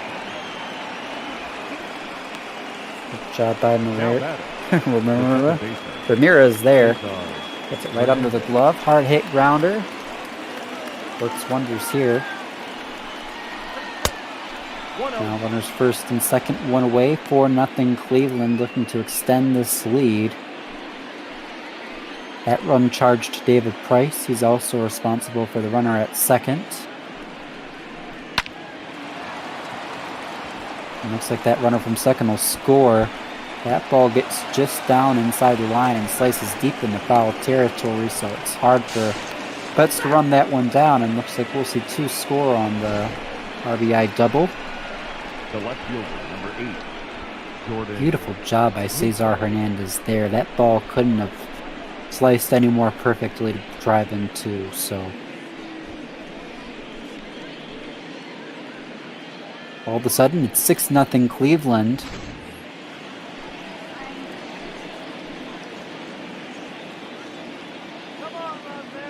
Excitement, yo. Jordan Luplow crushes this one. It gets down in the gap. Looks like he'll hold up at second base, so it's an RBI double. Drives in another run. Now it's 7-0 Cleveland, so Jimmy Nelson definitely not the answer for the Dodgers here today. And we're quickly seeing which of these 2 flaming hot 30-plus win teams is going to come out on top today. 7-0 Cleveland, top 5. 1 away. Roberto Perez in the pitcher spot due up, so maybe a chance for Nelson to retire the side without further damage, but that could be a tall task.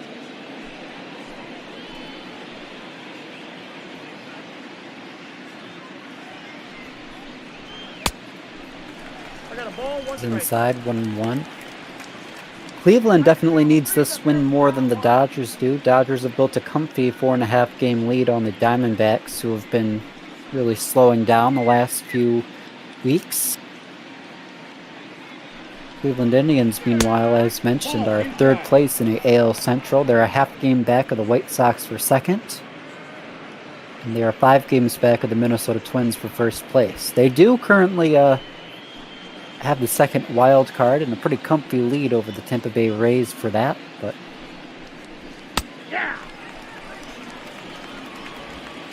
of course it's only May. We still got 4 months of baseball yet to go. Hard to read too much into it, but The count is full. 3-2. definitely if we were looking at the playoffs starting like next week, Cleveland needs this a lot more than the Dodgers, so maybe good to see them win it. Who knows? It sucks a little bit as a Dodgers fan, but gotta feel good for Cleveland. And well, as a Tigers fan, it makes me a little bit more excited to see our AL Central get a bit more interesting. A bit more competition up at the top there, as Central's been regarded as probably the weakest division in baseball the last few seasons. Clevinger.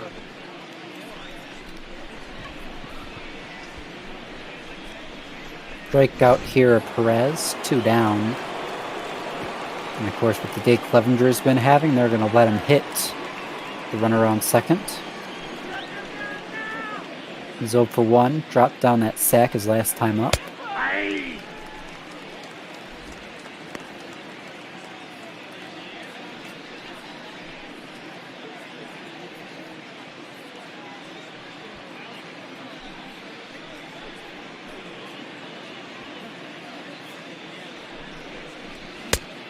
Nope. That's inside. 1-1 to Mike Clevinger. And if you're a Tribe fan, you got to be really hyped to see this, because it's no secret the Dodgers are kind of becoming, I suppose, the Yankees of the last decade, in the sense that they just spend and spend and spend and always seem to find a way to win their division, end up in the postseason. So they're kind of the staple. If you can beat the Dodgers, then you're doing something right. You have a shot come October. And if you're Cleveland, who came into this year with, like I mentioned earlier in the broadcast, some question marks of, are we rebuilding or are we going to go for this? A day like today is definitely a day you can look back on and get a little bit more confidence in yourself and in your teammates, or as a fan in your team, that you have a chance to make something happen. Come October, we see Mike Clevinger rip a base hit up the middle. So there we see first major league hit for Mike Clevinger, and it's an RBI base hit at that. So let's take a look. I was about to Google it, see if it was or not, and man, he just drove that right up the middle. Couldn't have done much better. And that'll knock pitcher out of the game as well. Ross Stripling going to come in to pitch. Drops his glove, as most relievers would do in bat ball.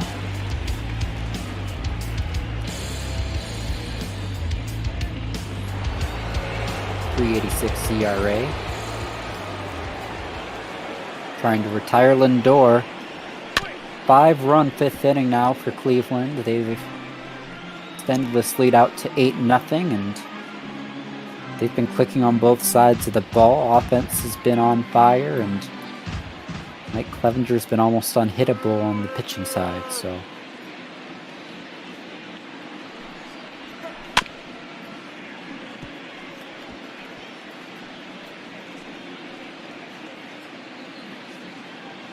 If you're the Dodgers here, though, you kind of gotta, you go to the dugout between innings and say, okay, what the heck are we gonna do, boys? We're down by 8. We can't hit. Our pitchers are getting lit up. Great job by Clevinger to get into second. You can see Cody knew with the pitcher running. He might have been slow enough to get that force out, but he does manage to slide in there. So Lindor rips the base hit to keep the inning alive. That one right back up the middle, and yeah, you see Cody charge that, and he was quick to make that throw, try and do a little heads-up play to try and get his guys back to the dugout. Doesn't pay off. Big props to Mike Clevinger for running on that, though. And we saw that was his first major league hit, so this is probably his first time on the major league base paths, so that was a great job by him to run on that. Get in the second. 1-1.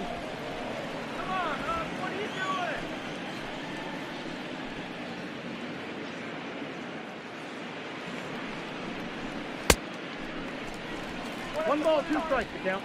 1-2. And these Dodgers, again, as I take a look at Chad, I have to remind you, have a 4.5 game lead on the ever slowing down Arizona Diamondbacks.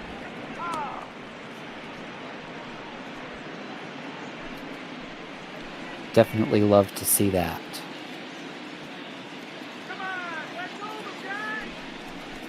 2-2 from Stripling. This is outside, so it's a 3-2 count. Carlos Santana on deck. Mercado looking to make this more than a 5-run fifth. Get a full count pitch from Stripling. Third pitcher of the inning. Fouled off, so the count stays alive.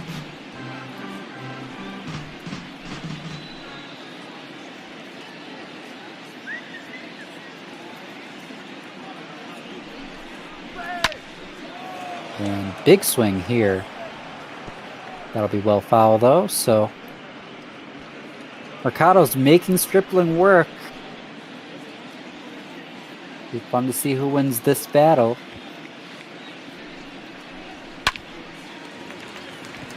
Looks like it'll be Stripling. High pop-up.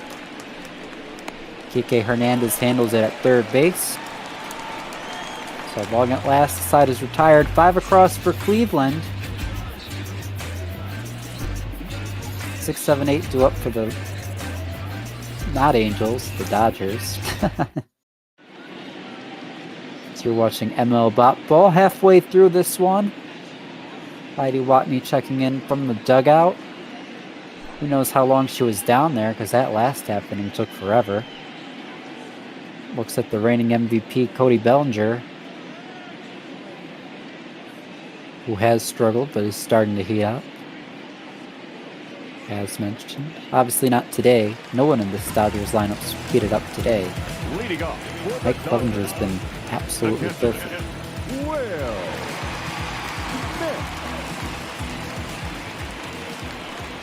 So Smith gonna lead it off.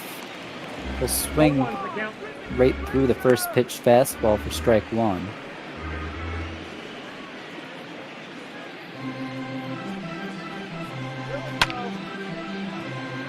Fouls one back.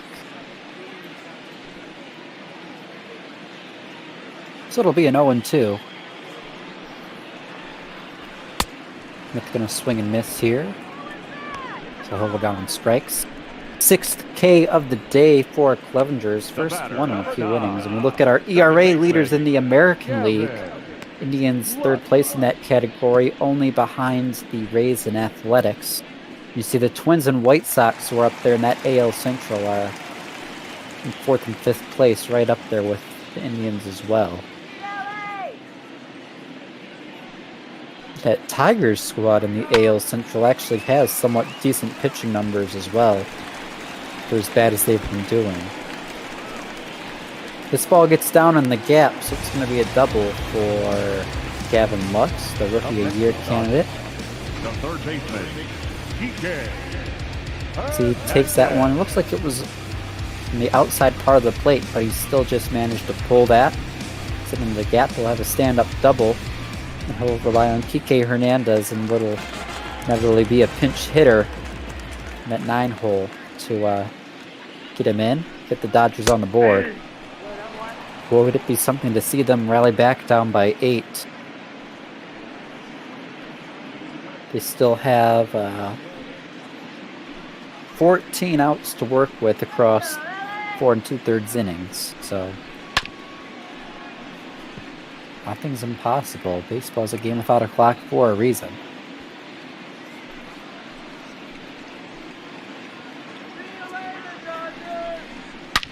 The 0-2 swung on, fly ball, that's deep, and that's into the gap in left center. Beautifully laced.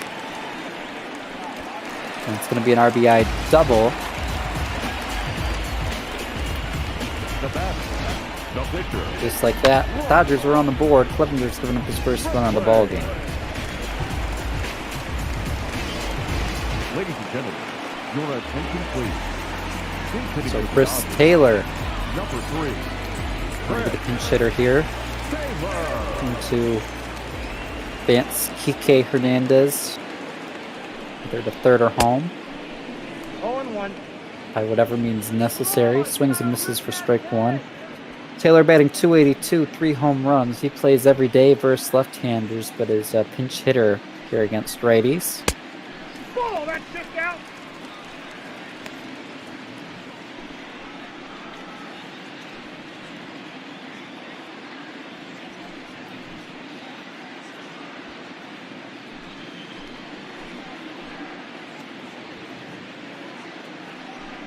One to Taylor. Ball 2. This is low. 2-1 now. 2-1.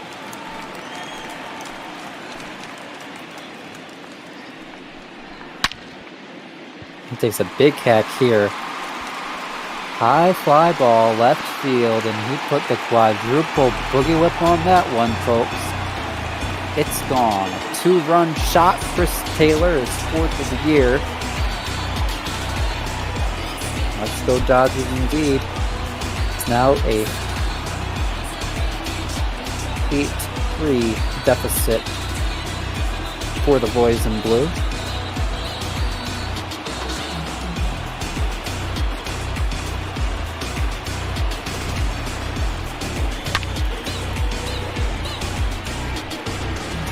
Got a hold of that one. Managed to hit it out to that home bullpen. So Now that the right Mookie fielder, Betts. Mookie Betts.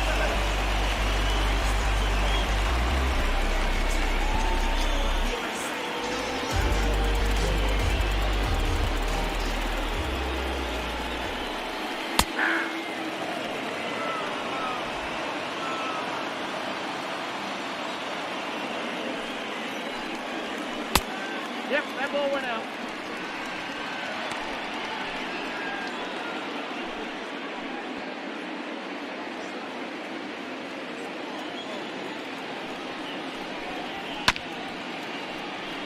And one of the fouled back, so it's 1-2 to Mookie.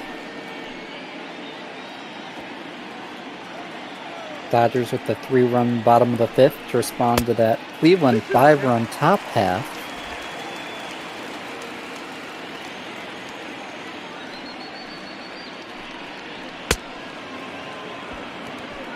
Betts will go down here, so 2 away now for the Dodgers. Max Muncy coming up to the dish. Clevinger 7th strikeout. So it's nice to see these Dodgers putting together some sort of a response. They're definitely not going down without a fight. Like I mentioned, there's still a chance they come back from this.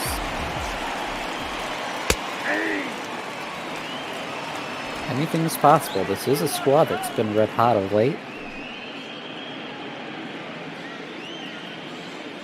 They've definitely got their bats going, especially down on the bottom part of the order. We'll see if the top half get anything happening. Obviously, Betts didn't. Once he's 0 for 2. He'd love to get a base hit here. Packs one here, and that does drop in that right center gap, cut off by Mercado for a base hit. Now that the center fielder, Cody. So now they're clicking, and for Terry Francona, just as we see those 2 righties up in the pen, you got to start thinking, when do you take Clevinger out?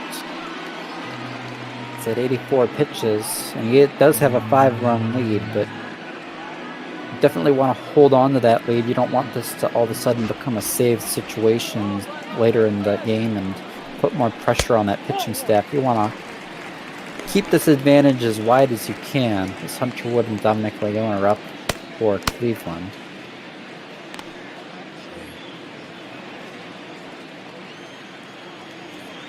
You know this Dodgers squad can hit and strike, as we've seen here. 1 ball, 2 strikes. Cody Bellinger in a 1-2 count now, looking to drive Muncy in, or at least advance him. Doesn't though. Swing and miss, strike 3. I believe that was Clevinger's 9th of the day, but Dodgers do get back 3 here in the 5th inning, including an absolute charge off the bat. Chris Taylor. Your attention, please. Now pitching Dylan for the Dodgers, Floro. number 51. Pitch for these Dodgers in the top of the 6th. He's got a 3.26 ERA, making his 18th appearance. Better against lefties than righties, but peculiar as he is a right-handed pitcher. But he'll get to face Santana, Reyes, and Romine. Not Romine, Ramirez. Use my chicken scratch handwriting on my lineup sheet in front of me. Usually when I'm calling Cleveland, Tigers come right along with it, so Vaughn gets confused. 0-1 Floro. Santana going to be a fly out to center. Good job by Cody to get there for the first out. 32. Ronmil Reyes.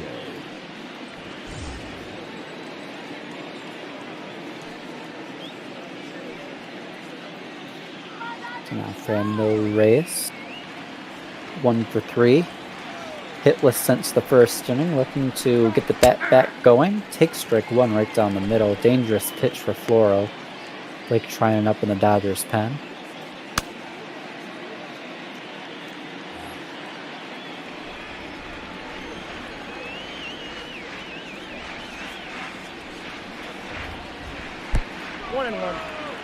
Low 1-1.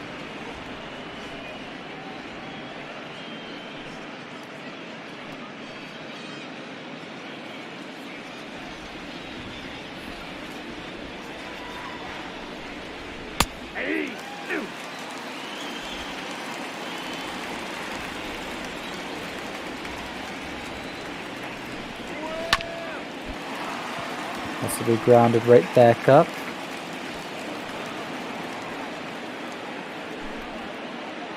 It's like hit Floro in the face, so he'll be pulled out of the game.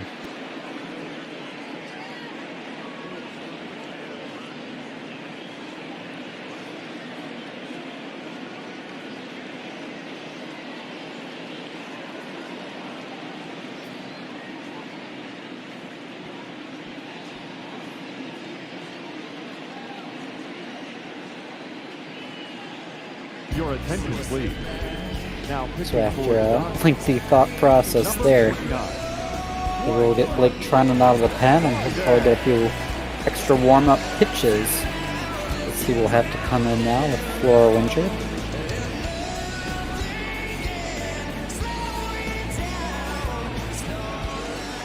Now batting, third baseman, Jose Ramirez. So runner on for Jose Ramirez, swing and miss, strike 1. Gotta hope Floro's not too seriously injured. Might just be a day-to-day thing, but we'll keep an eye on it, keep you posted.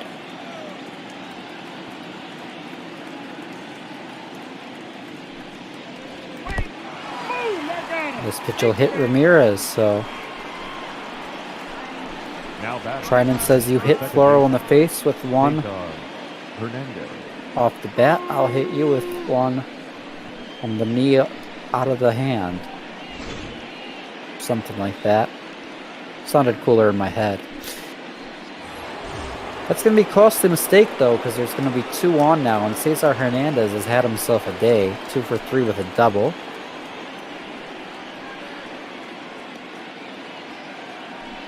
Double play in order. Won't get it here, though, past Lux. It's going to be a single. Playing station to station. So it's going to be bases juiced now for Jordan Mupplow. Jordan. We'll take a look at the replay. Flux got dirty. He might have been able to get to it. Maybe make the flip on the first base, but doesn't, obviously. Obviously no guarantee he would have been able to grab that if he did, so I mean, okay. Buffalo's also 2 for 3 with a double. The 1-0 count. Make it 2-0, and Brian's gonna have to find the strikes up pretty quick here. There's nowhere to put him, and well, when your boys finally just got bats going, you don't want to give up some more runs. They're only down by 5 with 4 innings to work with, so if you can hold Cleveland at bay here, they have a chance to come back. This one will just just catch the outside part of the plate sinker. Look, Reyes at third, Ramirez at second, Hernandez at first. Lucklow at the dish. 2-1 count. 1 away.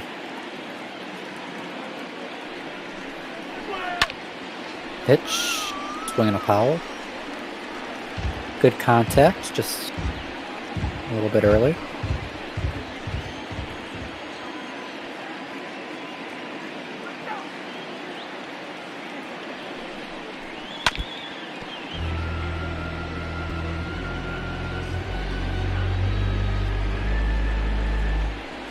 Gonna be fouled back, so it keeps the count at 2-2. Trying and looking for the double play ball to get out of it. Let's see. It is grounded. It's the short. Seager gets it to second. Relay throw to first be in time, so Cleveland loads the bases. But Blake Tryman works out of the jam. So it'll stay 8-3 Cleveland as we head to the bottom of the 6th. You are watching ML Baseball on Twitch TV. With Cookie.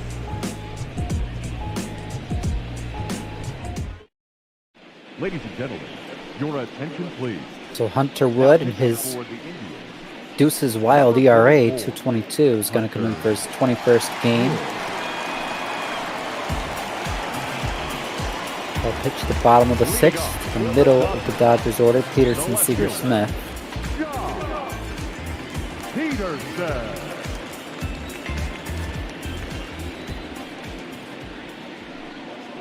Ball 1.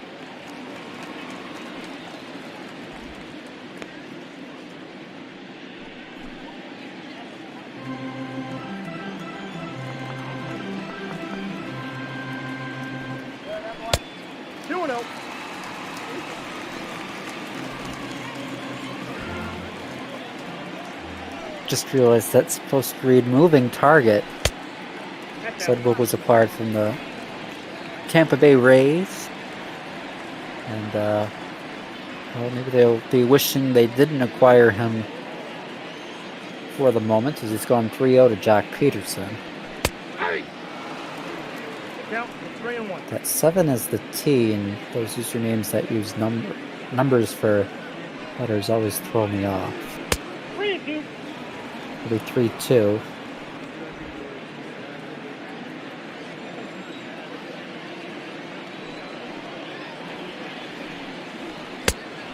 And swing and a miss, so he comes back from the 3-0 to strike out Jock Peterson. First strikeout of the day for Wood. Now batting, the shortstop, Corey Seager.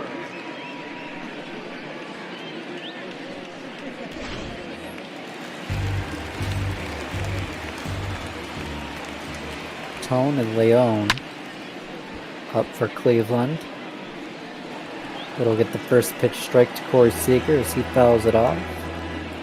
Corey's batting about 245 homers. He has a lot higher potential than that.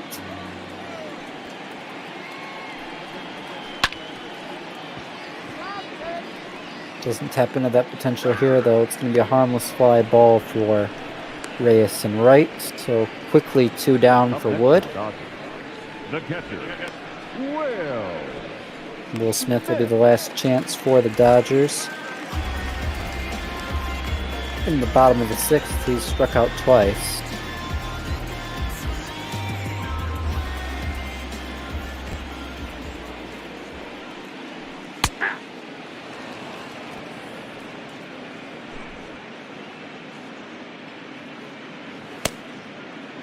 You can see Phil and Dom warming up in the pen.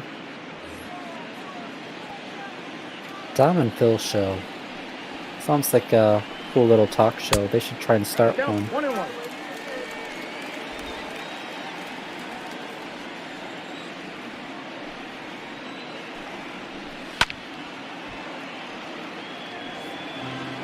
One, 2 to Will Smith, looking to avoid the hat trick here.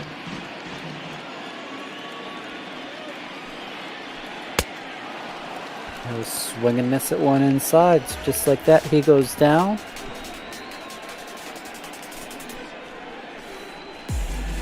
We're through 6, 8-3 Cleveland. You're watching Bop Ball. Trinan gonna stay out there for the 7th. He'll start by facing Perez, followed by a pinch hitter and Francisco Lindor.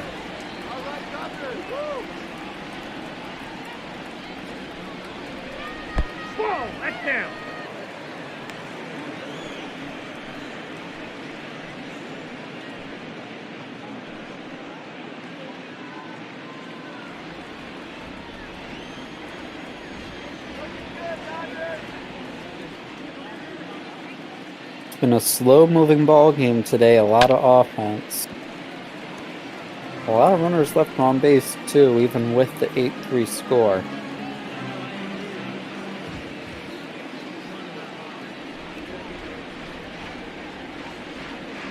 One to Roberto Perez, who's 0 for 3 on the day, and he fouled off. Looking ahead on our schedule later tonight, we'll have 2 more AL Central teams, the Chicago White Sox and the Minnesota Twins, who are right up there with these Cleveland Indians in that AL Central. Going to face off at 9 o'clock.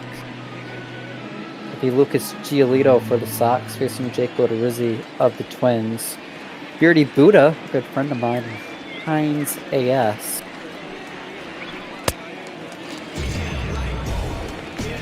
We're getting the call for that game. Perez goes down on strikes. Trinan's got his first strikeout of the day. So back at it.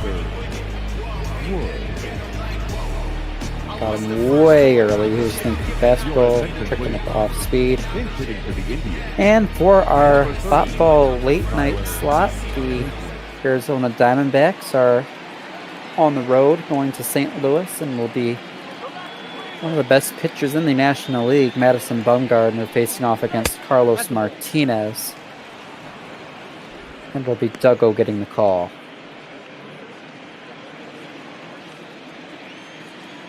That AL Central matchup should start at 9 Eastern.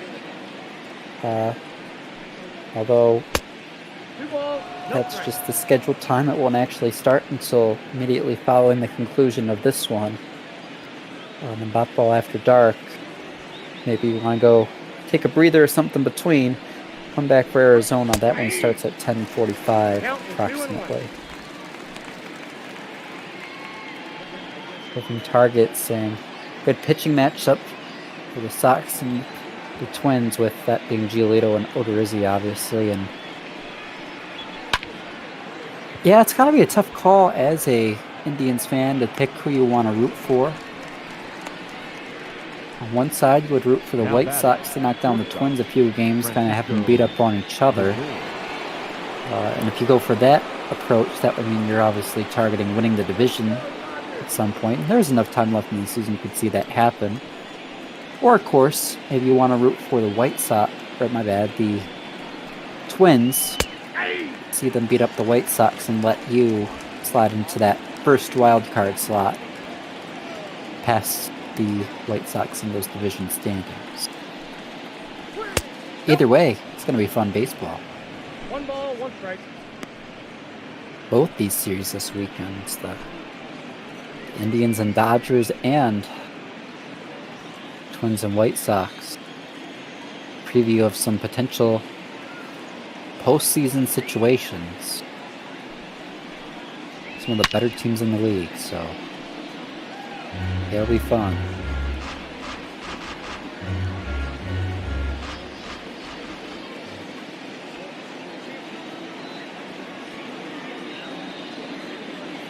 Trinan's worked great here in the 7th inning. The 1-2 to Francisco Lindor. It's going to be a high fly ball. This one's deep. And on the warning track, Mookie Betts will make the catch. So it's 7th inning stretch time in Hollywood. Get up and everybody sing. Take me out to the ball game. Your attention, please. Now pitching for Cleveland, number 53, Dominic. Leon going to come into pitch now for Cleveland with his 2.57 ERA. Guessing bottom of the Dodgers order. Gavin Lux followed by Kike Hernandez and a pinch hitter who I imagine will be AJ Pollock or Austin Barnes. Maybe Matt Beattie if we're feeling lucky. Or Sprucey. I don't know if that would be particularly lucky, but who cares? Adjectives are adjectives. It's 1-1 now to Gavin Lux, who hit that double his last time up, which ended up allowing him to come around to score and be the first run of the day for the Dodgers. Lux, Hernandez, and then the pinch hitter Taylor, who hit that 2-run bomb, have really been the only offense for these Dodgers so far as they trail by 5 here down to their last 9 outs. I got to count 2-2. Thomas inside, 2-2. Also looking ahead on the schedule, the next game in this Dodgers-Cleveland series will be aired at 9 Eastern tomorrow, 6 Pacific. I'll be back on the call for that one, and I'll be joined by Special FX, or as Twitch chat knows him, F4Pel, who will getting the color commentary. You won't have the Vin Scully cast like we have tonight.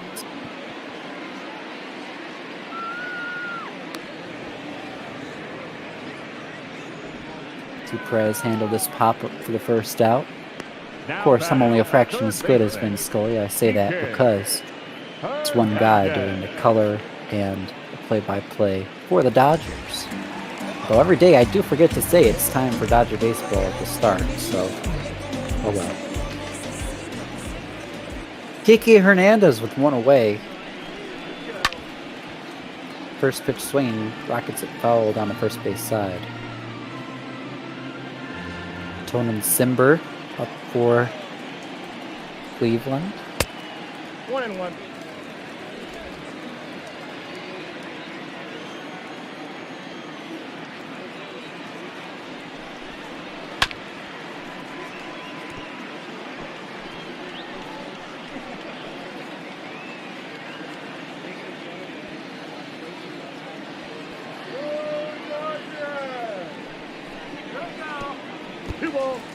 Way outside there. 2-2. Slider maybe slipped out a little bit late, or who knows? But I can tell you that's definitely not where Dominic wanted to throw that pitch. Let's see if he does better here. The 2-2. Look like the 4-seamer. A bit of a 2-seam wrinkle to it though, but catches the inside part of the plate, gets the swing and a miss. There's going to be 2 down now, and we'll see who pinch hits with the bases empty, 2 away. Ladies and gentlemen, Looks like it will be Matt Beattie, pinch hitting for the Dodgers, number 45. As you can obviously see, my name Cookie Eater 45. I just feel a bit of a connection to Matt because of our shared interest in the number 45. Matt's batting .219. Basically been regulated to a pinch hitting role. 2 balls, no strikes.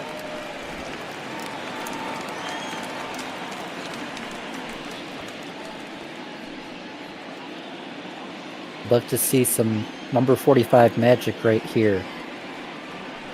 Would make my day. Ball, that's off the plate. Might get to see a number 45 walk though. Is 2 away. It's gone 3-0 to the pinch hitter. Mookie Betts looming. Ball 4, that's up. And it will be a 4-pitch walk. So, a lot easier said than done, but Matt Beattie comes off the bench, works the walk. It's going to be a base runner for Mookie Betts. Struck out his last time, still yet to get a base knock. Even a walk or anything of that nature.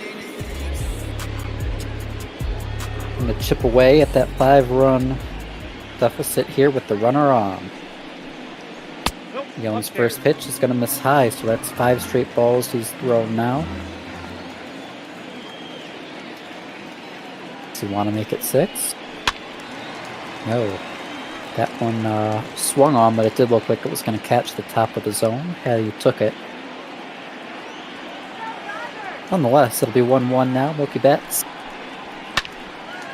swings, and this will be lined past the third baseman. Jose Ramirez can't snag it. So there's going to be 2 on now, and danger time with the middle of that Dodgers lineup. Max Muncy's been on fire, and he was to single his last time up. Maybe starting to see the ball today after struggling his first 2 at-bats. And it looks a little shaky. Could be in trouble here.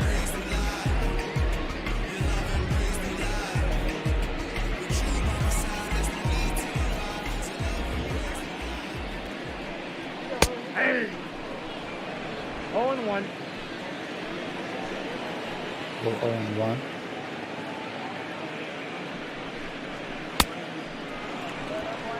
Ugly swing and a miss there on the slider for Max Muncy. Filthy place to put it for Dominic. Just threw it right up. You don't typically throw them up in the zone, but when you can locate it like that, boy, they can completely mess with the hitter. This one, though, going to be a super sky-high pop-up. There's a reason your Little League coach has made you practice those. At least my high school coach made us practice it, but... will be snagged by Ramirez for the third out, so Dodgers get 2 on, but don't get any across, so it stays a 5-run lead for those Indians as Scott Alexander comes in the pitch, 3-2 record, making his 22nd appearance. Facing heart of the order, Mercado Santana Reyes for Cleveland. Mercado, by his standards, having maybe a little bit of a slow day, 1 for 3.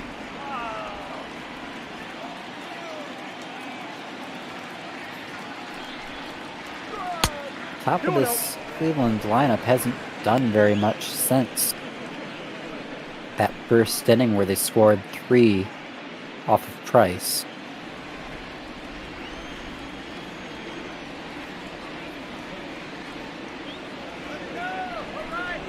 .2-0. That will be swung on and fouled off. Sinker at 91.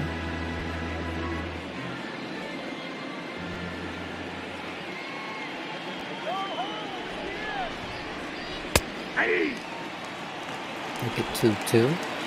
Change up.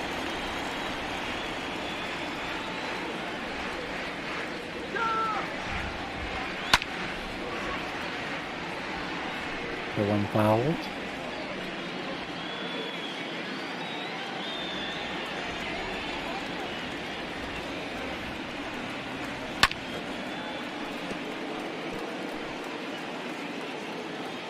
Just keeping it alive here, 2-2. I don't got much analysis at this point other than Mercado's a great guy. Wouldn't be surprised to see him go 2-4. Scott Alexander throws the sinker up in the zone and hits the strikeout, but not a phenomenal arm out of the pen, but he'll definitely get the job done. There's a tall task here now. Santana's 2 for 4. He's having a pretty good day. Gonna have to be neutralized here to keep that Ball 1, no strike. margin to 5. Pedro Baez is warming up. Typically a setup guy for the Dodgers, but Price didn't last very long, so they've been burning through arms. Didn't help that Floro got hurt. I think it was Floro. Back in that 4th or 5th.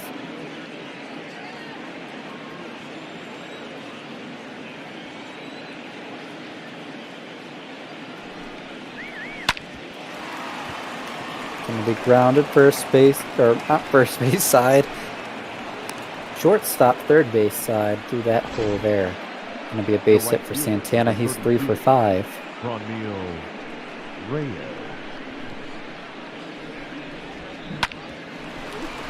See there, that's just good bat to ball skill. Get through the hole, get on base.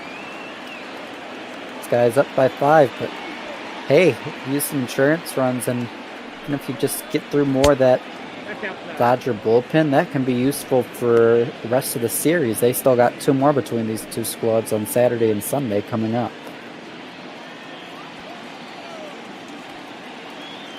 Definitely an underrated concept is putting that strain on the pitching staff in game 1 of a series, sometimes even game 2 of a series. Can really be helpful in the remainder of those games.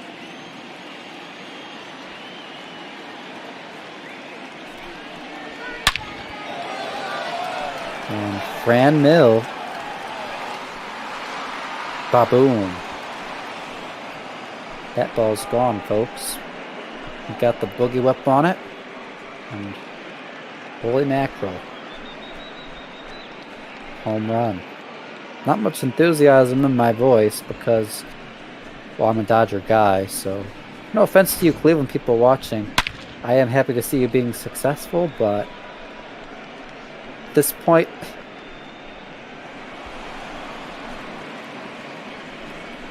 not much of a point to it. You're up by 5. Of course, anything's possible in baseball, as I keep saying, but you probably got this game pretty handily in hand, and now all of a sudden it's a 7-run lead.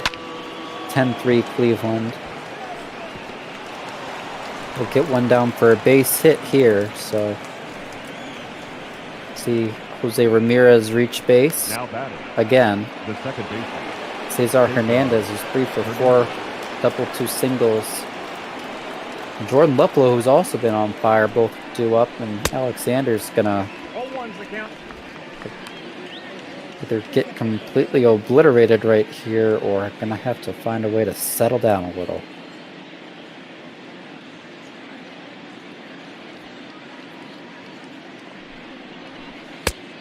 Outside, that's the ball.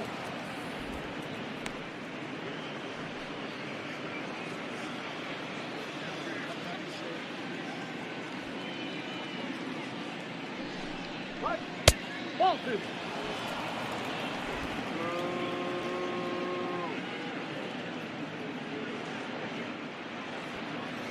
2-1 to Cesar Hernandez. Ball 3.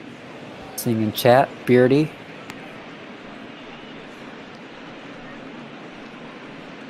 Talking about the 3-horse race in that AL Central. Beardy, of course, going to be calling the game coming up. Used hashtag WinTwins, and moving target comes up with a couple fun ones. Hashtag Twins with Twins capital, kind of with the wins there, and also Windians for Win Indians, just threw a W on the front of Indians. And we definitely have a hashtag Windians here today. Looks like we're going to see a walk. Cesar. I don't think he held up, but I'm not the one being paid to decide that. Your attention, please. Now pitching for the Dodgers, Joe Kelly, number 17. making only his 3rd appearance coming out of the pen. Kelly.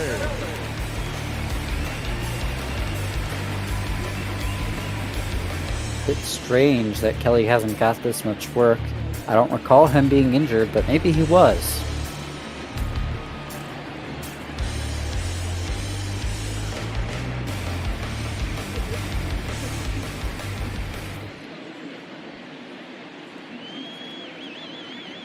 He'll be tasked with facing Jordan Luplow. First pitch strike, knuckle curve, favorable call.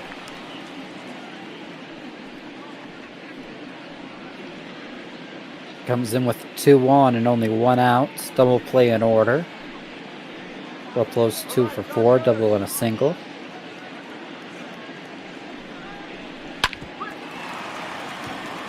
This one they'll say stayed inside the third base bag, and boy, that would have been just by a hairline. They're going to send one runner home. The second one's coming. They're going to throw, and it's going to be not even close to on time. So it's going to be a 2 RBI double. Second double of the day for Luplow. And it's going to be 12-3 Indians. And the Windians just piling on.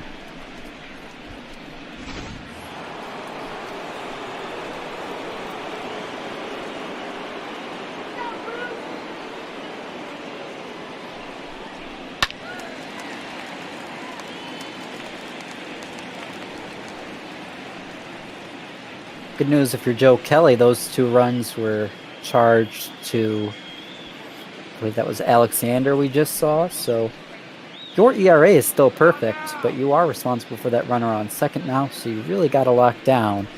Good news is Perez is 0 for 4, been awful, and we'll see some sort of a pinch hitter up next. So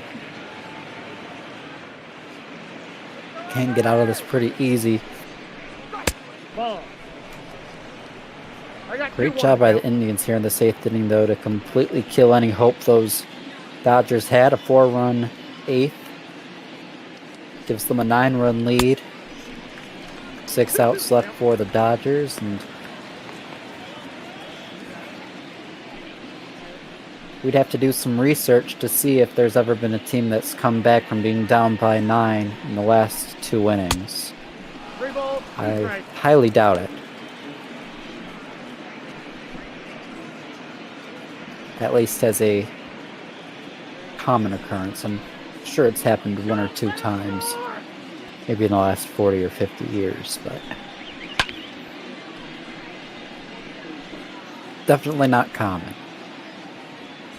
Had a win probability chart, we'd see these Indians way up at the top or bottom, depending on which side of the chart they're on. They'll work a walk here from Kelly. So Kelly's allowed a double and a walk. Dominic Leon. They're actually going to let the relief pitcher hit here, up by so much.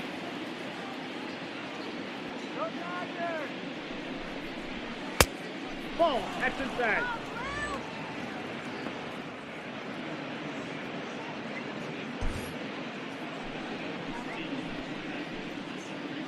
Let's go, Dodgers. The count's 1-1.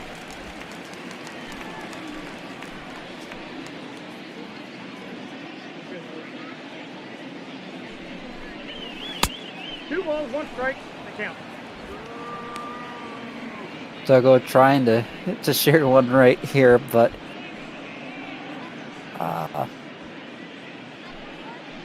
took me a second to try and figure it out, but does clear it up here.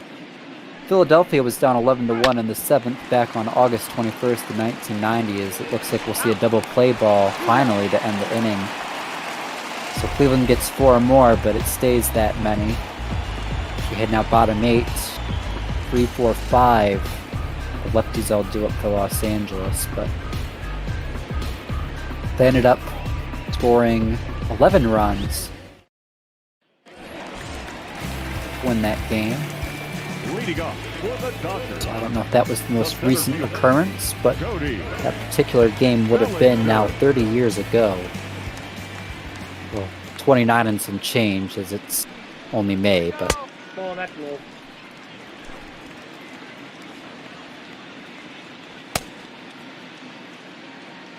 Phil Matone and Adam Simber still up in that Cleveland pen.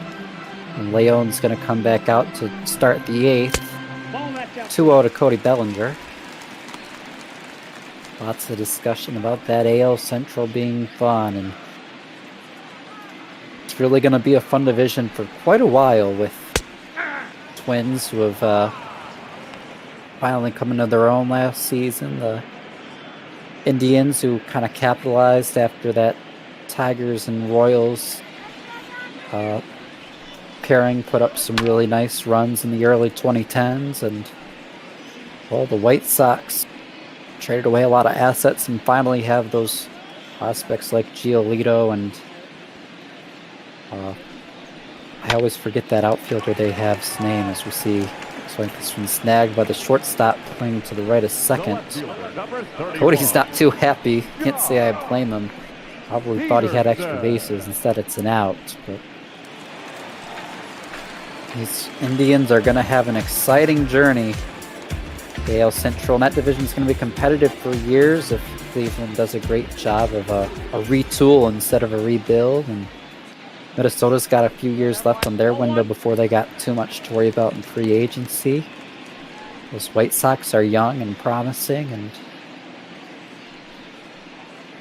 boy, just when we see those guys start to hit a downfall, You got to know that those Tigers and Royals are going to be finishing up their rebuilds and keep things spicy.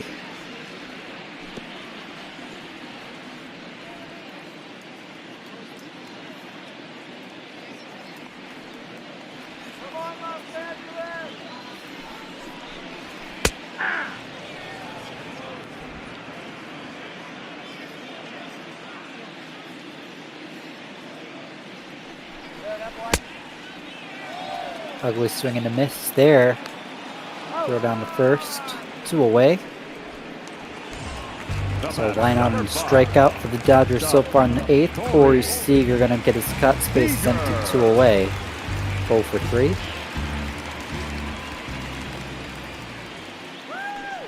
Duggo coming up clutch in chat. 8 runs in 29 is the closest and most recent comeback to what we're seeing today in 2 innings, which was Cleveland coming back from Tampa Bay. 8 runs in 2 innings. Obviously, we're looking at 9 runs in what would be 2 innings now. Is this one's going to get a big daddy hack? Is this ball going to get out? No, but it is going to hop over the wall for a ground rule double for Corey Seager. Man, he hit that ball hard, and usually ball hit that hard is going to be caught by a fielder for an out, but that one was just placed perfectly to where it could hop over the wall for that ground rule double.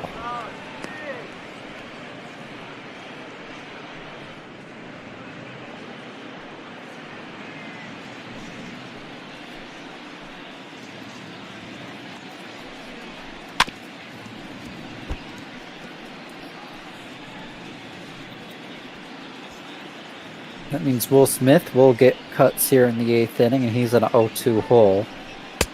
I got the count 1 and 2. Gets a little bit of dirt in the hole, though, now. Not quite as deep in it as it's 1-2. Make it 2-2 on a borderline pitch. 2 and 2. So now he's back at ground level. Let's see if he can start to build a hill, make it 3 and 2. Nope, fouls it off, stays alive.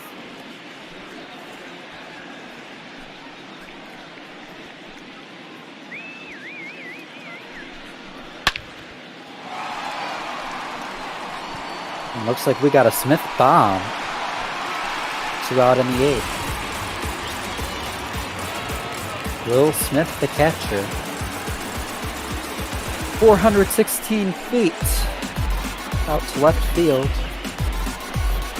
Why aren't I enthusiastic, you ask? Well, Dodgers are still down by 7.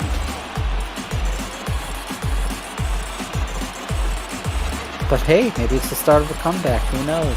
Gavin Lux is up.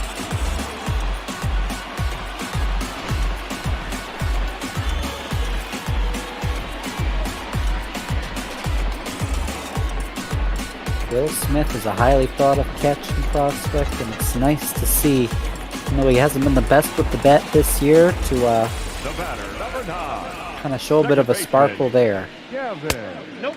Ball 1. And this is for ball 1 to Gavin Lux, who's only hit a day, came in the form of a double.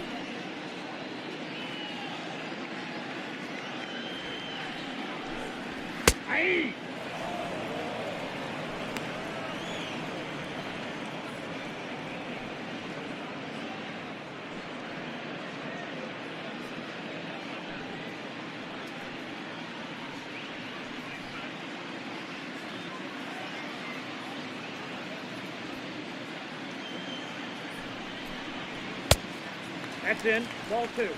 2-1 to Gavin Lux. Slider misses inside. It is now 9 o'clock in the east, 6 o'clock in the west. And, well, in terms of the interest of this upcoming game, 8 o'clock in the central zone. If you're coming to watch the Chicago White Sox take on the Minnesota Twins, they'll start as soon as this one's over. Cleveland's been wanting to keep you guys waiting by putting up an offensive explosion against these Dodgers. Now the Dodgers are trying to make it interesting with a 2-run bomb here in the 8th. Now a base hit from Gavin Lux. Third baseman, PK Hernandez. Hit one back up the middle. Brings up Kike Hernandez. So we'll get to that game as soon as this one's over. It'll be a fun one. For all you AL Central fans joining, all you can really do now is hop on with me, cheer on these Dodgers as they try and come back from what was a 9-run hole, now a 7-run hole against the Indians. 2 out, bottom 8. This one bounces away from the catcher, but they'll hold the runner to first base. 4 outs left to work with for the Dodgers. That's ball 3. Quickly 3-0. DK Hernandez, though, and gotta think AJ Pollock or Austin Barnes, I forgot his name for a second, are going to be coming in off the bench. Pinch hit. Should Kike reach? 3-1. This is inside, so it's ball 4. We'll see who Dave Roberts goes to. The pitcher, number 17. Joe. 2 on, 2 away. Number 8. Ladies and gentlemen, So we move to the bullpen for the Indians. Phil Maton going to come in. number 88. His ERA is not really great, 12.46. 4 strikeouts to 3 walks. Limited sample size though. He's Hitting for the Dodgers. only pitched in 4 1/3 innings across 6 games. And just going to come in with 2 on, 2 out, 7-run lead, and a pinch hitter in the form of AJ Pollock coming in to hit. AJ, the former Arizona Diamondback, signed with these Dodgers a few years ago. 1-0. I think many thought he would be an everyday player, but it's more of a platoon guy now with Bellinger and Betts out there, and Jock Peterson's been an absolute stud as well, so there's not really that much room. Strike 1.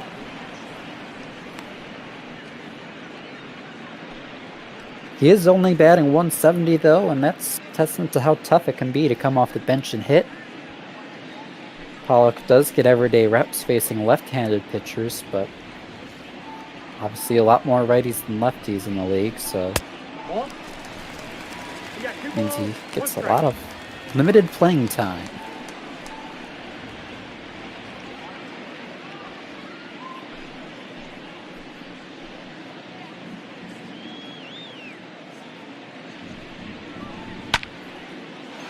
Two 1 to AJ. It's going to be a fly ball, and Franmil Reyes handles it in right, so 2 stay on base, but 2 do come in to score. It's now 12-5 Cleveland as we head to the top of the 9th, top of the order, due up. You're watching ML Bot Ball. And I reminded you before the game started, I'll remind you again as we come to the end, toss some coin to Meals on Wheels if you're feeling generous. We have a donate button down below. You can subscribe to the channel if you watched an ad before you were able to watch this stream. You support Meals on Wheels there as well. Every cent we raise goes directly to them. So throw them some support if you like what we're doing, enjoy the broadcast. That's the best way you can do to support us, is to support those in need. We do it, Number 35. bring fun to you. Mercado. Baez in the pitch of the 9th inning, I think I already mentioned, but he got Lindor on 1 pitch to pop out for the first out. Oscar Mercado going to get his cuts with 1 away now. Baez, typically a setup man. The Dodgers have had to burn through a lot of arms today. I think the last arm they have out there is Kenley Jansen, the closer, who is warming up. Should they need him to come in and bail out Baez and get us to the bottom of the 9th.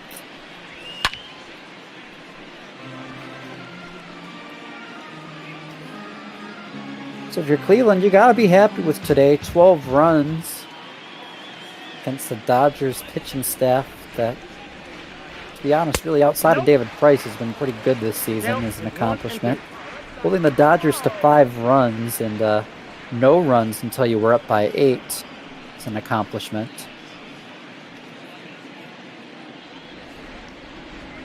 And of course, now you've managed to burn through almost every pitcher in that bullpen.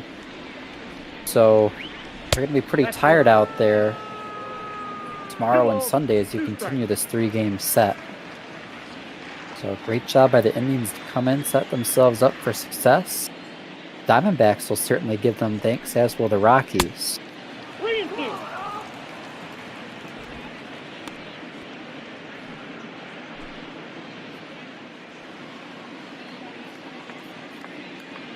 Flip side, if you're a Dodger fan, Dave Roberts is going to go to the clubhouse tonight and wonder what the heck happened to his squad and try and just hopefully say, we didn't have our best day today. All we can do is clear our mind, come back tomorrow. Obviously, like Clevinger, big part of their struggles today. Hopefully, not as good of a starting pitcher tomorrow. I'm not sure who that pitcher is. I will check really quick as Mercado lines out for the second out. It'll be Carlos Carrasco facing off against Alex Wood. So I don't know how Carrasco's done this year in particular, but I know in general he's been a pretty good pitcher for his career. So we'll just hope you can take advantage of him. I do think he is starting to get a little bit older. Maybe not quite as good as he was earlier on in his career. Of course, Alex Wood back with the Dodgers after spending last year, maybe the last couple of years, with Cincinnati. And, it's been a nice back end of the rotation arm, and hopefully will help slow down this Indians lineup. Santana is retired for the last out of the top of the 9th. We head now bottom 9. Top of the Dodgers order, looking for 7 runs to send this to extras. You're watching ML Bat Ball.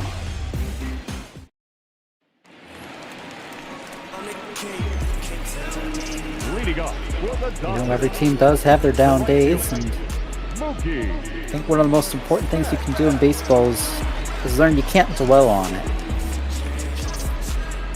Baseball is a mental game, and if you're thinking slump, if you're thinking, man, we suck, you're never gonna have a good day, you're never gonna get a hit, you're never gonna be successful. It's very much a mentality sort of game. You have to have a clean mental slate to be successful. So that is where the manager comes into play, and what he'll have to try and do tonight to hopefully at least salvage 1 game in this series for the Dodgers. I think it's pretty likely Indians will take it, given what they managed to do to the bullpen today. But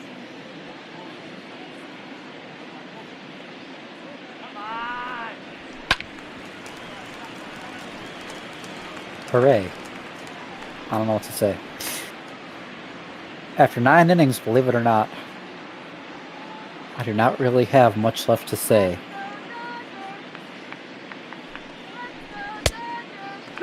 Mookie Betts works a 2-2 count. Phil's working the 9th inning as well after coming into the 8th. Betts will fly this one. Shift is on. That means Santana didn't have to move very far. My bad, that's not Santana, that's Reyes. Now batting For the first out. the first baseman, Matt Muncy. I think Santana played outfield earlier in his career a little bit, but I don't think he would do very good out there now.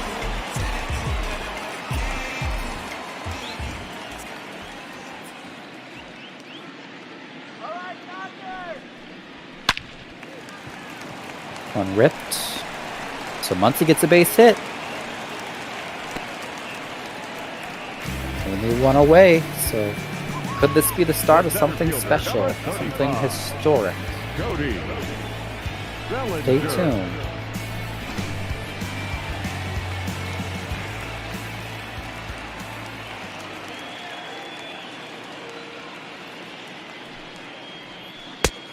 Ball 1, no strike.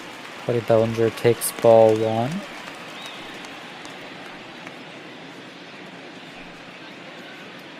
while we wait for Cody Bellinger to see the second pitch of this at bat.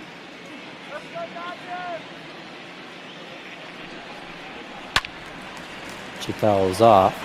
And look at Carlos Santana fielding stats on my second screen.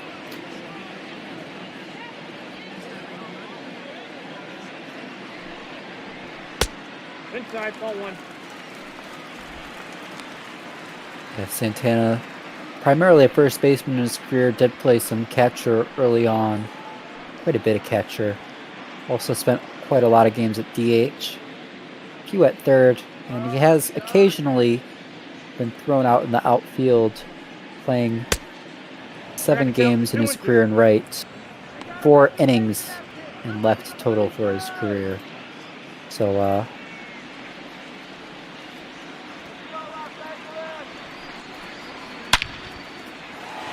yeah. Cody Bellinger, 2-run bomb here though, so comeback is in order. They're only down by 6 or 5. And there's only 1 out.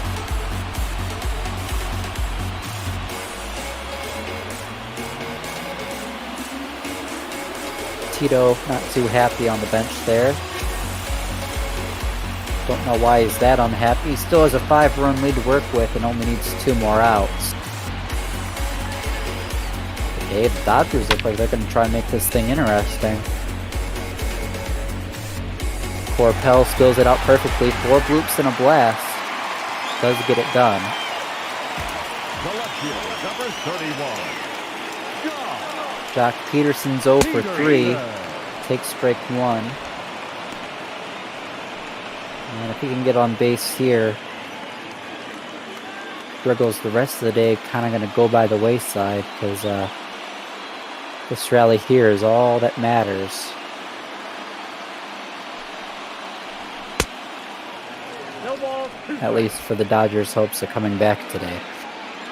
That ugly swing and a miss doesn't give much hope to me though. Peterson will work it out. Swings it one way inside to make it an 0-2 hole.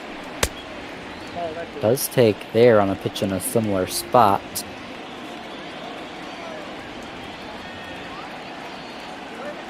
One-two to Jock Peterson. Again inside. He's not biting after that first bite he did on the 0-1, so it's been evened up 2-2. 1 away, bottom 9. So maybe losing his location a little bit as he's thrown 4 straight way far inside. Now it's a full count. Last thing you want to do is walk a batter, give a free base runner to these Dodgers who are plotting your demise. They need 5 to tie, 6 to walk off.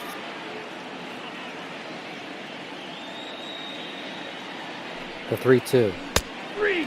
Taken for strike 3 called. Just caught the top of the zone. Peterson didn't like it, but I'm on Blue's side here. That caught it. You gotta be swinging on close pitches like that. So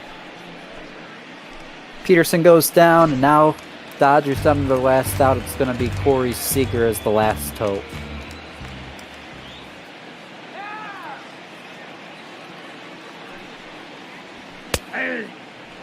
Strike 1. That one maybe a bit more of a questionable call.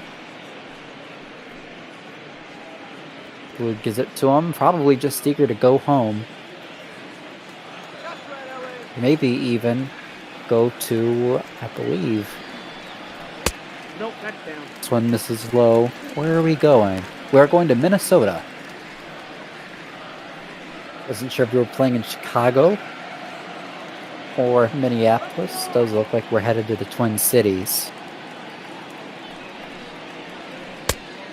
2 balls, 1 strike. 2-1 now. Missing outside is Phil.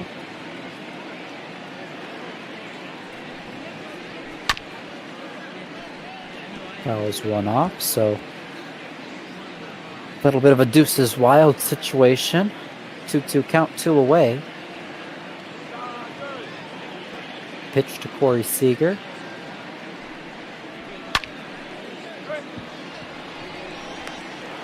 Going to be a harmless fly ball that Luplow gathers in left, and just like that, this ball game's over.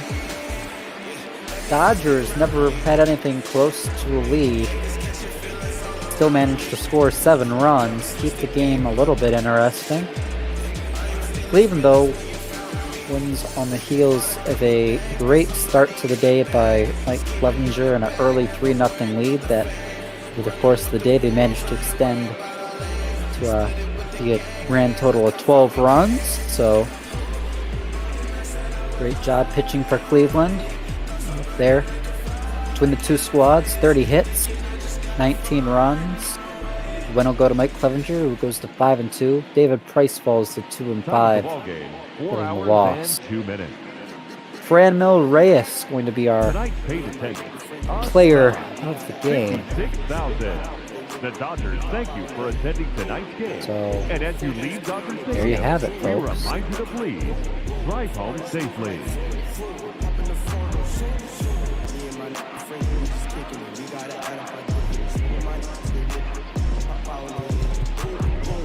And my beard detectors are going off.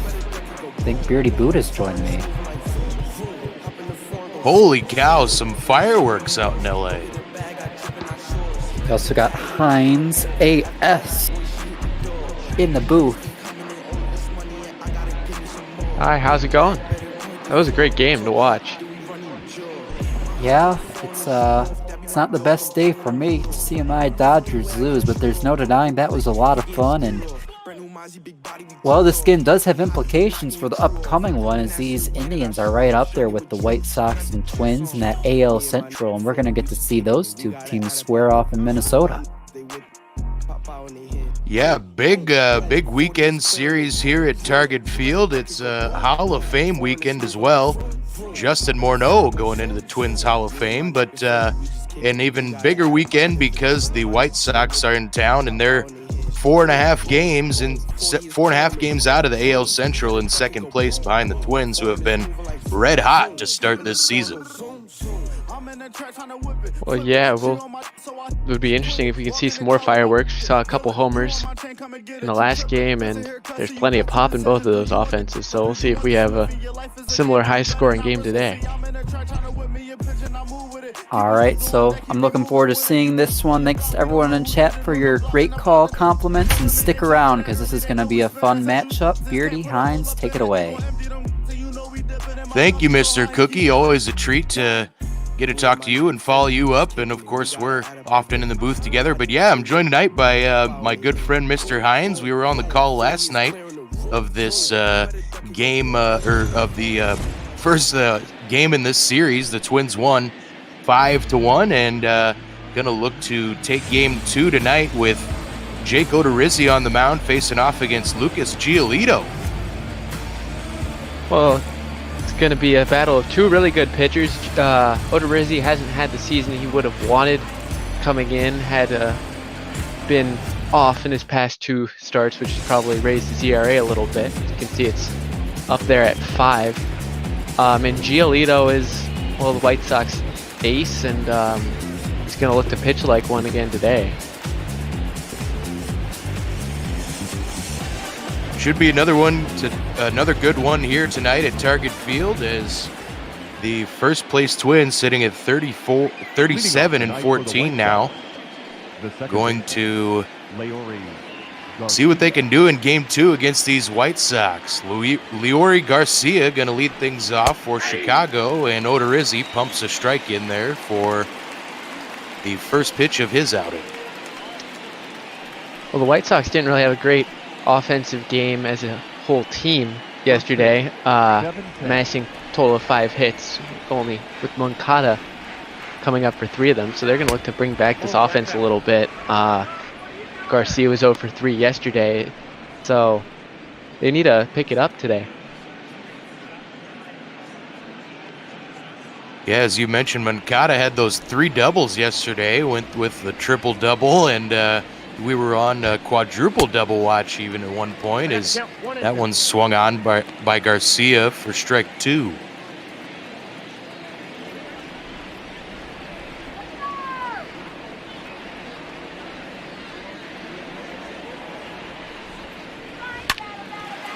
Odorizzi gets Garcia to bounce over to Donaldson, and that'll be out number 1 here to start out our Friday night. This big AL Central matchup with potential implications far down the road. It always seems kind of silly to think that these early April and May games can have such a big impact, you know, when you get into August and September, which seem like years away, but it's only a couple months. And of course, the White Sox 4.5 games back, they can make up some ground this weekend if they get a couple wins here in Minneapolis. Well, yeah, you play the other team 17 times in a season, and if you can get the lead up on them, that'll help you a lot in the division in the long run. And the Twins are the team to beat right now, so if the White Sox can gain some on them, along with doing some good work against the rest of their division rivals, they could make a push later in the season and put themselves in a good spot. Anderson stares at ball 3 there, so Jake Odorizzi trying to settle down here after the first batter. Garcia retired on a ground out. Anderson, one of the electric shortstops to watch, both at the plate and in the field in this American League Central, and he's going to draw a walk here. 4 straight balls from Jake Odorizzi.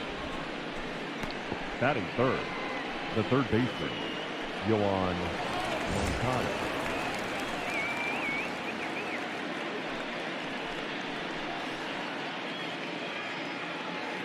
Brings up White Sox third baseman Yohan Moncada on a tear his last 5 games. You saw that 11 for 18, and as we alluded to, had the 3 doubles in last night's game. Let's see if he can poke one into a gap here and get the White Sox on the board early.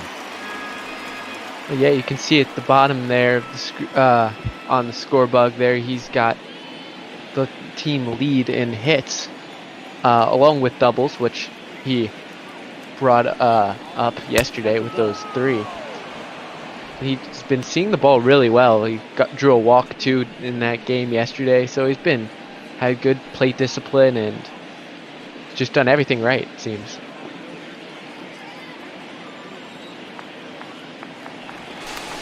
Toss over to first, and that'll keep Anderson honest over there. Still a 1-1 count.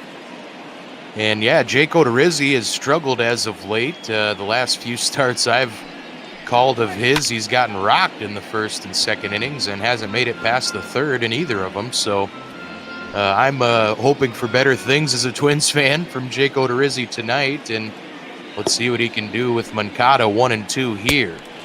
That one swung on and missed. Odorizzi gets him to chase down and away. And that'll be out number 2. That was a good splitter there from him. It starts it at the bottom of the zone, makes it look like it's going to be a fastball, painting that bottom edge, but then the bottom falls out of it, goes in the dirt, and he gets the chase there from a Moncada who's on a tear right now. So that's a good out for him.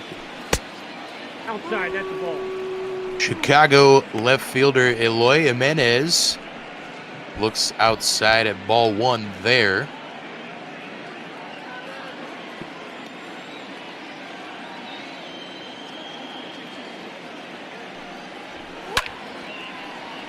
And rips this one foul. Jimenez has been off to maybe a little bit of a slower start than expected in that cleanup spot, hitting just .255 and only 5 dingers. But also when you're hitting in front of Edwin Encarnacion, who is off to a blazing hot start, it's tough to compare to his numbers so far this season. Oh yeah, he's definitely overperformed, I think, this season. But they've got plenty of options who could step up to that role. Maybe Eloy's better suited down in the 5-hole following Edwin to protect him a little bit and give him some better chances. So we'll see if that might happen later on this season, but they're going to stick with him for now. Yeah, they got plenty of guys definitely to shuffle around in the heart of that order, especially when you have Jose Abreu batting 7th. And we talked about that a little bit last night, about how there's just a lot of stacked lineups now between these White Sox, Twins, and Indians. This one is hit out to left, and Eddie Rosario dives for it. Can't come up with it, but he will. Oh, they're going to send the runner. Tim Anderson's going to make it home. Eloy Jimenez is going to be in at second base, and that's an RBI double. The White Sox lead 1-0. And that's it was an interesting decision there from Rosario out there and left. It was smoked by Jimenez. I'm surprised he went for the dive there. Maybe could have taken a different route, held up the runner, but kept it in front of him, which is one positive. If he dove and let it go by him, it could have been a little worse, maybe.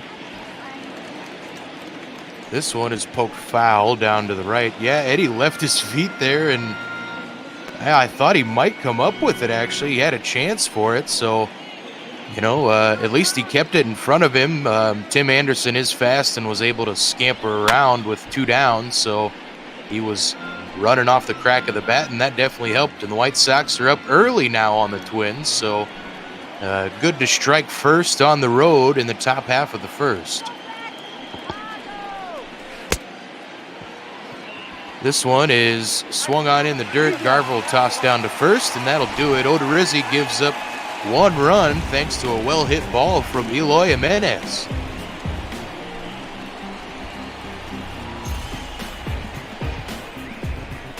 Oh, Eddie. Looked like it kicked off the heel of his glove, too, so he was there. It just didn't have his glove in the right spot. And we mentioned Giolito is on the mound for the White Sox, so any lead can be good when you have Lucas Giolito on the mound. Had a pretty good season last year, going 14-9. This season had around the same point with 3.7 ERA. The walks are up a little bit, so we'll see if that comes into effect today. But he's got good strikeout stuff, so we'll see what he does here today. Yeah, and this Twins lineup, though potent, they are prone to the strikeout. They have 3 guys north of 50 strikeouts already on the, 4 guys north of 50 strikeouts in the lineup, as Cruz, Donaldson, Sano, and Buxton all are have punched out 50 times. Kepler puts a good ride into this one, but it's going to go foul. That'll be an 0-2 count now to the Twins right fielder. And that one's taken low, 1-2.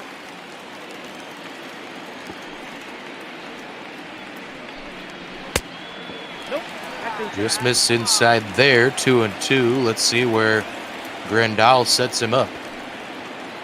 Wants it up high. And Kepler fouls it off. That's a 95-mile-an-hour heater from Giolito. Giolito's got a good pitch mix of hard fastball and good downward changeup, which we saw earlier. So it's a good strikeout mix for him, trying to mix eye levels, mix velocities, and that's probably what he's going to go with more typically in this game. Yeah, I'm interested to see if he'll try and work that fastball up more early as a strikeout pitch, or he's going to go low for this changeup. Kepler will bounce it foul, so we'll reset with a full count once more. Max Kepler making Lucas Giolito work here in his first at-bat. And that one just misses outside. Max Kepler draws a walk to lead things off for the Twins. Looked like he tried to backdoor a slider there. Surprised he didn't try to challenge Kepler. It's the bottom of the first inning, first batter in this game. Don't want to give up walks early, and that especially after getting worked for 8 pitches.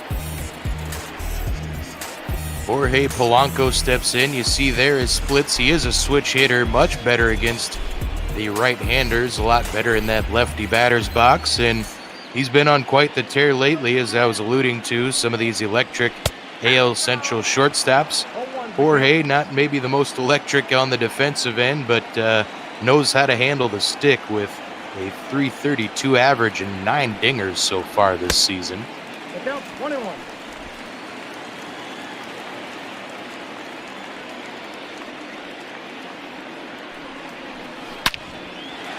And Polanco grounds it. That's a base hit into right field, so the Twins have 2 on, nobody out to lead off their first inning, as Polanco just beat that one into the dirt in the right spot. Now they got Mitch Garver up, their team MVP so far. been doing great. Had a bad night last night, 0 for 4, but he's been doing good overall on this season. Yeah, Garv Sauce fouls that one off there, 0-1. He's really heated up lately. He got off to a super fast start, cooled off for a couple weeks, and then has hit a whole bunch of home runs in the last about week and a half. He's up to 15, and that leads these Minnesota Twins. As Giolito's going to try and at least get him to ground into a double play here. As Garver fouls off another one, it'll be 1-2. That's the second pitch this at bat so far that's gotten a little too much plate. And with Garver up, he can punish those really easily. Oh, and Garver looks at that circle change. It absolutely froze him. Giolito records his first punch out of the evening, and that was a big one right there. Yeah, that one definitely was not where he wanted it, but had the benefit of surprise there. It looks like just Garver not expecting to see a changeup going right down the heart of the plate on a 2-strike count. Yeah, normally, I don't know. I think Garver might have planted that one into the third deck here at Target Field, but instead we see Nelson Cruz, Twins designated hitter, aboard, and he's going to bounce into a double play here to end the inning. So Giolito works around a leadoff walk and base hit to retire the Twins and preserve that 1-0 lead.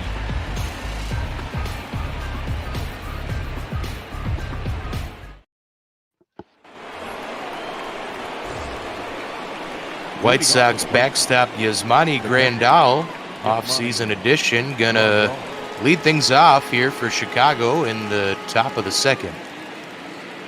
And that's why I was really excited for this game, is we got two of the best catchers in the game. Grandal was ranked the best catcher in the league by MLB in the offseason, and Mitch Garver for the Twins was ranked 4th. Two guys who can smash the baseball on offense, and certainly no slouches behind the plate. Oh, Grandal beats the shift there, pokes this one into left field. Let's see if he'll try for 2. He will. Eddie Rosario's throw will not be in time. Yasmani Grandal with a leadoff double here for the White Sox in the top of the second. Well, and he just beats the shift there, just pokes it the other way. Don't need to get too much power on it when you hit him like that. I'm a little bit surprised, though, that they did shift. He's a switch hitter. He has some whole field potential when he needs to, and is able to motor his way around to second. Yeah, that was just Yaz's 5th double on the season, and we'll see if Jose Abreu can bring him around here. Jose off to a fantastic start, holding down that 7th spot in this White Sox order. He'll look at strike 1 there.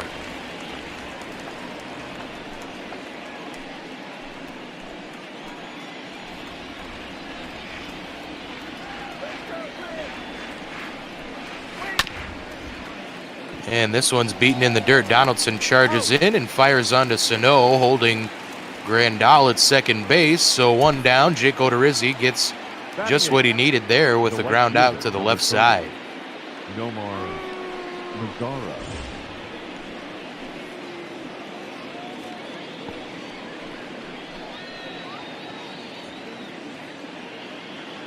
Some interesting road and home splits there from Nomar Mazara.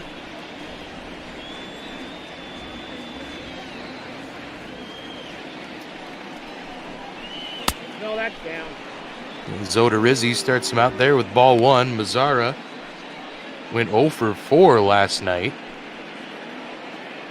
Looking to get a base hit here. Hasn't been doing too bad this year, especially holding down that 8 spot with a solid 260 batting average. Got 6 homers, lower than I think some might have expected, given that he's a big power threat for this White Sox team. Not necessarily one who hits for a very high average. Yeah, we were talking about the ball he crushed in last night's game. Well, he didn't crush any balls in last night's game, but in his career, he's definitely launched some ticker measuring tape home runs as he's down 1-2 here to Odorizzi. And Jake goes upstairs, misses way up high, 2-2. Let's see if he goes with that splitter again. Got a strikeout last inning on it. Got some good downward break on it too. Missed low there. That'll fill the count with one down here, and the young rookie Luis Robert taking a few warm-up cuts in the on-deck circle.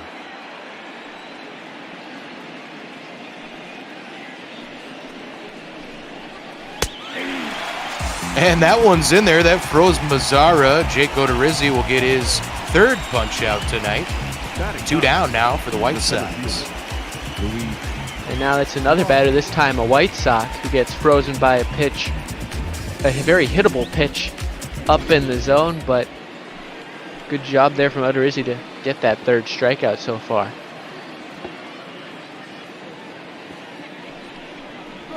Luis Robert had 2 strikeouts last night. He lines this one into center field. Will Yasmani Grandal holds up at third base. No throw there. They're going to respect Buxton's arm as Robert gets aggressive and comes up with a base hit. Well, he got a hit yesterday, which was one of only 5 for the team. So it looks like he might be getting on a bit of a roll, and that'll be something that a lot of White Sox fans will be happy about. Guy who they were long waiting for to break the majors, and now has gotten 2 hits in back-to-back games.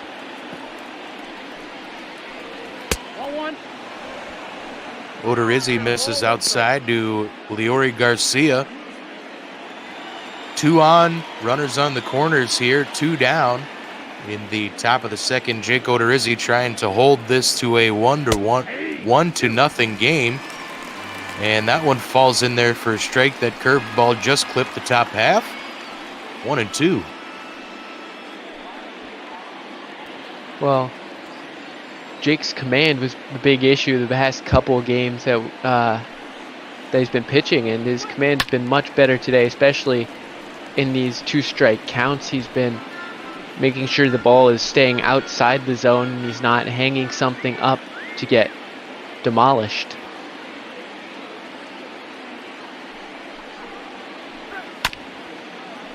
This one's fouled away again, so Garcia hanging tough at 1-2.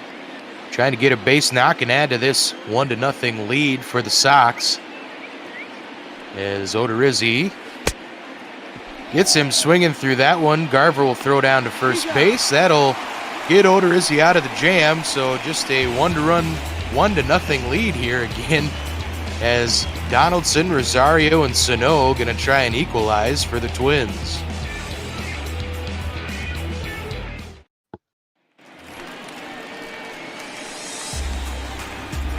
Leading up for the Twins, the third baseman,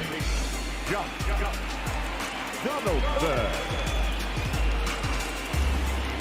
Lots of Twins fans excited to see this guy hit. When you have a big off-season acquisition, a new toy, you want to get it out and play with it. Well, and he's been doing pretty well. He's been bringing the rain here in Minneapolis. 11 homers so far, 9 doubles to his 8 doubles to his line as well. Average not quite as high as it was last season, but I think overall he's been doing pretty well here, and he's adding more pop to an already potent lineup.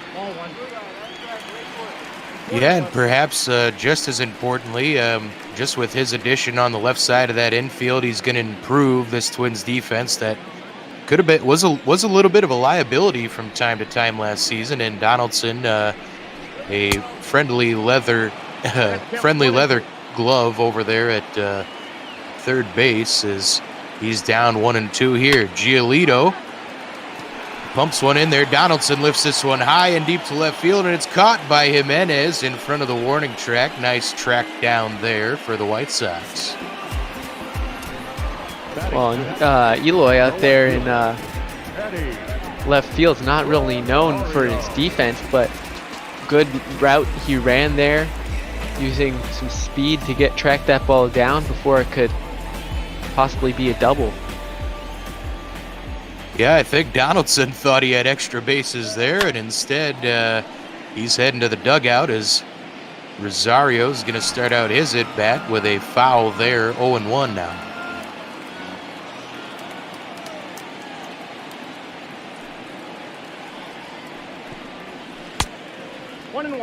That one's low. That'll even things up. 1-1. The changeup missed.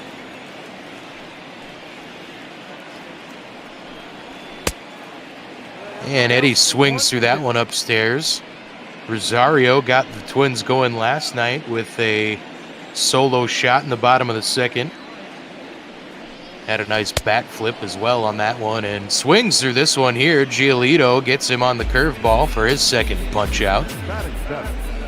Well, it looks like Rosario might have been a little homer happy on that in that first at bat, having gotten one in that second inning yesterday. Swung at a high fastball up and out of the zone, and then that nasty breaking ball in the dirt. Yeah, Eddie is a free swinger, we'll say. To put things lightly, even so, this guy is a free swinger as well. Miguel Sano coming into tonight with 59 strikeouts. But yeah, has been solid his last few games. Has that average up to around 270. And looking at a 2-1 count here now from Lucas Giolito.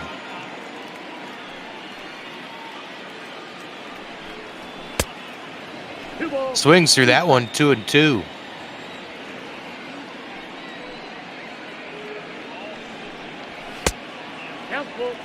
Lays off, full count now, 2 down. Twins trying to get on the board and tie this one up early, as that's always a tough task against Lucas Giolito, of course, and his 31st pitch of the night is gonna get Miguel Sano, and that'll do it for the Twins in the second inning.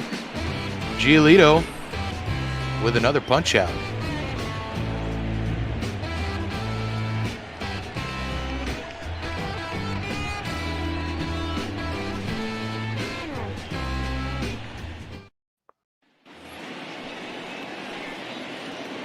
Leading off for the White Sox. Back to Tim Anderson. He walked his first time up against Odorizzi. We'll see how Jake fares against this White Sox order the second time through. Ball, that's inside. Well, Odorizzi's pitch count up at 39 now. Not as bad as it's been in other games. It looks like he has a good chance of trying to get through the third inning here for the first time in his past 2 starts.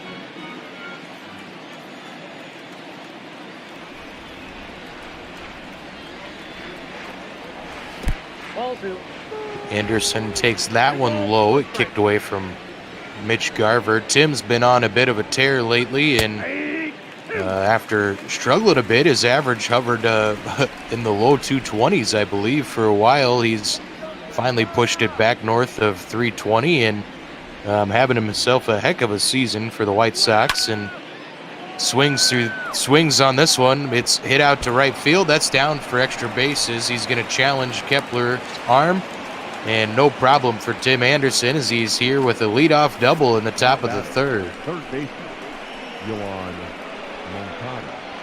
Just took that one the other way and managed to hit it there off that wall, so that might have held him up from potentially going through if he had hit it to into that corner anymore.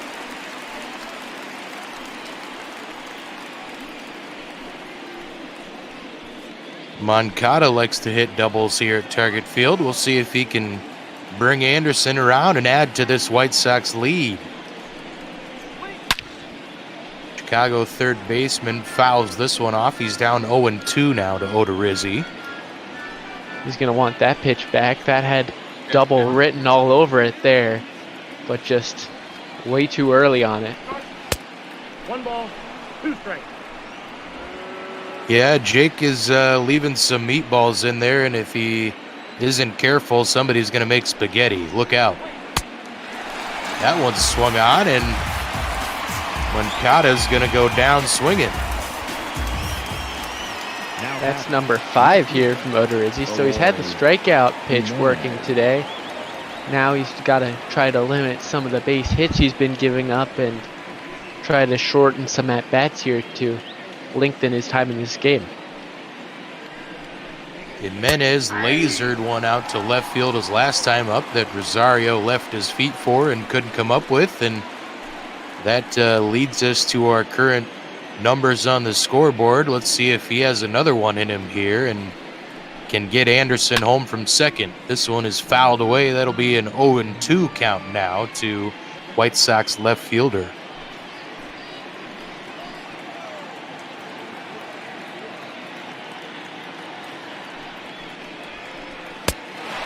Swing and a miss. Jake Odorizzi up to 6 Ks now. He's been alternating that high and low today really well, and he's been getting strikeouts on both of those pitches as well, that splitter in the dirt and that fastball up. Martinez has had some issues with strikeouts, and he gets him to chase there. Encarnacion starts out his second AB with a foul. He had the only run driven in yesterday for the White Sox. Was a sac or a ground out RBI.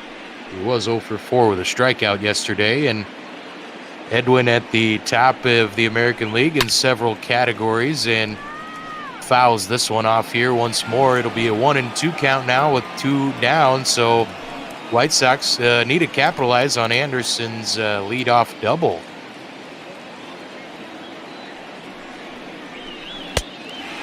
Swing and a miss, Jake Odorizzi, that's number 7. Strikes out the side here after giving up that leadoff double, so got himself in some jams, but gotten out of them really well today. Here's our good friend Heidi Watney, our reigning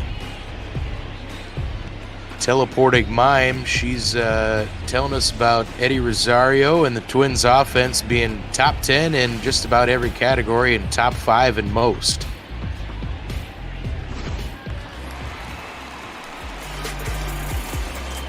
Leading off for the Twins. Twins have pretty much destroyed ML bot balls so far this season. Them along with the Cubs. They're both tied at 37 and 14 heading into this weekend for the best records in our little ML bot ball universe, as Luis Arias takes strike 1 there from Lucas Giolito. Looks like both of us have something to be happy about coming into this week, with both of our teams being top in the win column so far. Arias pokes this one to Anderson at shortstop, just a soft liner there for out number 1.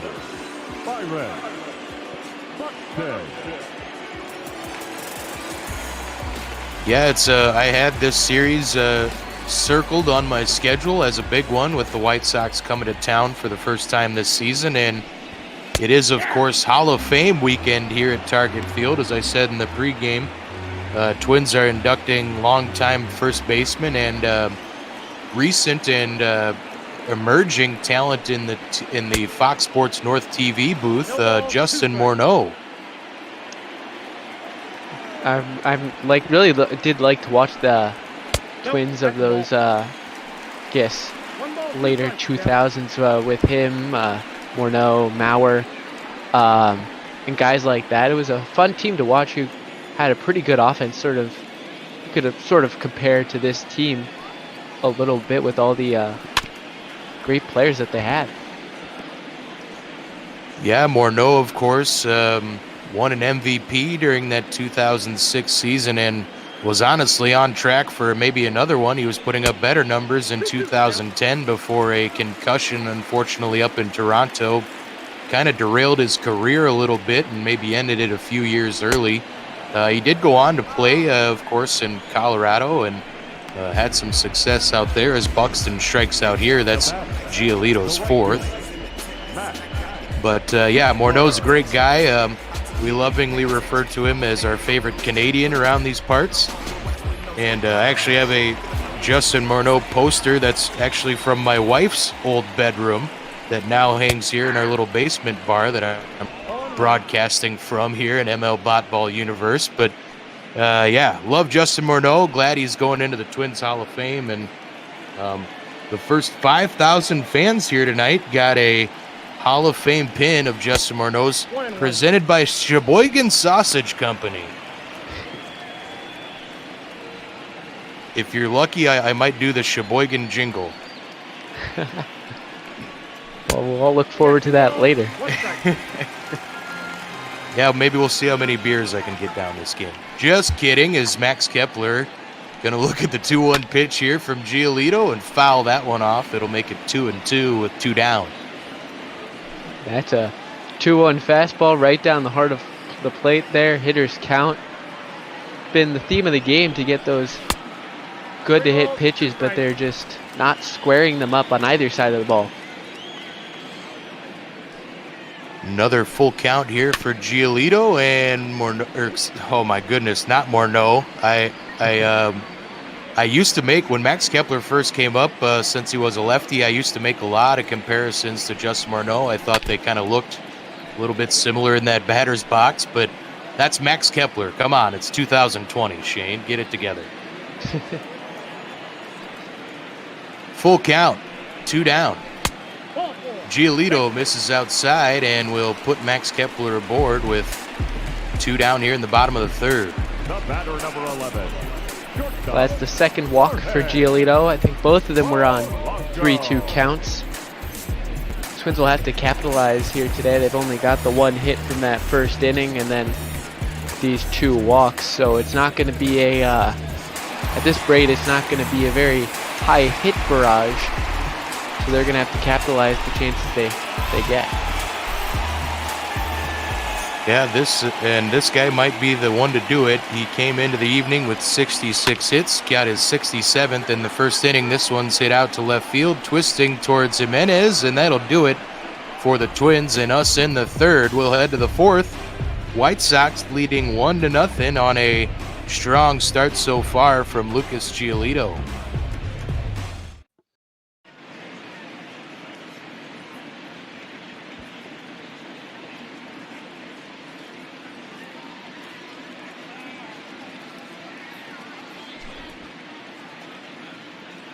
Heidi Watney telling us about all these off-season acquisitions the White Sox made, and there's a reason for hope and excitement on the south side in Chicago once again, as there's lots of big names now up and down the lineup, and lots of excitement in the rotation. We saw some of that excitement last night with Michael Kopech's start. Of course, this guy, a starter who can touch 100 and north of it sometimes, and was banged up a little bit last night, but I was impressed with some of the stuff he brought. And of course, when you're going into Lucas Giolito as your ace, that means your rotation's probably in a pretty good state. Well, and the 2 starting pitching acquisitions that they made, Gio Gonzalez and Dallas Keuchel, 2 guys who, unlike these 2 pitchers, do not touch the upper 90s, have been doing very well so far this season. I think Dallas Keuchel is actually, I think, their best pitcher so far this season. So they're got a good rotation now to go with the offense that they've stacked up a little bit with the additions of Grandal and Mazzara in right field. Swing and a miss, Jake Odorizzi. That's strikeout number 8 tonight. Holy cow, I was not expecting this from Jake Odorizzi. That's number 4 in a row for him going through last inning. Going to try to go to Abreu for number 5, but yeah, we were not expecting that coming in. He's got some strikeouts, but certainly I think Giolito is the one we'd expect to get more of them. Yeah, Odorizzi's strikeout number is nothing insane this season, as this one's hit hard but twisted foul. As Abreu almost put the White Sox up 2-0 there.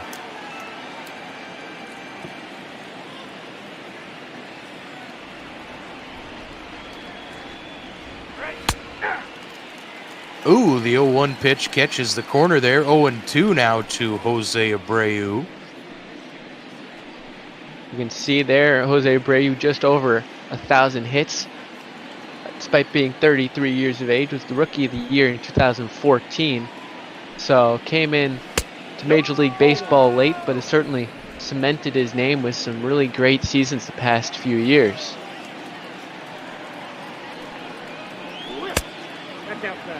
Odorizzi misses outside there, 2-2 now.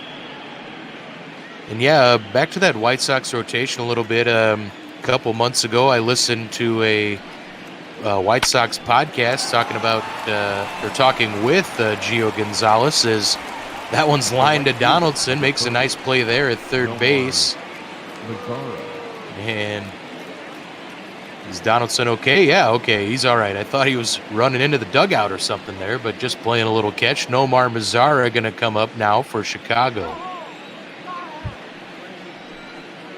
Anyway, Gio, he's been around to a couple different organizations, has been traded from and to the White Sox a number of times now, and he was joking about it, and he said he's happy to be back. He saw lots of familiar faces, and good to see Gio healthy and in a spot where he's happy and found a home once again here in Chicago.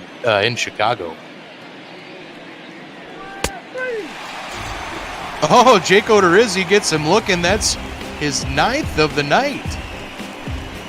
Got Mazzaro looking again, too. Absolutely froze him. Jake Odorizzi, Mr. Frost tonight for Nomar Mazara. Leading up for the Twins, the catcher, Mitch. Twins backstop Mitch Garver coming in now. He's struggled in this third spot. Maybe they should have just left him, Rocco Baldelli, and down in the 6th spot. He was raking there and has struggled a little bit, but as I say that, he puts a charge into one, and this one's going to be just short of the wall in left field. Jimenez will look up and squeeze it for out number 1. And he put a charge into that one there. I thought he might have proved you wrong there. The old broadcaster's curse. Oh, but, yeah, broadcaster jinx. But, yeah, he just got caught on the wall there.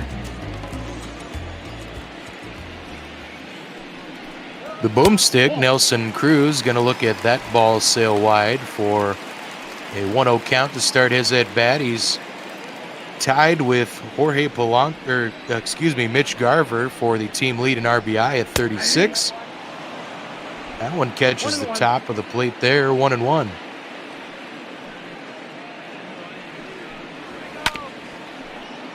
Tapped foul, 1-2. Giolito has been mixing up even his fastball speed decently tonight. I've seen him go anywhere from about 93 up to 97 so far. So a good mix here from Giolito, and he gets Nelson Cruz swinging there for out number 2. The third baseman, number 24. That was a good deceptive curveball there off of that fastball. And Cruz, as you mentioned, is one of those 4 guys who have above 50 strikeouts so far this season. Josh Donaldson doinks one into right field. Looks like he beat a little bit of a shift there. That'll be a 2-out base knock. The left fielder, number 20, Eddie Rosario.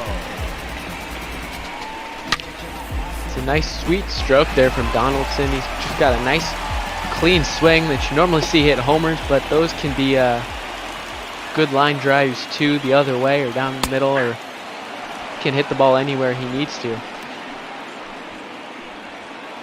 Yeah, and it might be a good sign for Josh that he's at least making solid contact and even going the other way. He's had an opposite field double so far in the last few games as well, and that's a number of hits now he's collected to the opposite side of the field. So maybe a sign of a little bit of a corner turn for Donaldson. And it is funny to say that about a guy who has 11 homers and 8 doubles on the season, but hey, when you're making the kind of money Josh is, you expect big production. But the Twins probably liking what they're seeing so far from Josh, and especially recently as Eddie Rosario looks at ball 2 there for a 2-2 count. 1 on, 2 down here, bottom of the 4th. Twins trying to even things up. And that'll fill the count once more. Giolito has Eddie Rosario full here and up to 60 pitches. Eddie taps this one. It'll be over to third. Moncada charges and makes the running throw. That'll be out number 3.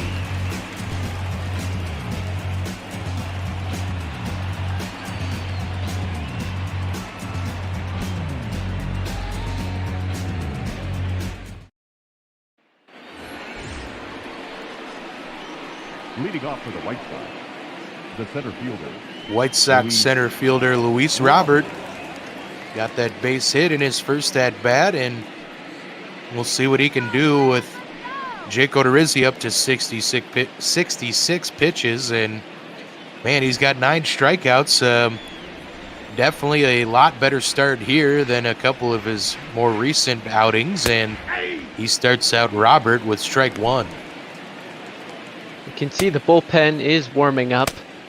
Against Giolito, you can't expect that you're going to score a ton of runs, so you want to try to hold the deficit only to 1. But to go back to what you said, Odorizzi has done great. I think after seeing that 1 run in the first, I was sort of thinking, oh no, here we go again. It's going to be another high-scoring first inning and end up being an insurmountable deficit. But those strikeouts have been up, and he's been getting outs when he needs to get outs.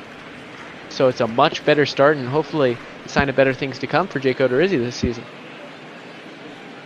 Yeah, with Giolito on the mound, you pretty much know you're going to get a solid outing from him, and Odorizzi is no stranger to solid outings himself, but as we've talked about, had struggled so much recently. But we're having a heck of a pitcher's duel here on a Friday night as he racks up his 10th punch out there as Robert's going to head to the pine. Now batter, looking.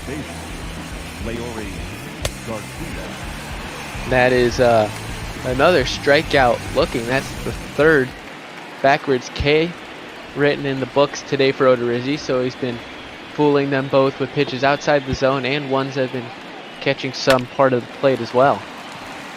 Leury Garcia pokes this one down the third base line. Donaldson did glove it, but the throw not in time. Nice backhanded stop there to his right from Josh Donaldson.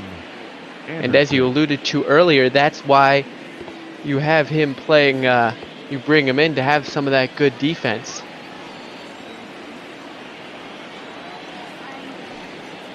Tim Anderson, 1 for 1 this evening.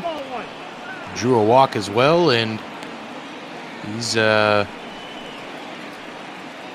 looking to add to this White Sox lead here with a runner aboard and 1 out.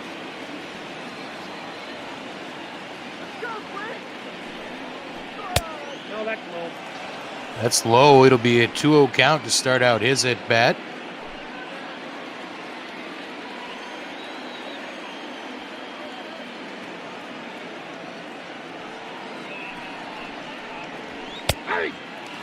And there's a strike, 2-1. Jake Odorizzi plants the fastball in there at 93.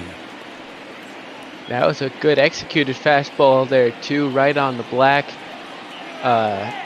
Anderson, don't know if he was necessarily taking all the way, but.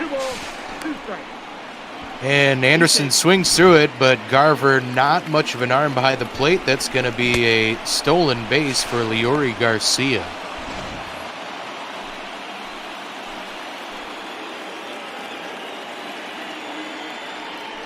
Runner in scoring position now as Anderson will swing and lift this one to center field. Buxton will squeeze it, and we'll have no tag from second base. That'll be out number 2 for the White Sox. The batter, the third baseman, Yoan Moncada. Yoan Moncada, after the triple-double in last night's game, he's 0 for 2 with a couple of punch-outs so far here against Jake Odorizzi, and starts out his 3rd attempt with a strike on the bottom of the plate. 0-1.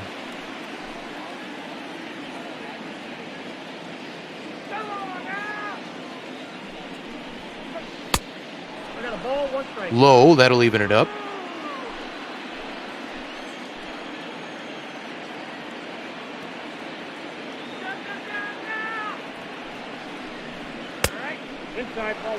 Missed inside there, 2-1. Odorizzi up to 79 pitches now, and he's never been one that's going to go out there and be a danger really to throw complete games. More of a 5 and 6 inning type guy. As this one's lifted to left field, Rosario's going to get over there to make the catch. So nice running catch there for the out from Eddie Rosario.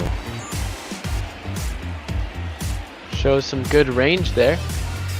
Make that play. They were showing the retired numbers here at Target Field. Of course, last season they retired Joe Mauer's number 7. And if you're ever at Target Field, that's a pretty good spot if you're wandering around the ballpark to stop and take in a few innings. You got a pretty cool vantage point up there and a bar right behind you, so you can just turn around, snag a beer. You don't even have to miss much of the action. And you get a cool little elevated view out there in left field. So highly recommend that if you ever find yourself up in Minneapolis.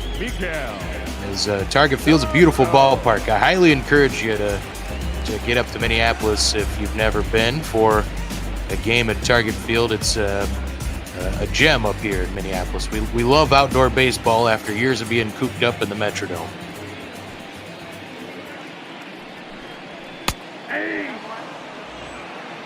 Miguel Sano takes strike 1 there. Lucas Giolito gonna look to keep holding this Twins lineup in check. He's put up zeros on the board so far, and he misses outside there, 1-1. Sano struck out his last time up, one of the 5 so far for Giolito on the night.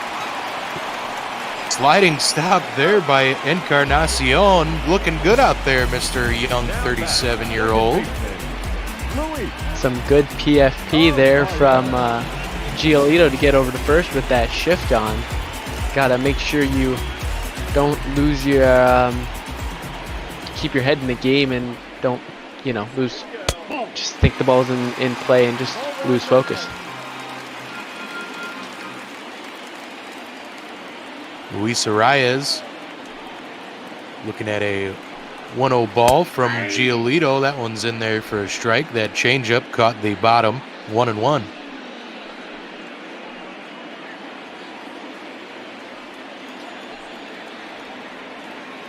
Grandal wants it low and outside, and instead it's across the middle of the plate, but lined to Tim Anderson at short.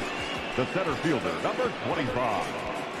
That's the second time that Arias is lined out to it, Tim Anderson there. One to the right side of Anderson, that one to the left side from our vantage point. Some good contact, but just right at someone. Yeah, Luis thought he had a base knock there, and instead it's out number 2 as Buxton's going to take outside for ball 1.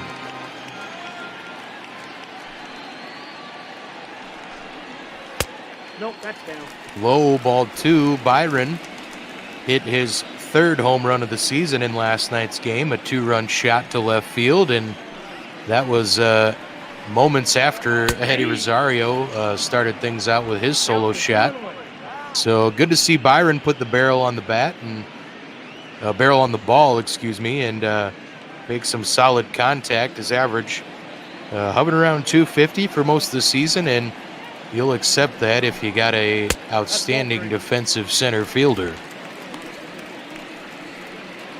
Be nice to get to see him use his speed on the base paths a little more, but yeah, as you said, his defense makes up for anything there, and he's going to be on base and with a chance to maybe get into scoring position. Now batting, right fielder. Yeah, he will at least be a bit of a distraction over there for Giolito as Byron draws just his 19th walk of the season. That brings up Max Kepler, Twins right fielder, looking to find a gap here and get Buxton home.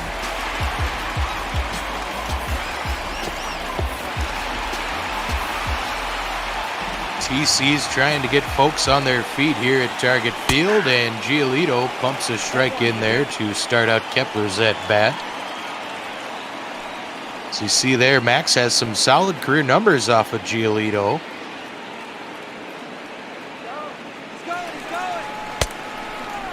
And there it is, the pitch out, and Buxton's in there. No, he's out. Oh, I thought he was in there safe, but the tag is down.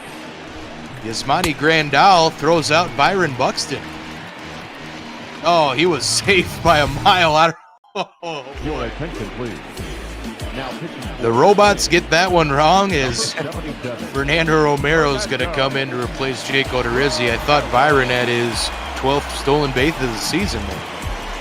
Yeah, I must agree. I thought he got his hand in there. But anyway, Romero coming in his 2020 debut, got called up from AAA recently.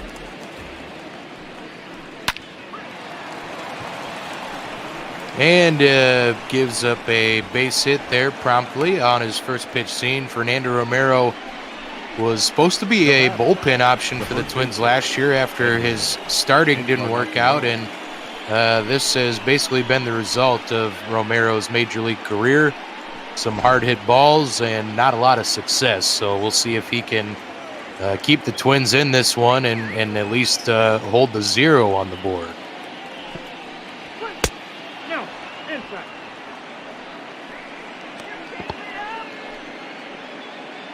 Encarnacion, a couple of strikeouts tonight, and we'll see what he can do against Romero.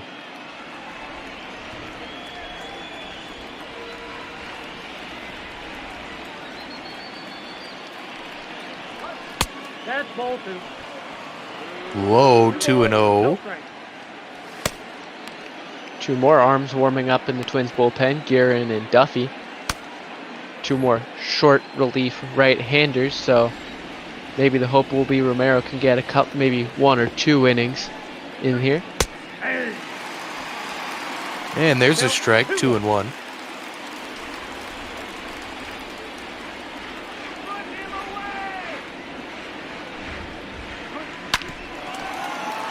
And this one is a foul ball down the first base line.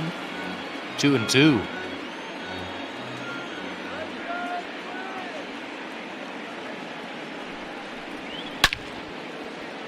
Fouled away once more, so the veteran Encarnacion hanging tough and trying to straighten one out here and get another one aboard for the White Sox with nobody out to start out this 6th inning.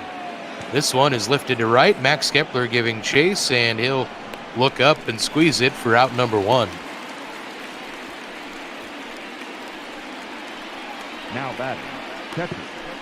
Despite that single to lead off Romero's night here, got the fly out of the most dangerous bat in this White Sox order and a chance to maybe get Grandal doubled up here to get out of the inning pretty quickly. Yasmani Grandal had that double in the game earlier, and facing Romero, 0-1 here, 1 down.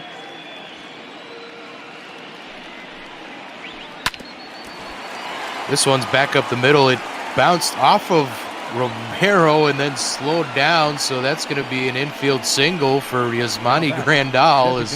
That was kind of an awkward play. Grandal's not the fastest of runners whatsoever. Looked like a little bit of miscommunication there because either Polanco or... Whoa, we got to throw down to third base. And that's, wow, Eloy Jimenez is out. That was a confusing decision there. Yeah. I don't know what to say. I mean, I, as much as anybody, doesn't have much respect for Mitch Garver's arm behind the plate, but I'm not sure if I'm sending Jimenez there with just 1 down with a 1-run lead. But hey, if you're a Twins fan, you like that one because it means another out. But there is a runner now at second base once more. Hey, Jose Abreu swings through that one. Fernando Romero's going to keep that 1-0 deficit intact. The 0 on the board, and he gets out of a little bit of a jam there after a few awkward plays. Leading off for the Twins, the right fielder, Matt Kepler. Giolito here's at 74 pitches going into the bottom of the 6th inning to face this top of the Twins order who really need to get something going. Only a couple hits allowed here for Giolito. Yeah, this Twins lineup has been particularly quiet against Giolito tonight, but most lineups in baseball are against the White Sox ace. He's got pretty electric stuff up there and gets Kepler swinging 0-2 now.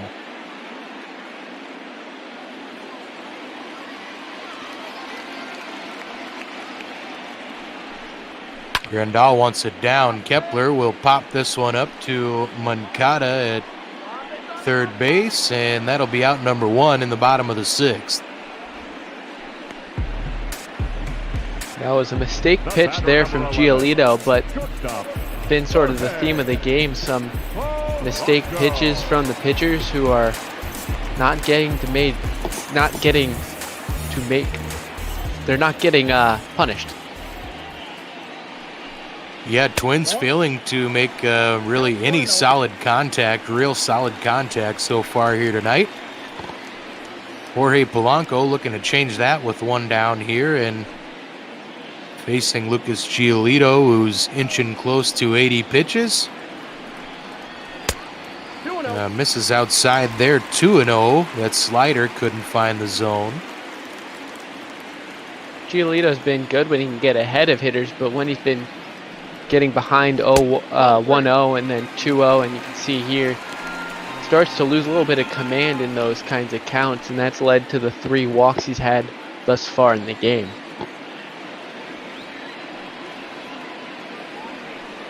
Yeah, doing my prep work, I was a little surprised to see Giolito with just the 4-5 record. Maybe not a lot of run support in his starts or what, because with the 3.70 ERA, he's normally pretty solid. Does have a full count here to Jorge Polanco. And Jorge puts one on the plaza and ties this one up.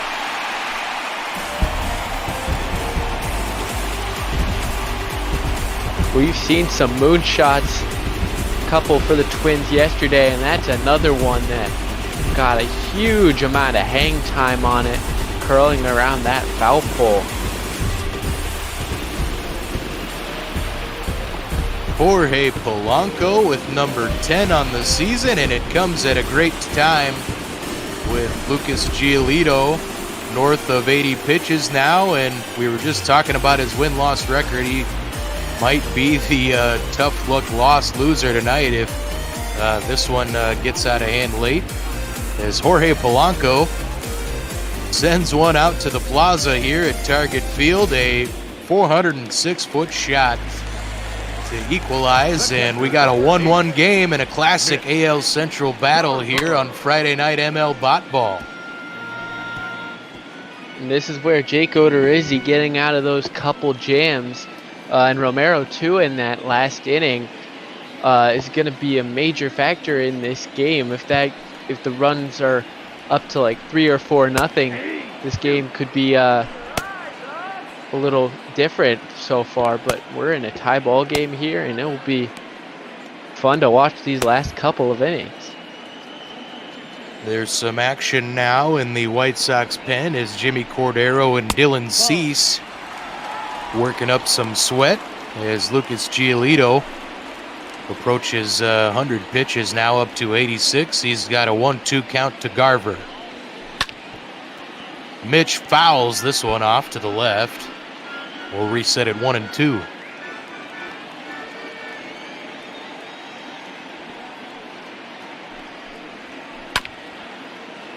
And Garver's going to ground this one to Encarnacion. Giolito will cover first, and that'll be out number 2 here in the bottom of the 6th. That'll bring up the boomstick, Nelson Cruz. This is the point in the game where solo homer might be all you need if these bullpens can keep this game close. Yeah, Nelson got off to a fast start in the power numbers. He was close to the top of the American League lead for a while, but he's been a little bit quiet as of late. Just 13 home runs as a 39-year-old. But hey, Twins would definitely like to see number 14 here, but always a tough task with Giolito on the mound, and he starts him out 2-0 here with 2 down.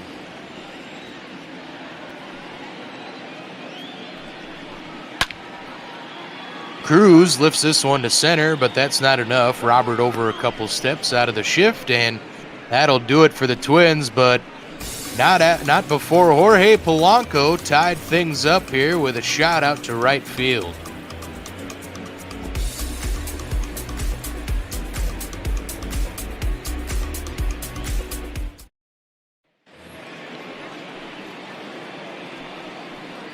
Leading off for the White Sox. Fernando Romero gonna come out for his second inning of work. He had just 12 pitches in that 6th inning, and he's gonna toss here to Nomar Mazara. Gets a strike in there to start out his inning number 2.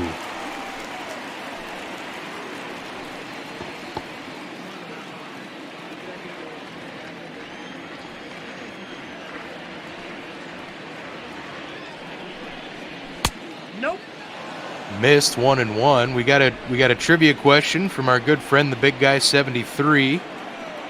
He says, who has the most career games at shortstop? Somebody guess. Oh, our good friend Shark, who I think might have booped in the booth here. He guessed Jeter. That's a no to Derek Jeter.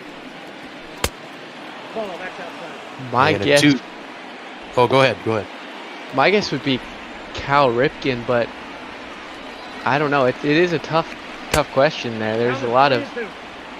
No, there's no to Ripken. No to Cal Ripken. Man, it's probably some silly guy who played before Prohibition or something like that.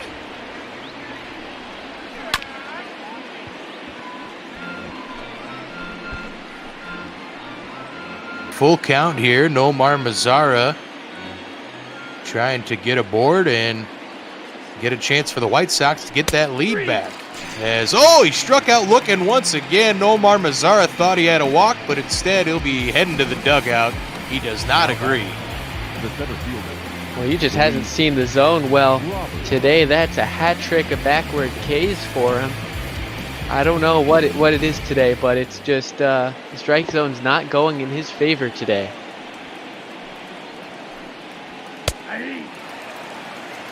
Well, from 1980 to current, I was Omar Vizquel. Yeah, that was what EBTO EB2. Oh, that's the correct answer, Omar Vizquel. Long-time Cleveland Indian, if I'm not mistaken. Up next for the White Sox. Did play for Yes. the White Sox a bit too. Leore Yeah. Garcia.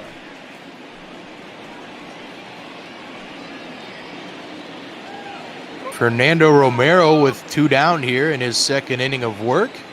And the top of the White Sox order up again. Leore Garcia will lift it to center field, but Byron Buxton's going to look up, squeeze that one for out number 3, and we'll see if the Twins can get the lead now with Donaldson, Rosario, and Sano coming to the dish.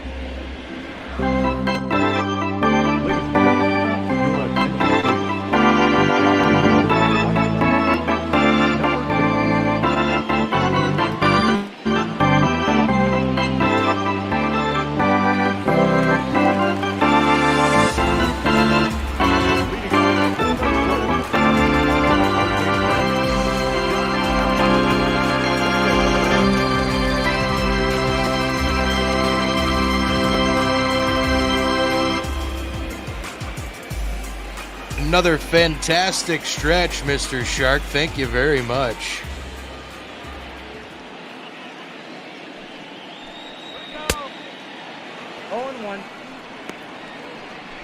New pitcher, here's Jimmy Cordero, a fireballer. For the White Sox, those sinker, fastball, slider are his main pitches, touching high 90s with the fastball, as you saw there on his last pitch. Donaldson 1 for 2 this evening and looks at ball 1 there. Yeah, Cordero hit 98 there on the gun, and we'll see if he can get a couple more ticks and hit 100. We've seen, of course, with Kopech last night, we saw that gun hit triple digits as Josh Donaldson down 1-2 now.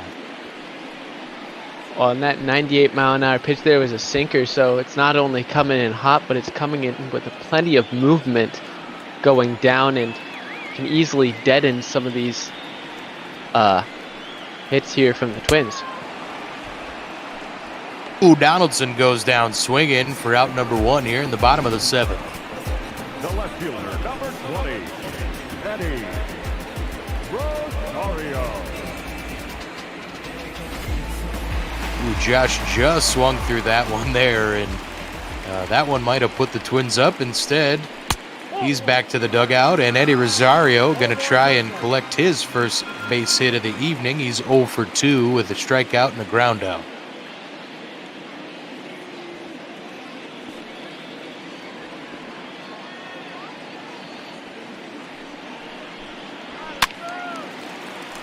Fouled away, 1-1. We want to remind everyone we are raising money for Meals on Wheels. We've been doing it since we started this ML Bot Ball, and we've been trying to raise funds for Meals on Wheels every day. We've been broadcasting. We've been broadcasting since the later portion of March, and have been doing about 5-6 games a day ever since. We highly encourage you to click on that PayPal link, donate to Meals on Wheels, and help out some good folks and a good organization during these tough times. Eddie Rosario's going to strike out, and Jimmy Cordero looking real fine here in the 7th inning. And that'll bring up Sano, who got his 60th strikeout on the season, the most on the Twins earlier in this game. And Sano's going to look at that sinker. Fooled him a little bit, locked him up a little bit. 0-1 with 2 down.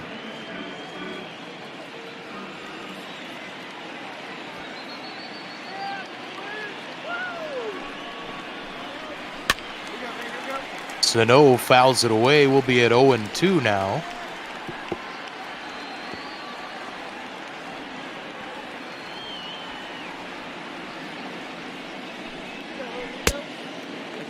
And that one's low, 1-2.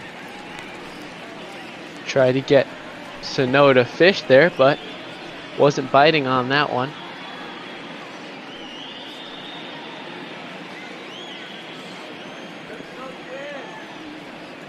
Jimmy Cordero to Miguel Sano, and fouled away once more. We'll reset once again, as Miguel Sano hanging tough, trying to figure out and straighten one out from Jimmy Cordero. And this one's hit the other way. It'll be a base hit into right field for Miguel Sano. A 2-out base knock puts a runner aboard for the Twins. Second baseman, Louis. And he was way early on that slider that he fouled off, and this time just doinks it the other way.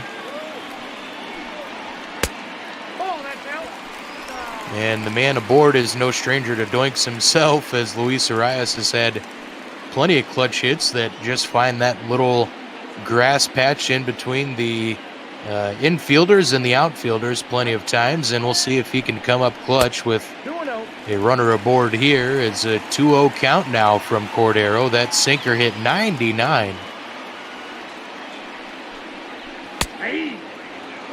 That one catches the bottom, 2-1. Oh, and Arias might be due for one of those doinks, getting robbed of a base hit twice by Tim Anderson there at short. And there it is, a base hit into center field. The Twins will have 2 men on now as Luis Arias collects his first hit of the evening. The center fielder, number 25. I'll collect all the credit for that one happening. And now it's up to Buxton to try to get that go-ahead run across here. Byron walked his last time up and swings through that first offering from Cordero, the 99-mile-an-hour fastball. And Buxton did catch up to a Kopech high heater yesterday to put one into the seats. We'll see if he can chase one here from Jimmy Cordero. He's down 0-2 now.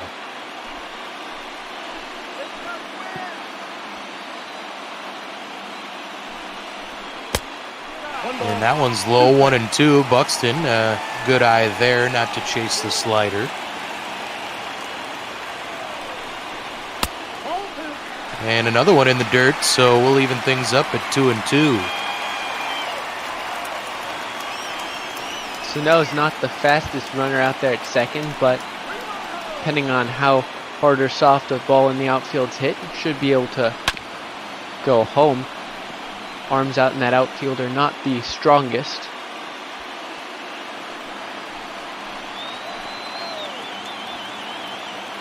Yeah, Buxton just needs to find a gap here, I think. And instead it'll be a little doinker back to the mound. Cordero will toss to third base and gets an O there on the force play.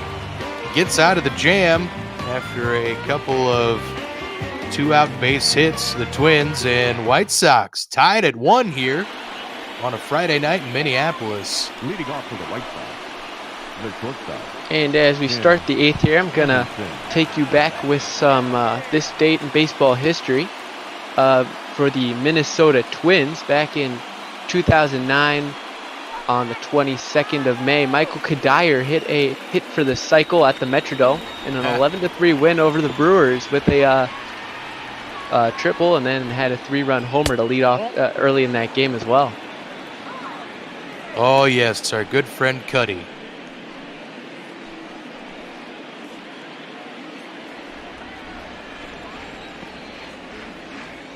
Some classic memories in that Metrodome. That was that last season in that Metrodome. I think you brought up some classic Metrodome season, final season trivia last night too, if I'm not mistaken. That was a heck of a year from the Twins, a fun year, and of course culminated in that classic game 163 against Detroit.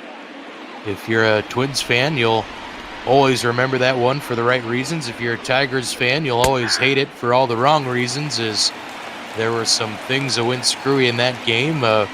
Brandon Inge's jersey got clipped by the baseball, but was ruled no in one of the later portions of that game. A classic game 163, and then of course the Twins get swept out by our good friends in New York, the Yankees, as is tradition, as this one's grounded to Arias at second base, and that'll be out number 1 here in the 8th.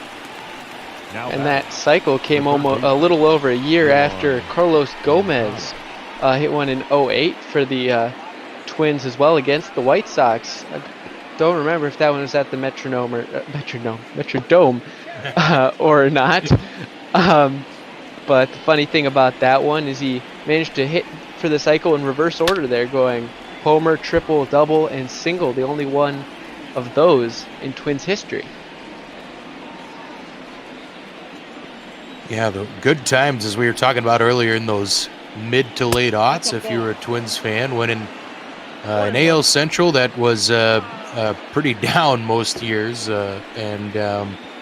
Now I think this year there's tons of firepower, and I think a lot of these AL Central teams can compete with the other top teams from the other divisions, which hasn't always been the case throughout the history of this division. As from Romero gets strike number 2 there. He's in his 3rd inning of work.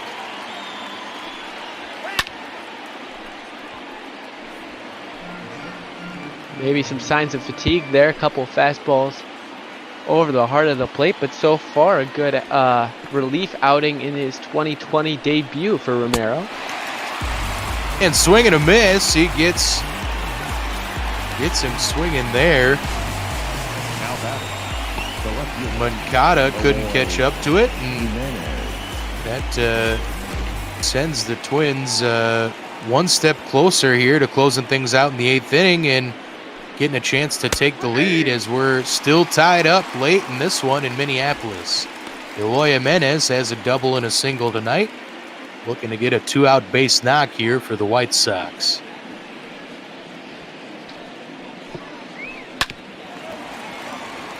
And this one's grounded to Polanco at short, and that'll be out number 3. So Fernando Romero comes in and keeps that 0 on the board through 3 innings of work after a gem of a start from Jake Odorizzi. Your attention, please. Now pitching for Chicago. It's going to be Jace Fry, the 26-year-old from Oregon. Going to be pitching for the White Sox here. Season's not been going the way he would have liked. ERA north of 4. Going to see a lot of cutter and curve mix from him, so good mix of movement pitches. Kepler fouls off the first offering he sees from Jace French Fry.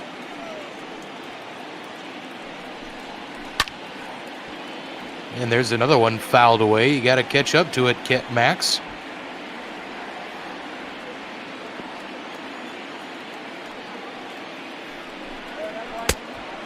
And Kepler's going to strike out there to lead off the bottom of the 8th.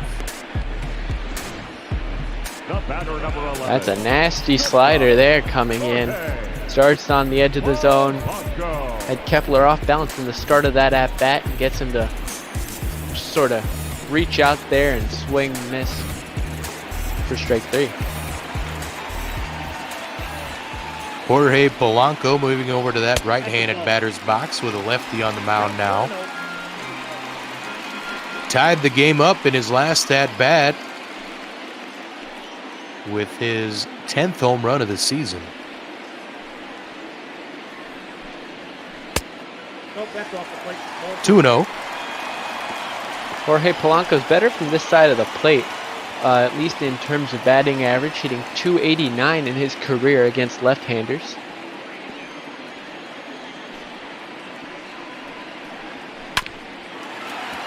And Polanco grounds this one to Moncada, and that'll be out number 2 here as Jace Fry is frying and dicing up this Twins order to keep them in check here in the 8th inning. And Mitch Garver going to come in 0 for 3 tonight. He was 0 for 4 last night as well. So Mitch Garver might be due.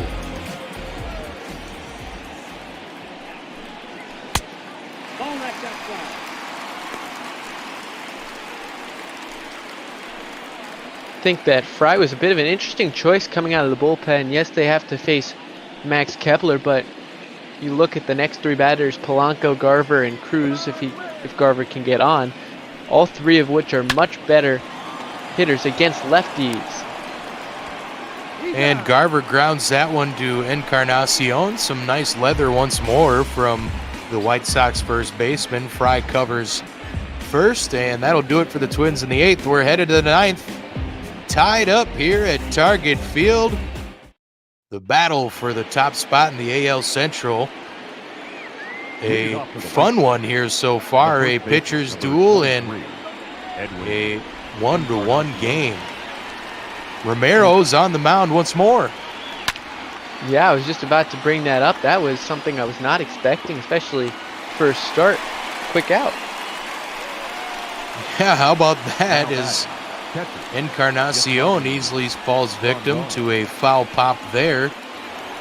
So his struggles in this series continue as Yasmani Grandal going to take some hacks against Fernando Romero, up to 36, now 37 pitches with that ball.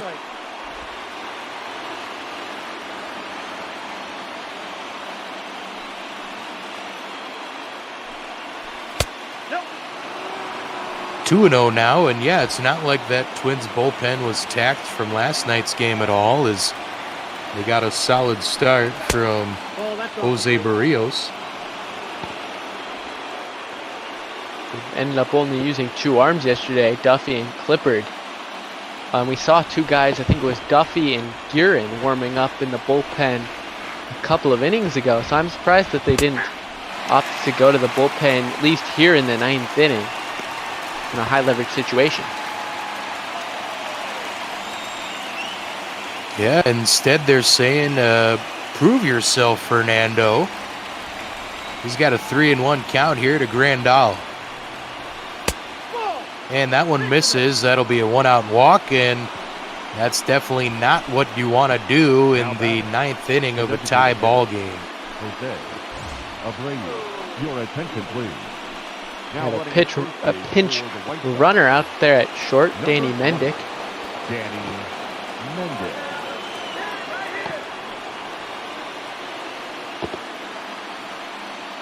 Jose Abreu steps in now, 0 for 3 this evening.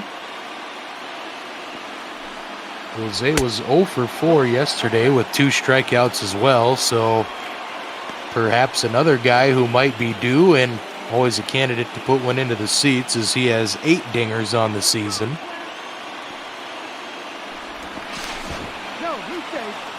Toss over to first just to keep him honest and keep that runner out of scoring position. Oh, don't toss it away. Miguel Sano had to back up for that one a little bit.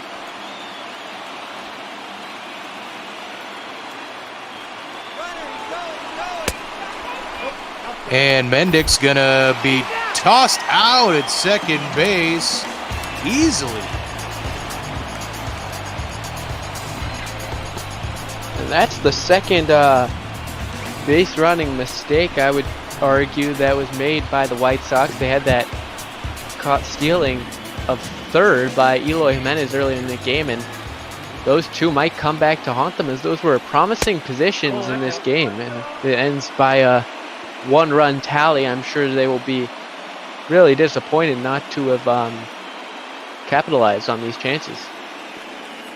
Yeah, not sure if it's been manager Rick Renteria making those gambles in this close game, or if it's been the players taking some of their own liberties to go on the base paths. But anyway, Abreu works a 2-out walk now, as, man, the White Sox could have had 2 aboard here. Yeah, and with Mendick's speed out there, if he was on second base, a single would have scored him easily, and they wouldn't have to worry about trying to split the gap here with Nomar Mazara and 2 outs. And Mazara takes strike number 1. Romero still hitting 94 with that fastball, but up to 46 pitches. You got to start to worry about a guy who, even though has a past as a starter, has been a reliever for the last few years of his career. But he has Mazara down 0-2 now.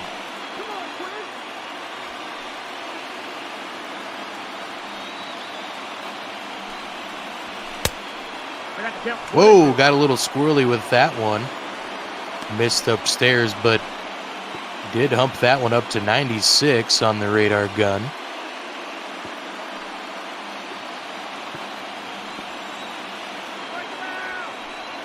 One-two pitch, top of the 9th, 1 on. Tie game, outside, 2-2. Romero, I think you want to try to get something closer to the inside of the zone here. Can't afford to have a 3-2 count. And fouled away to the right. Look out. That one was hit hard, but crooked. As Romero's up to 50 pitches now. Mazara looking for his first hit of the evening, and he will take inside there. 3-2 now. Full count. That runner will be going from first base, and this should be a fun pitch and whatever entails. And I can only assume that this is going to likely be Romero's last pitch. If he gives up a hit, they're probably going to have to pull him, whether it's first and third or runner coming in. And if he gets out of it, I can only assume and hope that he doesn't have to come out again for another inning next year, if that were to happen. Romero taking his time before this payoff pitch.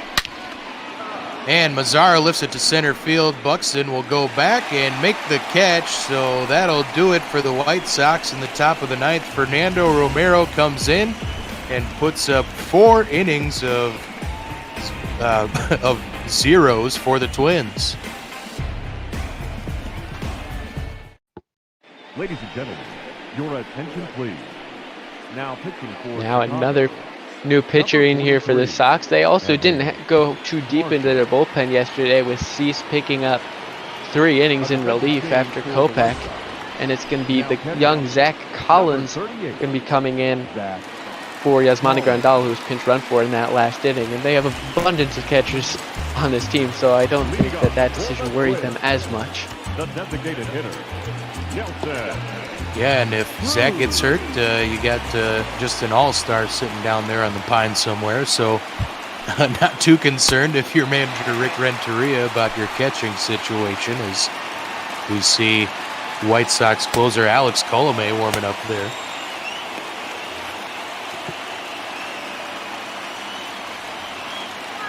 The boomstick, Nelson Cruz, takes there for ball 2. Can't afford to get behind in the count of these big bats here because a fastball up in the zone often does not come back. Nelson Cruz lifts this one high and deep to left field, and we're out of here, folks. The Twins are going to win on a walk-off from the boomstick, Nelson Cruz. Light those fireworks. We're out of here at Target Field.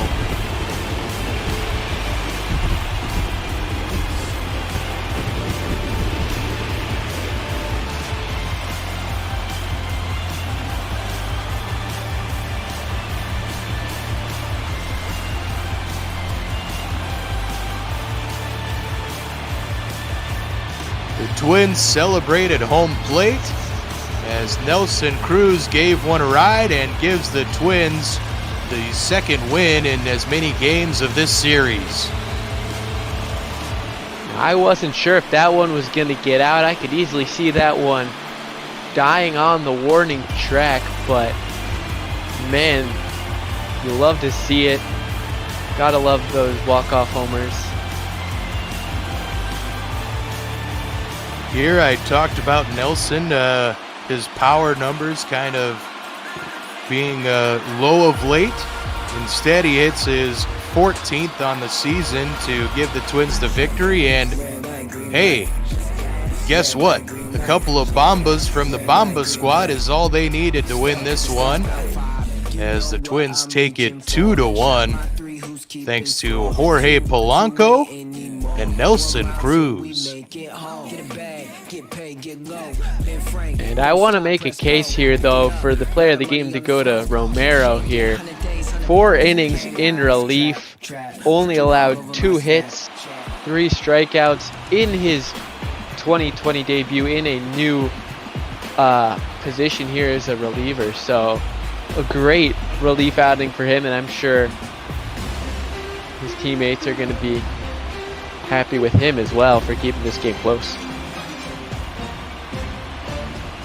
Yeah, a pitcher's duel broke out here at Target Field, and I definitely wouldn't argue with you trying to give that one to Romero. He does get the win tonight with those 4 innings of work, and man, he was pretty solid. Odorizzi had those 10 strikeouts as well. We can't discredit that, but yeah, hats off to Romero as we see some highlights here. This one was our only run of the game for a very long time after Rosario kind of botched his dive out there in left field, allowing the runner to score.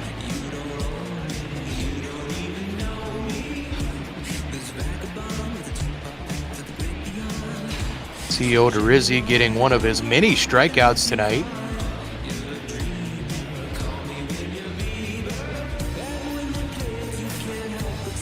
I think you said he had 3 guys that were called out looking over the course of the evening. And here was the equalizer. Jorge Polanco sent one into the Minneapolis Knight and tied it up here. As that one got the fans excited at Target Field, and this one was the payoff with Nelson Cruz, a second deck shot, walking off the White Sox and improving the Twins to a 38-14 record. They're first in that American League Central, of course. Now with a pretty good lead over the White Sox and Indians. Fun one here tonight. What'd you see, Mr. Hines? Well, I think we all love to see those really high-scoring games, some of which, we saw pretty decent scoring one yesterday. But I think this game had a little bit of both. You had some great pitching performances by Odorizzi. Giolito, no slouch either today. And then, of course, the man of the day to get the win, Romero.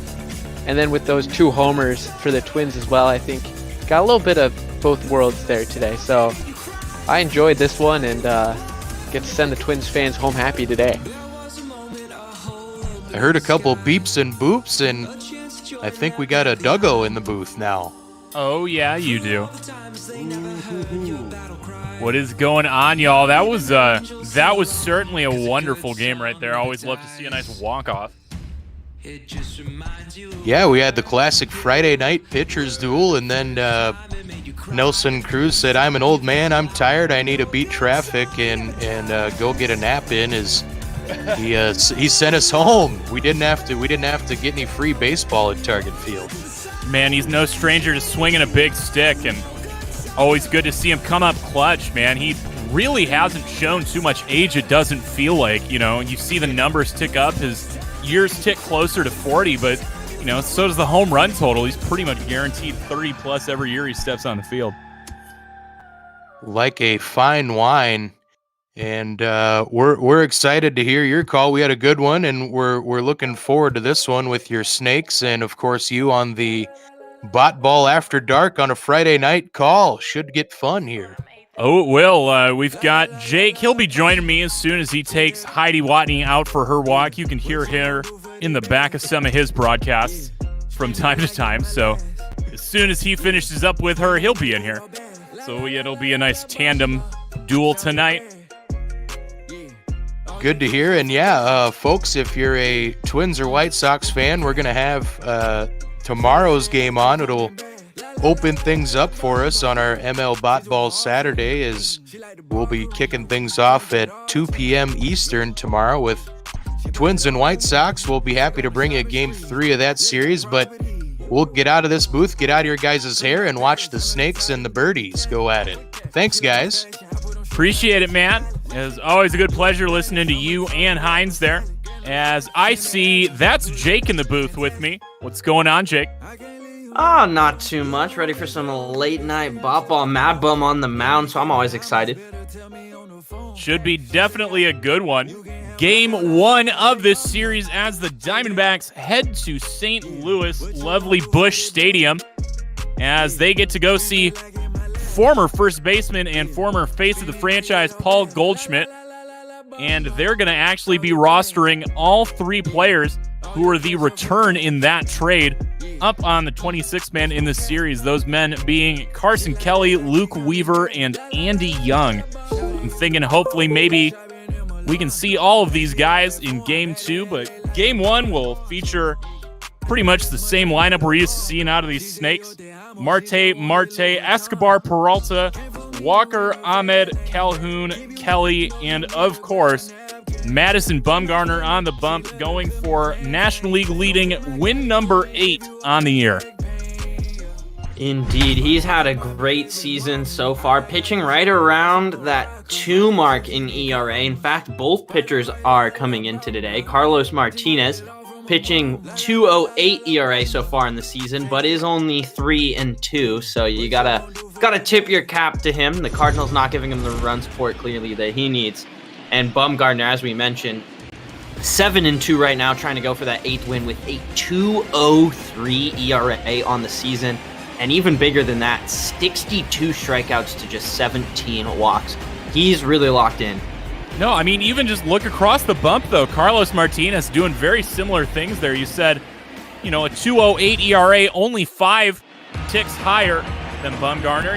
He's got 62 strikeouts to the 14 walks. So they're both right in that same category, man. Just looks like Carlos Martinez giving up a couple more hits than Bumgarner, but it's really good to see, if you're a Cardinals fan, seeing Martinez come back to form. He spent last year almost exclusively out of the bullpen, but mostly locked into the late inning game finishing role, racking up 24 saves in 38 games finished.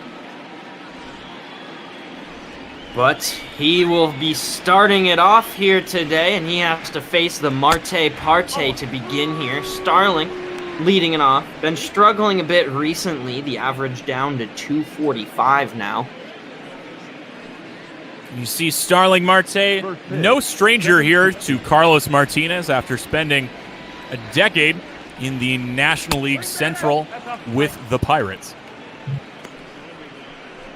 Outside now, 2-0 here to Starling Marte.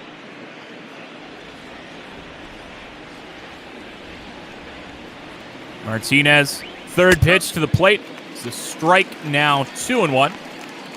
You saw these Arizona Diamondbacks drop 2 of 3 to the Mets in their last series before coming to town here. They lost the season series 5-1. It was not a pretty time pretty much all the way throughout, as Starling Marte is going to pop that up to deep shortstop. Paul DeYoung able to grab that for out number 1 of the game.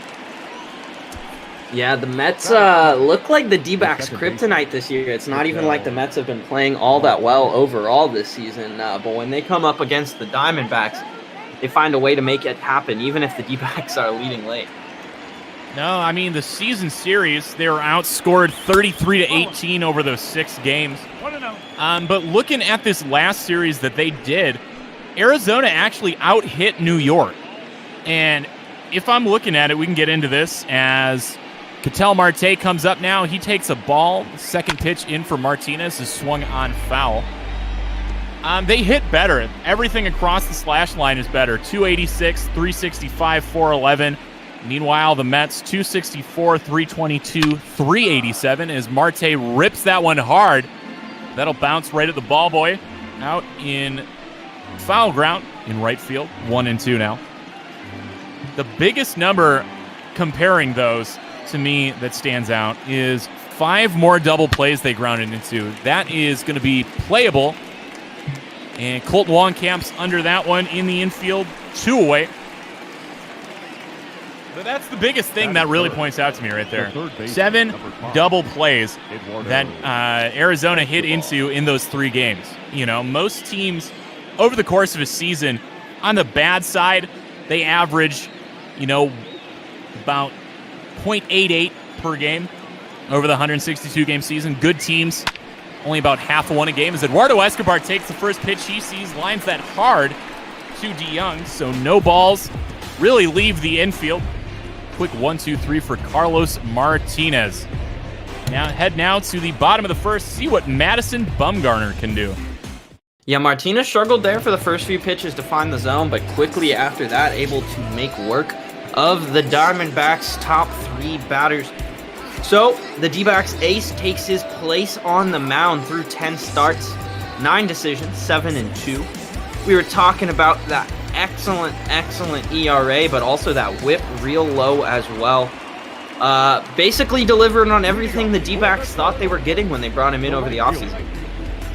No, dude, you couldn't ask for more. You know, it was going to be a tough time replacing Zach Greinke as he left at the trade deadline, but I think they found pretty much the dead-on exact replacement for him. I think Bumgarner's done everything they could ask for and more as a replacement at the top of the rotation. And he's a heck of a lot cheaper. Is he, though, considering what they retained on that deal? Now 1-1 to Tommy Edman to lead off the Cardinals half of the ballgame. I mean, I think everyone's got to be a cheaper pitcher than Zach Greinke, but I get your point. I mean, we did get lucky with some of those contract negotiations. Thankfully, the tax rate in Arizona is significantly lower than California and a little bit more room for the horsies. So that helped knock a couple million off there. But honestly, seemed like a pretty reasonable deal, if you ask me, whereas like a Zach Greinke, Bryce Harper contract just kind of ties your hands. But that one is going to tie up the batter there. So Madison Bumgarner gets the fly out there to Cole Calhoun, 1 down in the inning. So Cardinals 1 through 9. Tommy Edman led off and just flied out to right to start the ballgame. Now up is going to be Matt Carpenter playing third and batting second. After that is number 1 in our hearts, number 44 on the field. Excuse me, number 46 now. Paul Goldschmidt playing first base. Paul DeYoung slots in number 4 at shortstop. Behind the plate and hitting fifth is Yadier Molina. Number 6 in left field is utility man Brad Miller. Colton Wong, the defensive wizard, plays second base, hitting 7th. Carlos Martinez pitching, hitting 8th. And Harrison Bader out there in center field, hitting 9th. 1-1 to Matt Carpenter. Ooh, he has called a ball. Now 2-1. I disagree categorically with that call right there. Oh, for sure. I'm not about that call. 2-1 from Bumgarner. That's hit out there. That could be trouble. Long run for Starling Marte. He gets under that in the gap, and 2 away now. Couple hard hit balls, but easily gotten to by these Diamondbacks outfielders.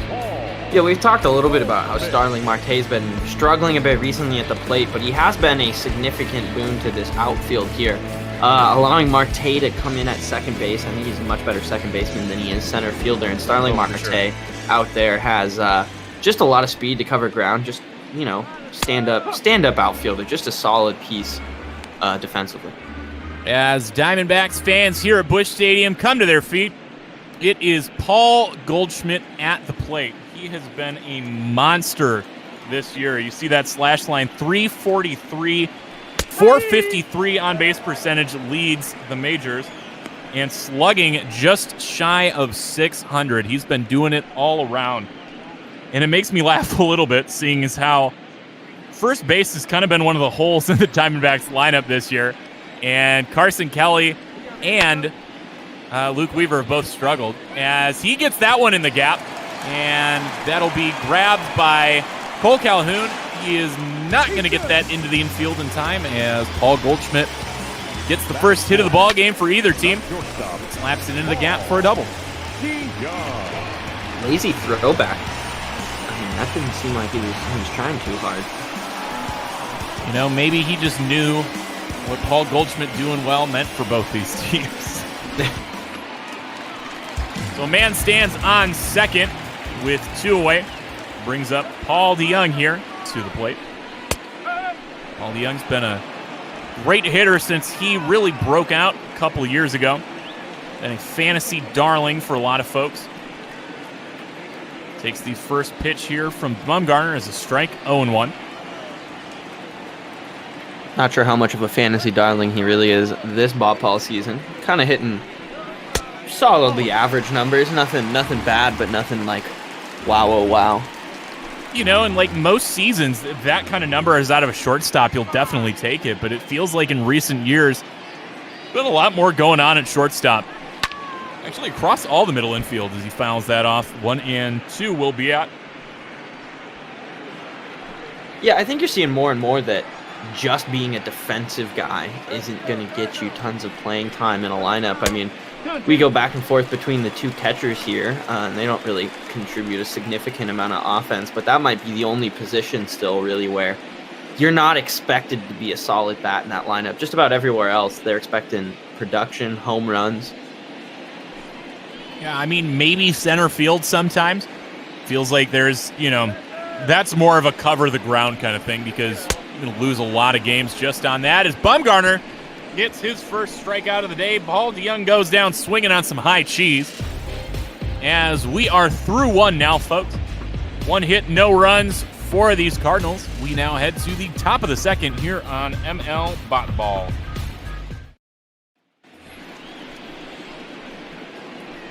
Leading off for Arizona. Just want to remind everyone that while Duggo and I are donating our time for the love of baseball, we are raising money for a great cause here at ML Bot Ball. And if you feel generous today, you can sub to our Twitch server for $4.99 a month, or go make a donation of any amount at the PayPal link below and support Meals on Wheels. David Peralta's first man up here in the top of the second. First pitch he sees from C-Mart is a strike. Behind in the count now, 0-1. Peralta's probably been the hottest bat as of late. Came out of that series against the Mets, hitting close to 500. 0-2 here to Martinez. Lays off, very well-placed pitch. Two-seamer, couldn't get him to chase on that.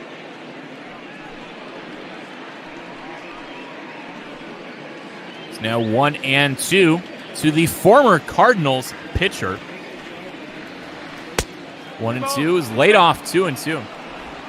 That is true. The freight train started his professional baseball career here in the St. Louis organization. Throwing fastballs. Right? Now I remember seeing a picture of that the other day. Watching him on the mound in a Cardinals jersey. It was one of the grossest things I've ever seen. As count runs full now, 3-2 to David Peralta. Seamart does not look too pleased with himself. Nothing's been borderline, just hasn't gotten the bite out of Peralta.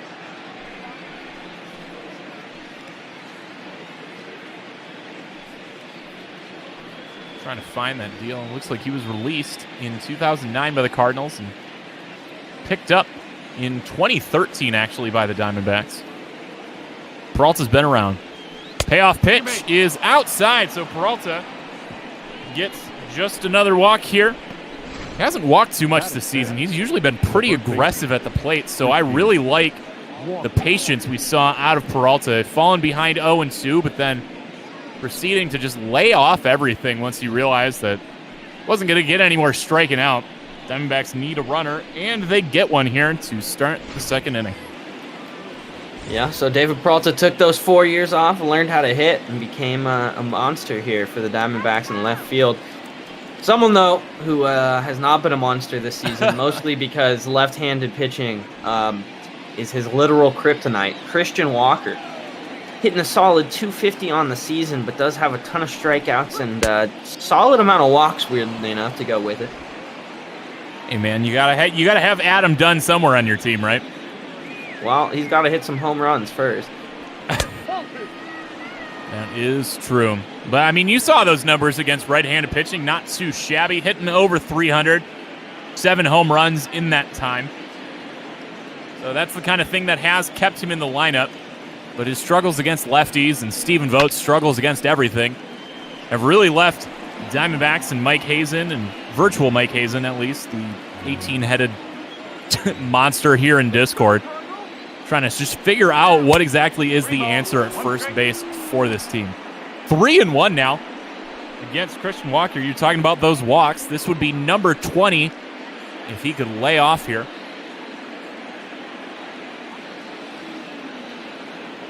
The 3-1 pitch to Christian Walker. He does. So back-to-back walks issued here by Carlos Martinez to start the inning. All right, well, now we got it going, Snakes. Just got to get somebody across here. We've seen the D-backs, especially recently, somewhat in that Mets series, especially, just fail to bring runners across when they've had the opportunity. And we want them to convert here early. Oh, as Nick Ahmed almost takes that one, but instead jumps out of the way. Now ahead in the count, 1-0. Career versus Martinez, still looking for his first hit. But this is the biggest move that we did see the Diamondbacks make ahead of this series. Nick Ahmed bumped up in the order to the 6th spot behind Christian Walker, kind of leaving some room between the lefties, Peralta and Calhoun. Now 1-1 to Nick Ahmed. He's got 2 men on and no out, so great opportunity for these Diamondbacks to strike early. He hits that one hard, but that'll be fouled down the right field line. Now 1-2. And honestly, like, if Christian Walker continues to struggle, I wouldn't be surprised to see Nick Ahmed move into that 5 spot before too long here. 2-2. Indeed, especially kind of depends what we do at first base long term. If Kevin Crone starts to have a really great season down there in Reno, maybe deserves some attention here at the major league level. We did see him last year for these Diamondbacks, and he looked pretty decent for a young guy coming up in limited action. I've actually really liked Kevin Crone, man. He's a monster. Full count now to Nick Ahmed. As he swings on that, fouls it off. Stay where we're at. He hit some dingers, that is for sure. But we'll have King Kongs in the trunk. We'll take just about anything here from Nick Ahmed that doesn't result in an out. 3-2 pitch. Another foul ball. So he's staying alive. He's working this count. He's making Carlos Martinez work. He's almost up to 30 pitches. And still no out here in the top of the second. Payoff pitch yet again. Another foul ball. That's what, pitch number 8 in the at-bat? I think that was 8, yeah. So we're going to keep doing it, folks. 3-2. Lays off that, so that will be 3 straight walks issued by Carlos Martinez to load these bases. To be fair, that third one there was mostly Nick Ahmed's battling that allowed him to get in that position and that eagle eye there to take that last pitch. But the first two were a little less competitive, and now Cole Calhoun, 273 average on the season, has a chance to get a couple more ribbies. Represent Arizona State. As you said, the Arizona State Sun Devil takes a first pitch strike from Carlos Martinez. Saw him go 1 for 4 with the lone run in last night's game. Diamondbacks dropped Game 3 to the Mets by a score of 4-1. The 0-1 pitch to Calhoun. He hits that hard. And what happens, folks? That is a grand slam here in the second inning. Love to see that. Cole Calhoun shows us why some of these roster tweaks were great, as it is now 4-0. Diamondbacks on top of the Salad Eaters. Oh, yeah, there we go. That's the way to rep the pitchfork. You know, if I'm going to shout you out in your ASU caliber, you better do something like that for me. That's what I'm talking about. Cole Calhoun gets his, what is that now, his 6th home run of the year. Brings his RBI total up to 25, folks. And making his return to the team that brought him up, Carson Kelly.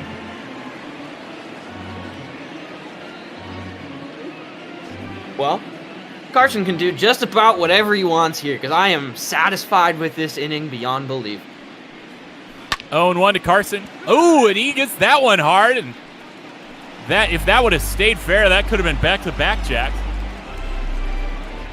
See, in his last 3 games, he's got a double. That's about the most positive thing they can say about him. Behind now, 0-2. Ooh.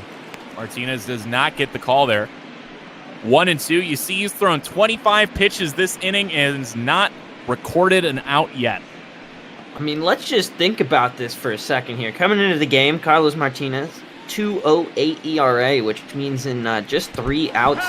Oh, as that is going to come inside and hit Carson Kelly, trying to attack a former teammate. Well, one really wild Western man is about to make them pay for that one. Mad Bum steps into the plate, ready to go. He's hoping not to get hit, though. And that's how St. Louis says, welcome back. Carson Kelly reaches on a hit by pitch. So still no outs in the inning as Madison Bumgarner pulls a bunt back as that 4-seamer misses low in the dirt. I disagree with the bunt here. Completely. Yeah, right? I don't know. He hasn't really swung the bat as well as we'd hope this season. I don't care. Like, no outs. Like, just go for it. Like, come on. Give the people what they want here. I mean, honestly, just bunting, you've probably got a better chance of hitting into a double play there with Colton Wong, one of the best defensive infielders in the majors at second. That's a hard hit over. 3-6 to 3. That's how you do it. Madison Bumgarner kills it. And that is now the first double play ball of the series. Something I'm going to be paying a lot of attention to, as he said 7 in that 3-game series against the Mets. And man, that was killer for them all series. And just imagine if that would have happened a couple batters earlier. We wouldn't be seeing the score where we're at.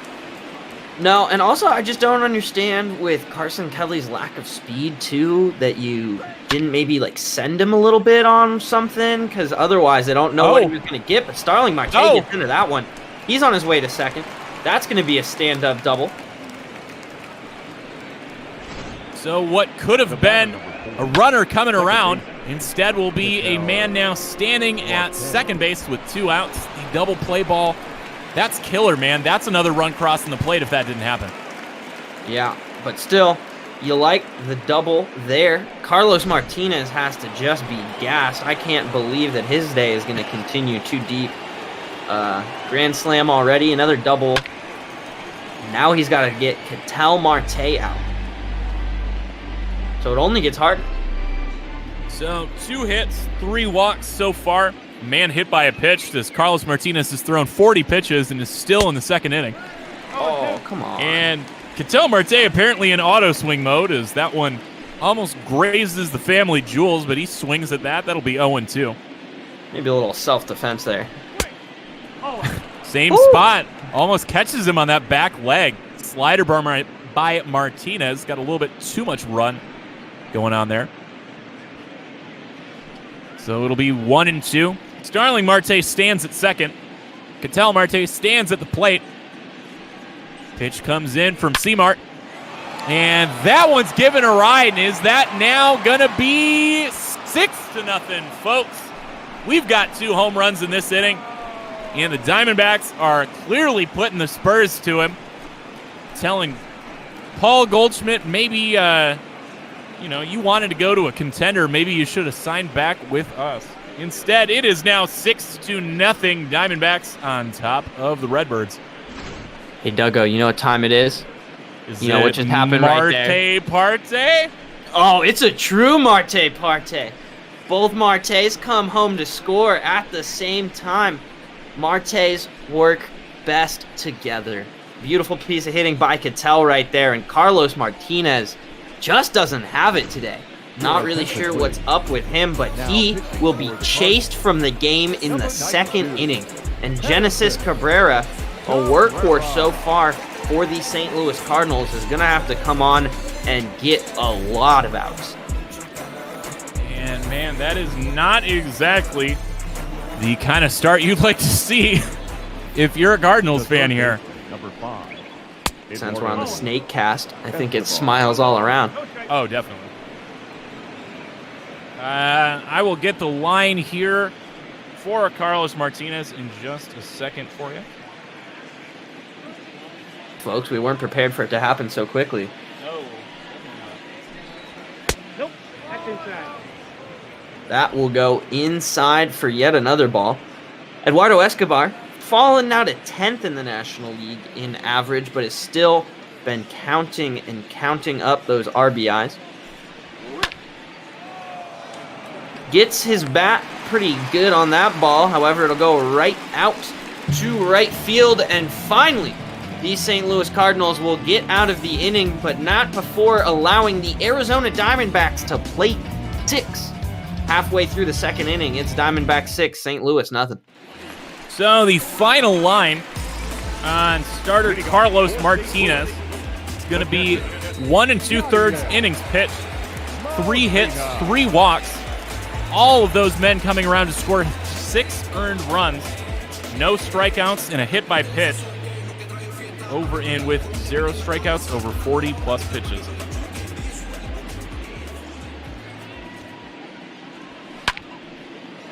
As first pitch front to Yadi Molina. You're going to see some outfield grass over to David Peralta, former Cardinal. As this one's just getting weird with all that kind of stuff. That is going to be the first hit, or excuse me, the second hit of the ball game here for these Cardinals.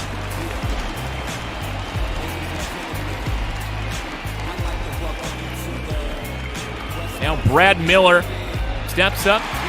Been having a very quietly good year for these Cardinals. Line for him, 298, 359, 488. However, doesn't really have the extra bases to go with that, and only 10 RBIs on the season. Does have a great strikeout to walk ratio, though. Wait, no, actually, bad strikeout to walk ratio. I read those numbers wrong. No, yep. 3 strikeouts for every walk he takes, so definitely relies on his bat to get on base. He's played all over the place. He's played just about every position up in the major leagues except catching. Played for a handful of teams. Spent 3 years at Tampa, 3 years in Seattle, a year in Cleveland, Philly, and Milwaukee each, as he's going to strike out here as I'm trying to gush about him and find the stats. Madison Bumgarner racks up his second strikeout of the day.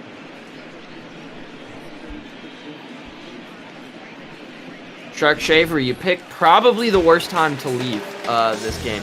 I don't think it'll get more exciting than that top of the second right there for the Snakes. Finally love to see these Snakes busting back out.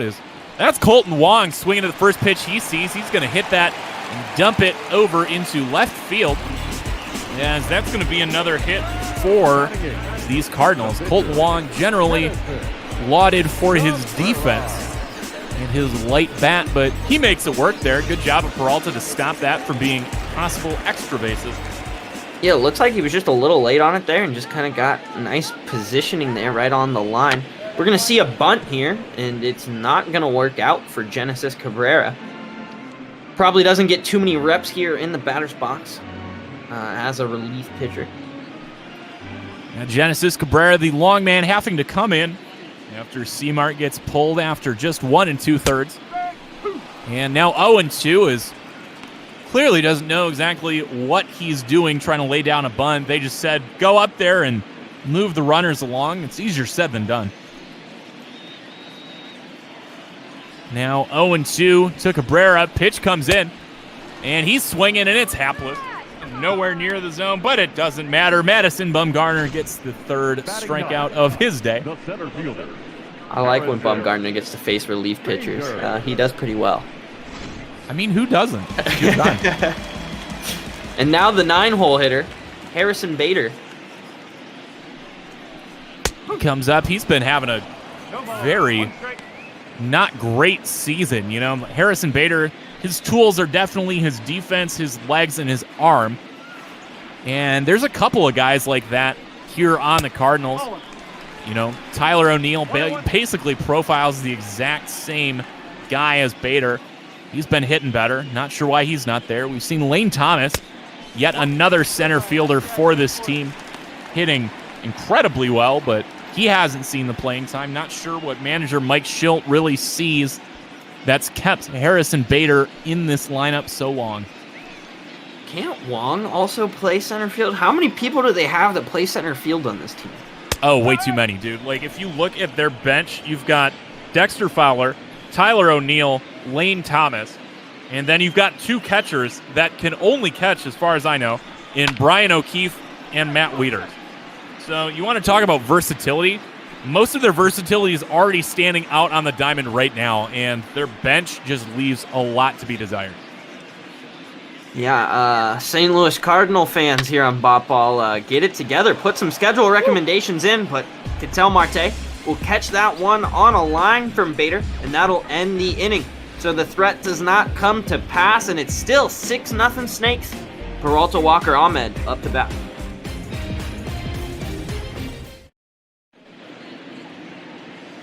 So we'll start off the top of the 3rd in the same way we started off the top of the 2nd, as the Diamondbacks were able to send 9 men to the plate, batting through and scoring 6.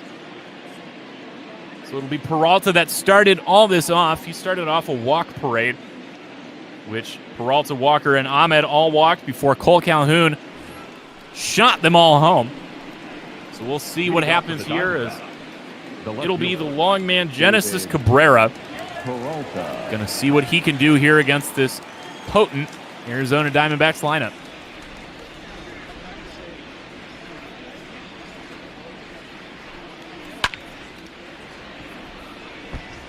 Fouls off the first pitch. 0-1.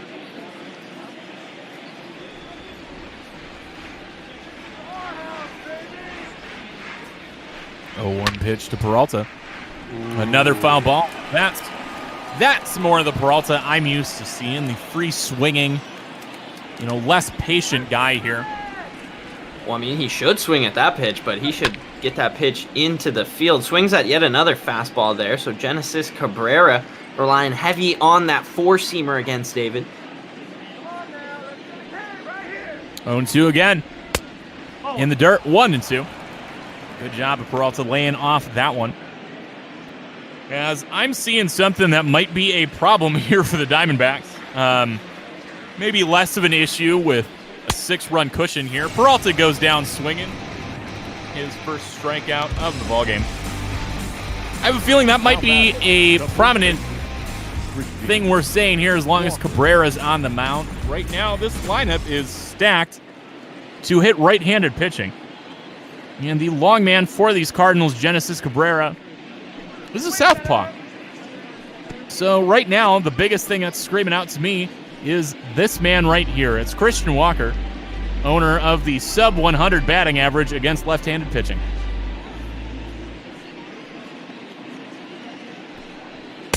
Oh, 0-1 becomes 1-1. So good job laying off there. But, you know, Torrey seems confident, not going to make any changes here on the fly. No ad hoc lineups. We'll see what happens. There's two more lefties that these St. Louis Cardinals could go to if they want to neutralize some of this lineup. Fouls that off now, 2-2. They've got later inning options, and Andrew Miller and Tyler Webb available, but otherwise it's righties. As Walker, oh my God, Walker gets a hit against a left-handed pitcher, folks. Well, that is definitely not something you'll see again this week, so just kind of remember that. Just hits the mound there. Cabrera not able to react quickly. And the D-backs continue their offensive onslaught. Nick Ahmed took a walk in the second. Takes a strike there, 0-1. And man, I know this isn't it, but I'm just going to believe that Christian Walker is here to just show up Paul Goldschmidt as much as he can. Be like, hey, you thought you were a good first baseman for these Diamondbacks? Don't worry about it. I got you. I mean, he could do that if, like, in between now and next season, he becomes, like, almost an all-star at least, and then, like, has a great series next year here at Busch, but, like, I don't think anyone even thinks of Christian Walker coming in within, like, 100-mile radius of Paul Goldschmidt's first base talent. Not that Christian Walker's even that bad, just Paul Goldschmidt's that good, and Christian Walker's nothing special. I don't know, man. It was funny, though, watching it last year, as we saw Paul Goldschmidt have probably one of the worst seasons of his career. And there was definitely a period of time there where Christian Walker was playing out of his mind, and it was very easy on paper to say that Christian Walker was the superior first baseman. 3-1 here to Nick Ahmed. That's going to be flared off the bat, and that'll get into the gap. Walker is going to go first to third on that one. He slides in safe. So Ahmed does his job, moves the runner along two bases here. A nice single into the gap. So a bad day just getting worse here for the Redbirds. You know, snake versus a bird in a fight. What else do you expect? And the man who is responsible for 2/3 of the runs here today, Cole Calhoun, grand slam back in the second, ready for another RBI opportunity. 0-1 here to the lefty, Cole Calhoun. He's been relegated to platoon duty, as we've seen Tim LeCastro get a good chunk of playing time against lefties this year. Now 0-2 to Calhoun. So there's one out, runners at the corners here on back-to-back singles. 0-2 to Calhoun. He goes swinging on that one, and that's why you don't start against lefties, Cole. Second strikeout of the game for the Redbirds. You know, but Cole's done his offensive job for the day. He can strike out every time for the rest of the day, and I won't care, not one bit. Gonna hold you to that. As Carson Kelly comes up in his second appearance, hit by a pitch back in the second inning, was nullified by a hard bunt by Bumgarner that went for 2, 3 to 6 to 3. He's got 2 outs, 2 on. I'd like to see Carson do something here with runners in scoring position. And hey, would you look at that fun fact? Did you know Carson Kelly was acquired from the St. Louis Cardinals in 2018? I did? Yeah, I did. 3 straight balls here from Genesis Cabrera. As count goes 3-0 to Kelly. So he could see a second time around the bases with no official at-bats. See what happens. 3-0. That's on the ground, and going to be a long toss over there. Easy play for Paul DeYoung. 6-3 ends the inning. 2 men left on. None come across the score. Scorer still stays in a great spot, though. Arizona 6, St. Louis nothing. And the lineup card flips over to start off the third for the Cardinals. Tommy Edman back at the plate, 0 for 1 on the day. swings at the first pitch he sees. A big curveball in the dirt from Madison Bumgarner. Yeah, he's having a great day.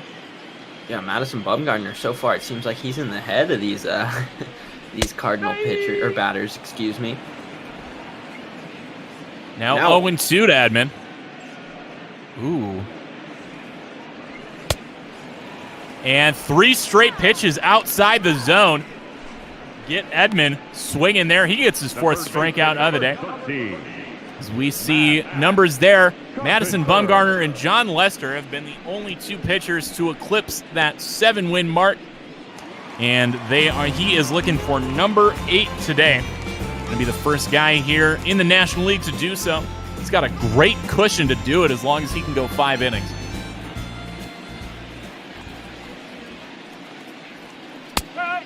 Matt Carpenter, salsa god himself, takes a curveball for strike 1.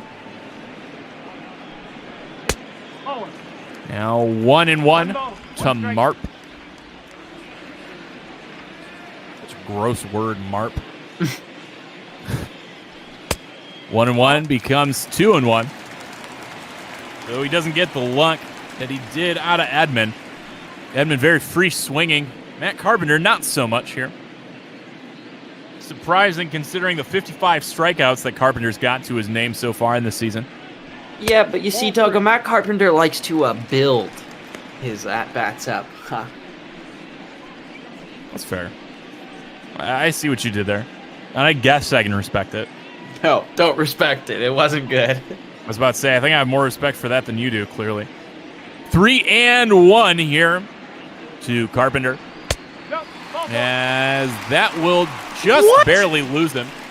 Curveball does not catch the zone, says Blue. So that will be the first walk issued by Madison Bumgarner today here.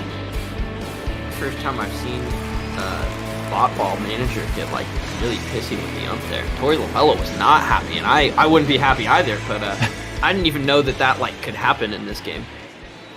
Love to see Torey getting fired up there. Where was that a couple days ago when you were going through big losing skids and losing to teams like the Mets, Torey? Yeah. Come on, where's that energy to fire up your guys when you're balls deep in a 7-game losing skid? Gosh, Torey. 0-1 here to Goldschmidt. Pitch from Bumgarner comes in, fouls that off. So get a big applause if you could strike out Goldschmidt here. I'd love to see it. I think a double play would be cool. 0-2 is low. 1-2 on the changeup from Bumgarner. What's Heidi got to say about all this, Jake? Just a lot of whining. I don't know at what. 1-2. Fouls it off. So he's staying alive. Seen why Paul Goldschmidt, as we said, comes into today leading the National League by a large margin in on-base percentage and walks as well. Fouls that one off again as well here. He has 38 walks in this season. That's just nuts, dude. 1-1. Another foul ball. I mean, his on-base percentage is like 100 points higher than his average, which is darn impressive. I mean, it's one thing, if you're hitting like 250 and your OBP is like 350, that's going to be another hit for Goldschmidt. He's 2 for 2 now on the day. But man, he's already hitting now. After these 2 hits, he's probably hitting 350 with an on-base percentage up of 450. Like, that's just ridiculous. Yeah, I mean, the on-base percentage is going up too, so that's above 450. That's like 455, 456 now. Like, oh my god. I wish anybody on our team got on base half the time they were there. So, ooh, big shot from Paul DeYoung. First thing he sees, and he takes the first pitch he sees from Bumgarner and puts that one over the wall as the Redbirds slash this lead in half now. DeYoung with his 11th home run of the year. Yeah, so both these pitchers coming into today, you would expect them not to give up this many runs in 9 innings. Instead, they've both given them up here early. 6-3 still. The Diamondbacks hold the lead, but Young just took that ball. It just felt like it kept going. I mean, Peralta went out there to make a play, but it just kept going back and back and back. And by the time it got there, it was almost 10 rows up in the seats. 3 come across on the home run by Paul DeYoung. As that ground ball could have come just a batter sooner, could have been out of this inning. Instead, Molina will ground out to Ketel Marte at second with no one on to have a lone second out of the inning. I can tell you, Duggo, that my fantasy prediction on the total runs for this game is already shot. Ooh. Yeah, no, you got 2 pitchers coming in, having great years. ERA just above 2 on both. And all of a sudden, you got 9 runs and still are out of the third. Brad Miller comes up. He struck out back in the second. So 3 already across here in this half inning. Fouls that off. Now 1-2. Bumgarner would love to see strikeout number 5 here. Kind of get back in the groove after giving that home run up. And he gets it. So as we said, strikeout number 5 for Bumgarner. But before we can talk about that, it's that big home run by Paul DeYoung. Puts that one into the seats in left field. And we are looking a little bit more competitive now. Arizona still on top, 6-3. Yeah, I mean, you'd take a 3-run lead after 3 innings usually, but it just kind of hurts thinking a second ago you were up by 6. So Madison Bumgarner bunted into a big double play, which, man, that inning could have been so much worse if it wasn't for that. That took off 2 base runners and was immediately followed by a double and a home run. So say if he singles there, we're looking at, this is way worse. This might be 10 runs across in that inning. Indeed. I mean, had he done like anything, just struck out. Right. Oh. Alas, it is now 1-1 against Bumgarner. As that one gets away from Cabrera, almost plunks him. Yeah, what's so he man, trying we to are. do? I don't know. Did somebody, did Clint Hurdle come check this team out before this game? We've seen a lot of pitches brushing back these batters. 2-1 from one pitcher to another. Comes in. Bumgarner gives that one a ride, but that'll be just foul. One of those long strikes. Now 2-2.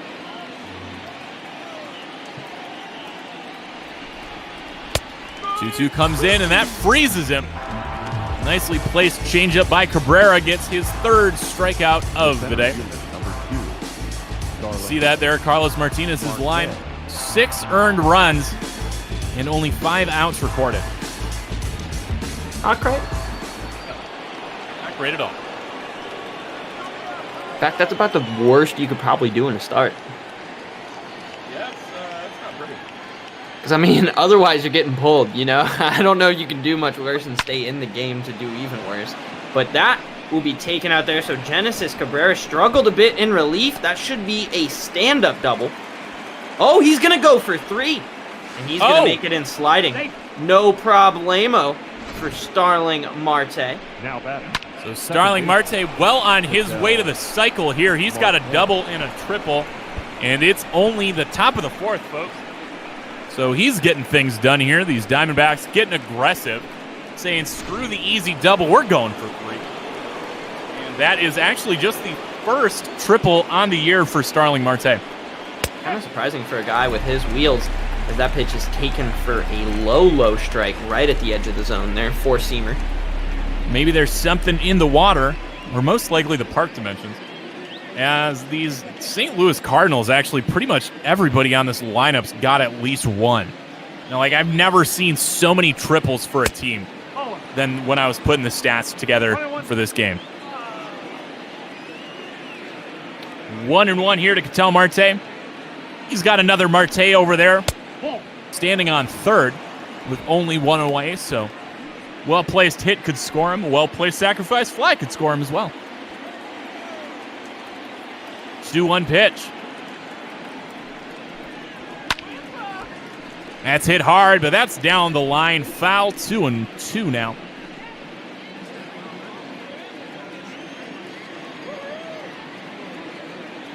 Love to see a Marte Parte come to completion again. That's in the dirt, 3-2. See how aggressive Genesis Cabrera really wants to be after he's given up some hard contact already in this ballgame. For as much as I make that joke, it really doesn't happen that often. No, it really doesn't. 3-2. He takes a walk. I'll take it, man. Yeah, the double play's in order, but you got to think you're bringing up a great RBI man in Eduardo Escobar, and all he's got to do is either get a big old fly ball or get one in a gap and maybe score 2. So from the 2 Dominican boys to the 2 Venezuelan boys, Eduardo Escobar is up here with runners on the corners and 1 out. He swings at the first pitch he sees. He aggressively fouls that into the Cardinals' dugout. Says, that's what I think about you guys. He's looking for his first hit of the ballgame. 0-1 becomes 1-1. And we've seen Ed have some struggles, man. He's 0 for 2 today, and he went pretty cold in that last series against the Mets, too. 1-1, and that's finally a hit for Ed. That's going to bring up another RBI, folks. That is number 49 on the season for Eduardo Escobar, man. He is on pace for 160 ribbies. 160? That's insane. There's just no way he can keep that up. No, I mean, I think it's just shy. It's got to be just shy because this is what? Game number 51. Diamondbacks coming to play at 27 and 23. And number 49 in game 51. Man, you know, I know it's unsustainable, but I'd love to see it happen. I mean, keep going. Yeah, if you could get to 162, that'd be pretty darn cool. So now 2 on. As Eddie singles in the man from third. Marte and Escobar stand at second and first, respectively. Peralta's now at the plate with still only 1 out. 1-0 pitch from Cabrera is swung through as we're going to see a double steal. And bad throw by Molina, actually. I don't know, was that more of a bad throw or a bad tag out there by Carpenter? No, bad tag. 100%. Oh, definitely. Look at that. Oh, man. Molina was on the money, folks. He had Cattell nailed. He had Cattell nailed. As much as I hate Yadier Molina and the Redbirds organization, that man has not lost a step defensively. Matt Carpenter, on the other hand, has no business playing anywhere on the infield. Like, if the designated hitter comes to the National League, God forbid it doesn't. But, God forbid it does, Matt Carpenter needs to get off the field. Yeah, I'm with you. 2-1 here to... Who was that now? It's still David Peralta on the double steal here. I just don't get it. His glove was down on the ground in a place you could tag, and then he picks it up. Yep. Lets Cattell slide under. I'm with it. I think more teams should try and tag D-backs base runners just like that. Certainly hope so. Yes, 2-2 here to David Peralta. He's got man at second and third now. Now full count. It's David Peralta. His first base is now open with the double steal by Marte and Escobar. I always love seeing a double steal, but none was weirder than the one I saw last night. Robinson Cano was the trailing runner to Yoenis Cespedes as they both had a double steal. David Peralta, and that's going to be just into shallow left, but playable for Paul DeYoung, so that could have been trouble.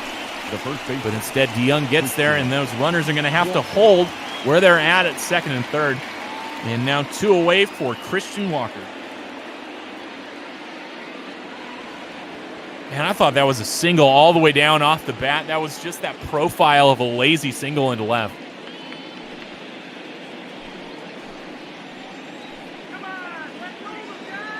So it'll be Christian Walker facing the lefty here. He singled somehow in his first at bat against Cabrera. He takes a strike now, 0-1. As I smell something delicious cooking in my kitchen. 1-1. I know, so am I. I don't even know what it is. Well, why are you jealous? I mean, you get to go eat it when you're done. Probably not. Are you kidding me? That requires that she cares about me and what I eat. 1-1 to Walker. Very generous call by that ump there. Calls that a strike. Walker looks at it, 1-2. As he swings at that one, that's going to be hard hit. Retreating is Edmond. He's back at the track, at the wall, slams into it, and he makes the catch. That is a bomber. Oh, so close. All we needed him to do was drop the ball when he hit the fence, but alas, Tommy Edmonds got a thick skull, able to just kind of bounce off there, no problemo. So Diamondbacks get one more across. They leave two.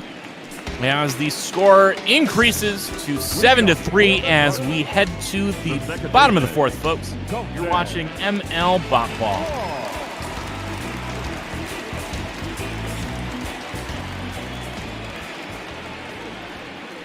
Just want to remind everyone that Duggo and I will be here both the next 2 days calling this series with you. Tomorrow's game will be at 7:15 Eastern time, 4:15 Arizona time. Slightly earlier start than normal as that pitch goes outside. And then on Sunday, we'll have the series finale here back in the normal 9 p.m. Eastern time slot, primetime D-back action. 2-1 here to Colton Wong to start out the bottom of the fourth. And 3-1 here. Colton Wong singled to start his day off. 3-1 pitch to Wong. And he walks him on 5 pitches. Colton Wong aboard here to start the inning. Been a guy who's taken off, even if he's not successful as much as he'd like. He's 4 for 7 in stolen bases this year. I'm sure we'll see Cabrera try to lay one down and advance Wong into scoring position here. That's quite a few caught stealing. Yeah, it's not great. As there we go. We see it, and that's popped up for Christian Walker. So we have seen some bad bunts this game, folks. This is why you just need to swing away. Yeah, pitchers looking like they don't know what they're doing up there at the plate. And I mean, I understand they kind of don't, but you feel like a guy like Mad Bum might be able to at least. Right. Well, let's see what happens here, though. Harrison Bader steps up to the plate, hitting about where Carson Kelly's at this year. So not great. Takes the first pitch ball from Bumgarner.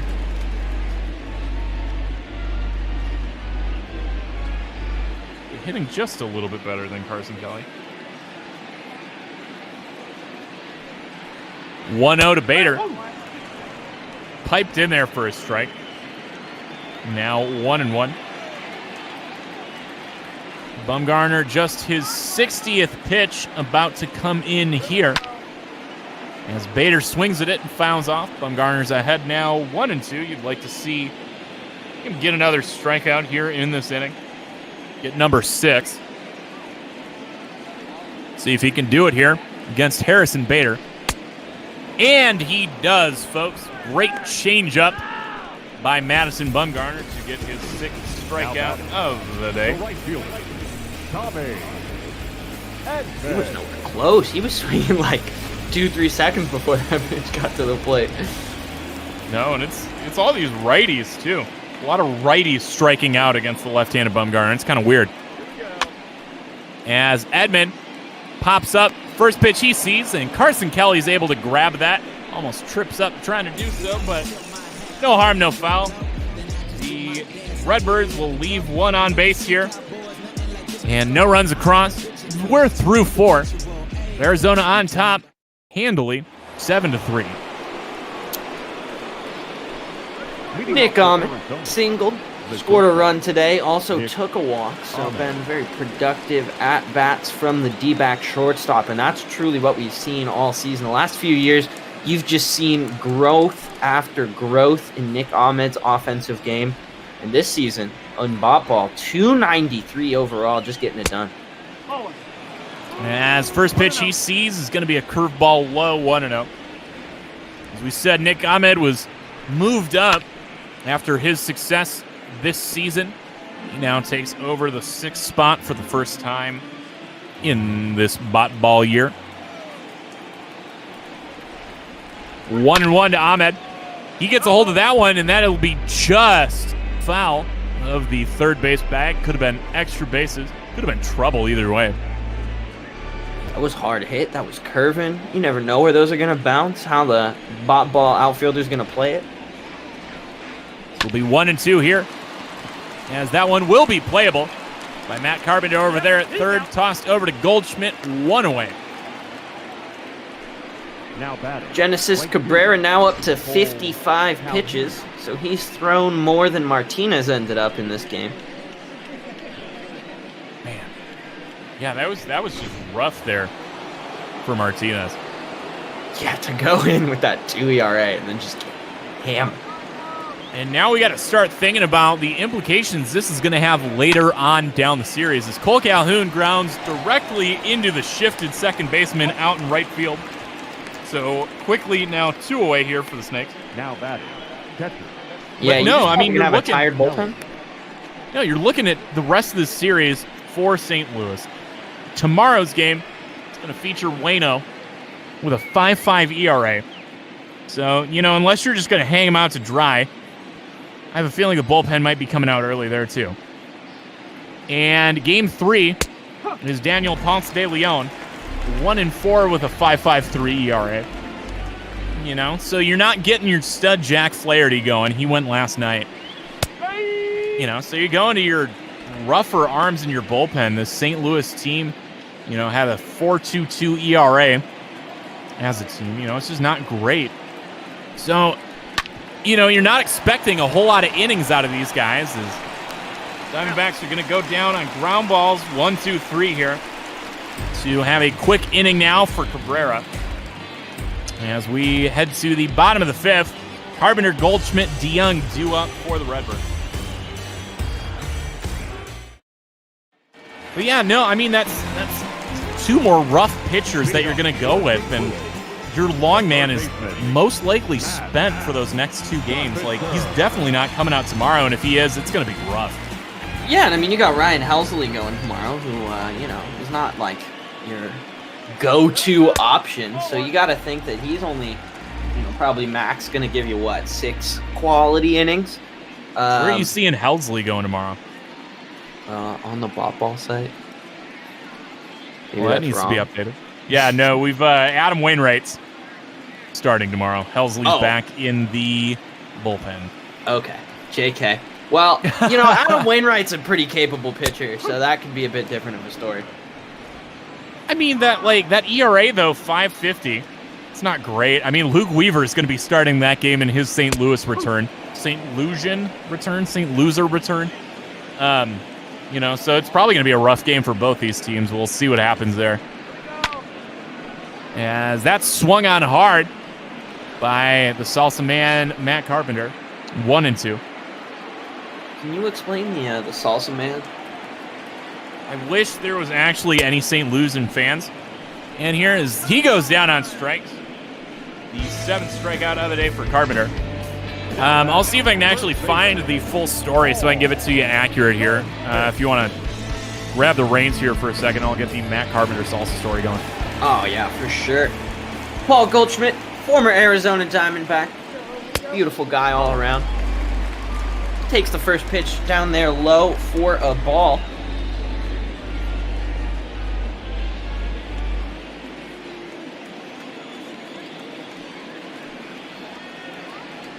Shark Shavery in the chat cheering for a fat trick. So yeah, no, it was sometime late in the 18 season where this team, the Cardinals team, just caught on fire, especially Matt Carpenter. As that one's grounded over to Nick Ahmed. We're going to quickly see 2 away here in this inning. The batter, number 11. No, everything kind of turned around for the Redbirds, and when he was asked by the media what was going on, he said it must be the salsa. And he was saying that he's easily putting down a mason jar of salsa a day. and kind of got around the clubhouse. And Matt Carpenter's salsa is definitely a big thing. You can find the recipe online. He's got a partnership with Schnucks selling Carpenter's Cardinal salsa, the Mojo salsa. So it's a thing down there in St. Louis. 1-1 to Paul DeYoung. If anybody here has ever tried that, please let me know in chat. I would love to hear how Matt Carpenter's salsa actually is. 2-1 to the shortstop DeYoung. Becomes 3-1. As Bumgarner gets squeezed on the call there. Fastball outside. 3-1. That's lifted into the air. Should be playable for David Peralta. He retreats, gets the good read on it, and puts it away. So Bumgarner gets another 1-2-3 inning here. As it'll be 9-1-2 due up for the Snakes. We are through 5, folks. 7-3, Diamondbacks on top of the Cardinals. Leading off for the Diamondbacks, the pitcher, Madison Bumgarner.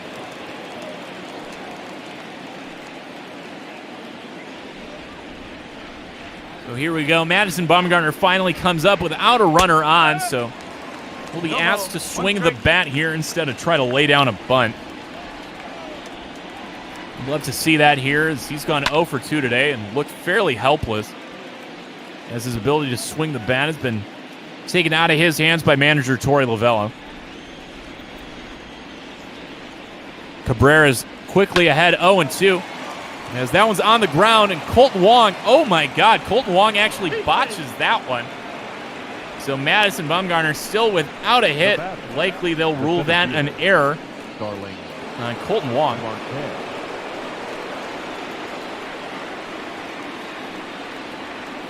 That's crazy. Colton Wong generally is lauded as one of the best defensive second basemen in the game. As that's quickly followed up by Starling Marte, putting that one in the gap, and now he's got a single. He is a home run away from the cycle.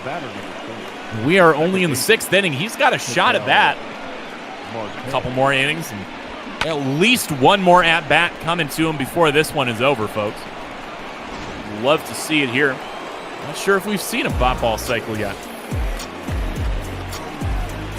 So Ketel Marte comes up. So back in the 2nd inning, that big 2nd inning for the Snakes. He put a 2-run shot all the way out there in right. Followed up his teammate Cole Calhoun's grand slam. Helped put this game out of reach. He's in a good spot to bury these Redbirds now. 2 on, no out. He swings hard at that one. We got back-to-back home runs. Oh my God, we do. Ketel Marte gets his 2nd home run of the game. 5 batted in now. Send it is correct. Ketel Marte with a 3-run homer here against Genesis Cabrera. As it is now going to be 10-3. Diamondbacks on top. You know, they've been kind of cold lately. You know, they started out the season there, the first team to 150 runs scored. Kind of got quiet after that. They've still been 2nd in the National League in runs scored, and this game might help them get back in the lead. Genesis Cabrera's day is done, and John Gant comes in relief. He's been fairly good for these Redbirds. See what he can do is he's got a clean inning now. Still on the top of the 6th, no out. It's going to be Eduardo Escobar here. Fouls that off, 0-1. You're right, Mark. It is truly a Marte Parte today. Seen Marte get driven in twice on Ketel Marte home runs today. I love that.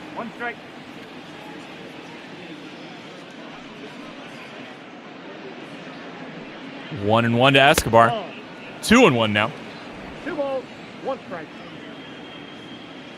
Escobar got his first hit of the ball game and stole 2nd on a double steal earlier. As that's just going to be foul of the first base line right there. Now 2-2.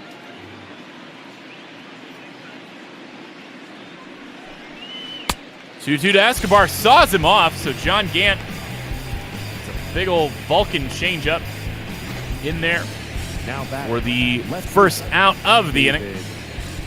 Peralta.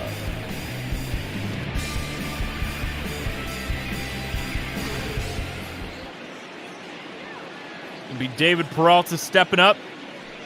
Walk, strikeout, and a lineup. Or line out to his name. His walk started off that second inning. You weren't wrong. He is in the lineup. 0-1 from Gant to Peralta, who just got the cheese past him. Two-seamer down the chute at 96. Unless it's a big swing and miss out of Peralta. See what he's got at 0-2. He's got back-to-back strikeouts. That's what. Two-seamers just blown past Peralta. En route to a three-pitch strikeout here by Gant. So he's looking good, man. Well, I mean, he can look as good as he wants, but still going to be in quite a hole.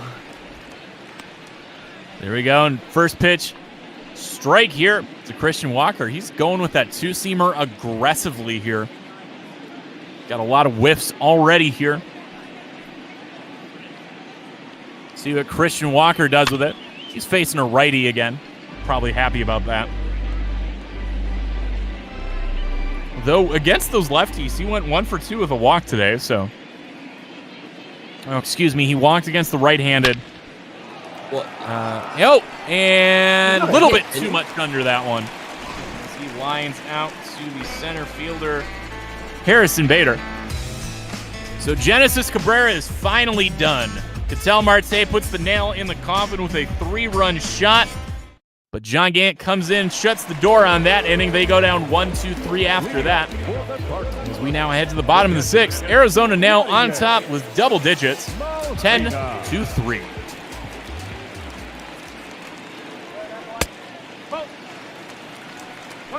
Some tough calls at the top of the zone by Blue today for Bumgarner. And I mean, he's expressing his frustration. Torrey was expressing his frustration earlier.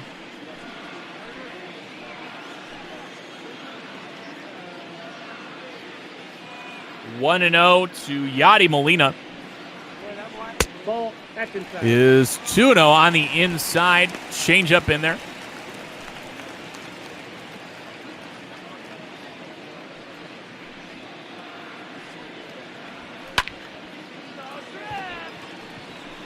Well, Yadi Molina's been doing it for years, and he does it there again. His second hit of the day. Now batting, left fielder. Well, hopefully it'll be quickly a double play, as Yadier Molina has what you might call negative speed. The 6th hit of the ballgame for the Redbirds. They hadn't seen a hit since the home run by DeYoung back in the 3rd inning.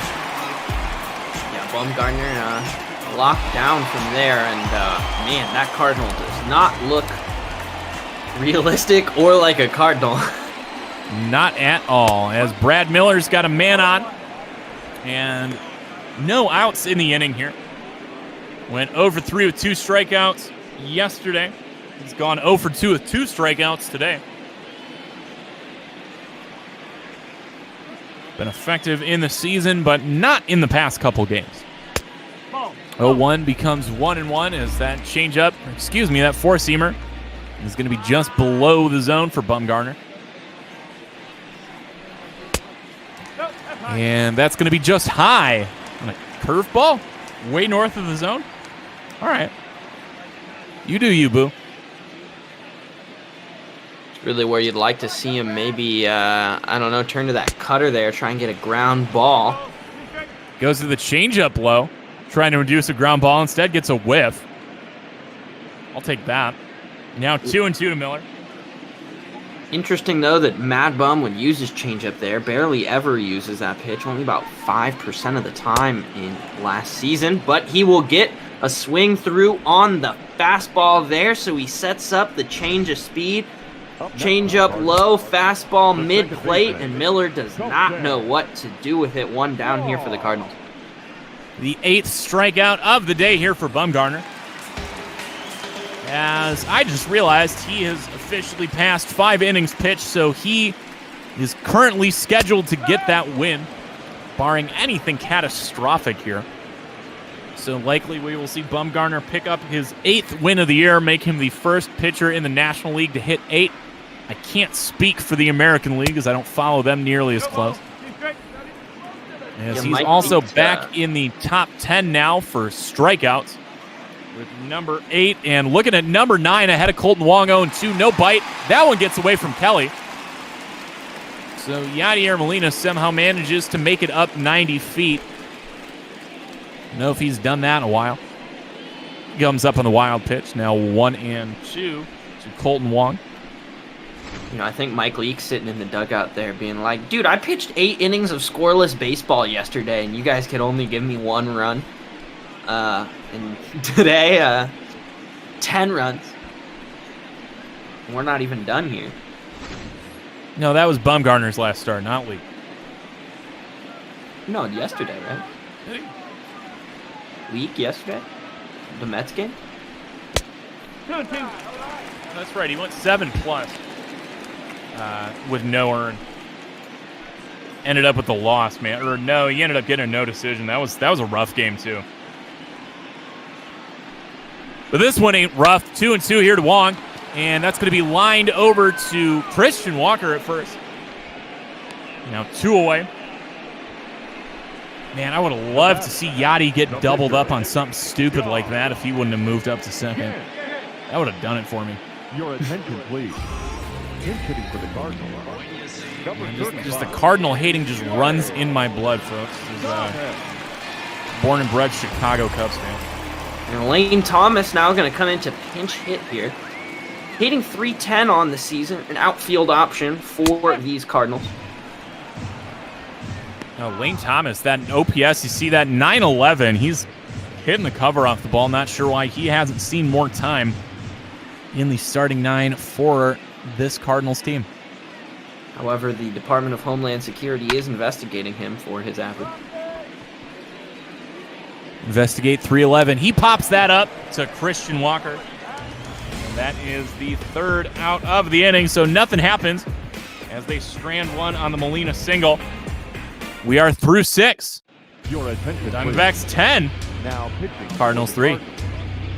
Alex Ray is the reliever. Pitched in 30 games so far on this season. He comes in here to face Nick Ahmed. Leading off for the Diamondbacks. Pitching in 30 games, and you're only 50 into the season. Yeah, that's a workhorse. It almost sounds like Andrew Chafin, but you can't even do the Andrew Chafin role now where you only throw to one batter. Right, and it's rough, too, because Reyes, I don't know how he fares here in Bob Ball, but God knows he's one of the hardest throwers in the league, routinely sitting up around triple digits. Yeah, you see there 97 miles an hour on that fastball. But a man who also works a lot of games, Shark Shavery, the bot ball organist, has joined us here in the booth. How you doing, Shark? Not too bad, you know, investigate everything. I'm thinking Circle K says investigate 7-Eleven. Big facts. That corporate stealthy warfare over there. Nick Ahmed fouls that one off, so the count moves to 1-2. Espionage. That was the word I was looking for. There we go. Yeah. Now 2-2 here to Ahmed. I can't believe I missed 60% of the Diamondbacks runs just by stepping outside for a little bit. If it helps you any, Shark, I stepped out for like 2 minutes to let my roommate in, and I missed 30% of the runs. So it'll be full here to Nick Ahmed as the first man, Alex Reyes, faces out of the pen. He gets that one in the zone, and he blows it by Ahmed. Ahmed goes down on strikes for the first time today. Now batting, the right fielder. Just missed that pitch. The timing wasn't too far off. Just seems like he was a centimeter underneath it. It'll be Cole Calhoun coming up got a home run today. It was that grand slam back in the second, which kind of spelled doom for the Cardinals. Struck out and grounded out otherwise. When you follow up that grand slam with another home run 2 batters later, your start to the game's not going too hot. No. 0-1 to Calhoun, becomes 1-1 as big fastball comes upstairs. No bite from Calhoun. Like to see a little bit more patience out of him here in this at-bat. Don't get it there. That's a almost triple-digit fastball in the dirt. He swings at that. Now 1-2. Curious to see if Reyes stays low in the zone again. Molina sets up inside, brushes him back, so no chance to swing at that one as that almost hits him. At 99. Jeez. That would hurt. A little bit. 2-2. Is in the dirt, but he gets no swing out of Calhoun. A big curveball here. So the payoff pitch comes in. Swings at that one above the zone, but makes enough contact to see another one. I have a question, y'all. Would you rather get beamed by Alex Reyes or Aroldis Chapman? That's going to be 3 unassisted out to Goldschmidt for the second out in the inning. The catcher. Probably Reyes if I had to. I don't know, man. I think Chapman's lost a step, though, in recent years. He's not consistently throwing triple digits. Meanwhile, Reyes, at least in reality, definitely is. Right, Aroldis could be hitting you anywhere from like 95 to that like 100-mile-an-hour pitch he can still throw a game. I mean, fair enough. Honestly, maybe it'd give me a reason to go try to square up against Chapman, even though I know I would definitely lose that battle. But I remember Game 7 of the 2016 World Series screaming something that I can only say on air resembled, I never want to see that guy in Cubby Blue again after he blew that lead late in Game 7. So I would love to get some revenge as Carson Kelly takes that one into the gap. That's going to be a long run for Harrison Bader, but he gets there for the 3rd out of the inning. So you know what time that means, folks. It's stretch time.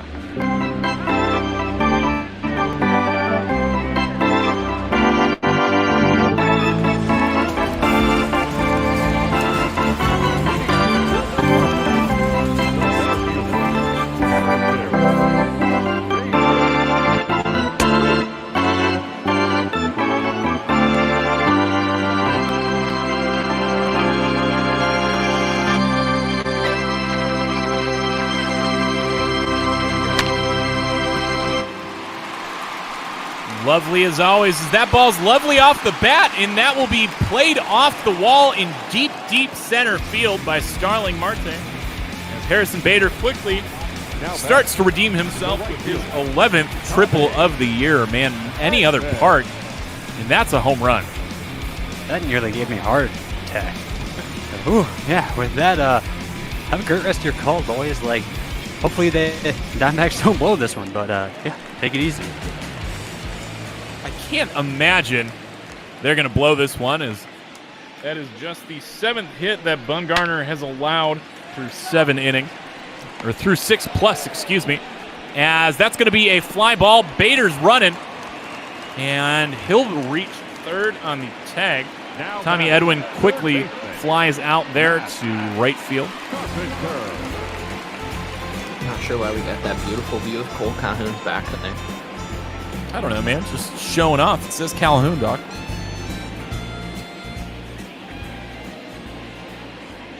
So there'll be a man on 3rd and 1 out here for Matt Carpenter. St. Louis looking to tag a couple on here in the 4th time through the lineup. Bumgarner creeping up now on 100 pitches. As his last time out, he went 8 full with no earned runs. He went out there for 118 pitches. And, man, to call Bumgarner a workhorse this year is just putting it lightly. He's already up there. He's, what, 3rd in innings pitched in the National League? You know, he just goes out there every day knowing that he doesn't care what happens. He's going to go out there and put the team on his back, and he's going to try to get that win, and he's done it very successfully this year. Nope, that's a ball. 2-1 now to Matt Carpenter. The second of great carpenters on this St. Louis Cardinals organization here in the 2000s.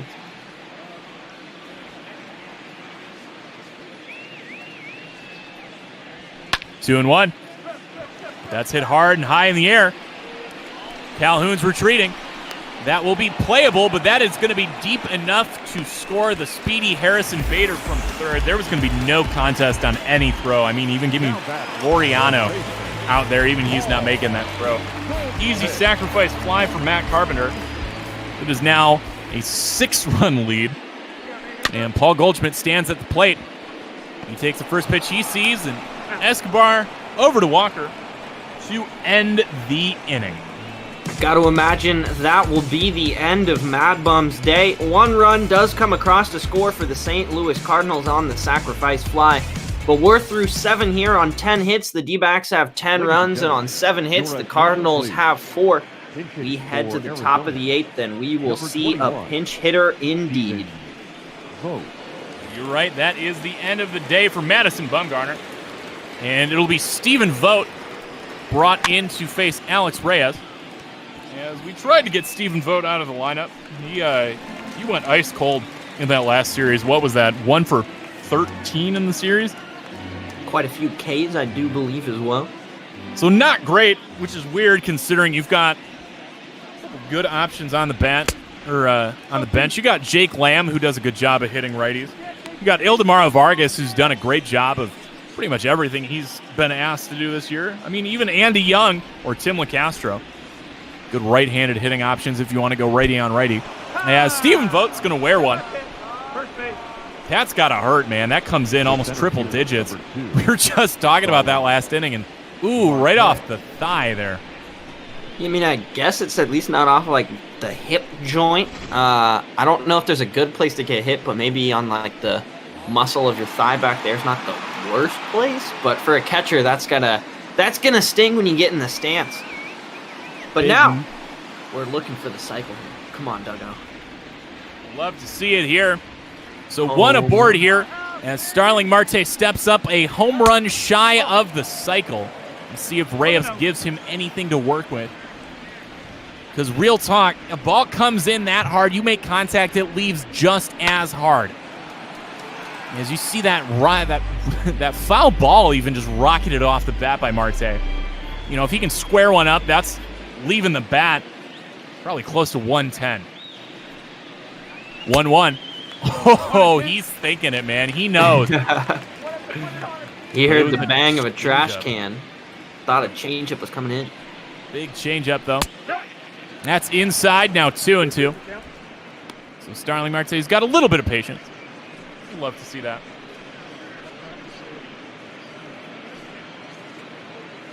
So as we said, Stephen Vogt stands on first. No out here. We're hoping for a home run. 2-2 becomes 3-2. Come on, Alex. Give him something over the plate. Serve him up something tasty. Not like you're going to get your team back in this one anytime soon.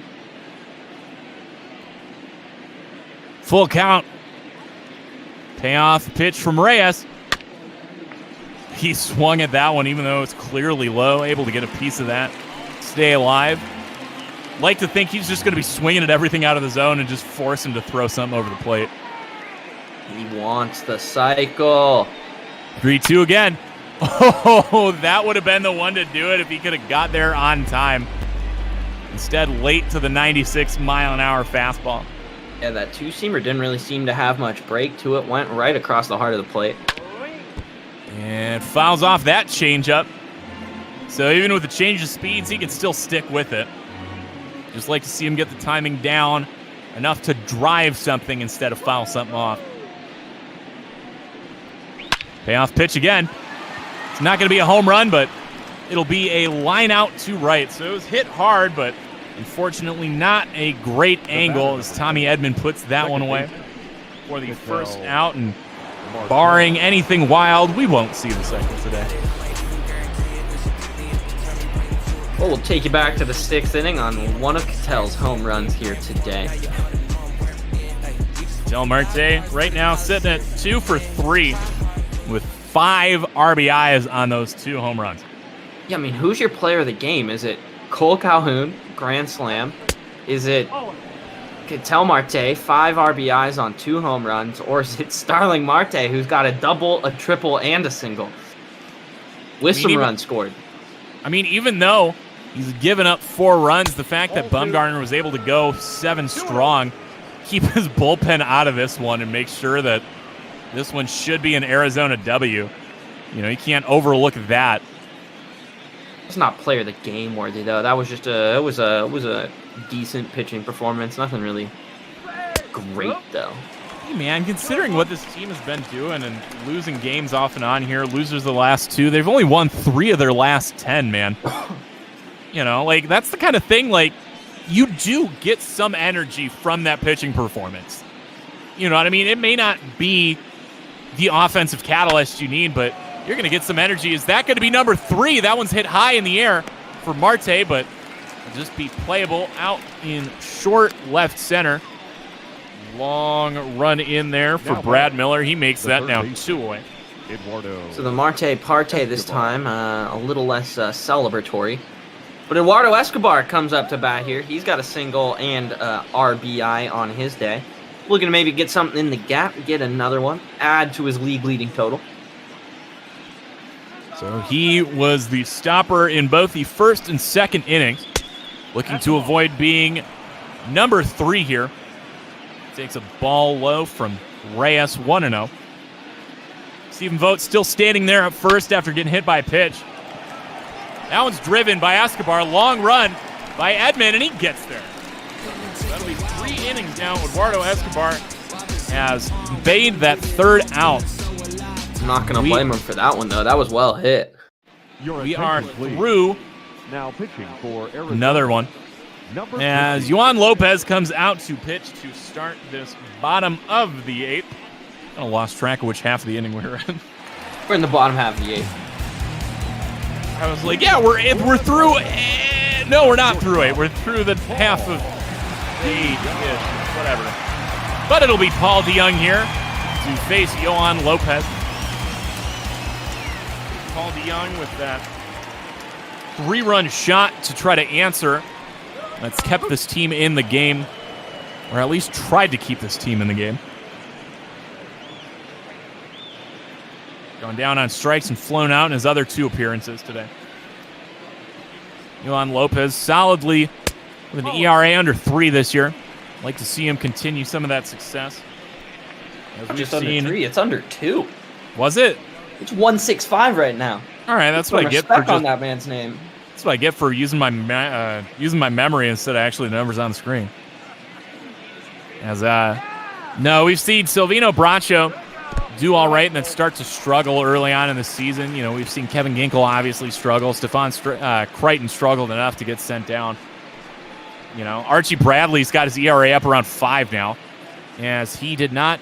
I think he only blew 1 of those Mets games.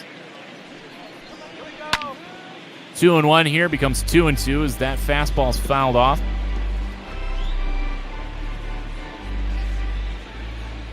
But you know, we've just seen struggling all over this Arizona bullpen and no real answers. Hopefully Yohan Lopez can continue to be that answer. 2-2 here to DeYoung.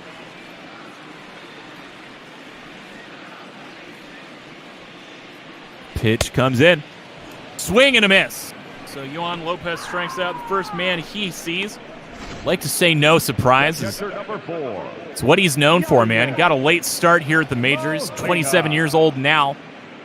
But, man, I'll call him a kid because he's got the youthful face. 1 out here for Yadi Molina. He takes a strike. He said he's gone 2 for 3 with a couple singles. But his lack of speed on the base paths has been a problem. Always is. 0-1 to Molina. Outside, 1-1. 1 ball, 1 strike. We see those guys we were talking about struggling. Kevin Ginkel and Silvino Bracho warming up. So you expect the Cardinals might be able to get one across at least in the bottom of the ninth, if one of them does indeed come in. Probably the time to bring in Ginkel, honestly, when you can afford to give up a few more. And that's on the ground for Molina. Easy play to beat him there. At first, Ahmed to Walker for the second out of the inning. Yeah, you kind of burn Yohan in this setup role. Make sure that it's all under wraps, and then you can bring in one of your just sky-high ERA guys. And if things go south, then maybe you bring in Hollywood or somebody else to settle it down. Be Brad Miller here with 2 outs. Tasked with keeping this one alive and try to put one on Yohan Lopez here. 0-1 pitch comes in from Lopez. That'll be high. Now 1-1. So Brad Miller has struck out all 3 times he's come to the plate. Yohan Lopez would love to make it the sombrero here. Very well could be. Now 1-2 on a foul ball. Do we see it here, Jake? I'm going to say yes. Yohan Lopez has been throwing well tonight. I like what I'm seeing. What do we got? He comes set. 1-2 pitch comes in. Brushes him back. That was a bit of an aggressive dodge for a pitch that I don't think was all that close to his body. Right? No, you'd think that was like a LaCastro special, but it was not that close. 2-2, no bite. So he's running full. Good job of Brad Miller at getting back in this one. Colton Wong stands on deck. He's gone 1 for 2 with a walk today. Brad Miller trying to avoid the sombrero. He'll avoid it, but that'll be playable by Ed. Long throw, and that'll be a base hit as he hits that deep against the shift and records his first hit of the ballgame. Yeah, not much Eduardo could do there. By the time he was turned around, it was already probably too late to even make a play. So it'll be Colton Wong up here with man on first and 2 outs. Colton Wong has swung a light bat this year. You see that average just above 200, OPS at 667. Not what we're used to seeing from him. I mean, honestly, like Colton Wong doesn't really hit that well. Like I said, it's always been the defensive ability of Wong. But I'll look up his career stats, but I don't think it's that low. I mean, that's kind of abysmal. Probably closer to 230 if I had to guess.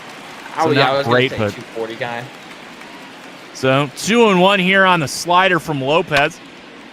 Pitch comes in, that's popped up, should be playable. It will be by Ahmed. Gets the glove on it, and nothing happens with the 2-out single.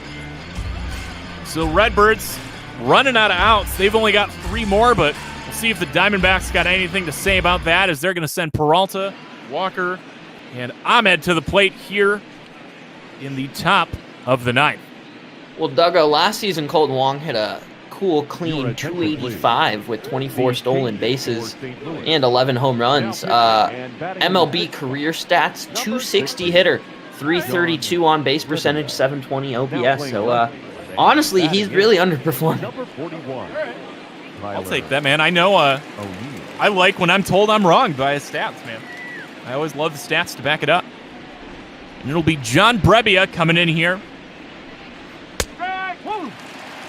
Don't want to channel my Matty V and be like, no save situation. Because this one's clearly out of hand. David Peralta's gone 0 for 3 with a walk today. He'd like to see his first hit of the game. In a strong series against the Mets. We'd like to see some of that momentum carry over here. As is he the only Diamondback without a hit today? Carson Kelly as well. Class. And Peralta is going to continue being without a hit today. Strikes out for the 3rd time today. Brebbia gets his first strikeout of the bullpen. David Peralta going back to the bench being like, see guys, I told you St. Louis pitchers were just legit. So, well, Carlos Martinez was unable to record a strikeout in his time on the mound today.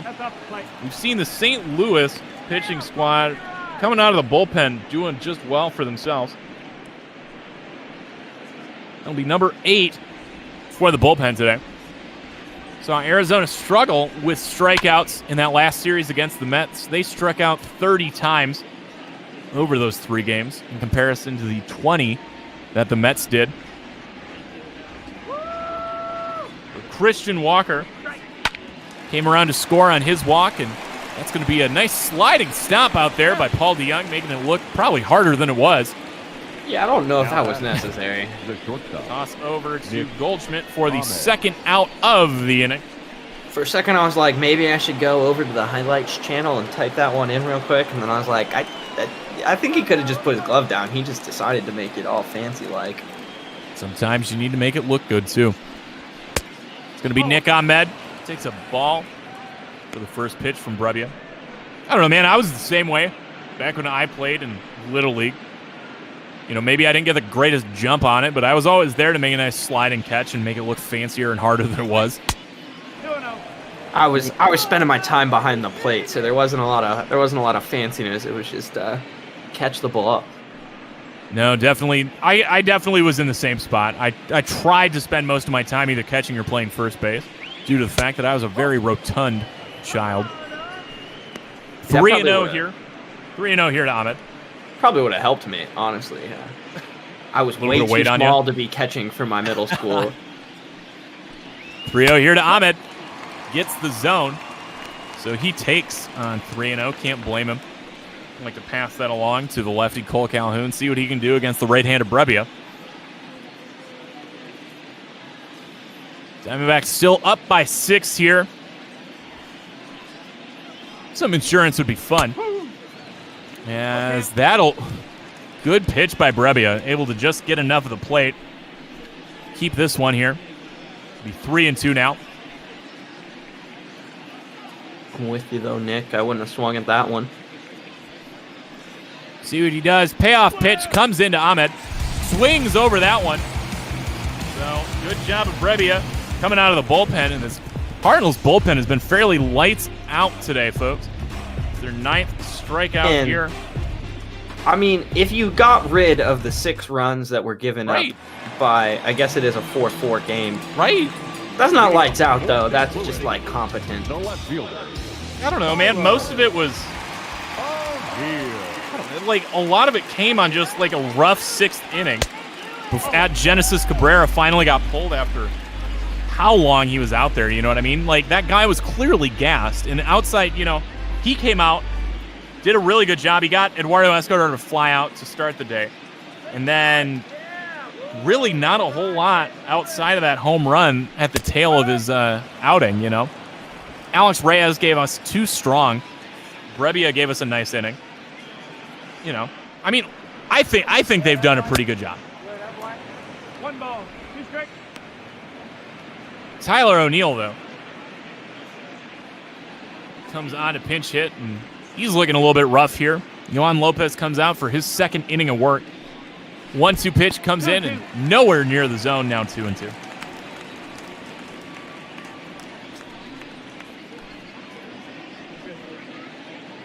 So Lane Thomas and Tyler O'Neill will be the 2 pinch hitters used today.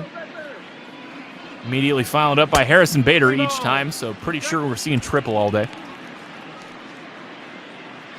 So it goes full now. 3-2 pitch to Tyler O'Neill off the bench. Swing and a miss. Yohan Lopez gets his 2nd strikeout of the day. We are now 2 outs from being able to put this one in the books. Yeah, I don't know why Torrey's still using Yohan here. He's almost a valuable arm you want to keep maybe to throw in Game 3 of this series. Already getting up there, 25 pitches. You know, like we said, maybe you'd rather actually see Kevin Ginkel go out here and give a couple up because you've got the cushion to get away with it. I mean, I'd rather really anyone else be pitching right now. Yohan Lopez has been that top option in the bullpen. So you just kind of want to save his arm. Well, I'd love to see that, but Torrey's clearly got something else brewing. 1-1 here as Bader fouls that off. Bader got his first hit of the ball game and came around to score on a double in the 7th.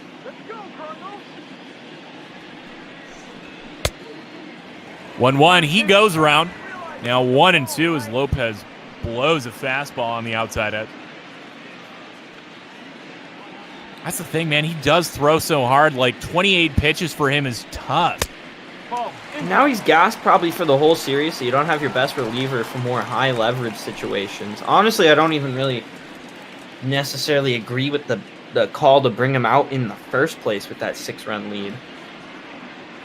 See what happens. 2-2 to Bader. Becomes 3-2. Tommy Edmonds stands on deck. Tying run is very far away, down in that bullpen, or in that dugout, excuse me. 3-2 is fouled off, so back-to-back full count pitches. Bader and O'Neill doing a good job of working Lopez. And he walks him, so please, if there is a God, Torrey, take this man out of the game and let somebody else eat these last couple outs. Yeah, I mean, why? Like, what's the point? Nope, they're not going to do it. I don't like it, man. So man on first after Lopez gives up a walk to Bader. Tommy Edman comes up for his 5th plate appearance today. I think anyone's even in the bullpen right now? I haven't seen anything pop up. It's just so weird because there's so many times that we've seen like Bradley come into the game and, you know, you got 2 guys thrown in the pen right behind him. Meanwhile, you go out here with a 6-run lead and you're like, yeah, just throw your 2nd inning, whatever. Don't worry about it. Just gas yourself. Hell, I'd rather see John Duplantier come out here and get these last 2 outs. Anybody. 2-0 here to Edman, and you got to think if he gives something up to him, whether it be a walk or a hit, this should be the last batter Lopez faces. Please let it be. 2-0. Becomes 3-0 as he gets squeezed. Salsa man on deck. Still a 6-run deficit, so not playing with too much fire here. 3-0 pitch. Finds the zone. I almost want to say, like, unluckily, though. I'd rather just see Lopez out of this. Yeah. I mean, unless you can get a double play ball here and just end this game, but I definitely don't want him going over 40. It's tough because Bader's so dang fast. Fouls that off. 3-2, so every batter he's seen here on the bottom of the 9th has gone to a full count. Yohan Lopez creeping up to 40 pitches. Another foul ball here. I ever told you how much I disagree with virtual Torey Lovello and real Torey Lovello? Yeah, I agree with real Torey Lovello a lot more than virtual, but I feel your pain. Another foul ball here by Tommy Edman. And now I'm just thinking back to that 17-inning game last year against the Cardinals. Oh, my God. Full count. Another foul ball. Tommy Edman, I swear to God, if you do this again, we're going to have issues. We're going to have words. That was the 40th pitch Lopez has thrown in this game. This will be number 41. Pitch comes in, and he walks him. All right, Torrey, get your mans. Now Get your mans, Torrey. 2 straight walks issued by Yohan Lopez, and finally, Silvino Braccio is going to come in here. Pretty gross situation, though. 1 away, 2 men on here.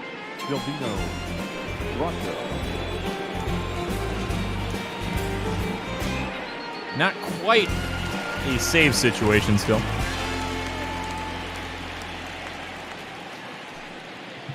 Carp's gone 0 for 2 with that sac fly. That scored Bader back in the 7th. That made it 10-4. Good spot to do something here. He could at least bring his team back within 3. See what Braccio's got to say coming out of the pen here. No, that's a ball. That'll be a ball. So these Diamondbacks relievers unable to find the zone so far today. I mean, you just kind of want Silvino Bracho to just throw strikes. I mean, dude, like okay. what happens? You throw some strikes, you give up some runs. Okay, cool. Don't give up 6. Like that's all we're asking is don't give up 6. You got to get 2 outs before you give up 6 runs. You should be able to turn the reins over to even like any AA pitcher in your organization and have them get that done for you. Kevin Ginkel can do that. I might be able to do that. I'm not even kidding. You just got to get like 1 screw up, and that's an out. You know, just 1. Foul ball here by Carpenter. Bring in David Peralta. Screw it. Oh my God, please. I think there's rules against that now. No, it's a 6-run lead. They could. Oh. That's another foul ball here by Matt Carpenter. So they could bring in a position player. Honestly, that's probably what they should have done to start the 9th. Surprised St. Louis didn't do that.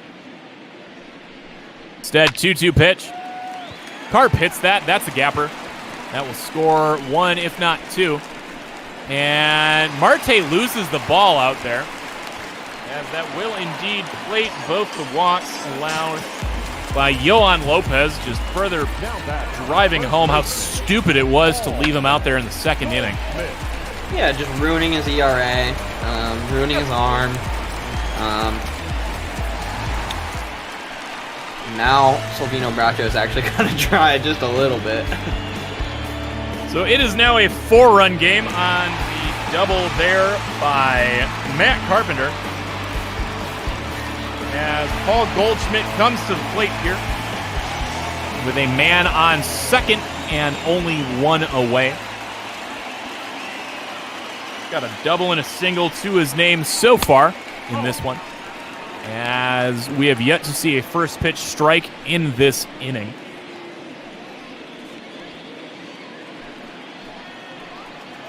And if he gets on, I think it technically would be a save situation. Let's see, no. The tying, yes. The tying run or the winning run has to be on deck. Can't remember. Well, but there's already an out, so would it be a save? Yeah. Okay. Finally gets one in the zone, now 2-1. Somebody could let me know in chat how bad I'm bumbling this one. Is it? We're in the late hours now. We're past midnight on the East Coast. 9:45 here in beautiful Arizona. Foul ball here by Goldschmidt.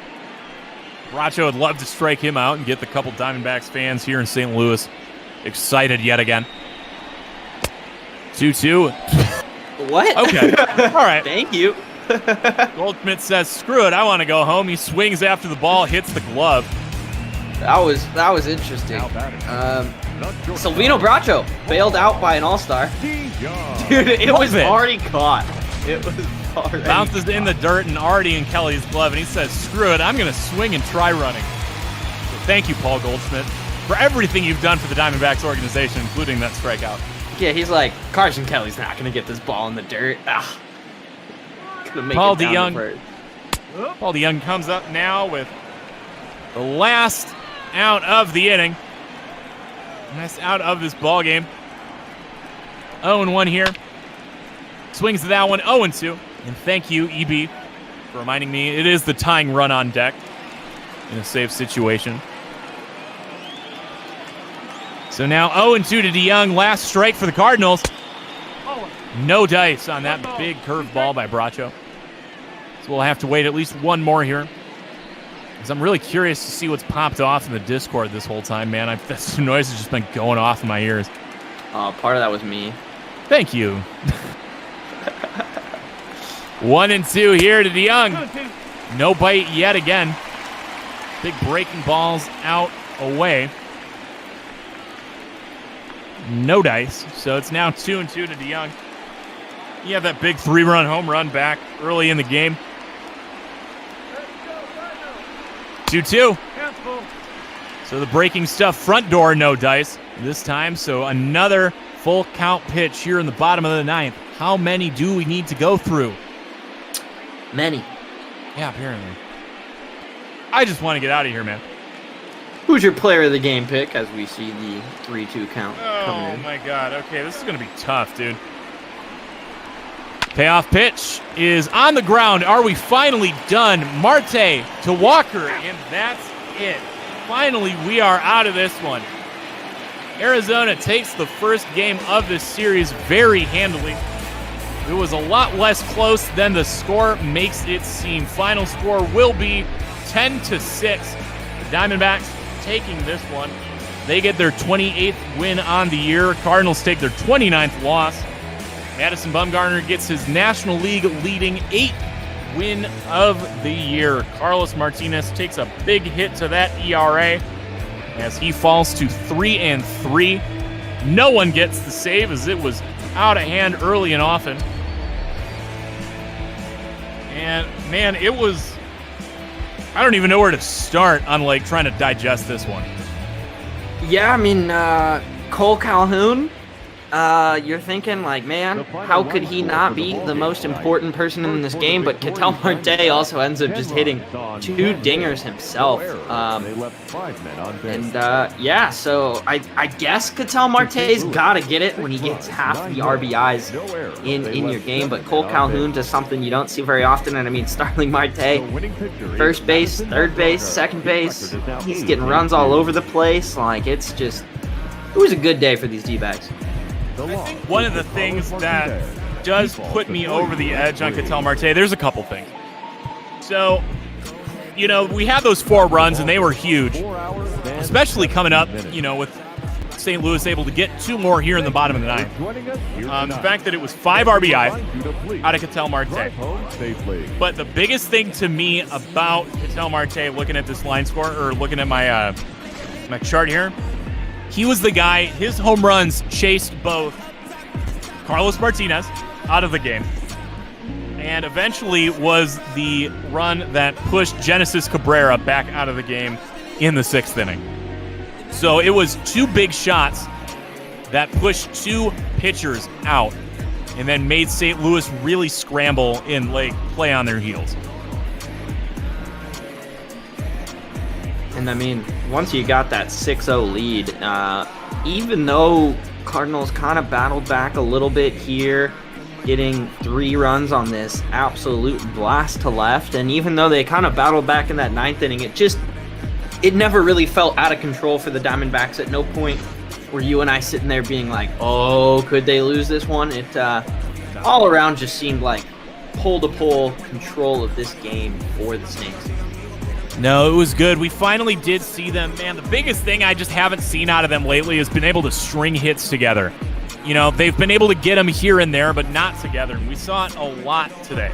You know, we saw 3 walks, followed up by a home run. We did see a double play ball, which stopped it from getting even uglier, but we then saw a double and a home run. And then in the 4th inning, it was triple walk, single to score another one. It was error, single home run that scarred the 3 on that second Marte home run. You know, so we did see them finally get them bunched up together.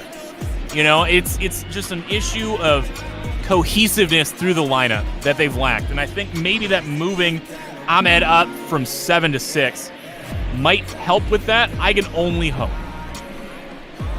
Well, it sure helped today. Whether or not that was because Ahmed's up there, I think would be debatable. But the D-backs definitely get it done at the end of the day. You know, I love to see it, man. You like to see these Diamondbacks finally turn it around. They've been ice cold lately, man. You saw that. 3 of their last 10 is all that they've won.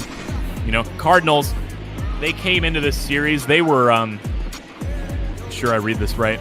They won 3 of the 4 against the Atlanta Braves, who were sitting up there big in the National League East, too. So, you know, it was a big win. Cardinals may not be great on record on paper, but they're a tough team. So we see Bumgarner, though, get that important 8th win of the year, stay on top. We see all these guys. Ketel Marte has a great game. Starling Marte almost hits for the cycle.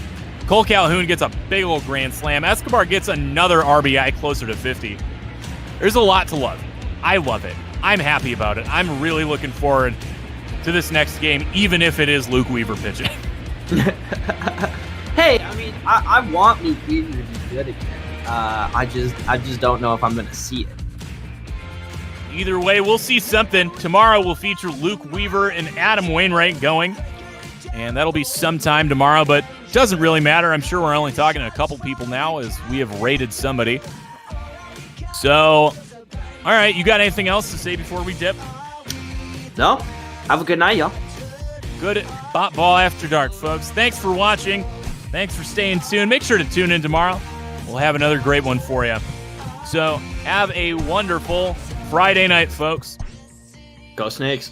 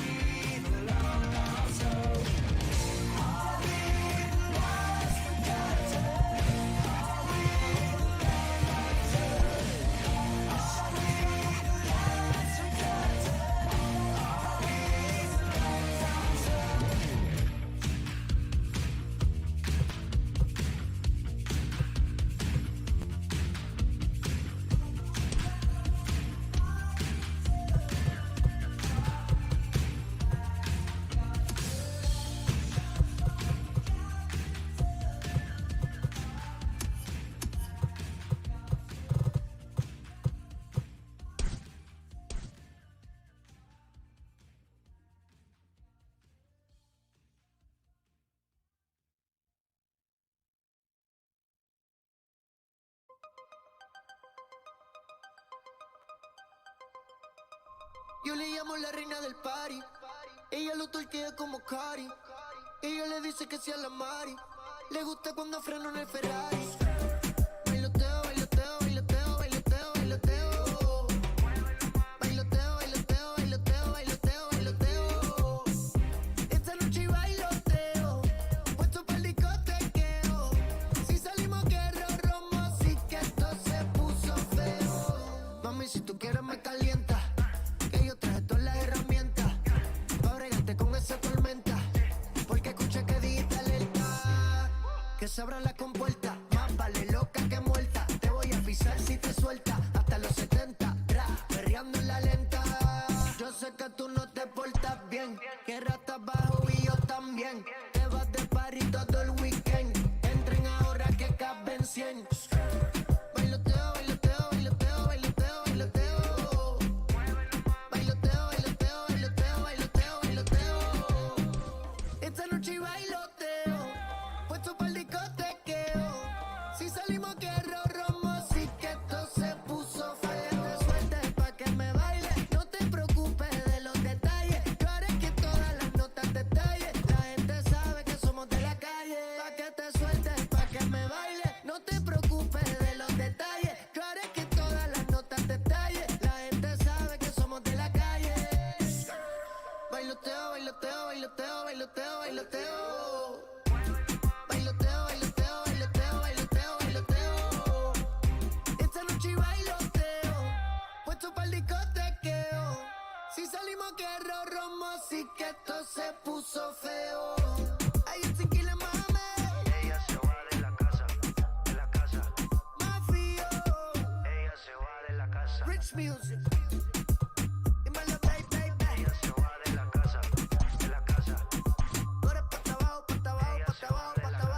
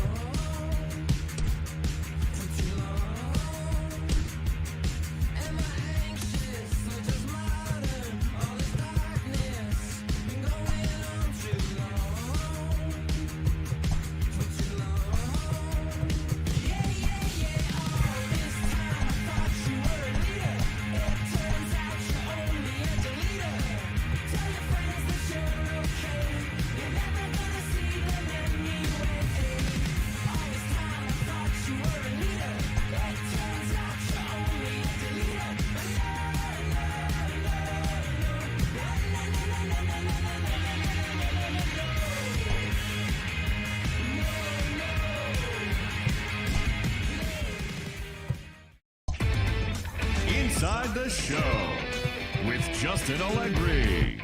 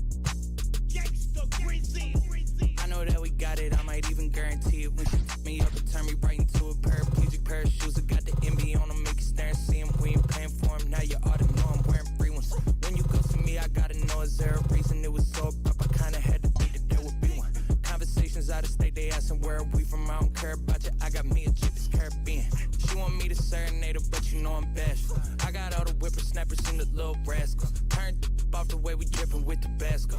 Old friends inquiring about the cash flow.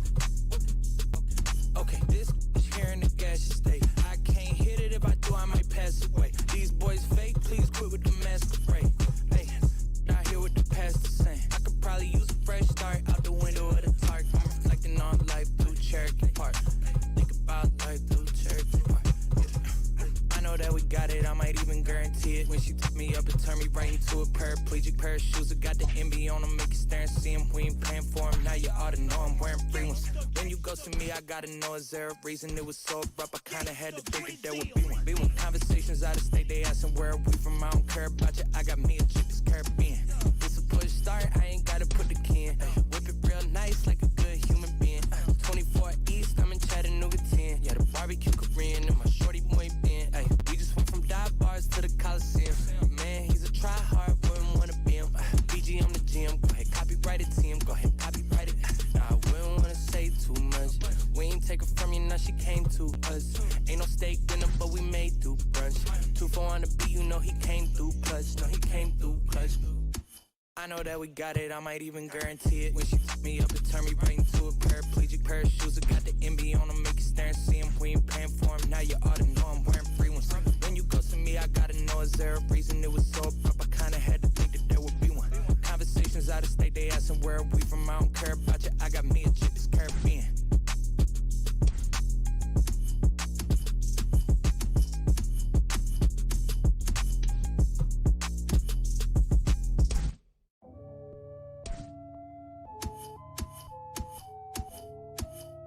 Check me out now. Tony, yeah, walked out of Louis looking like a virgin discount. If it ain't 100, it's a miscount. 7 days a week, I 6 ounce. If a chick with me, she like big houses. If a chick with me, she like foreign cars. If a chick with me, she like go yard. If a chick with me, she like protein. Make a sicker rich, the clothes off. Pull her to the flame with my doze off. Try to count a million and I dozed off. And I got my fingers in the air. Yeah, hanging with Paul Bear. Yeah, turn you to lawn care. Rex in my Montclair. Yeah, this just a small shell. Hold up, make sure it's all there. I go to sleep in designer, psych. I go to sleep in for yikes. Telling it honor a lot, right? Soon as I left, I got right. This a precision and detail. See, life is a beach, seashell. I sold the bags for retail. I'm from the block, no email. Walked out of Louis looking like a virgin discount. If it ain't 100, it's a miscount. 7 days a week, I 6 ounce. If a chick with me, she like big houses. If a chick with me, she like foreign cars. If a chick with me, she like go yard. If a chick with me, she like protein. Make a sicker rich, the clothes off. I'm cool, yo. I'm starting to think no one told y'all. Designing my clothes, dog. How much you think my coat costs? I'm spitting like Mozart. This till I gotta flip Noah's Ark.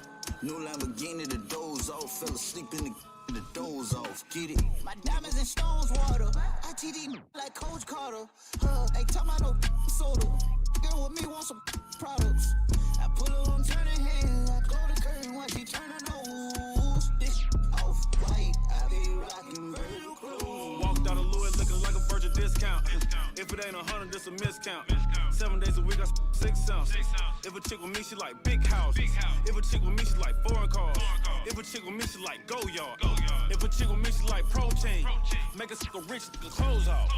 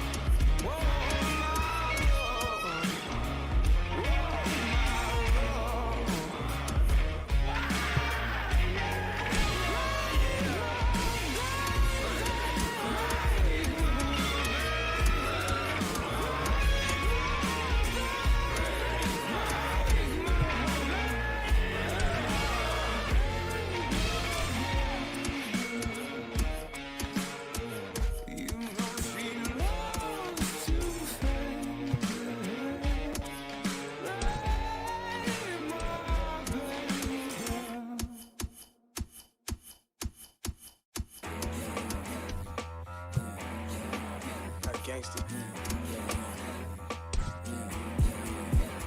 Come on. Red light, green light. Red light, green light. Red light, green light. Stuck at the stoplight. Red light, green light. Red light, green light. Red light, green light. Stuck at the stoplight. It's about 10 to 4 when the back of the coupe is open. Your girlfriend's gone off that and cola. You about for stroking. And I'm also focused for the day that I blow this open. Money like hocus pocus at the club with a bunch of brokers. Also, I can the broker. Hang eyes, trap. Put you all over my Snapchat.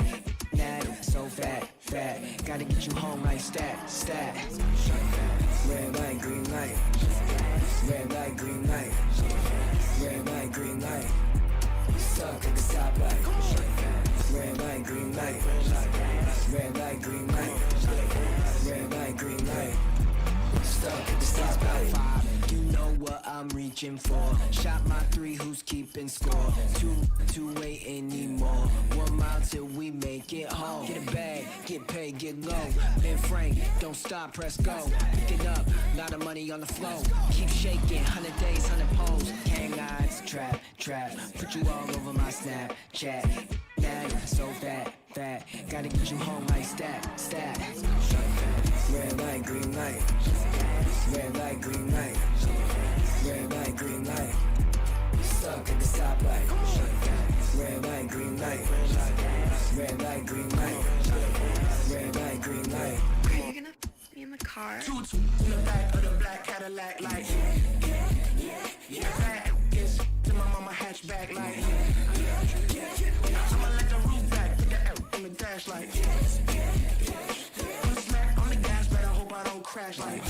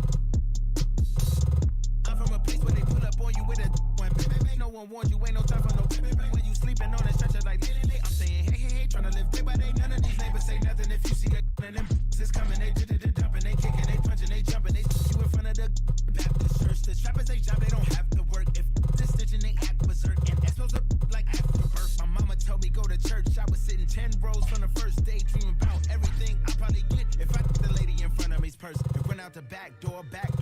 If he ask for my relationship with the Lord, you can tell at the service I'm bored. Oh no, I'd rather be on a resort. Oh no, I'd rather be serving some boys. Oh no, but I'd rather be serving this to a sort of thinking I know she is. I'm drowning, swimming in this, got me drowning. I'm drowning. Ice, yeah, this water got me drowning. I'm drowning. No flow chasing, I'm drowning. I'm drowning. No flow chasing, I'm drowning. I'm drowning. Cool by the boat, I'm drowning. I'm drowning. Ice, yeah, this water got me drowning. I'm drowning. No flow chasing, I'm drowning. I'm drowning. No flow chasing, I'm from a place where they pull up on you with a going bang bang bang. No one warned you, ain't no time for no bang bang bang. You sleeping on that stretcher like lay. I'm saying hey, tryna live day by day. None of these neighbors say nothing if you see it and them is coming. They dumping, they kicking, they punching, they jumping. No reason I'm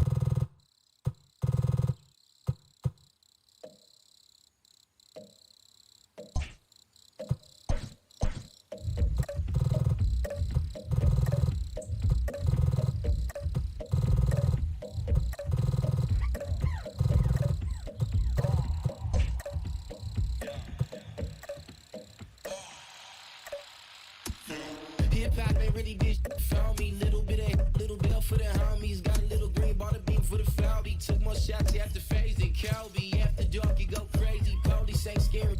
You ain't bred for this. I'm still in the hood. They make bread and dip. I'm not jumping ship. I might you, but you got enough for Vince. Feeling like Snoop with the Source Awards. Feeling like you wasn't born for war. Cause when I come around, you be head to the ground. Crack 'em up. They smell like a man running town. Lucas Mo. When I am, I heard the Lucas toe. Long Beach like Crazy Joe or Mayhem. When we getting new wheels from Rouse to Caveman. Little bit of this, little bit of that. Little bit of this, little bit of that. Little bit of this, little bit of that. Might dump or flip where the is at. Might where the women at. Baby, simmer lat. Been crazy, come where you living at. Kick down the door, get down and get gone. I ain't come here for the chitter chat, but I'm far removed from that gangsta. It don't make much sense, rather make me rich. Don't be playing with my money, it'll make me flip. And in the last couple lines, I'ma contradict. And for the last time, I ain't no conscious. I like big, fast whips, anxious. Mansions and white Mike Jackson. So stop acting like I'm an activist. No, this ain't happen on accident. They giving man to the African. It'll never be another one after this. So just pay the mission and pay attention. Little bit of this, little bit of that. Little bit of this, little bit of that. Little bit of this, little bit of that. Might dump or flip where the is at. Might where the women at.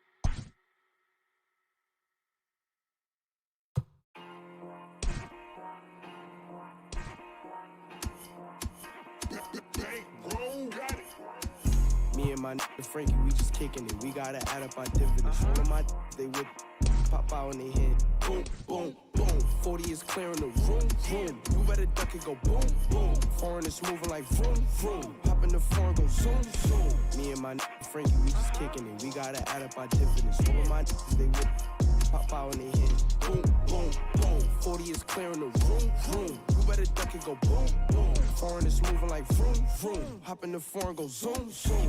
But we show no remorse. Go get a bag, I drip in our shores. Catch a tag, we knocking them off. After I hit boy, she hit the door. And them hunters be coming in, all of this money, and I gotta give me some more. Big bag, bet it won't hit the floor. Talk hot, then we run your jaw. I'ma hop in the foreign and zoom off. That be my dog, I'm calling him Rudolph. I'm in love with the way I get chewed off. Pull up with Blake, he getting screwed off. Brand new Mozzie, big body, we cruise off. He think he hot, we knocking your crew off. Homie nasty the way that I shoot off. Shuggy with drip, I got the juice on. Me and my Frankie, we just kicking it. We gotta add up our dividends. All of my they with pop out in their head. Boom, boom, boom. 40 is clearing the room, room. You better duck it, go boom, boom. Foreigners moving like vroom, vroom. Hop in the foreign, go zoom, zoom. Me and my Frankie, we just kicking it. We gotta add up our dividends. All of my they with pop out in their heads. Boom, boom, boom. 40 is clearing the room, room. You better duck it, go boom, boom. Foreigners moving like vroom, vroom. Hop in the foreign, go zoom, zoom. I'm in the track trying to whip it, flip it. She on my so I quit it. Walk in the club with my grillin'. You on my chain, come and get it. You trippin'. Listen here, cussy, you got two decisions. Do you want the or do you want the Smithy? Your life is a gamble, you better not risk it. See, I'm in the track trying to whip me a pigeon. I move with it. Keep a on deck, he be moving with it. You can on your block, we don't know who did it on the block. And about to go feeling me. They took it in early, they know we spinning. Since you this can't put a hole up in it. We gon' empty them, so you know we dipping. And my dubby so high, he keep rolling. Gang. Me and my Frankie, we just kicking it. We gotta add up our dividends. All of my they with pop out in their head. Boom, boom, boom. 40 is clearing the room, room. You better duck it, go boom, boom. Foreigners moving like vroom, vroom. Hop in the foreign, go zoom, zoom. Me and my Frankie, we just kicking it. We gotta add up our dividends. All of my they with pop out in their head. Boom, boom, boom. 40 is clearing the room, room. You better duck it, go boom, boom. Foreigners moving like vroom, vroom. Hop in the foreign, go zoom, zoom.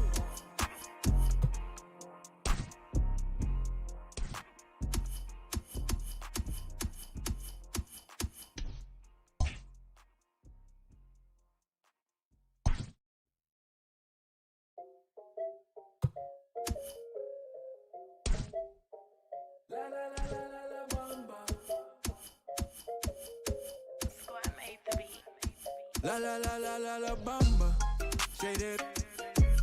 Yeah, what you gon' do for the bag? Yeah, spin it like it's my last. Yeah, spin it, make it all bad. La la la la la la bamba, shout it back. Yeah, all the cash up for grabs. Yeah, there's no cap. She like that, I keep coming back. La la la la la la bamba. Yeah, she doing hard Celine. She like the bar Kareem. I'm tryna get all between. Yeah. She pop it all on me. Take on a shopping spree. Let her get a property. Hey, come to my palace. I know you tired them dudes be capping. She like my fashion. I put on strings like Richie Valens. You the baddest. I'ma tote them red, no salad. Send the address. I pull up that fantastic. I can't leave you alone. You the only girl who get to stay until the moon. No cap. Dime que me amas, better tell me on the phone. She say you can have my corazón. La bamba, shaded. Yeah, what you gon' do for the bag? Yeah, spin it like it's my last. Yeah, spin it, make it all bad. La la la la la la bamba, shout it back. Yeah, all the cash up for grabs. Yeah, there's no cap. She like that, I keep coming back. La la la la la la bamba. Shout it, you the bomb. We go shopping in Milan. Backseat of that phone, bad in LA like LeBron. I got a smudge in her little bum. She say yo te amo, she just want that Louis Vuitton. Came for me, you in a fair lane. Keep you know you need to grab a napkin. Play my Spanish, she love to cook me plantain. Go hit my Cali crib and give you all the back pain. Yeah. Might make you my baby mama. I like how you shake it like some maracas. Might let you keep the commas. Para bailar la bamba. All that she get it all from her mom. La la la la la la bamba. Say that. Yeah, what you gon' do for the bag? Yeah, spin it like it's my last. Yeah, spin it, make